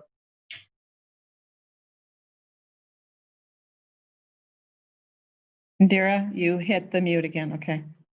Yeah, so it comes up with a prompt. It tells me to unmute and I hit unmute. That's what I do every time. I know, Okay. and you're not supposed to. Go ahead. Thank you. Okay. Mayor County, my name is pronounced Shoemaker, Indira Dixon Shoemaker. Okay, Shoemaker. Thank you very much. Okay. Thank you, City Council. My name is Indira Dixon Shoemaker. I'm coming to you today because it is clear to me that police accountability is a very serious issue in the city of Des Moines. If the uproar on Monday and the 9-hour city council meeting today proves anything, it is that some of our most vocal, passionate, and invested residents who show up to city council meetings, who stay here for 9 hours, do not trust our police department. Why is it that the entirety of this council sees the police as a force that protects, but your constituents all over the city are telling you that they don't feel safe? What is the disconnect? To answer this question, we need transparency. The DMPD is currently conducting investigations into the use of force by its officers during numerous violent outbreaks at non-violent protests. Who started this violence? It depends who you ask. The police say it was the protesters. The protesters say it was the police. But when Iowa law prohibits any outside organization to conduct an independent investigation, I fear we may never get the truth. An organization with a culture of brotherhood and protecting their own cannot be left to evaluate itself. Within the power you have as city council, I demand 3 things. 1, you require DMPD to release as much of the results of the investigation to the public as legally possible, including every use of tear gas, pepper spray, rubber bullets, and pepper gel. 2, you allow the Des Moines Civil and Human Rights Commission to review the results of the investigation and support or reject a finding. And 3, that the review and recommendation by the commission be made public as well. Many residents of Des Moines still don't know what exactly happened in the first 2 weeks of the protest on June 22nd, on July 1st, when minors were tear gassed at Merle Hay Mall, when protesters were kettled near the Capitol downtown. How can we be sure that protesters' First Amendment rights weren't violated? It is absolutely vital that experts on civil rights who have the city and the people's best interest in mind and are independent and fair see the results of this investigation, push our chief of police to be fair, thorough, and honest, and then release these results to the public. I believe this transparency and the removal of officers who authorized or deployed these weapons banned in war is an important step toward regaining the public trust in the city council and reducing the damage done by the Des Moines Police Department in the suppression of First Amendment protected protests. Your public needs to trust you, or days like this will keep happening.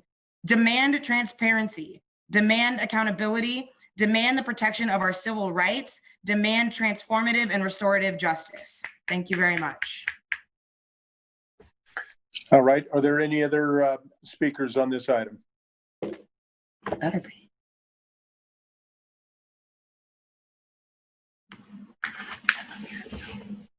Do you want to speak? I'm on mute.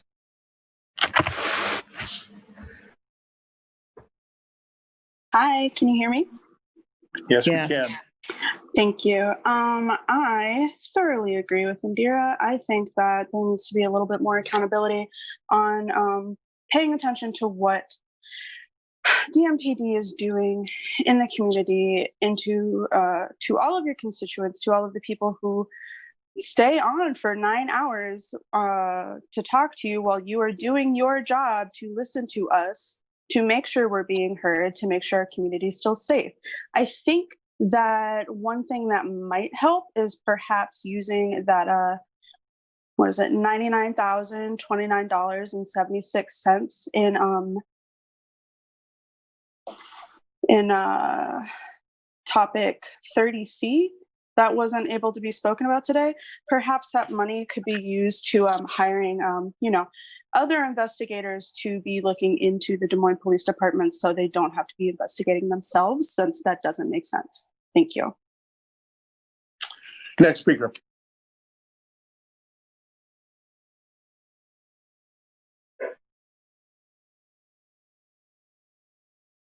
LaShawn?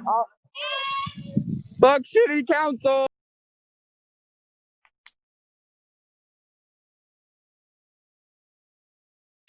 Next speaker. Hi, my name's Aviva. Can you hear me?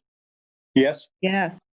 Awesome. So I would just like to say I wholeheartedly support everything that Indira said. I think it's so important that we are holding our police officers accountable and the police department as a whole accountable.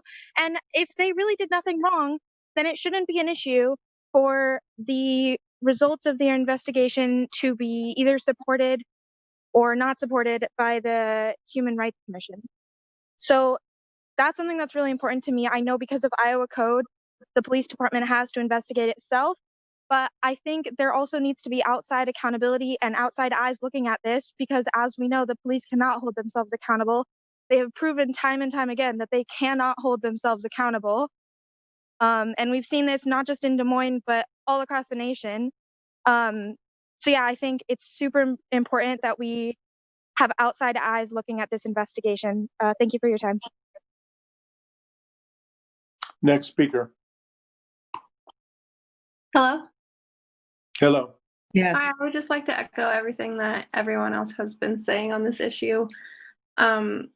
Whether or not you agree with everything personally that has been going on with the Black Lives Matter movement in Des Moines, people, your constituents, have been personally affected and have had overuse of force by the Des Moines Police Department or Iowa State Patrol used on them, and whether or not this specific issue is important to you, there may come a time where another issue is important to you, and think of it that way. Sometime down the line, you may need a process where the police can be investigated by an outside source. Thank you. Next speaker, please. Hi, can you hear me? Yes. Cool. I also agree. I would also like to, go a little bit further. I mean, not only do they need to be investigated, I think they need to be audited. I don't know. I wasn't really paying attention to what the police were doing, but the way I see it, how they treat citizens here and have the nerve to call themselves peace officers is very appalling. I think that we need to look at what they're doing, the money that they're using, because the next cycle is coming up. And if they can't justify their spending, and if this investigation comes out negative, we shouldn't be giving them money at all. I think additionally, we need to have a separate meeting, a special meeting maybe, to talk about DMPD and just on that topic, because it seems like a lot of people who are on this call for so long were just interested in that piece and like where the money is going, and to have a real conversation about how they've been treating us. It's kind of outrageous that we haven't had that space to talk about that with the people that we elect, who are supposed to be representing their constituents. It almost seems like you don't care. And that's what I've been hearing from y'all. I have been hearing silence. I've been hearing discontent from newly engaged members who have taken their time, in some cases taken all of their day to come speak on this issue in particular. So I think there needs to be a motion made that we have just a meeting about that and stop wasting out all of our times. I know y'all don't want to be here all day. So just make the meeting so we can talk about this, and we have an agenda, and we have city staff look into these things that we are asking for. And with that, I yield my time. Next speaker.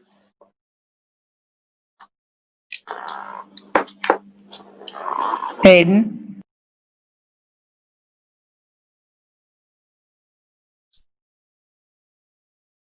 Hello?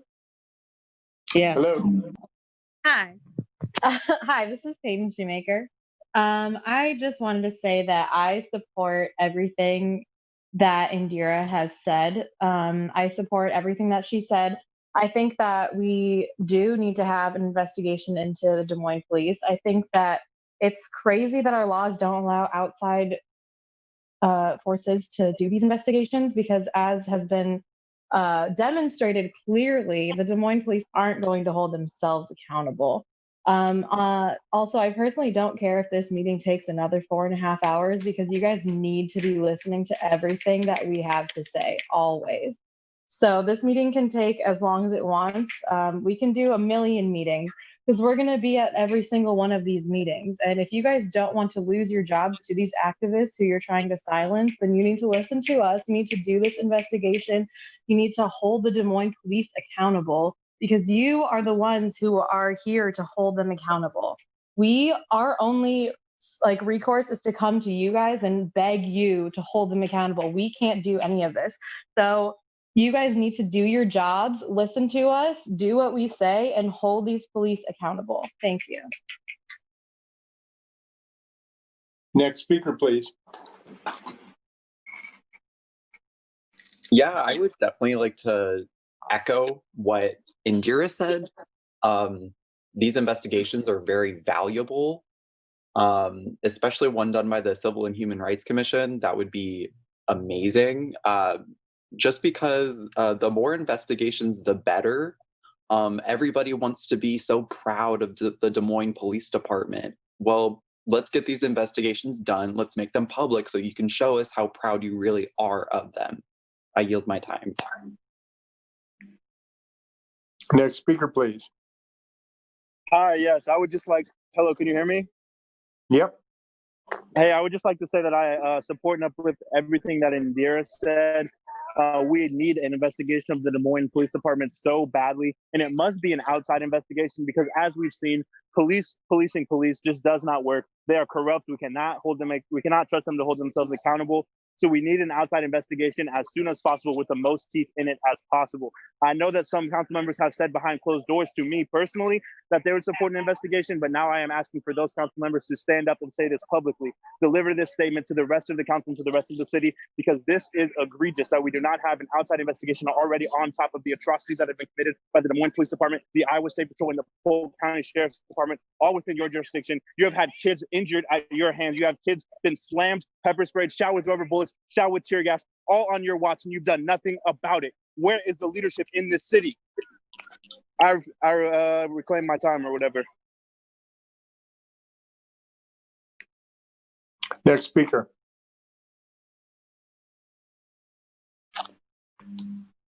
Christopher?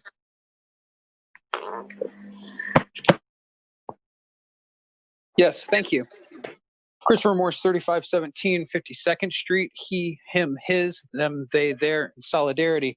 I'd also like to add that I echo and stand beside my brothers and sisters of color and their allies as they have been brutalized as part of nonviolent protests throughout the city. You guys know full well the impact that the activities in Merle Hay neighborhood had on that evening in my neighborhood, and the involvement that I was at as I watched a riot that was started by the Des Moines Police Department in my own backyard tear apart my small slice of the city. It is appalling to me that we are unable and handcuffed to provide accountability to our citizens, to the parents of the children in this neighborhood, and to the parents and children of this city.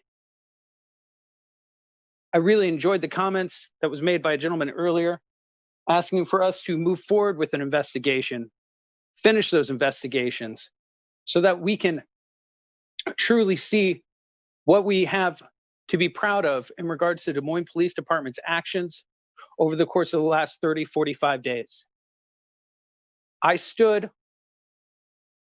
in solidarity with my brothers and sisters that night on Merle Hay. I went down at 3 o'clock in the afternoon knowing something was popping off in my backyard. And I went out there, and it was such a peaceful demonstration. I came home to grab my kids, to grab my wife, show my kids what democracy looks like. It was so cool. It was so safe. And then Des Moines PD showed up, and the SWAT showed up, and then everything went nasty. We need accountability in the city. Thank you.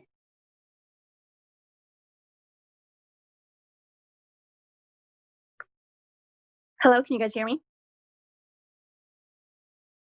Hello? Yes. Okay, just checking. I just wanted to echo what Indira Shoemaker said, and I want to thank you guys for taking time to listen to her about that, unlike with 30C. I also want to echo what that other gentleman said about having a separate city council meeting just about the Des Moines Police Department, because I think you guys all know that's why most of us are here today. That's why this has gone on for so long, because that's exactly what we all really want to talk about. And obviously the police investigating themselves is a clear conflict of interest, and we all just want the truth to come out. Thank you. Next speaker, please.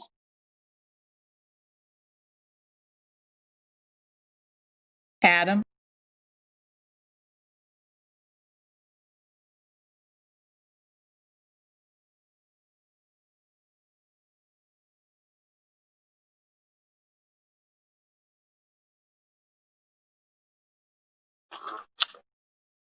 Is he having trouble unmuting, or should we I'm move on? going to the next person. I couldn't get him on. Hello? Okay.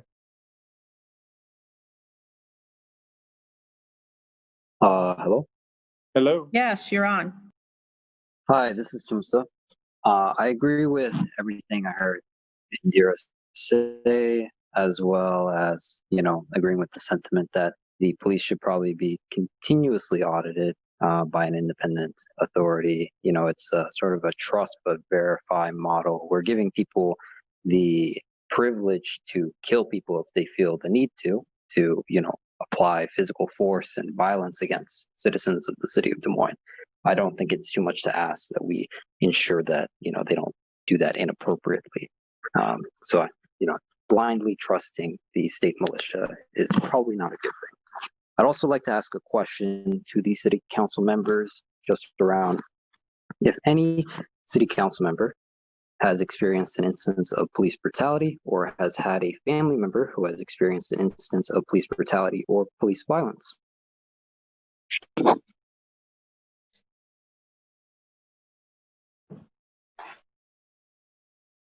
Next speaker, please. Haley? Hello? Hello? Yes. Can you hear me? Yes, we can.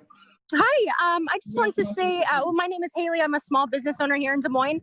I am incredibly disappointed with how you all have handled the police brutality happening in your community. Also, I just want to say that Joe Gatto is a racist. Your Honor, that's all that was on when we started. Okie doke.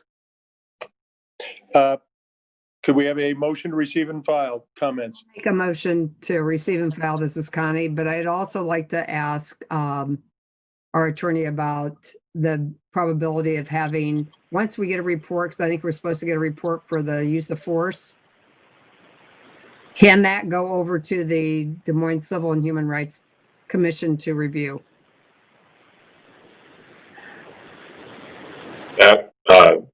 I guess I don't know which report that you're talking about.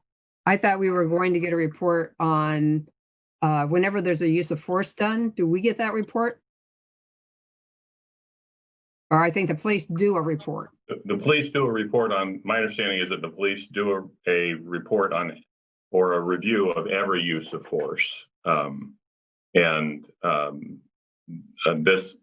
particular one, potentially summaries or executive summaries could probably be shared. Confidential materials would probably not be allowed to be shared by Iowa law, but potentially some kind of summary or executive summary could be provided. And that could be reviewed then by the Des Moines Civil and Human Rights Commission? I think you got a comment that he's going to look into it. He thinks it could be provided. Okay. Well, if we could get more information on that, I would appreciate it, but I'll receive and file her comments. Okay. Will we get the report, Your Honor?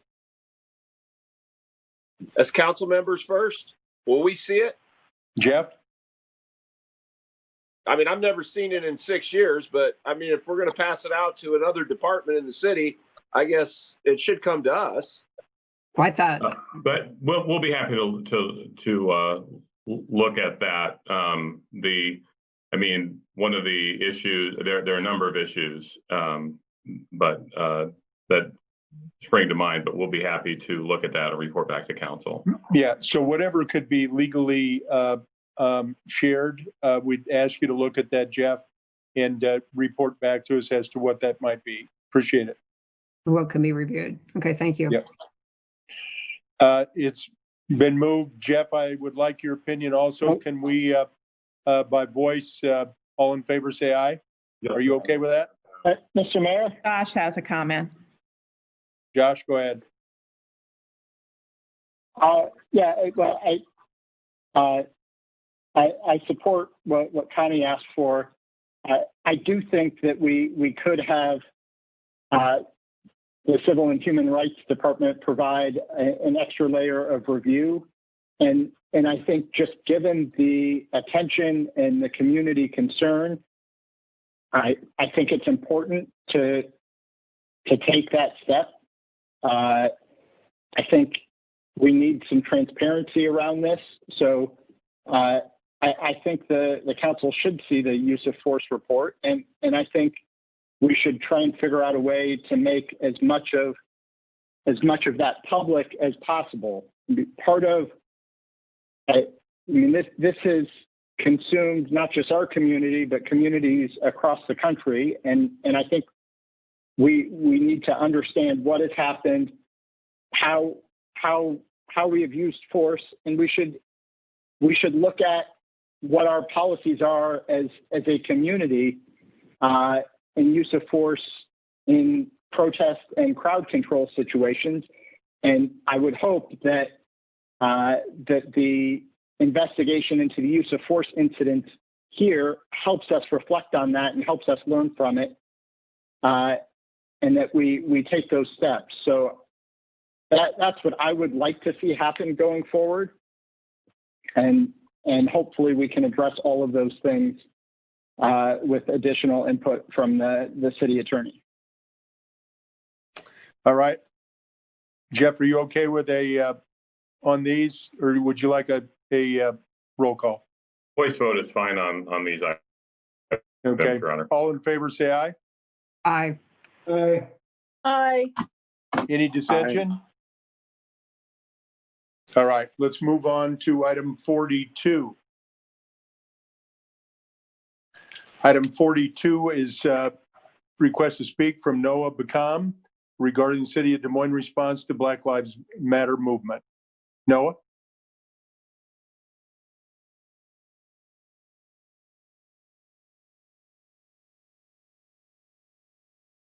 Is Noah on? Please wait, I'm getting there. Okay. Hello, Noah, you're on. can I be heard? Yes. Yes, Yep, you are can hear here. Okay, thank you. Again, my name is Noah Beacom. I know it's not a common last name. I'm a resident of Kingman and 30th. I live near Kingman Boulevard and 30th. I'm also a member of the City of Des Moines LGBTQ Advisory Council, which advises the Civil and Human Rights Commission on matters affecting the LGBTQ community. I'm also an HIV prevention worker, and in doing that work, I get to see how racism and different structures of oppression disproportionately impact the health of people of color. But as for my prepared remarks, Monday marked 70 days since George Floyd was murdered on the streets of Minneapolis by a former police officer, while two of his coworkers stood idly by. His death marked a renewal and reinvigoration of the Black Lives Matter movement as protests spread like wildfire across the country. Our own community members began protesting as well. I participated in a couple of protests, including the protest in which we marched on the lawn of the governor's mansion. I had never faced that many men, the Des Moines policemen and state patrol, armed in riot gear. As I watched conversations and handshakes take place between protest leaders and a couple of the leaders of the police force, I marveled at the ability of people to bridge the gap, even while my friend and coworker expressed disinterest in what she saw as an empty gesture. For those first few weeks, I watched on TV as protesters were met with tear gas and flash bombs. I remember specifically watching a live video of a night protest at the state capitol. One of the KCCI reporters was interviewing Sergeant Paul Parizek, who said something to the effect of, "We'll let them yell and scream all night if that's what they want to do." I was surprised and confused when about 45 minutes later, tear gas canisters and flash bombs were deployed against the crowd for what I could tell, no apparent reason. I, like perhaps many white people I know, and I speak directly to the city council here, who are all white, have been grappling with our ignorance of the depth of the plight Black people face in our country and in our city. We knew things were bad for Black people, but I think many of us thought that the worst of it was in the past. Slavery and Jim Crow were buzzwords we white people used to summarize the historical hurt and shove it off to the side. But I think it took the protests, the raised voices, and even the destruction of property to make me realize how deeply the pain was felt. One thing I have been asking myself lately is whether I feel that the Des Moines Police Department reflects the values I have as a citizen. The police department should carry out the values and priorities of its citizens. If it is allowed to set its own values and priorities, then it no longer answers to the people it claims to serve.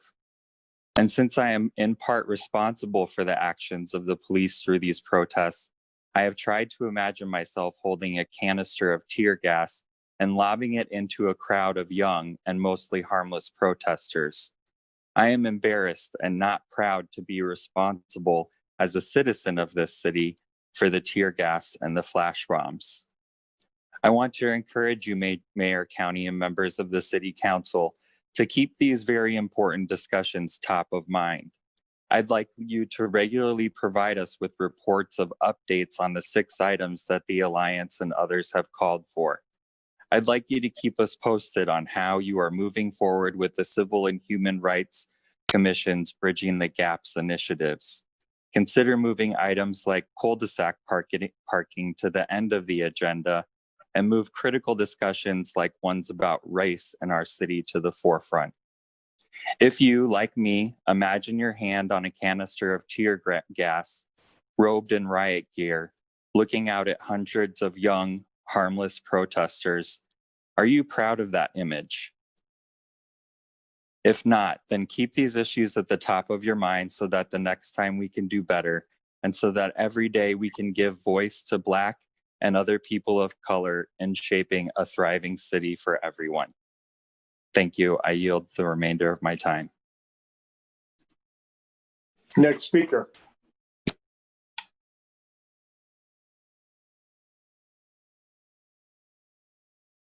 Hello. Hello. Hi. I want to say thank you to Noah for speaking out about this issue. I especially want to say thank you from coming from the perspective of someone who didn't see the atrocity for what it was right at the beginning, which I think is the experience that a lot of Des Moines residents went through during the last couple of months with these protests, with the national outrage and uprising. I think that what Noah said very clearly ties into the point that we were making earlier. And I really hope that you guys let this one really sink in and think about the perspective that Noah provided. I think it was extremely valuable. I, again, am just very grateful that other people are standing up about this, that we're speaking up not only on the streets, but also in our legislative bodies. I really urge you guys to listen to the people, listen to the messages that are being sent to you. I do think that that there is a legal outlet for you guys to do an accountability check on DMPD. I know that you're kind of have your hands tied with Code 80F. That's a project that we can work on later, because I know everyone wants a citizen review board. People are very passionate about that, but for it to have teeth, then we need to be working on state law. But what you can do in your power right now is reach out to the Des Moines Civil and Human Rights Commission. This is something that they would want to do. Whatever you can give, because I know that names wouldn't be able to be provided, personnel files are confidential, but whatever you would be able to give over to that investigation, just was it Des Moines police that deployed tear gas?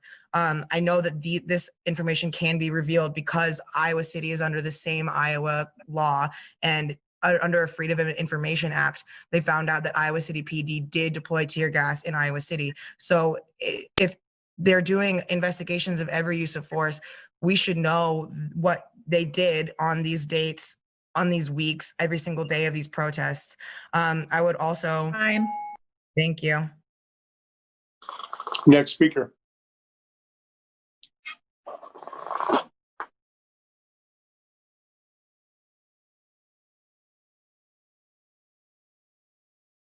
Leah? Are you muted? Did you mute yourself?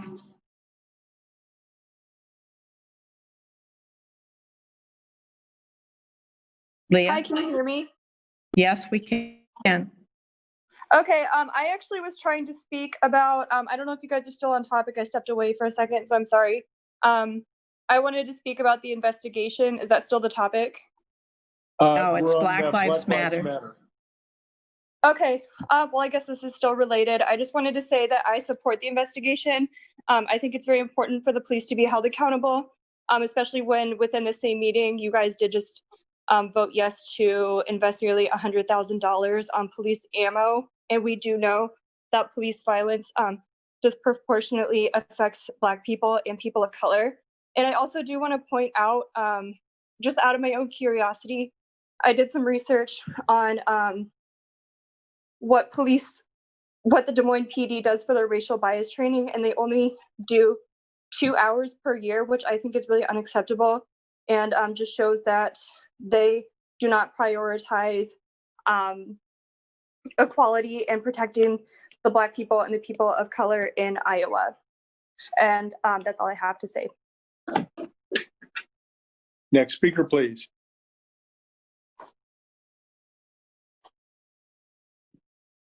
All right, can you hear me? Yes, we can. Okay, it's Wally. So I'm speaking from a perspective of a Black man that lives in this city. I was there during the protests, and I can honestly say I've never ever been so scared in my life as the night that I was at the Capitol and on a Monday night, and the police, started chasing after us literally chased us. Yeah, they chased a group of us down. I mean, I ran all the way to Court Avenue, running away from the police. I lost both my shoes that night. I was sweating. I literally almost cried because I have never, ever have been so sure that I was doing the right thing, standing in solidarity with people that look like me, but also,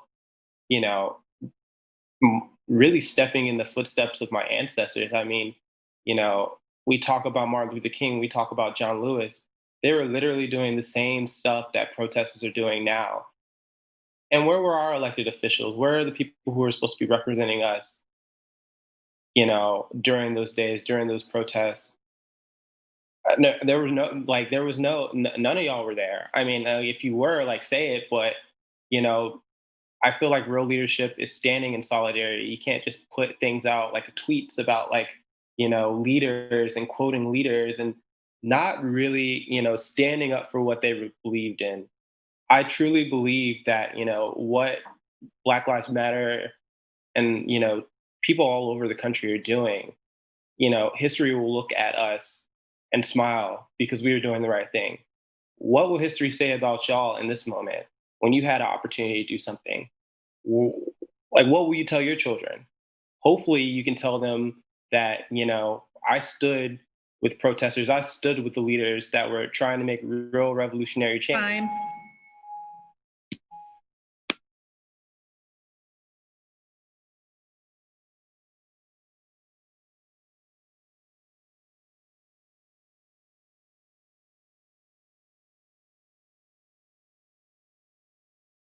Go ahead, Christopher. Thank you, Ms. Kay. Christopher Morse, 3517 52nd Street. In regards to Noah's comments, I really appreciate the tone and the picture that he shared. And I hope that each of you, as leaders of this city, take that perspective and the perspective that's being provided to you by thousands of young people throughout the city, and that you earnestly listen. We have an individual here who's taken time out of his day, who wants to relay his background and how this has been an eye-opening experience. Some of us feel that there are members of the council who view this movement as a nuisance, as an annoyance, and something that is just a fad that might go away.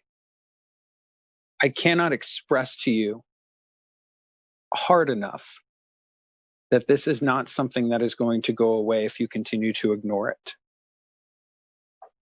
I forget the names of the reports, and I forget where I heard this quote. And some of you that are perhaps a little more educated than I would know it. But there was a gentleman who was looking at a report after a civil unrest that said it was just like the report that they had 10 years before that, and the report that they had 10 years before that, and the report that they had 10 years before that. We need leadership in this city that is going to step up and cause a ruckus with us to fight the injustices. I know a lot of you are on our side in regards to the injustice, but we need you to be on our side in regards to our calls for change. We can no longer allow ourselves to be hamstrung by contracts with police unions or pick and choose what laws we want to enforce. Thank you. Thank you.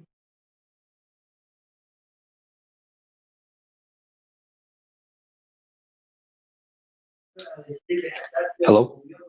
Yes, you're on. Hi, this is Jumsa again. I just would like to thank Indira and Noah for speaking at this meeting. After several hours, it's nice to feel like people are being listened to, and the voices of people are actually being heard by other people that are speaking at this meeting, not you guys necessarily. But I would like to say it's extremely disheartening to see how the protests have been received within the city. And, I feel like something needs to change. I think that at this point, that something very well might be members of the city council. I hope that you take Noah's words into consideration. I hope you take Indira's words into consideration, and I hope you try to make positive change for the people of this city. Thank you.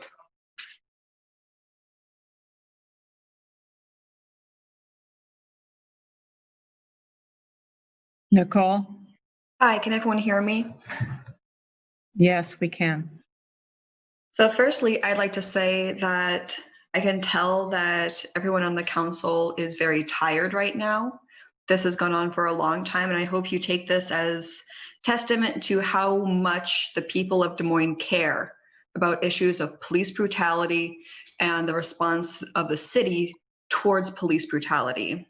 I hope you take this demonstration of our passion, and I hope that you might change your mind and change the way that you act, because of it. My main comment is responding to Noah's, which I thought was a really wonderful speech that he gave you guys. I'd also like to reiterate, along with his points, questioning the use of tear gas with protesters, that the city council did not denounce the actions of the police, even as various news outlets revealed the police violence on peaceful protesters and children who are protesting. The Merle Hay Mall violence, the kettling, and many, many more, the state capitol protests. The city council has not even denounced this. They've said nothing negative about the police. In fact, I've seen many Facebook posts and Twitter posts, and I've heard multiple members of the city council talking in meetings like this about how much they support the police, how much they love the Des Moines Police Department. And I think, given what we know about how the police have acted towards peaceful protesters, towards children, towards the Black people of our city, that the refusal of the city council to say anything negative about the police response is indicative of racism. I think that in order to really make the change that people are talking about, that so many of us speaking have asked you to do, the first step is being able to recognize that you are doing racism. Time. I think you are, but you are. Thank you.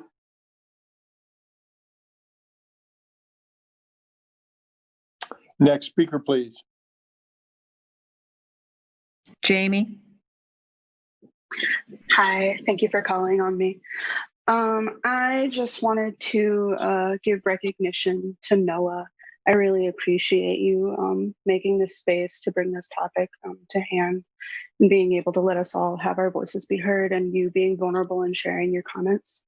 I wanted to emphasize Nicole's comment that we all know you're tired and we all recognize that this is a long meeting, but we have been doing this for months. We have been fighting for months, and we have been begging for people to care and for the police to stop brutalizing the public, who are like the public they're supposed to be protecting, who are exercising their rights that they are given as citizens.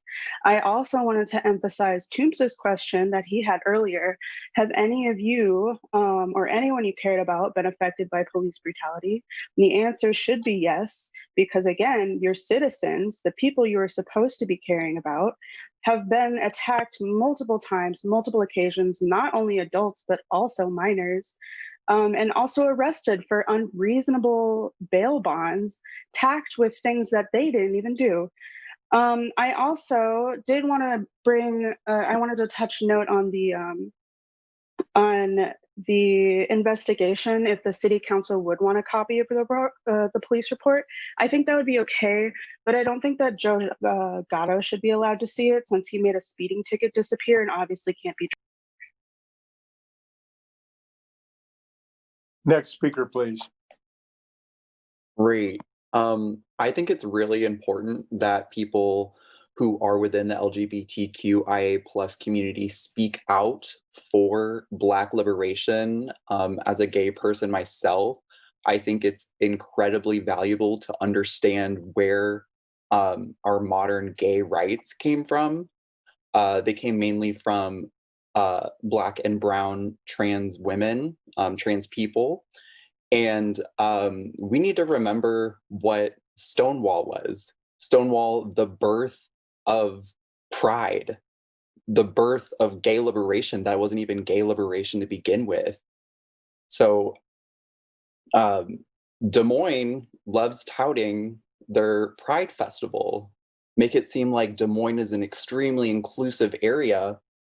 Meanwhile, within Iowa, the Black population makes up 4%.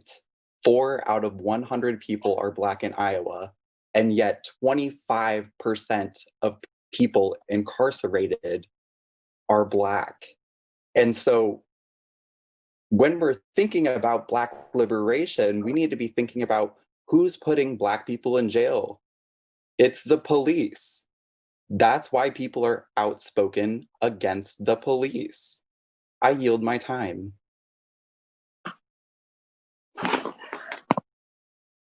Next speaker, please. Megan? Hi, can you hear me? Yes, we can. Hi, thank you for letting me speak today. I would just like to support voice my support of the Black Lives Matter movement in Des Moines. I know there have been many of your residents who have been in the street protesting the brutality of the police and asking for the defunding of the police. And there have been so many people today who are also speaking out against it. I think it's time that the city starts to represent the voices that are speaking out against the corrupt and racist police system in our city. We may be a small city in Iowa, but it's a huge problem and we need to address it. What I really don't understand is, at least from my perspective, this seems like an us versus them thing. I wish that instead of seeing this as a conflict, that the city council would see this as an opportunity to work together with their community to come up with ways that the police department can be reformed in order to protect every resident. I'm sure there's several community members who would be willing to work with the city to come up with ways to better our city together. It's time to be innovative. I don't think it's time to stick with the way that things always have been. I don't want to live in a town that can't move forward and can't be progressive, and I'm sure that none of you on the city council want to either. We are calling upon our leaders in order to help us and help our city move forwards and not backwards. Thank you. I'll yield and have a good night. Last speaker.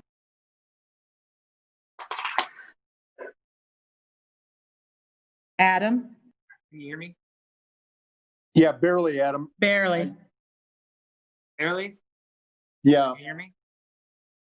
getting a little better. Can you turn it up a little more? I don't know what I would turn up. I'll get closer to my microphone. Yeah, so There you go. That's better. I just want to point out something that I know for me has underpinned this whole meeting and Monday's meeting as well, which is that when we hear from the city council that you also support the police and aren't willing to say a single thing against the police, even in extreme cases where police are attacking Black children or peaceful protesters, like on camera, or like raiding gay bars during Pride Month, the fact that we hear nothing even then, it really sends a signal to us, whether or not you do. It sends a signal that you condone their violence. And it makes it all the more frustrating when in meetings like this, we are treated as if we're being overly hostile, because from our point of view, you're condoning violence against us while telling us that we aren't allowed to criticize you. And there's just a real imbalance there. And I hope that at least some of you will think about that and realize where we're coming from, is that we are literally being attacked. This isn't, nobody's just like insulting us or anything. We are physically being attacked. And with that, I will yield my time. That's all, Your Honor. All right. Could we have a motion to receive and file these comments regarding Black Lives Matter movement? I'll move item 42. All right. All in favor, say aye. Aye.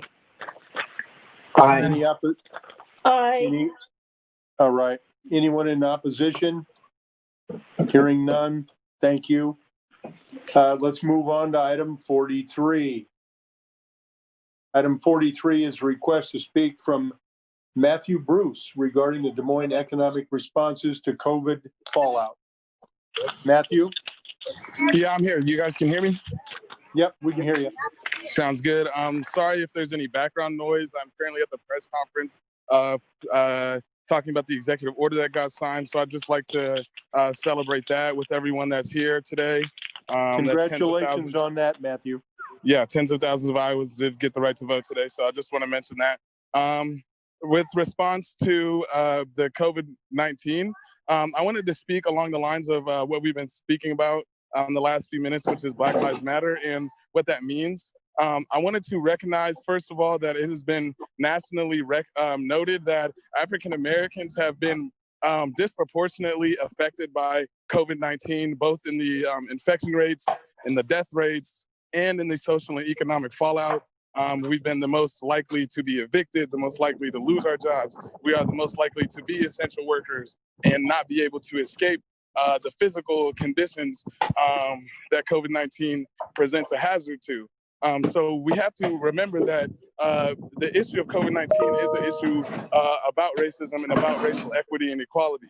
Now, when we get to the economic fallout that I wanted to speak about, I wanted to speak because, again, I was kind of disturbed by our meeting with City Manager Scott Sanders and I guess the rest of his team, but mostly by what the manager said, which is that it does not appear that there is any kind of an adequate response to the reality that I just laid out before the council.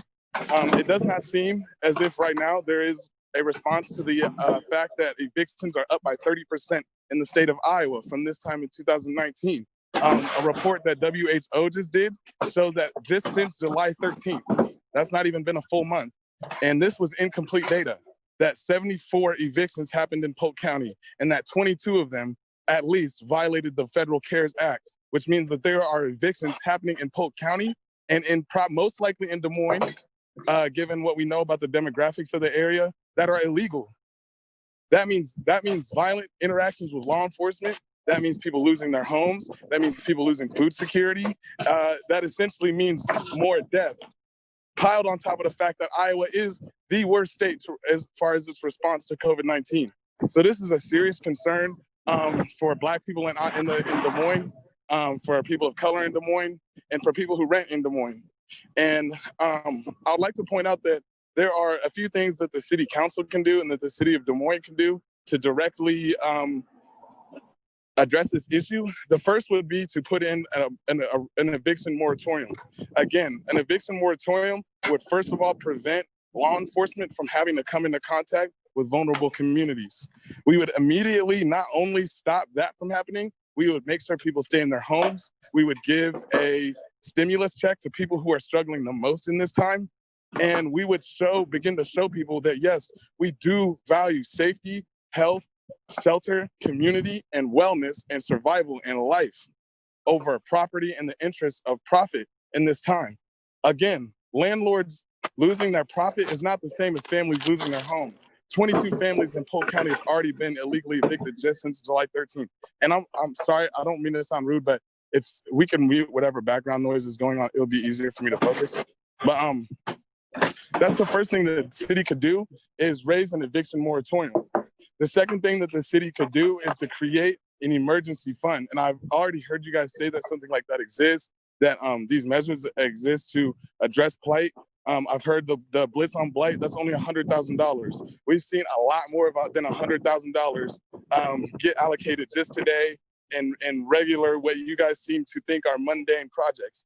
If mundane projects deserve $1 million, if sidewalks deserve $1 million, how much do the people of Des Moines deserve to make sure that people aren't going to go onto the streets?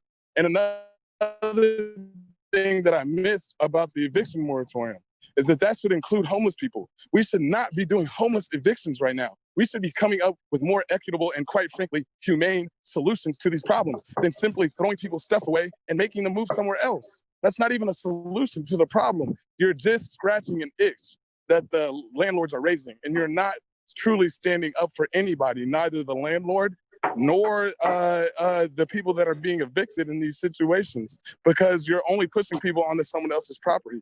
We need to start investing in real solutions in Des Moines. Finally, I know again that you guys have said that you guys have pushed the responsibility for medical care and social services on the Polk County, and I would push against that. You guys have admitted that public goods should be sponsored by the city. When you fund and fight for funding for stuff like libraries, when you fight for funding for stuff like parks, for stuff like pools, for these other open publicly accessible goods, homes should be an openly free and public accessible good. Thank you, guys. All right. Are there other speakers? 7. Okay. First speaker. Can you hear me? Yes, we can.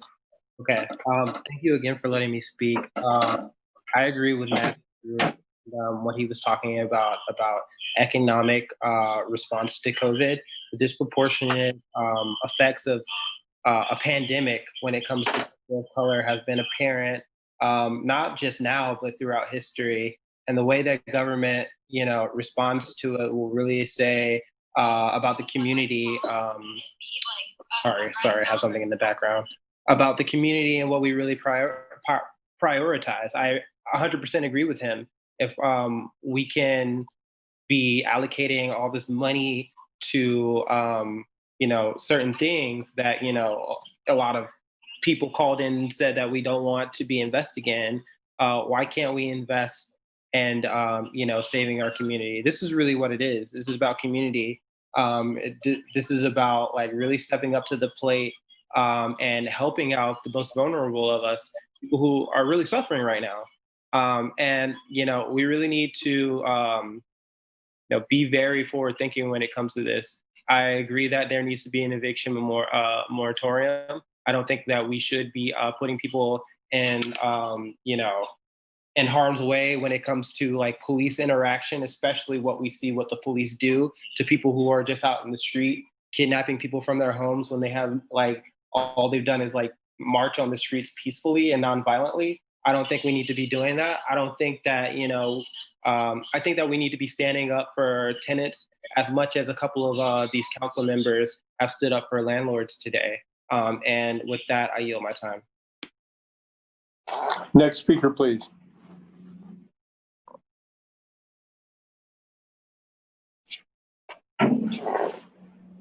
Hello.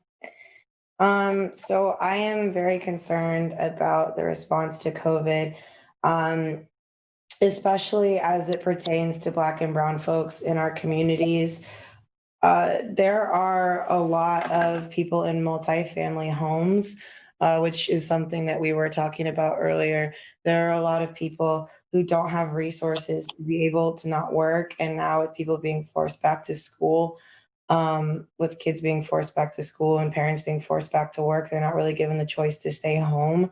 I'm also concerned with the fact that it seems like other cities and other municipalities have, found it in themselves to step up and like stand against the governor's very clearly criminal actions against the well-being of the residents of Iowa, and that Des Moines is not taking that step. I really do appreciate the mask mandate you did put in place in city buildings, but nobody's in city buildings right now because they're all closed. So it doesn't really do us a whole lot of good. We really need a citywide mask mandate.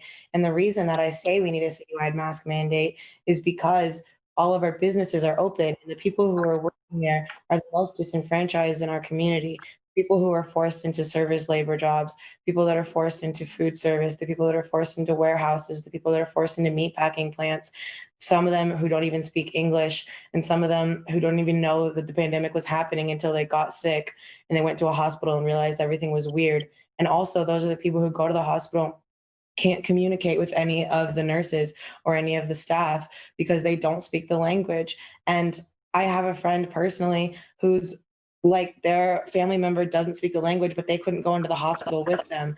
And when we're putting people in danger, they get in these situations. So we really need to be doing everything that we can to be preventing that. We need to be finding this money.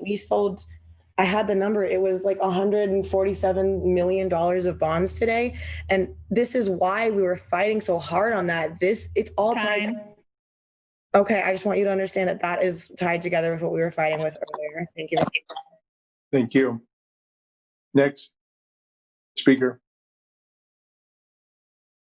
Peyton. Hello. Peyton, you're on. Hi. Okay. So I just wanted to say first, I agree with everything that Matt Bruce said, along with every speaker who has been on since then. I also want to say that yes, this pandemic definitely does affect Black and Brown people the most, as does just about every problem that we have in this world because of white supremacy, which is something that you should all be fighting to overturn with everything that you do. So with this eviction moratorium, I know that you guys had talked about with the last thing with Mandelbaum's issue. I don't remember what it was exactly. Yeah, because I was at work because this meeting was inaccessible. But you talked about how you care about tenants and you cared about tenants not having to pay more and all this stuff. But I'm just wondering if you actually care about tenants or if you just care about them when it's connected to the landlord's income, because it seems that that's what you really care about. And also, I just want to say that the best way to fix our economy from all of this COVID stuff is a mask mandate. We need to mitigate the risks of coronavirus if we really want everything to go back to normal, as everyone seems to want it to go to, which is never going to happen, honestly. But if we really want to be able to open our economy and everything, we at least need a mask mandate. And you guys need to be the city leaders that we elected you to be and get this mask mandate. You don't need to wait for Governor Kim Reynolds, because let's be real, she's not going to do anything. She wants all the citizens of Iowa to die. So you need to be the leaders and get this mask mandate through. Set the example for the rest of the state. Right now, Des Moines is behind other cities because we haven't done this mask mandate citywide, which we need to do. I am urging you, please, to do this. I don't want to see other people die. Thank you. Next speaker. Adam, Hello, can you hear me? barely. Gotcha, gonna do the same thing last time, move my computer closer. So I think the mask mandate is really key, as well as other things we need to do, but the mask mandate seems to be the kind of lowest hanging fruit at this point. Just living downtown, it's been a travesty seeing just everything be closed, and then now that it's open and everything is so dangerous, we just need some sort of response. And whenever we don't see any sort of response, it's really concerning. And I'm at a point, I moved a few years ago from St. Louis, and I'm literally telling my family not to come visit me because I'm too worried for them to come here, because Iowa is one of the more dangerous places right now. This is very personal for me, the fact that I'm literally not being able to see my family right now because I want them to be safe. And I know that a mask mandate would help that, help make the city safer and help me see my family again sooner. I yield my time. Any more speakers? Yes, there's 8. Okay. Jamie, Beaverdale area. I unfortunately was kicked in the middle of Matthew talking because COVID is a really, really important topic for me. So I apologize, Matthew, that I didn't get to hear everything you said, but I appreciate you speaking to this issue. I think that since this is a thing that's not only affecting statewide but also countrywide, it should be something that is top prioritized rather than spending $99,029.76 on police ammunition. That money could go towards housing for people who perhaps lost their jobs because of COVID, can't work because they have COVID, feeding families, feeding children, anything that has to do with the pandemic right now should be at a top priority. And I mean, you have all of this money. I don't know why you're not supporting the tenants. So all of the money can go back to the landlords that you care so much about. Thank you. Next speaker.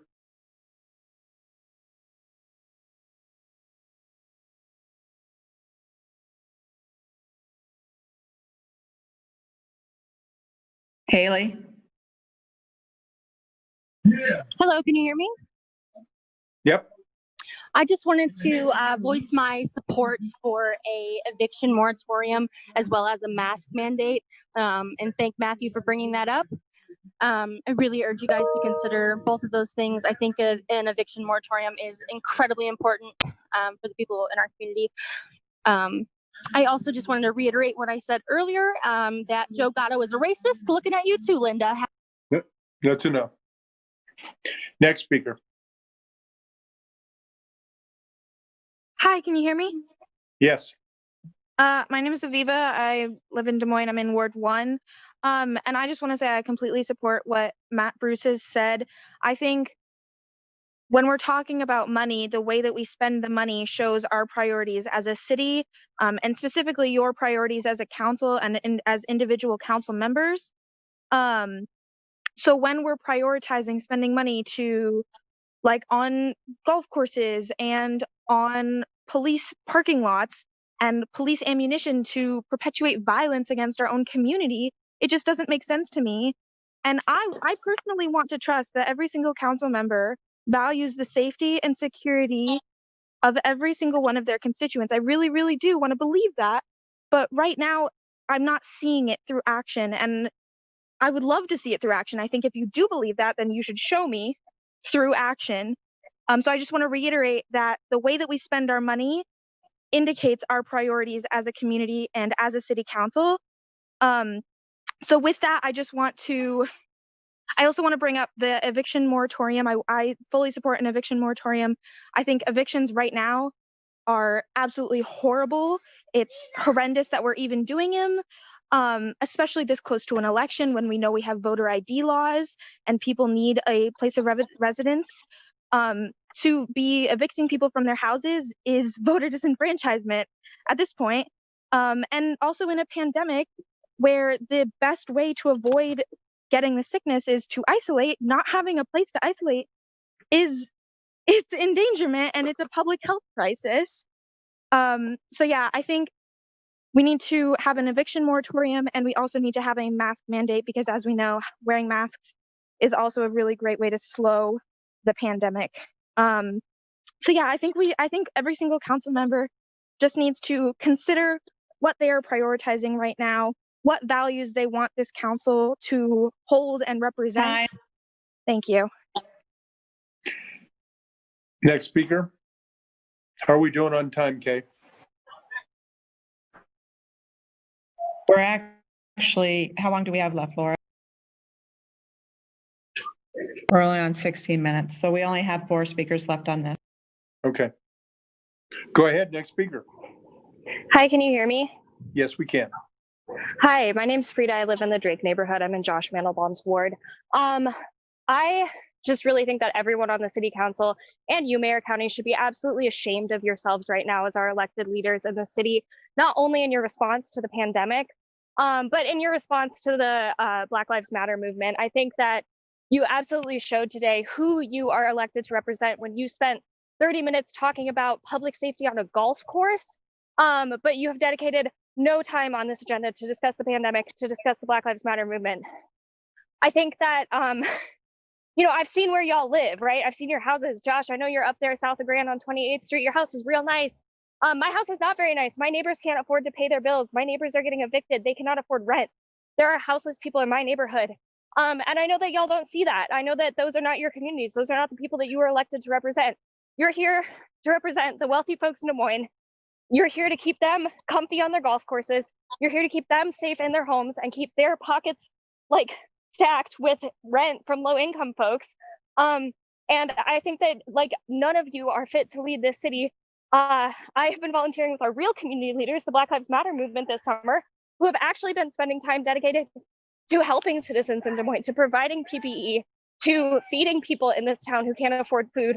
And this is not an insult, it's constructive criticism. It's not just to Joe Gatto. Y'all are all a bunch of racists.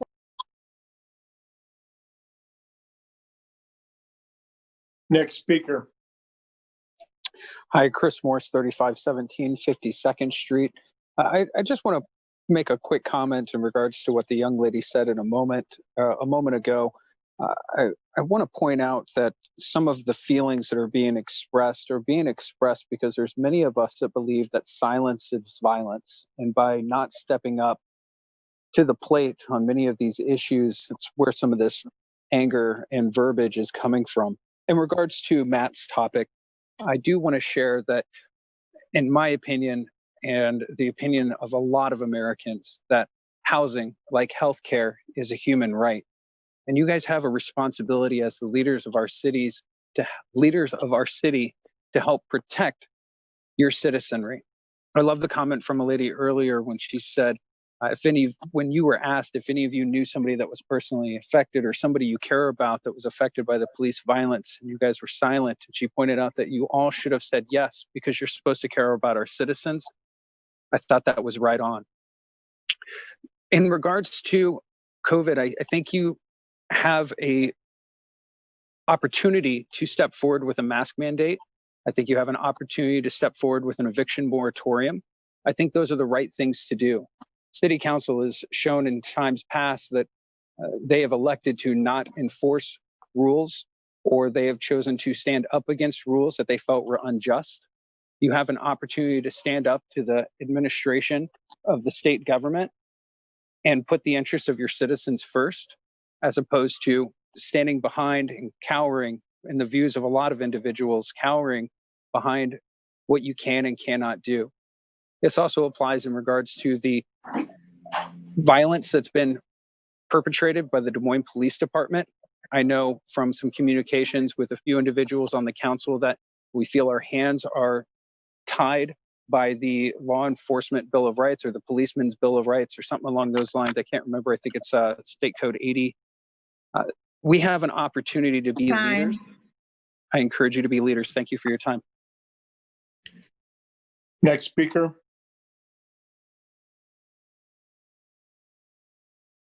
LaShawn?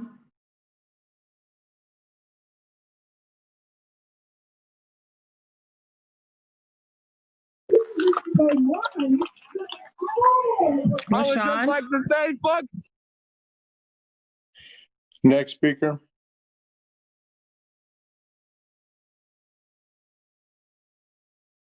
Cool. I would also like to voice support for a mask mandate. The proclamation put forth recommending masks was cute, but the city should really do more to proactively deter COVID-19 transmission by providing face masks in public spaces. Additionally, I also agree with a moratorium on evictions. This is the worst time in history to make the decision to say it's okay to throw people onto the streets in the middle of a pandemic. And that's also to say that the houseless population right now, whether they be on the streets or couch surfing, what have you, super vulnerable population that is not receiving adequate resources right now. Housing is a human right, and the city of Des Moines is denying these people of that right. And so there's more that can be done by the city of Des Moines, but it's not. But I also agree with what Frida said. Everyone has really nice houses. I yield my time. Next speaker.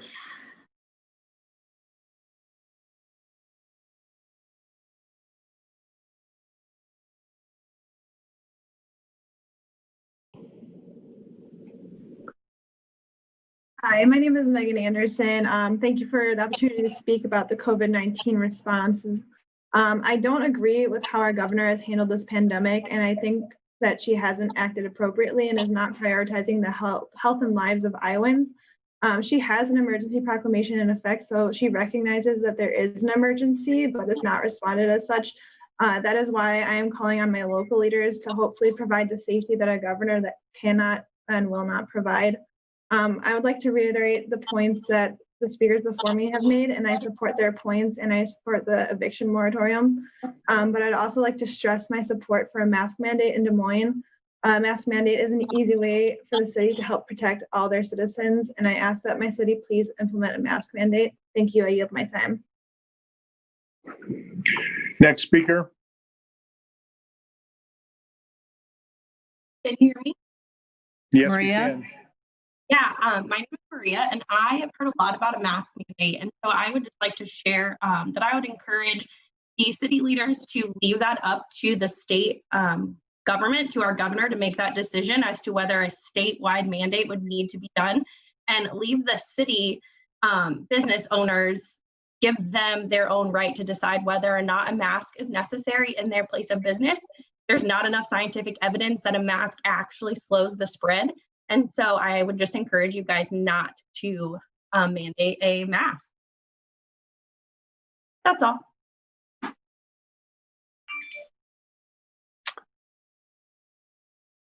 Okay.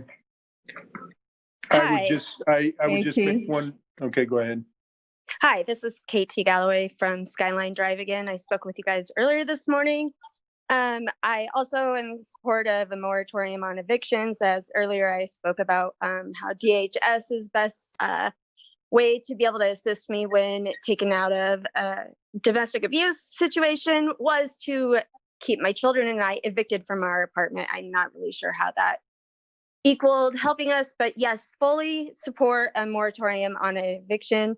Also, I support the mask mandate. My daughter was the first child in Polk County to be diagnosed with COVID-19 on March 17th.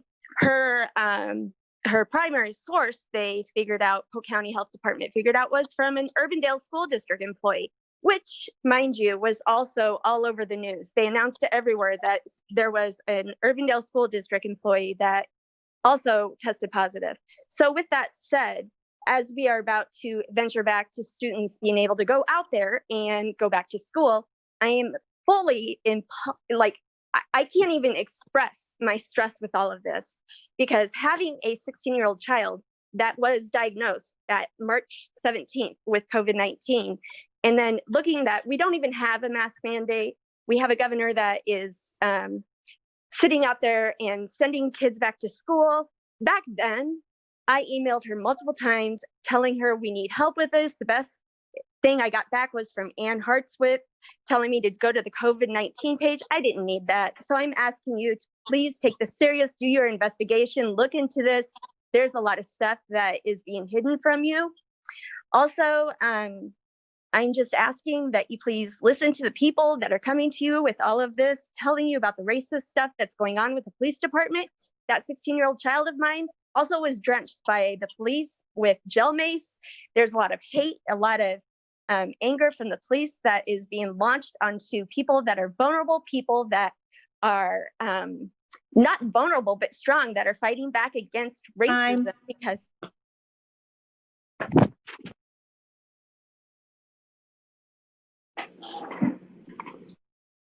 Okay. Hi. Any other speakers? Yeah. This is the I'm- last speaker. Okay, go ahead. Okay. I'd like to quick say that there is science behind masks. They will reduce the spread. We had one speaker who was a science denier earlier, and I want to say clearly that she's wrong. I would also like to throw my support behind an eviction moratorium, a mask mandate, and I heard a really great suggestion for the city providing masks in different locations so that if someone doesn't have a mask, instead of being arrested or fined, which will disproportionately hurt people of color and poor people, that the city provide masks so that we can avoid a carceral solution here. I'd also like to say that the woman who was providing constructive criticism on the racism that this council was upholding, she was making a good point. And to silence her without listening to her, I think speaks to the way that you are silencing people of color, and ignoring your own part in racism in this city. So I urge you, when someone calls you a racist, to not just hear that as an insult, but to take it upon yourself to look at your behavior and say, am I actually perpetuating racism? Because for many of us, you are. And I really urge you to not just take racist as an insult, but to take it as a wake-up call, so to speak. Thank you. All right, that was our last speaker on that one. Could we have a motion to receive and file all those comments? Mayor? Yes. I'll move to receive and file those comments. I did want to respond to a couple of things. One, I have a question and would appreciate the city attorney getting back to us with an analysis of our authority to issue an eviction moratorium. I do think that's something that we should be considering given the impacts of COVID and the gaps that are now emerging in federal aid. The other piece is did just want to mention that I do support a mask mandate, and I do think that we have the authority to act on that as a city. And just want to be transparent that from a public perspective, I would support that action either in proclamation, or if the council was interested in taking that action, I would support it. We're seeing other cities in the state go forward, and they have not. It's my understanding that, for example, in Iowa City and Johnson County, the state has not interfered with their mask mandate. So I would be interested in taking that step as a city. Okay, it's been moved. All in favor, say aye. I think Connie wanted to speak. I was just going to say I would support a mask mandate too. After being out and around, the more we can stress it, I think it would be helpful. Who said that? Is there any objection? Objection to a mask mandate or objection to receive and file? Objection to receive and file. No objection. No objection, Mr. Mayor. All right, let's move on to item 44. There's a request from to speak from Christopher Morse regarding school resource officers. Christopher? I am not Christopher.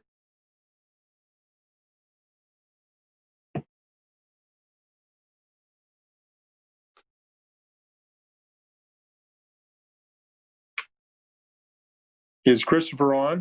I think he was on a minute ago.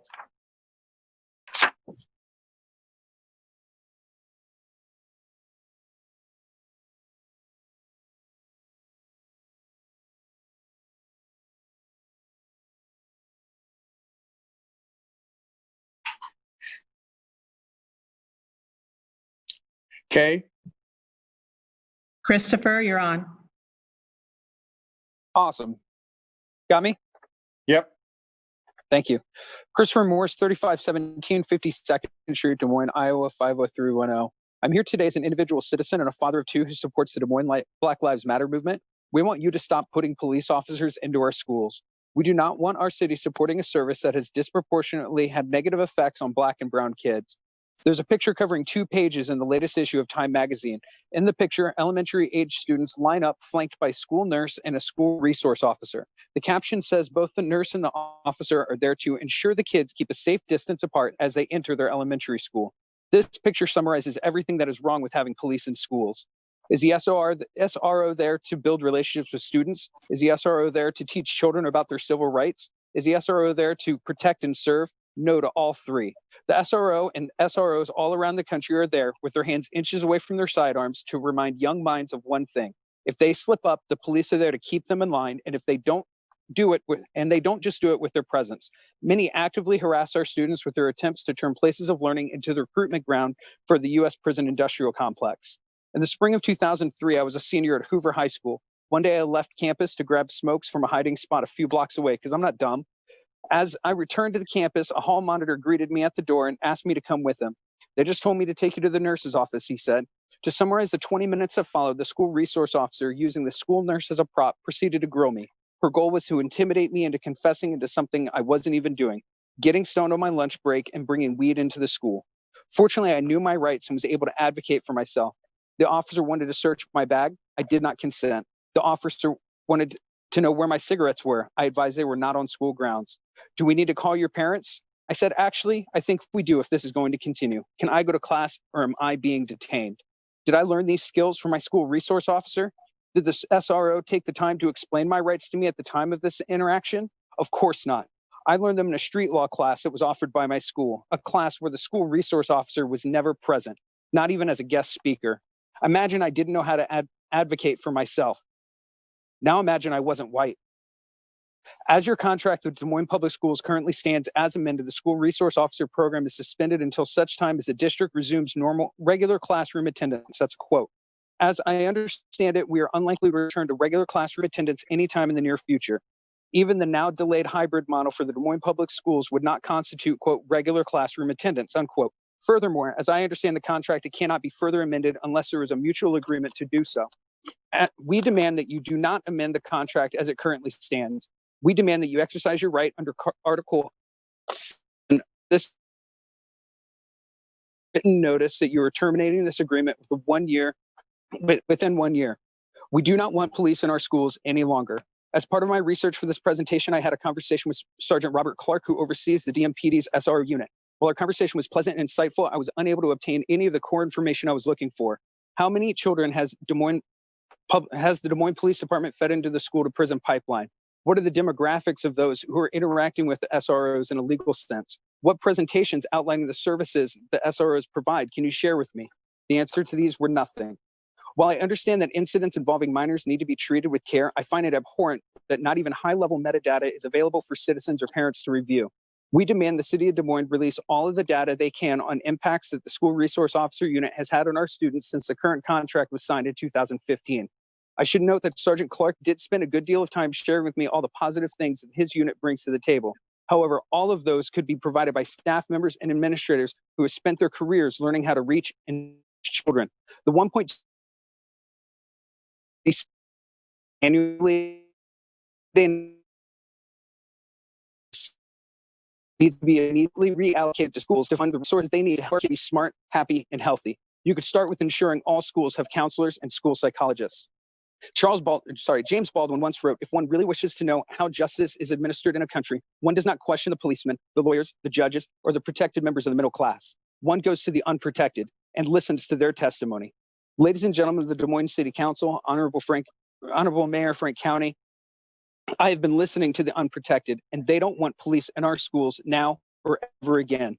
We want more resources for economically disadvantaged kids. We want more resources for kids with mental health issues. Thank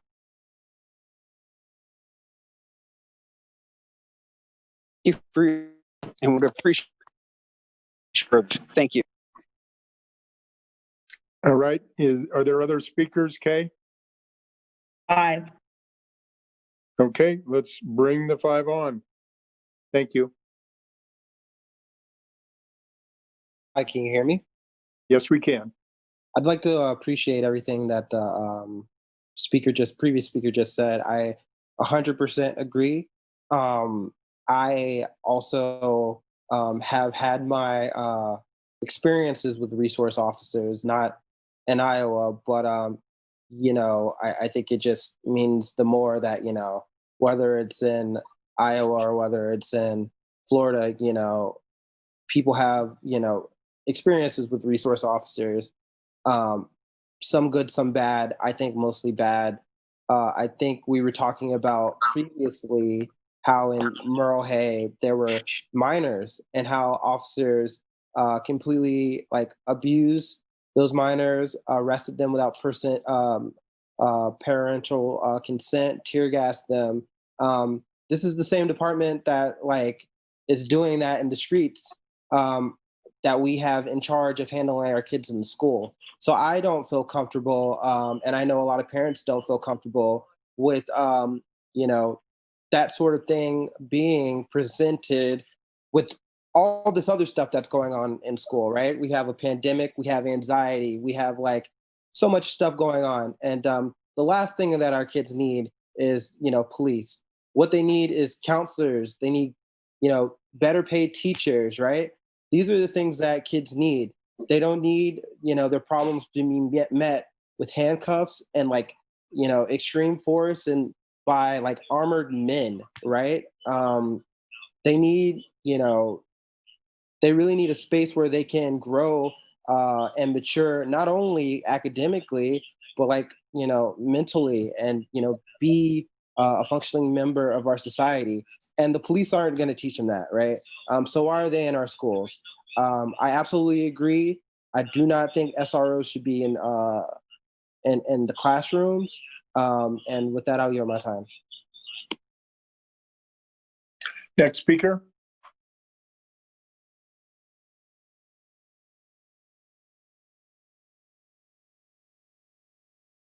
Hello.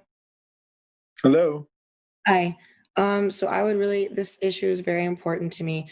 I believe it is very important to outline what children should be focused on from the ages of 3 to 18, the years that I personally was in public school. From the ages of 3 to 18, children should be focusing on being a kid, learning in school, their friends, their family. They should be focusing on what they want their future to be. They should be focusing on themselves and their growth. They shouldn't be having to learn defense mechanisms, and they shouldn't be having to learn who to be afraid of in a space that is supposed to be safe, in a space that they spend more time at than they spend with their own families. School resource officers, I don't believe are a necessity. From what I understand, they began kind of as like someone who is supposed to be there in case there's like a mass shooting. But we know for a fact that a school resource officer has never stopped a mass shooting. In fact, they're not even required by law to stop mass shootings. In fact, police officers are not even required by law to protect us. That was determined by the Supreme Court. They are not required to protect. So by putting them in schools, essentially you are training children to be terrified, and you are putting a person who the training that they have is not training for a school. The training that a police officer has is to determine threats, is to be looking out for threats. And when they are in a place where there are zero threats, but they are looking for them, they will find a way to find them. And they usually find those in Black and brown folks, in disabled children, and children with learning disabilities. It's so extremely scary to be any intersection of those identities, or even one of those identities by itself. Because what do you do if you're autistic and suddenly you shut down, if you get overstimulated? Time. Verbal.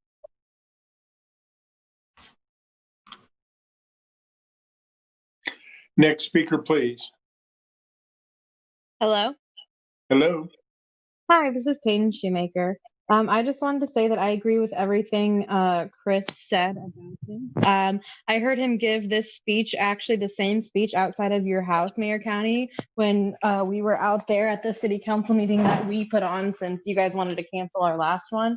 I just wanted to say that I completely think that it's unnecessary, first of all, to have the SRO program, but especially to have it during this time with COVID going on. So you definitely need to delay it for right now at least, but you should be like abolishing the program altogether. But for right now, even with COVID going on, it's going to affect Black and brown students even more.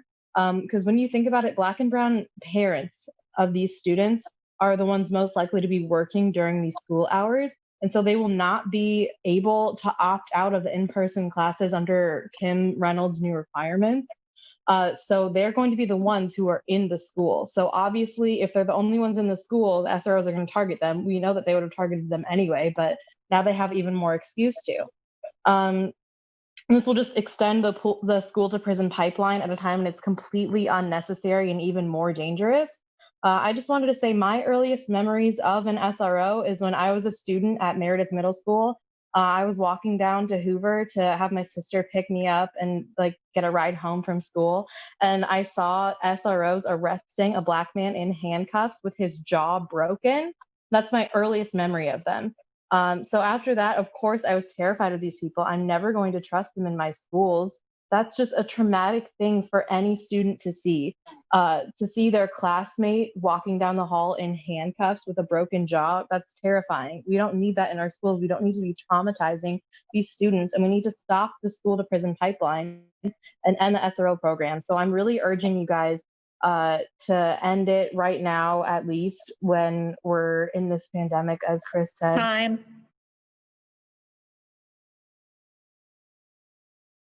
Another speaker? Hello. Hello. Hi, I just wanted to agree with everything that Chris brought to the table today. I did not grow up in Des Moines. I grew up in State Center, Iowa, a very small town in the center of the state, hence the name. We did not have SROs in our school at all, so I'm glad I got the pleasure of not experiencing that. But I can imagine that if I had, it would have definitely hindered my learning experience. And everything I can find online says that it doesn't actually result in safer schools by having SROs in the school. So I would like you all to personally look into that yourselves. Thank you. Thank you. Any more speakers?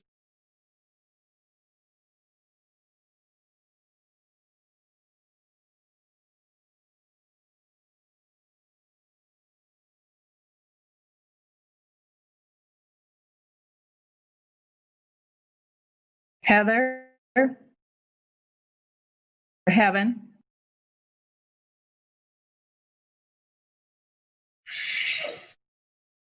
Hello. Hi, this is Carter. I hope it's not anybody's on this council's first time hearing about the school to prison pipeline. But I hope you do realize that SROs are a huge part of that. And we shouldn't have kids feeling unsafe in school, be it COVID or be it a scary SRO officer.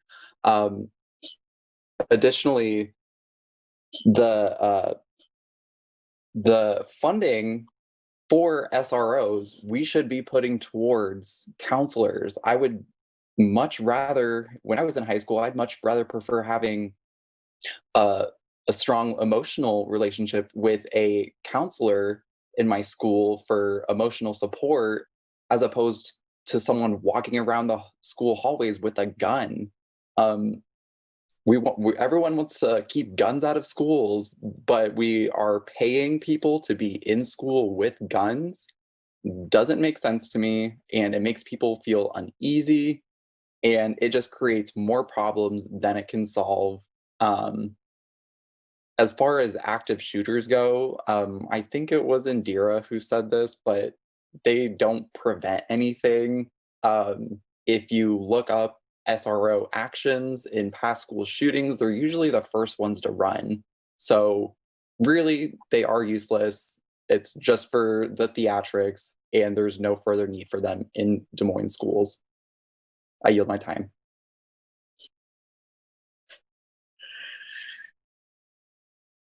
Hi. Okay, can do you we hear have me? any? Yep. Awesome. So my name's Aviva. I am 17 currently. I'll be 18 by the election. Next school year, I'm going to be a senior at Hoover High School.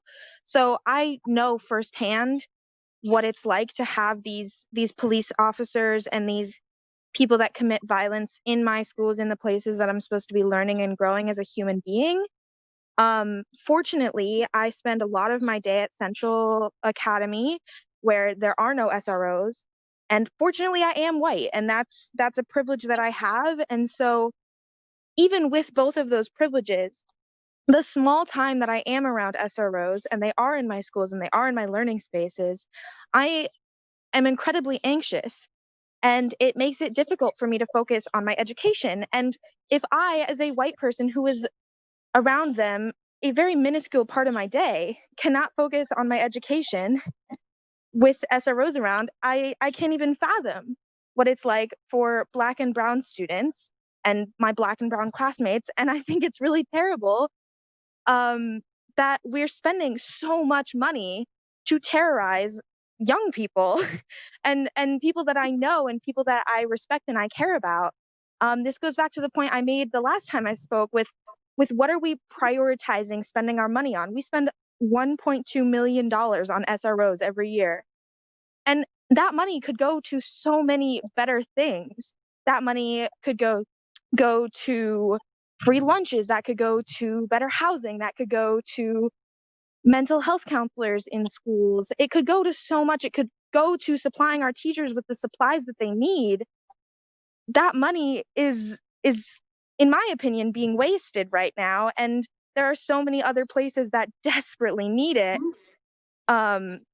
So yeah, as a person personally impacted, I really urge you to pull SROs out of our school, to cancel that contract as soon as you can, because it's honestly ridiculous. Time. Thank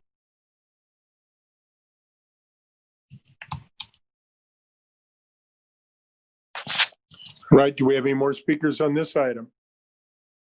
Yes. Okay, and how are we doing on time?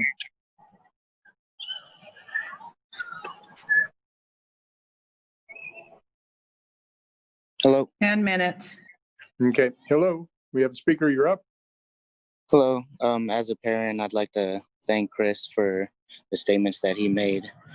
And I do agree with the previous statements made that the resource officers should be taken out of the schools. They should not be in schools and should definitely not have weapons in the schools. I remember a young a memory when I was in high school of a young Black girl being slammed against the office windows at East High School, instilling fear in a lot of the students that were there. And not only this, the kids go to school knowing that every day there will be at least one gun in the school at least. There should be more counselors available for students to be able to talk to and relieve stress and anger, and have more resources available to these students. These are wasted efforts and wasted funds that could be applied to better programs to better these students. I yield my time. Next speaker.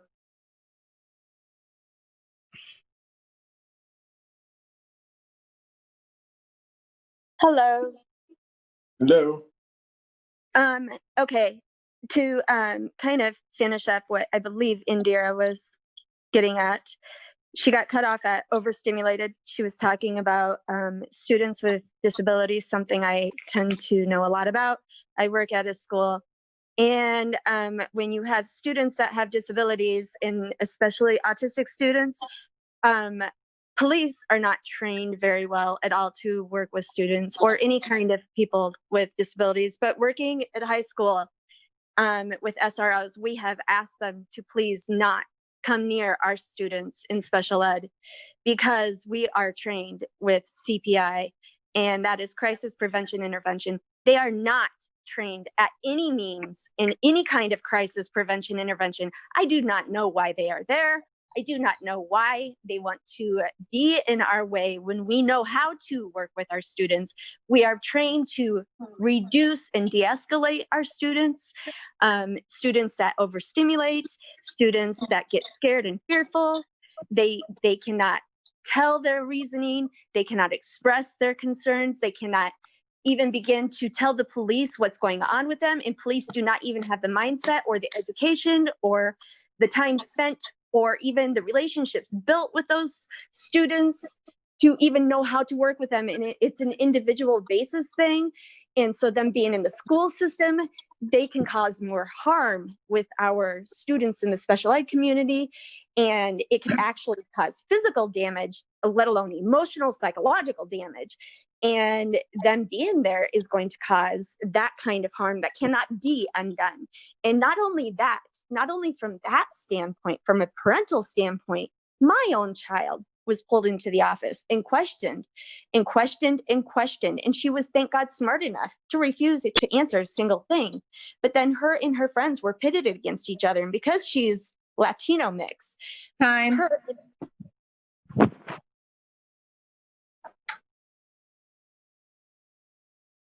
Next speaker.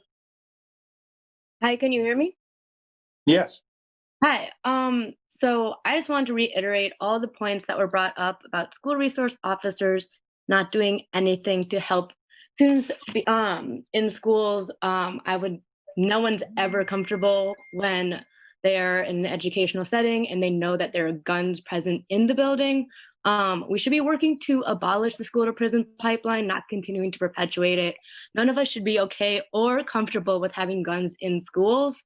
This should not be getting SROs out of school should not be just a priority right now, but also in general and trying to get rid of them, especially during a time of pandemic. Will the SROs be required to wear masks?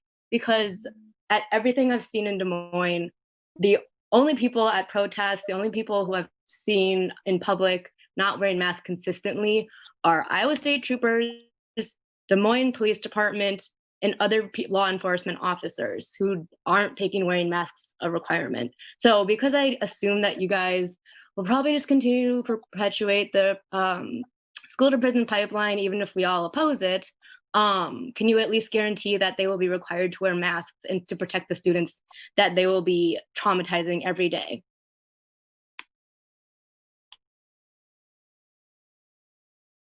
Next speaker.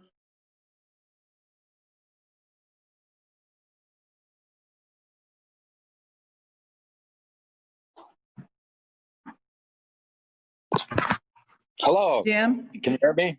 Yes, we can. All right. Well, my name is Jim. I live in Des Moines, and having been a victim of a Des Moines PD beating on me while I was in handcuffs twice, and the fact that there are officers like Greg Wessels and dozens of others on the police force who are unable to control their tempers, there's no way I would want any of those guys around my children at any school. So this is a real, they need to be taken out of the schools. They need to stay away from kids. And that's all I have to say. Thank you. Next speaker. Last speaker. Okay. Hi, this is Heaven. Yep, Heaven, you're on. Hi. When I was in high school, I went to Moines Roosevelt High School, and there was a resource officer there, and he was only there 2 or 3 times a week at best. And honestly, I was lucky that we trusted ours. Most students do not have that. And I don't think that they should be there anymore, considering that the city and frankly the whole country has made it abundantly clear that they don't want it there. And frankly, the fact that the city of Des Moines still has, despite the fact that the city's made it obvious that we don't want it, makes it obvious that you don't care about what the wishes of the city is.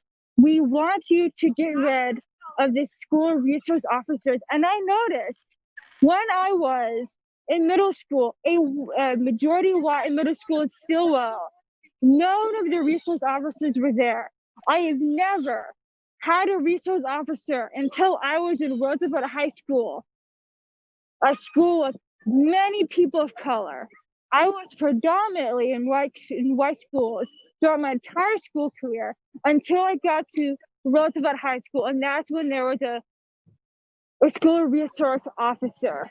And I find it sad that still has to go around. We don't need them anymore, and we don't want them. Please remove them. Thank you. Have a nice day. All right. We're done with that item. That completes 44. Correct. Could we have a motion? All right, good. Thank you. All in favor, say aye. Aye. Any opposition? Hearing none. Let's move on to the next item. The next item is a request to speak from Jalen Cable regarding the power of the Des Moines Police Department. Jalen? You have to wait till I find them, Mayor. It takes me just a little bit. My keyboard doesn't work. Okay.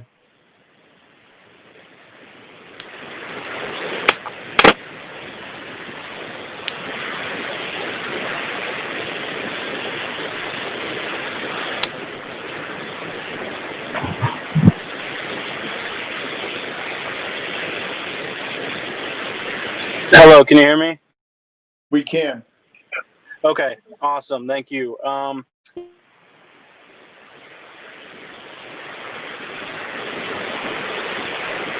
you there? Yeah, so hello, can you hear me?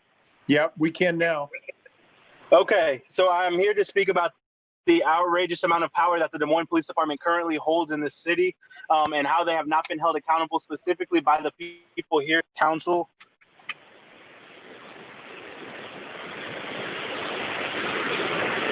Jalen, you're breaking up a little bit. Hello, can you hear me? Yeah, you keep breaking up, Jalen.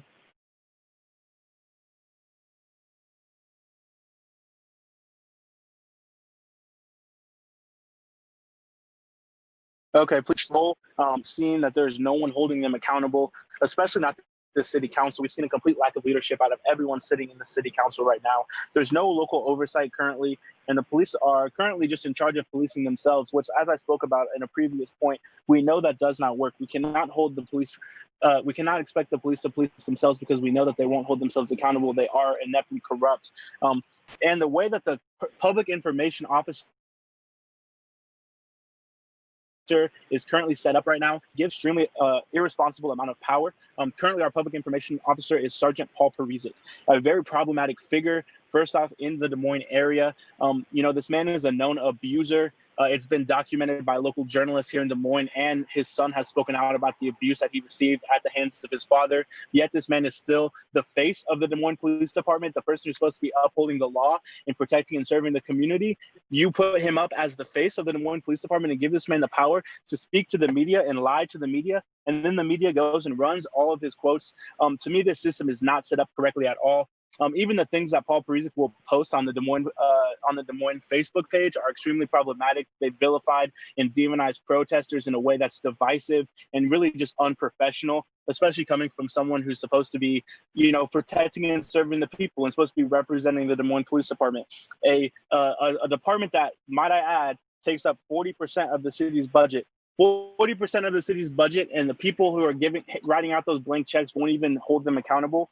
And let's talk about how the Des Moines Police Department has time and time again forced the city to pay out these large settlements because of their irresponsible actions, because of their unjust actions. They brutalize people, and then we are the ones who pay for it. Why in June 2019, the city of Des Moines had to pay $75,000 settlement because of Officer Kyle Thies. In May of 2020, the city of Des Moines had to pay another $75,000 settlement because Greg Wessels body slammed and pepper sprayed a young Black female at the DART station. This was a young Black girl under 18. He pepper sprayed and body slammed her. And this was not even the first offense that Greg Wessels has been documented committing. Greg Wessels is a corrupt police officer. And when his corruption has been reported, instead of him being fired from the force, he was promoted. What kind of culture do we have in the Des Moines Police Department where you can beat people up unjustly and then be promoted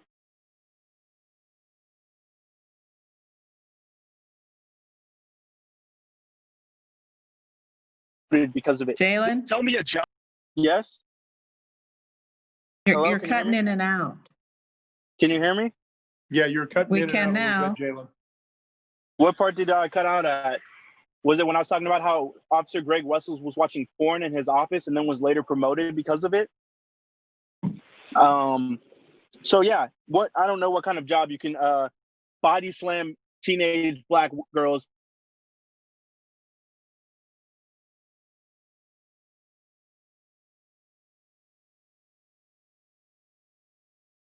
and watch porn in your country full of racists, but I'm going to be racist. Chief Dana Wingert is a racist. He's upholding white supremacy. He needs to be fired immediately.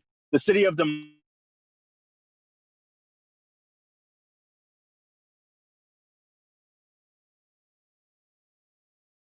Moines needs to hold him against. So they will continue to do these things, and they will continue to lash out against us, the people who are trying to express our First Amendment rights, because they know that there is no consequences from these actions, which is unjust.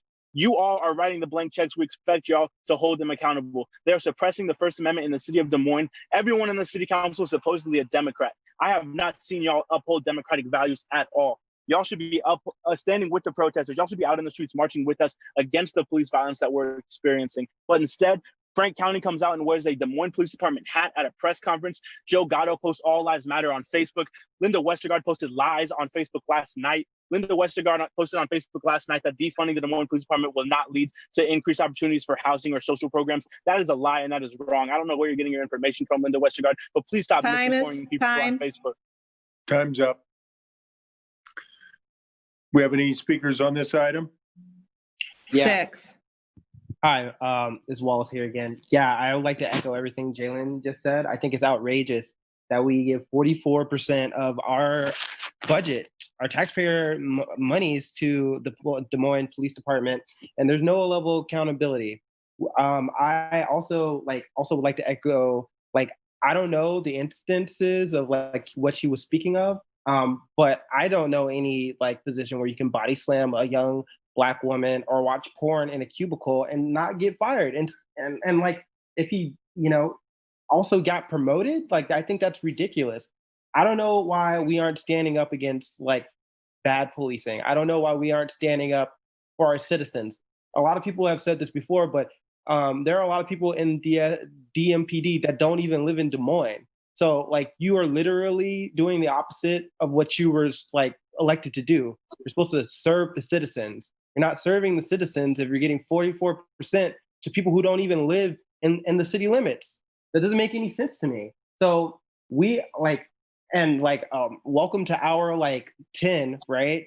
I hope this shows you the dedication, what we're willing to do to talk about these issues, what we're the links that we were willing to go to see like real sustainable change in our community, because it seems like we have to stand here and like sit on calls that are totally inaccessible, that we don't even know, we can't even see your faces, we don't even know if you're like actually listening to us, right?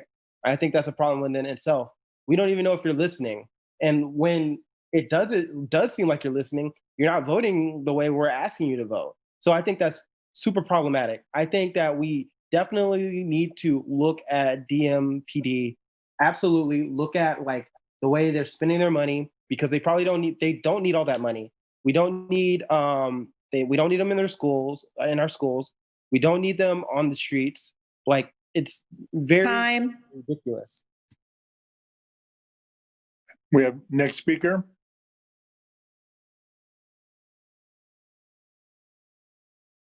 Hello. Jim? Yes. Hello. Can you hear me? Yes.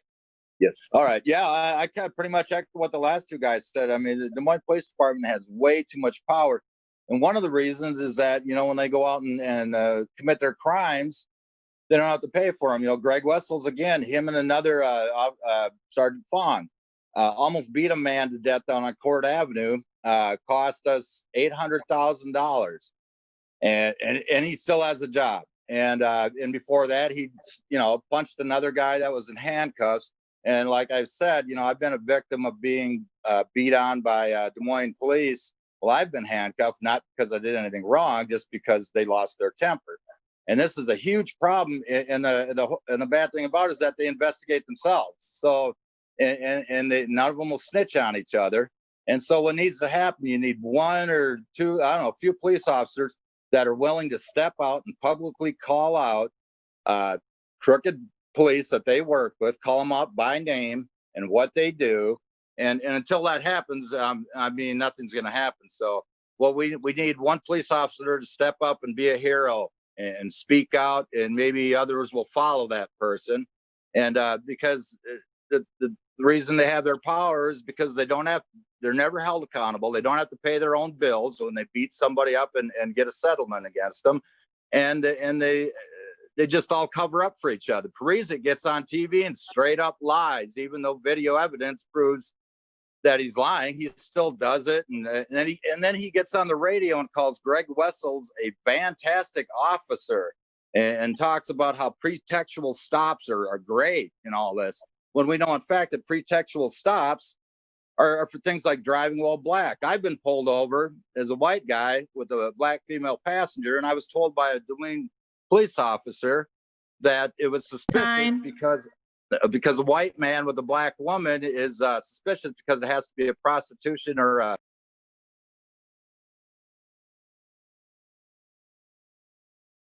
Next speaker. Hi, I'm a little shaken by what you guys just cut off. We have time limits. I understand that. I am not sitting here and blaming you. I am saying I'm a little shaken by what I heard. I am a mixed race Black woman. My father is white and my mother is Black. And I have often in this city wondered, going to the grocery store with my older father, if people have wondered. I wonder what people assume, because I don't think that they assume that I'm his daughter, that is my father, if I'm hugging my father in public. So please give me a moment to be affected by what just happened. If you need to come back to me and have someone else speak, that is fine. I am a little bit emotional right now. Can we do that instead, please, Kay? Or do you need me to speak right now? Because I'll speak. No, I'll move. No, I just have to get there. Thank you very much. We'll give her another minute when she can come back. Hi, folks. Thank you so much for allowing me to speak. My name is Chelsea Chisholm Vargas, and I am speaking in support to the request from Jalen Cavill regarding the power of Des Moines Police Department. The police department has an immense amount of power, and it's actually really scary that none of you are willing to speak out against their violence. I've mentioned multiple times on this call that the Des Moines Police Department on May 31st at about 8 p.m. until very, very, very late in the night, pepper sprayed, tear gassed, and shot rubber bullets at Black children at Merle Hay. None of you have spoken out against this violence on our own Black children here in Des Moines.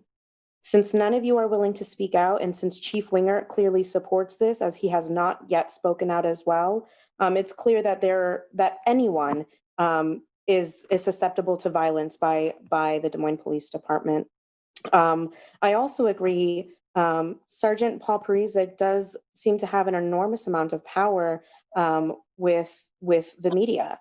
He gets on the news and no one fact checks anything this man says, and he runs whatever story he wants to. And in regards to Sergeant Wessel, that's absolutely disturbing. I would like to share that on February 13th, Sergeant Wessel and Sergeant Fong pepper sprayed, beat, punched, kneeled in a man's abdomen, in his testicles, on his nose, his sides, his back, and his knees. He was handcuffed and dropped on his face. He suffered 8 cracked teeth due to Sergeant Wessel and Sergeant Fong, one broken tooth, black eyes, and injuries all around his body. This has resulted in $800,000 settlement. So thank you, Sergeant Wessel, for wasting all of our money, and thank you to the Des Moines City Council for just enabling that. So we really appreciate you all wasting our money. In regards to the young Black girl that Sergeant Wessel's body slammed, she got paid $75,000. Time. So please stop spending our money on racist cops. Thank you. Next speaker. Hi. Hello. I'm deeply curious as to why the city council, not a single member, has spoken out against police brutality in Des Moines, seeing as how visible it is and how much coverage it's getting now from various reporters in Des Moines. I'm curious. I think this has to do with the power discussion, in that I think they are holding some power over you. Why aren't you speaking up about this? I challenge you to right now start drafting up statements saying, we disapprove of police brutality in Des Moines. It's that simple. Why don't you do that? You have the video. People, like, this is proven. We have thrown all these numbers, all of these like specific people at you.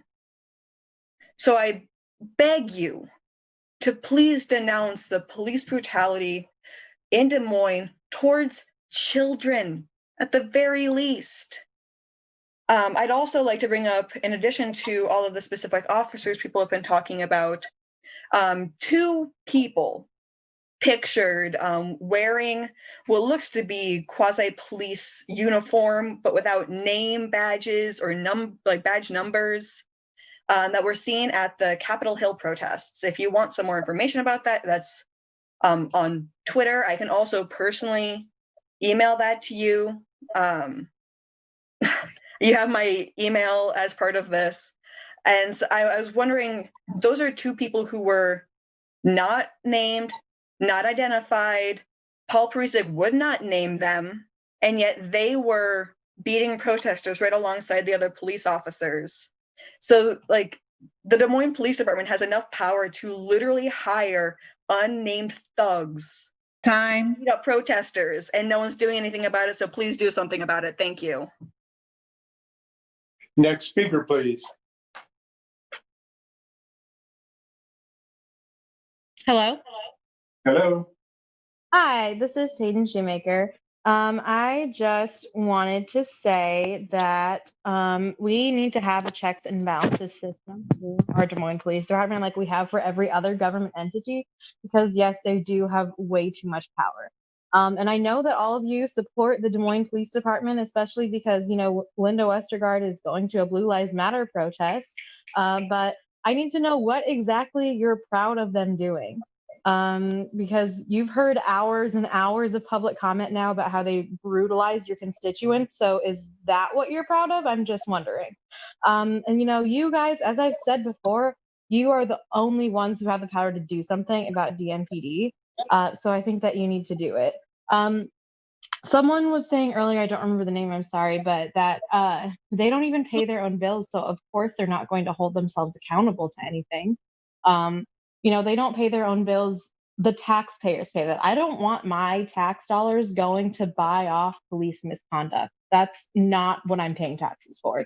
And why is it that doctors who injure their patients on the job have to pay that out with malpractice insurance, but our police officers aren't held to the same standard? That doesn't seem fair to me. So as I said before, they need their power to be checked, but obviously not by themselves, because we know that that does not work. So another way for their power to be checked is that we need a new public information officer, because Paul Parizek is a liar. He's a known abuser. I don't think that that should be the person who's speaking for the Des Moines Police Department. I wonder if that's what you're proud of. I don't know. But we need a new system for appointing that public information officer, like his son, Keaton Parizek, called for in the article by Aaron Calvin. I don't know if you guys read that, but we need a new system for appointing that public information officer, because that would be a really good first step. That would be really easy for you guys to do, to take away the bloated power of the DMPD.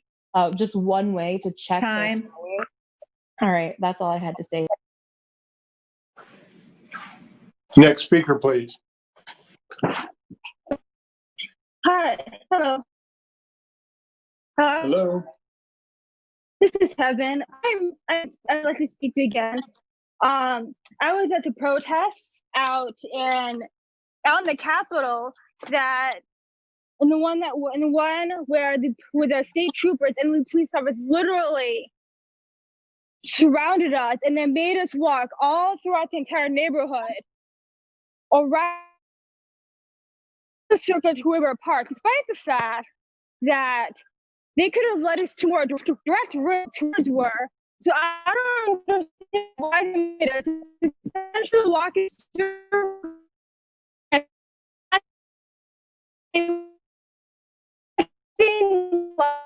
from us is we were simply there to protest. It took us 45 minutes to do that. People were literally pulled. I have saw people pulled and tackled. There were two white brothers who were mates, and we were trying to help them, but the police officers told them that they needed to keep moving, despite the fact that they had to essentially walk to their cars, essentially almost blinded by the mates or pepper spray. It doesn't matter. They tackled someone to the ground and then released them, told them to walk. Why would you release them? What was the point? Was there to death? Overweight people.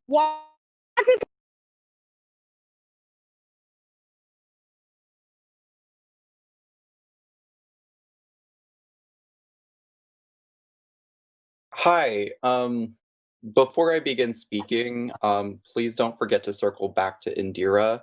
But I would like to respond to something that Wallace said. He recommended that the council members actually show their faces during the meeting. I think that's a fantastic idea, especially because I'm pretty sure earlier in the day, I heard a council member just chomping on chips, which is fine. Everyone needs to eat, but I mean, we're all in this together, and we would like to know if you are actively listening to the people speaking. The people calling in are not getting paid to talk to you. However, you are getting paid to actively listen to us. It was also Nicole who mentioned regarding the council's inability to denounce actions of the Des Moines Police Department. I'm also very curious as to what's causing the holdup. Why can't you denounce police brutality? Is that something you're for? Are you either scared of your election? Are you scared of the police union? I understand that police as a whole is a big, scary institution, but I can assure you it's a lot scarier for people who are not in power, especially Black and Brown individuals. Additionally, Paul Parizek, he is a liar, known abuser, as well as on the field when just interacting with the public. He's very cocky. He treats the entire social justice movement of Black Lives Matter as a joke, as a game. So really, he should be completely removed from his position. He should be fired. That's all I have to say.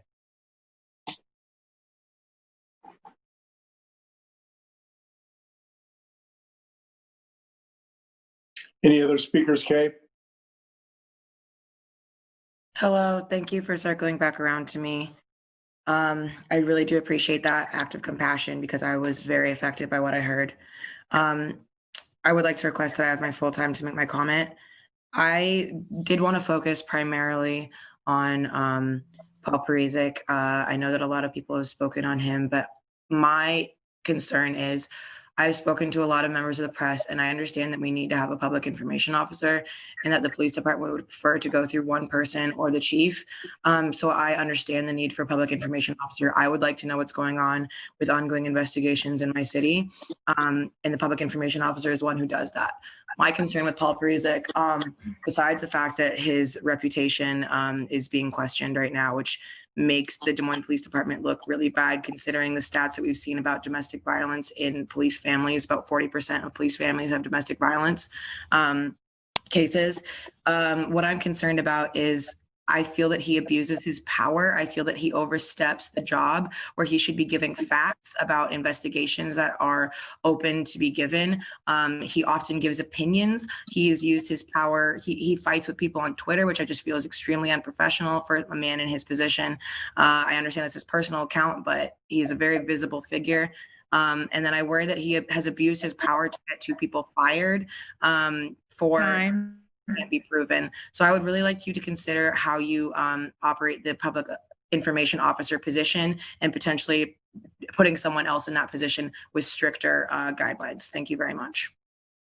Next speaker, please.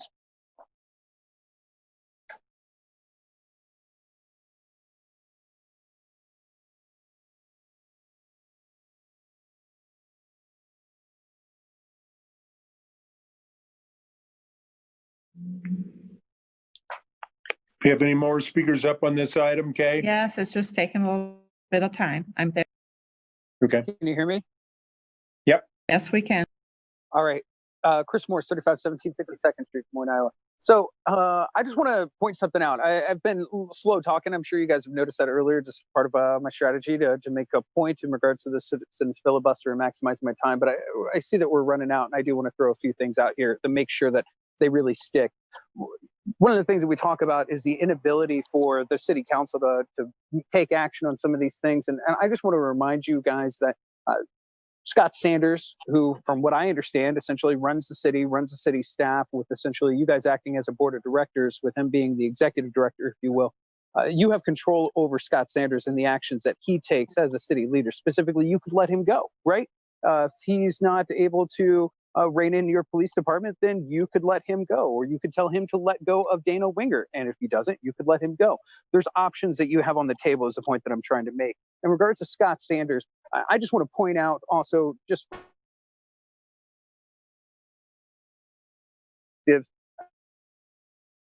things I've been that the direction, whether in on purpose or just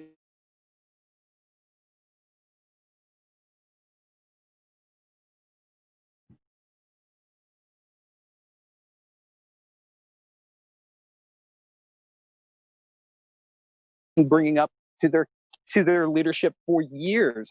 You have the issues with Merle Hay Road and the flooding and the things that we've been dealing with for years in my neighborhood. We have a request that's out in front of, from my understanding, we have a request out in front of Scott Sanders to provide us the numbers to go through all of the agenda items and let us know what the actual payouts have been from all of these settlements from the Des Moines Police Department's unchecked power and their ability to go around and just make mess, and then we as taxpayers have to pay for it. It's very concerning to me, as somebody who is still relatively new to this process, relatively new to city government, that the leaders that we have. Thank you, Chris. Thank you. Mr. Mayor, this is Linda Westergaard. I Yes. can't, my raise hand button is apparently not working, but I'm looking at the agenda and we're on 45 and it's the power of the Des Moines Police Department. Why are we allowing residents to personally attack police officers? I've heard several references to Sergeant Parizek, and I just don't understand why we're allowing the personal attacks. You know, these are, if they want to talk about the police department and the power, that's one thing. But do we have to allow them to be personal? Well, that's what bullies do. That's what bullies do, Linda. They get personal. They get real personal. It just doesn't seem that it's fair to our police department or anybody else. If we had residents that wanted to come up and talk about, you know, a movement, we wouldn't let them specifically name people and say, this is what's happening. I'm just having a real problem with this. Okay. I think a point well taken. Mr. Attorney, do you think we can limit that? Rather, I understand council's frustrations, but the people that are being complained about have been in the public. They are, especially a couple of them are most likely public figures, and I think that's a different animal for the council than when it's a citizen who's not a public figure. So I understand the council's frustration, and certainly getting away from the professional performance starts to get very close to being over the line. So maybe if you can remind the speakers to reference professional performance, that's what they're public figures for. And Mr. Attorney, this is Linda. I'm not frustrated. You know, this is fine. They can keep speaking all night. But I just don't like it when there are personal attacks against people that are not there to be able to defend themselves or to say, hey, wait a minute. You know, I'm always going to go for what I feel is right. And I just don't feel that it's right to get up here and start attacking people personally. These people have families, they have lives. We've asked them to go out there and serve and protect, and this is what we're allowing. It's got to be hurtful to all the people that are involved. So I'm not frustrated. I just want to do what's right.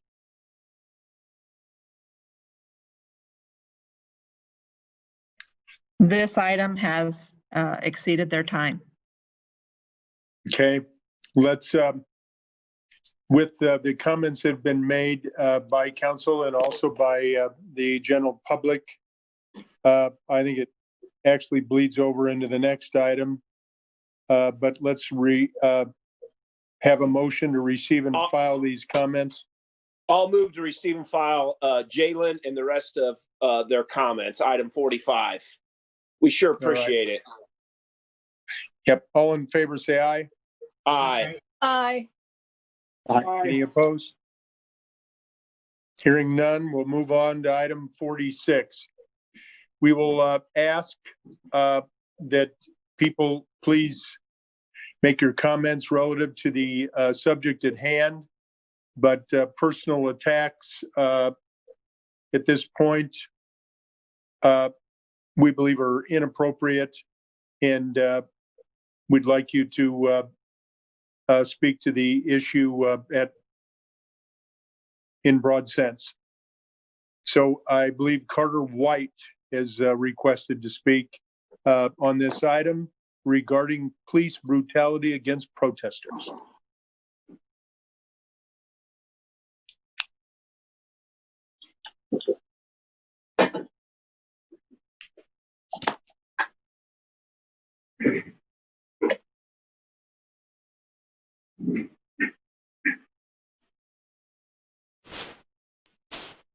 Carter? I am working on getting him.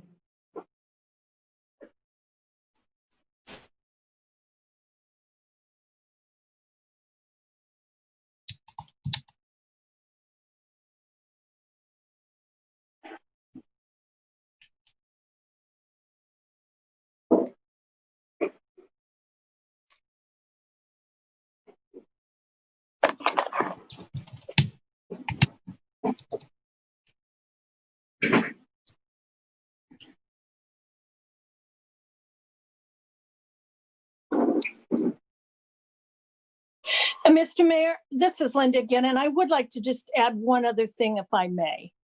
Sure. I've heard an open while we try to several. find. I've heard several people say council has not been at the protests and the rallies. And I just want to set the record straight.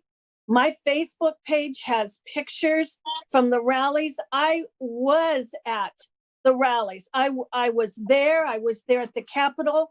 I watched the events unfold. I know exactly what was happening because I was there. And at Union Park, I know I stood, we had several council members there. We couldn't all be together, but we could see each other. So we have been, I know that myself and other council members have been at the protests and the rallies.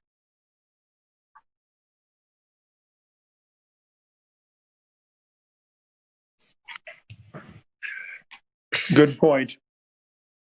I have to apologize. Carter was Carter was accidentally put into panelists, and we were trying to get him back into attendees, and I may have kicked him off. And not intentionally. I'm trying to find him. Let's move on He's to on item now. 40. He's on now. We got him. All right. I apologize for that delay.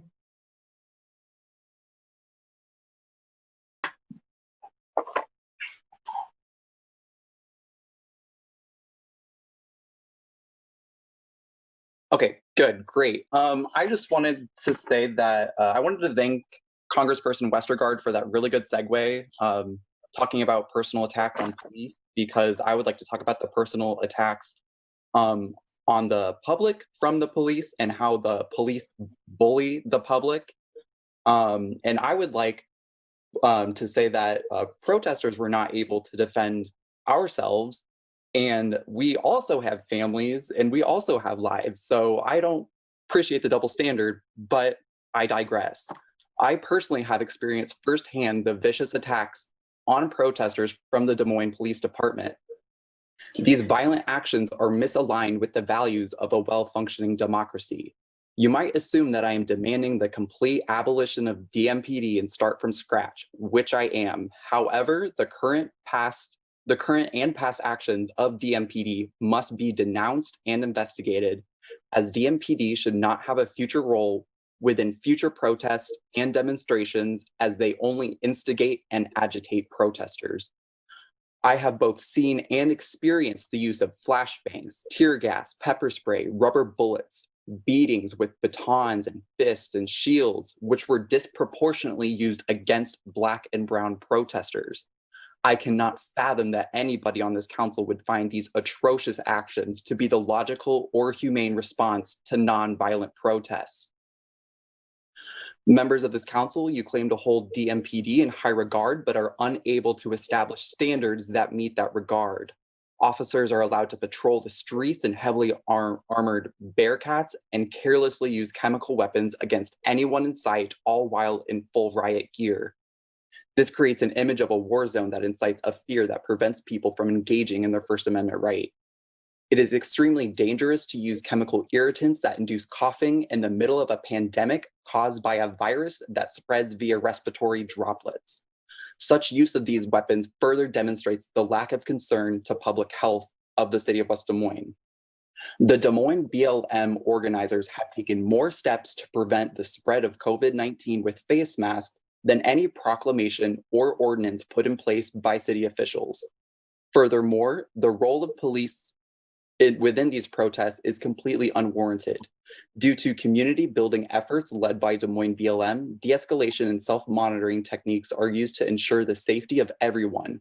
Meanwhile, DMPD has allowed people to drive trucks through groups of protesters without a single response. DMPD is disgracing the role of local governments by establishing an active police state. What actual efforts are this council being made to create a more equitable city? In June, the passing of the racial profiling ban ordinance was declared as a first step. Where are the efforts now? What is the second step? What actual efforts is this council making? In closing, there is absolutely no reason for police to be present at demonstrations or protests, as they only make situations worse by putting others in danger. Additionally, I would like to thank everyone who was a non-city official attending this illegitimate city council meeting. Scheduling a city council meeting on a weekday morning is an excellent time if you are trying to make a meeting inaccessible to working people. Everyone on this council gets paid way too much money to lose their temper and lash out like certain individuals did during the last meeting and this meeting. Joe Gatto claimed that he is the farthest thing from a racist in response to a Black Des Moines resident speaking his mind, but was much more quiet in response to the racist attacks at the beginning of this call. Finally, this meeting is almost as illegitimate as Joe Gatto's seat on this council, since he does not reside in his ward. Next speaker, please.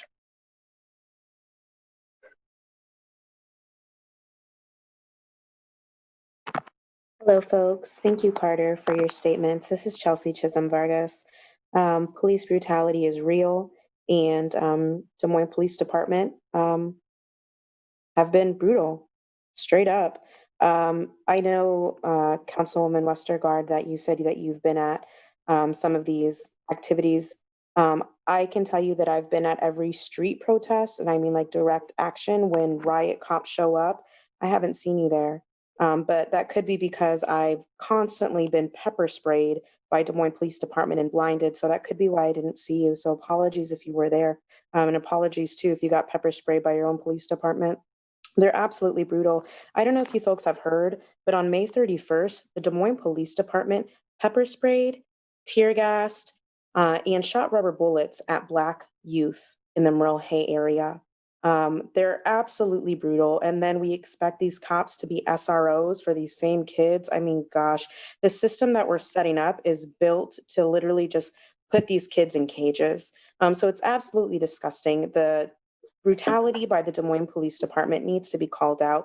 I understand many of you folks on the council have already expressed in private meetings that you're scared of speaking out against the Des Moines Police Department. So that should be known by everyone on the council, that there are fellow council members that are scared to speak out. I know some of you have no problem supporting the police department because you know that they're going to back everything that you want them to do. And I know sometimes some of you have told them to even go harder on protests. So thank you for enabling police brutality. You all are guilty of enabling police brutality, every single one of you. There's no exception to any of you.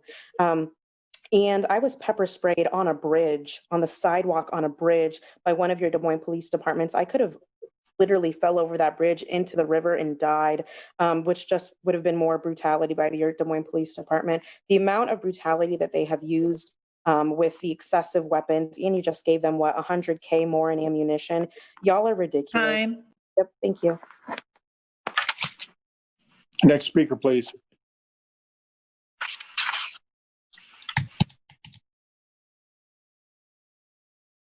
Jackson, will you unmute yourself?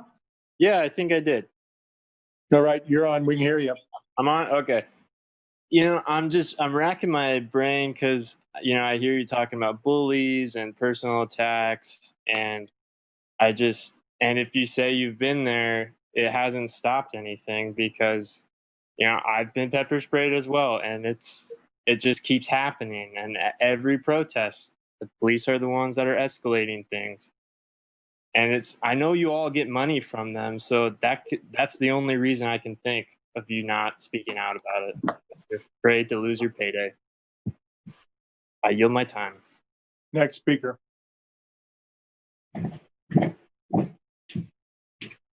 Jamie? Hi, thanks for calling on me. I wanted to make a point of what Councilwoman Westergaard said.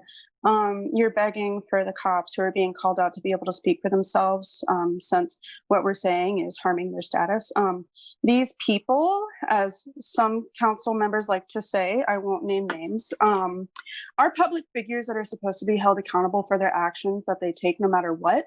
And they're speaking for themselves every day by showing their disregard for decency to citizens and minors by brutalizing them constantly. This isn't bullying. We aren't trying to harm them. We just want accountability to be held for people who are bullying us literally day to day. And I would like to ask again if any of the council members have been a victim of police brutality, because I feel like if you were, you would actually give a shit on like anything we're saying today. Thank you.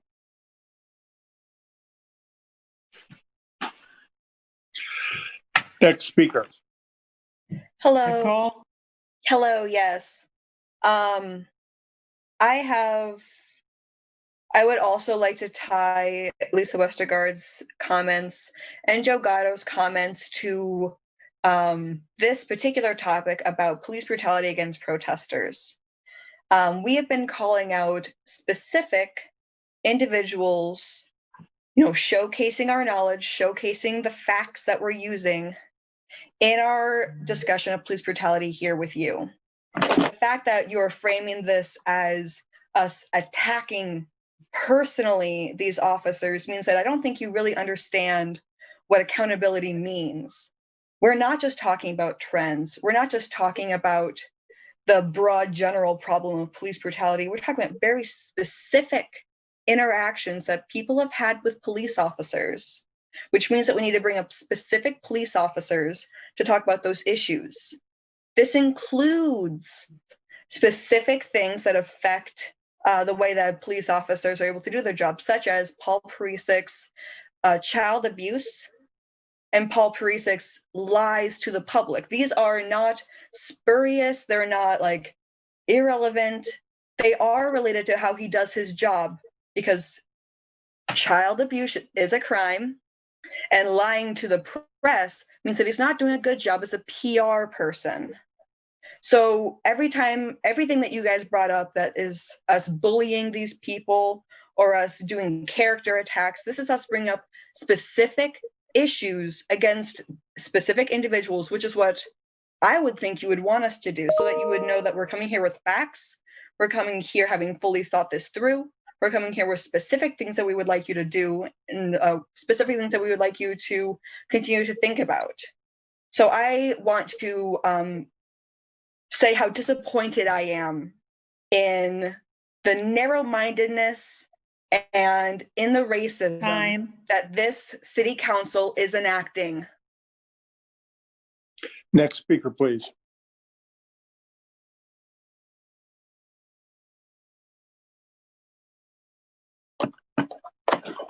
You should be able to unmute yourself. Hello. Leah? Can you hear me?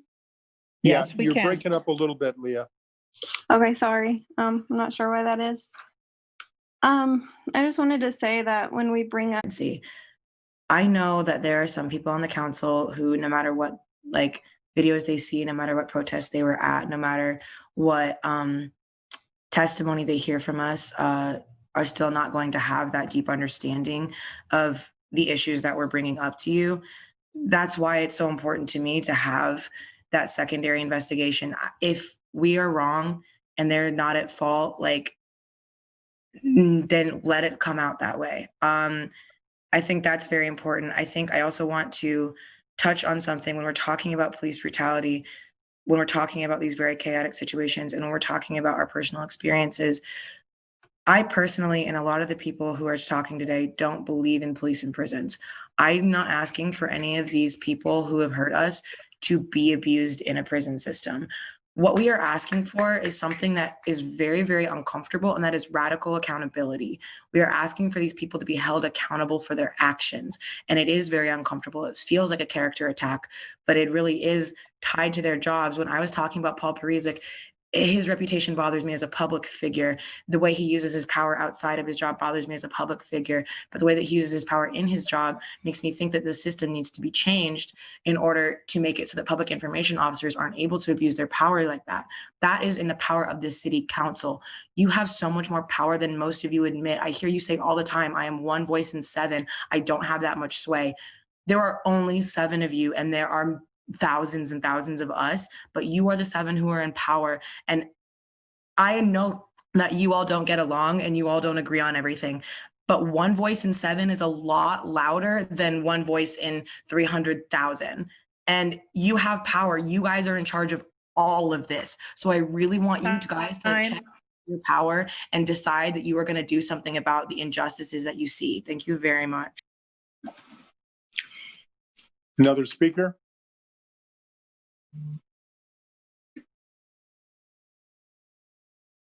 Thank you, Your Honor. Chris Morse, Des Moines, 25. Yeah, you know where I am. What if I told you that you can hold your police accountable for their brutal actions and questionably unlawful actions and still have respect for law enforcement as a whole?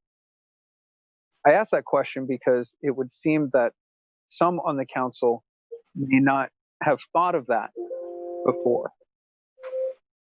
It's very important to a lot of your citizens, and I know that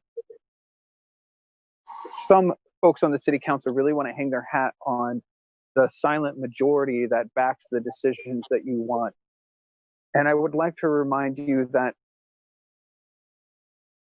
the citizens that are speaking today aren't just here because they've got a beef. We have a silent majority as well. Police brutality in this city has gone unchecked for roughly 45, 60 days. I saw it in my own backyard when children, and Chelsea's been talking about this a lot, but I was there. Children running across Merle Hay Road in traffic to get away from police officers. People that weren't doing anything, being pelted in the back, the legs, by rubber bullets, baton rounds. And to a certain extent, it may seem like we're asking for a lot. And really, in the grand scheme of things, we're asking for a lot. But one of the recurring themes that keeps coming up in regards to this topic of police brutality is we want to know that our leaders stand behind the citizens that were victims of police brutality. I don't think that that is too big of an ask. And if you think that that's too big of an ask, then I question whether or not. Thank you. Another speaker?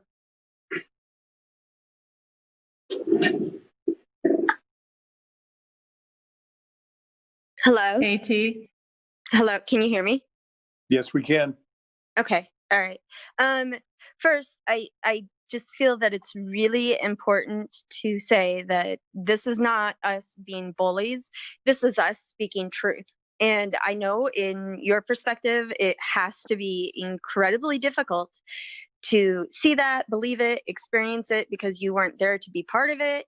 Some of the protests that you must be referring to are the ones that we were not, or the ones that you were not at. I mean, unless you were there at Merle Hay on May 31st, where you saw my daughter with her hands up and she was getting tear gas shot at her and people were running.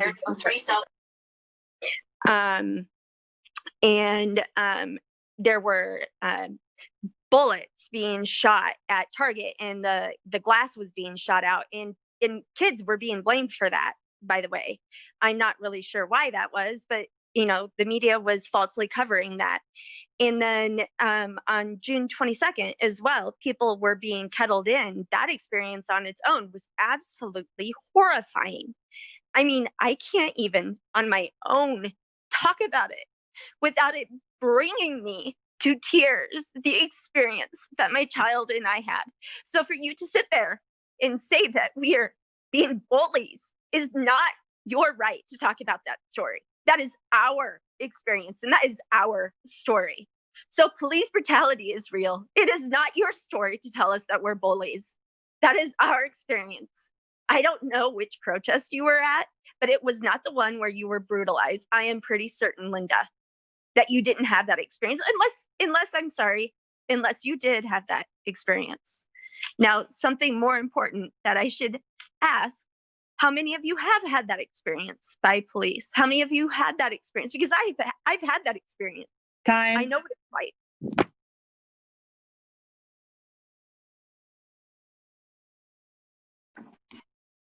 Hello? Next speaker. Hello, can you hear me? Yes. Yes, we can. Hi, I am also a nonviolent protester. I was arrested on July 1st. I was doing nothing and I was tackled by a police officer and arrested. And before all these protests started, I was a much more conservative person. I was still a Democrat, but I was like, oh well, we need police and we need prisons, and they have their functions in society or whatever. But as I go to these protests and I watch what police do, and I see the testimonies of my Black peers, it's you can't just live your life without recognizing those things and without changing your beliefs. You have to change what you believe in according to the evidence provided to you. Like at this point, I'm all for abolishing police and prisons. Bring it on. Going through that system after just doing my right as a citizen was traumatizing. And so again, you have to listen to these stories because you weren't there. You weren't the ones being arrested. You didn't turn around seeing a shirt being torn off of a civilian by a police officer using too much force to tackle him to the ground. You didn't see multiple police officers twisting the arms of Black women. And I don't need to go into more. I'm at a loss for words at how much violence I've witnessed. I've had to have conversations with my mom, and she's like, "I'm really proud of you for standing up for all these things," but she still has to tell me to try not to get arrested again because she wants to see me. She doesn't want to see me get a felon for standing up for my right to protest. Time. Thank you.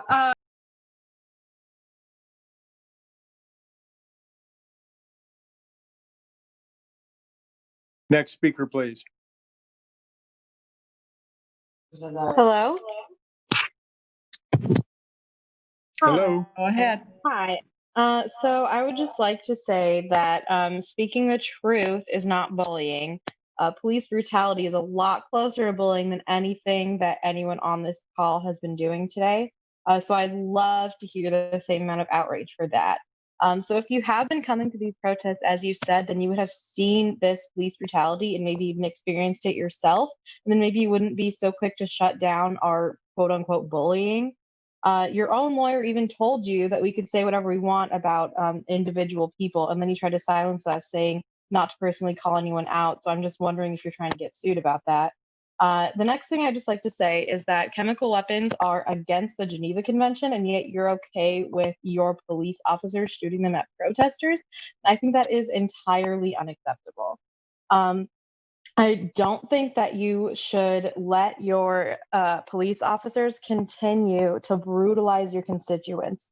I mean, you have heard public comment for hours now. I mean, we're going on hour 11 of this meeting right now, and basically everyone on this call who has been on this call all day long, I've been on this call all day long while I was at work, has been speaking out against police brutality. And I honestly just find it sickening that you guys don't have the same level of infuriation and frustration that all of your constituents do, or even that you do against people calling you a racist specifically. Like, if you're going to get that angry about someone calling you a racist, but you're not going to get angry about these actual racist cops, then clearly you don't know what racism is. And maybe you need to look in the mirror actually and really look and like evaluate what's going on back there.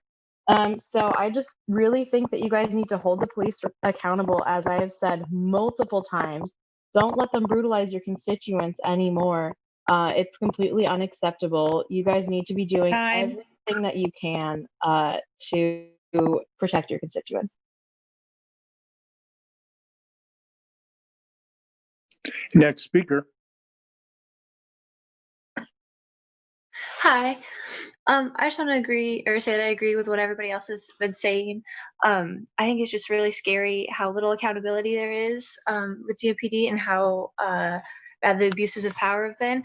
I've been at a few protests and seen police like antagonizing protesters and escalating the situation when that's like the exact opposite of what they're supposed to be doing. I think and that the quote unquote personal attacks are definitely like very relevant, as a lot of other people have said, especially as they're like symptomatic of the DMPD's allowance of police officers to act in such a way with little to no consequence. It's just baffling to me how you can hear all these stories that are clearly hard for people to talk about, of DMPD abusing their power, hurting people, arresting people with trumped up charges, and not be called to act. I just think there needs to be accountability. And you need to protect your constituents. Thanks.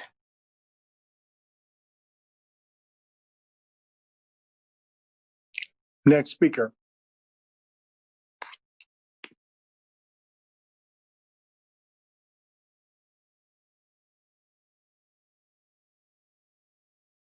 Hi, can you hear me?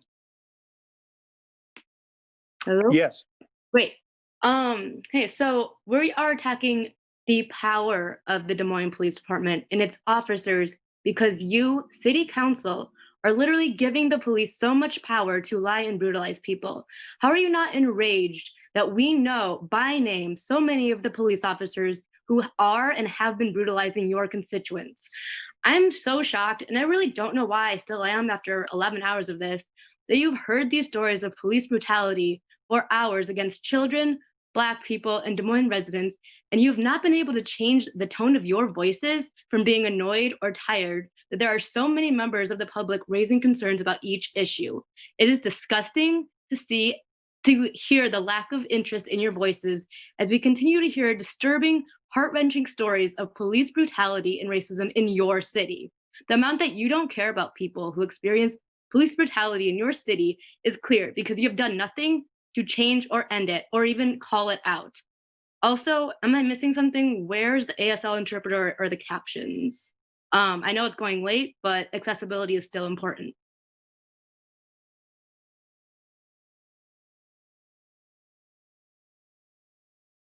That was the last speaker on that time frame. Okay. Could we have a motion to receive and file those comments? I'll move item 46 to receive and file the comments.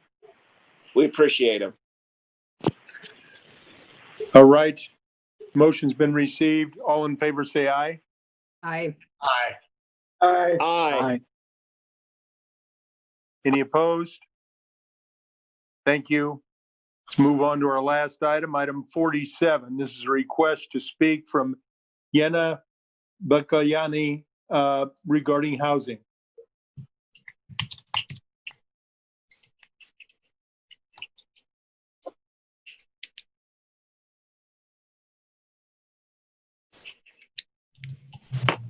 Is she on, Kay? One moment, I'm looking.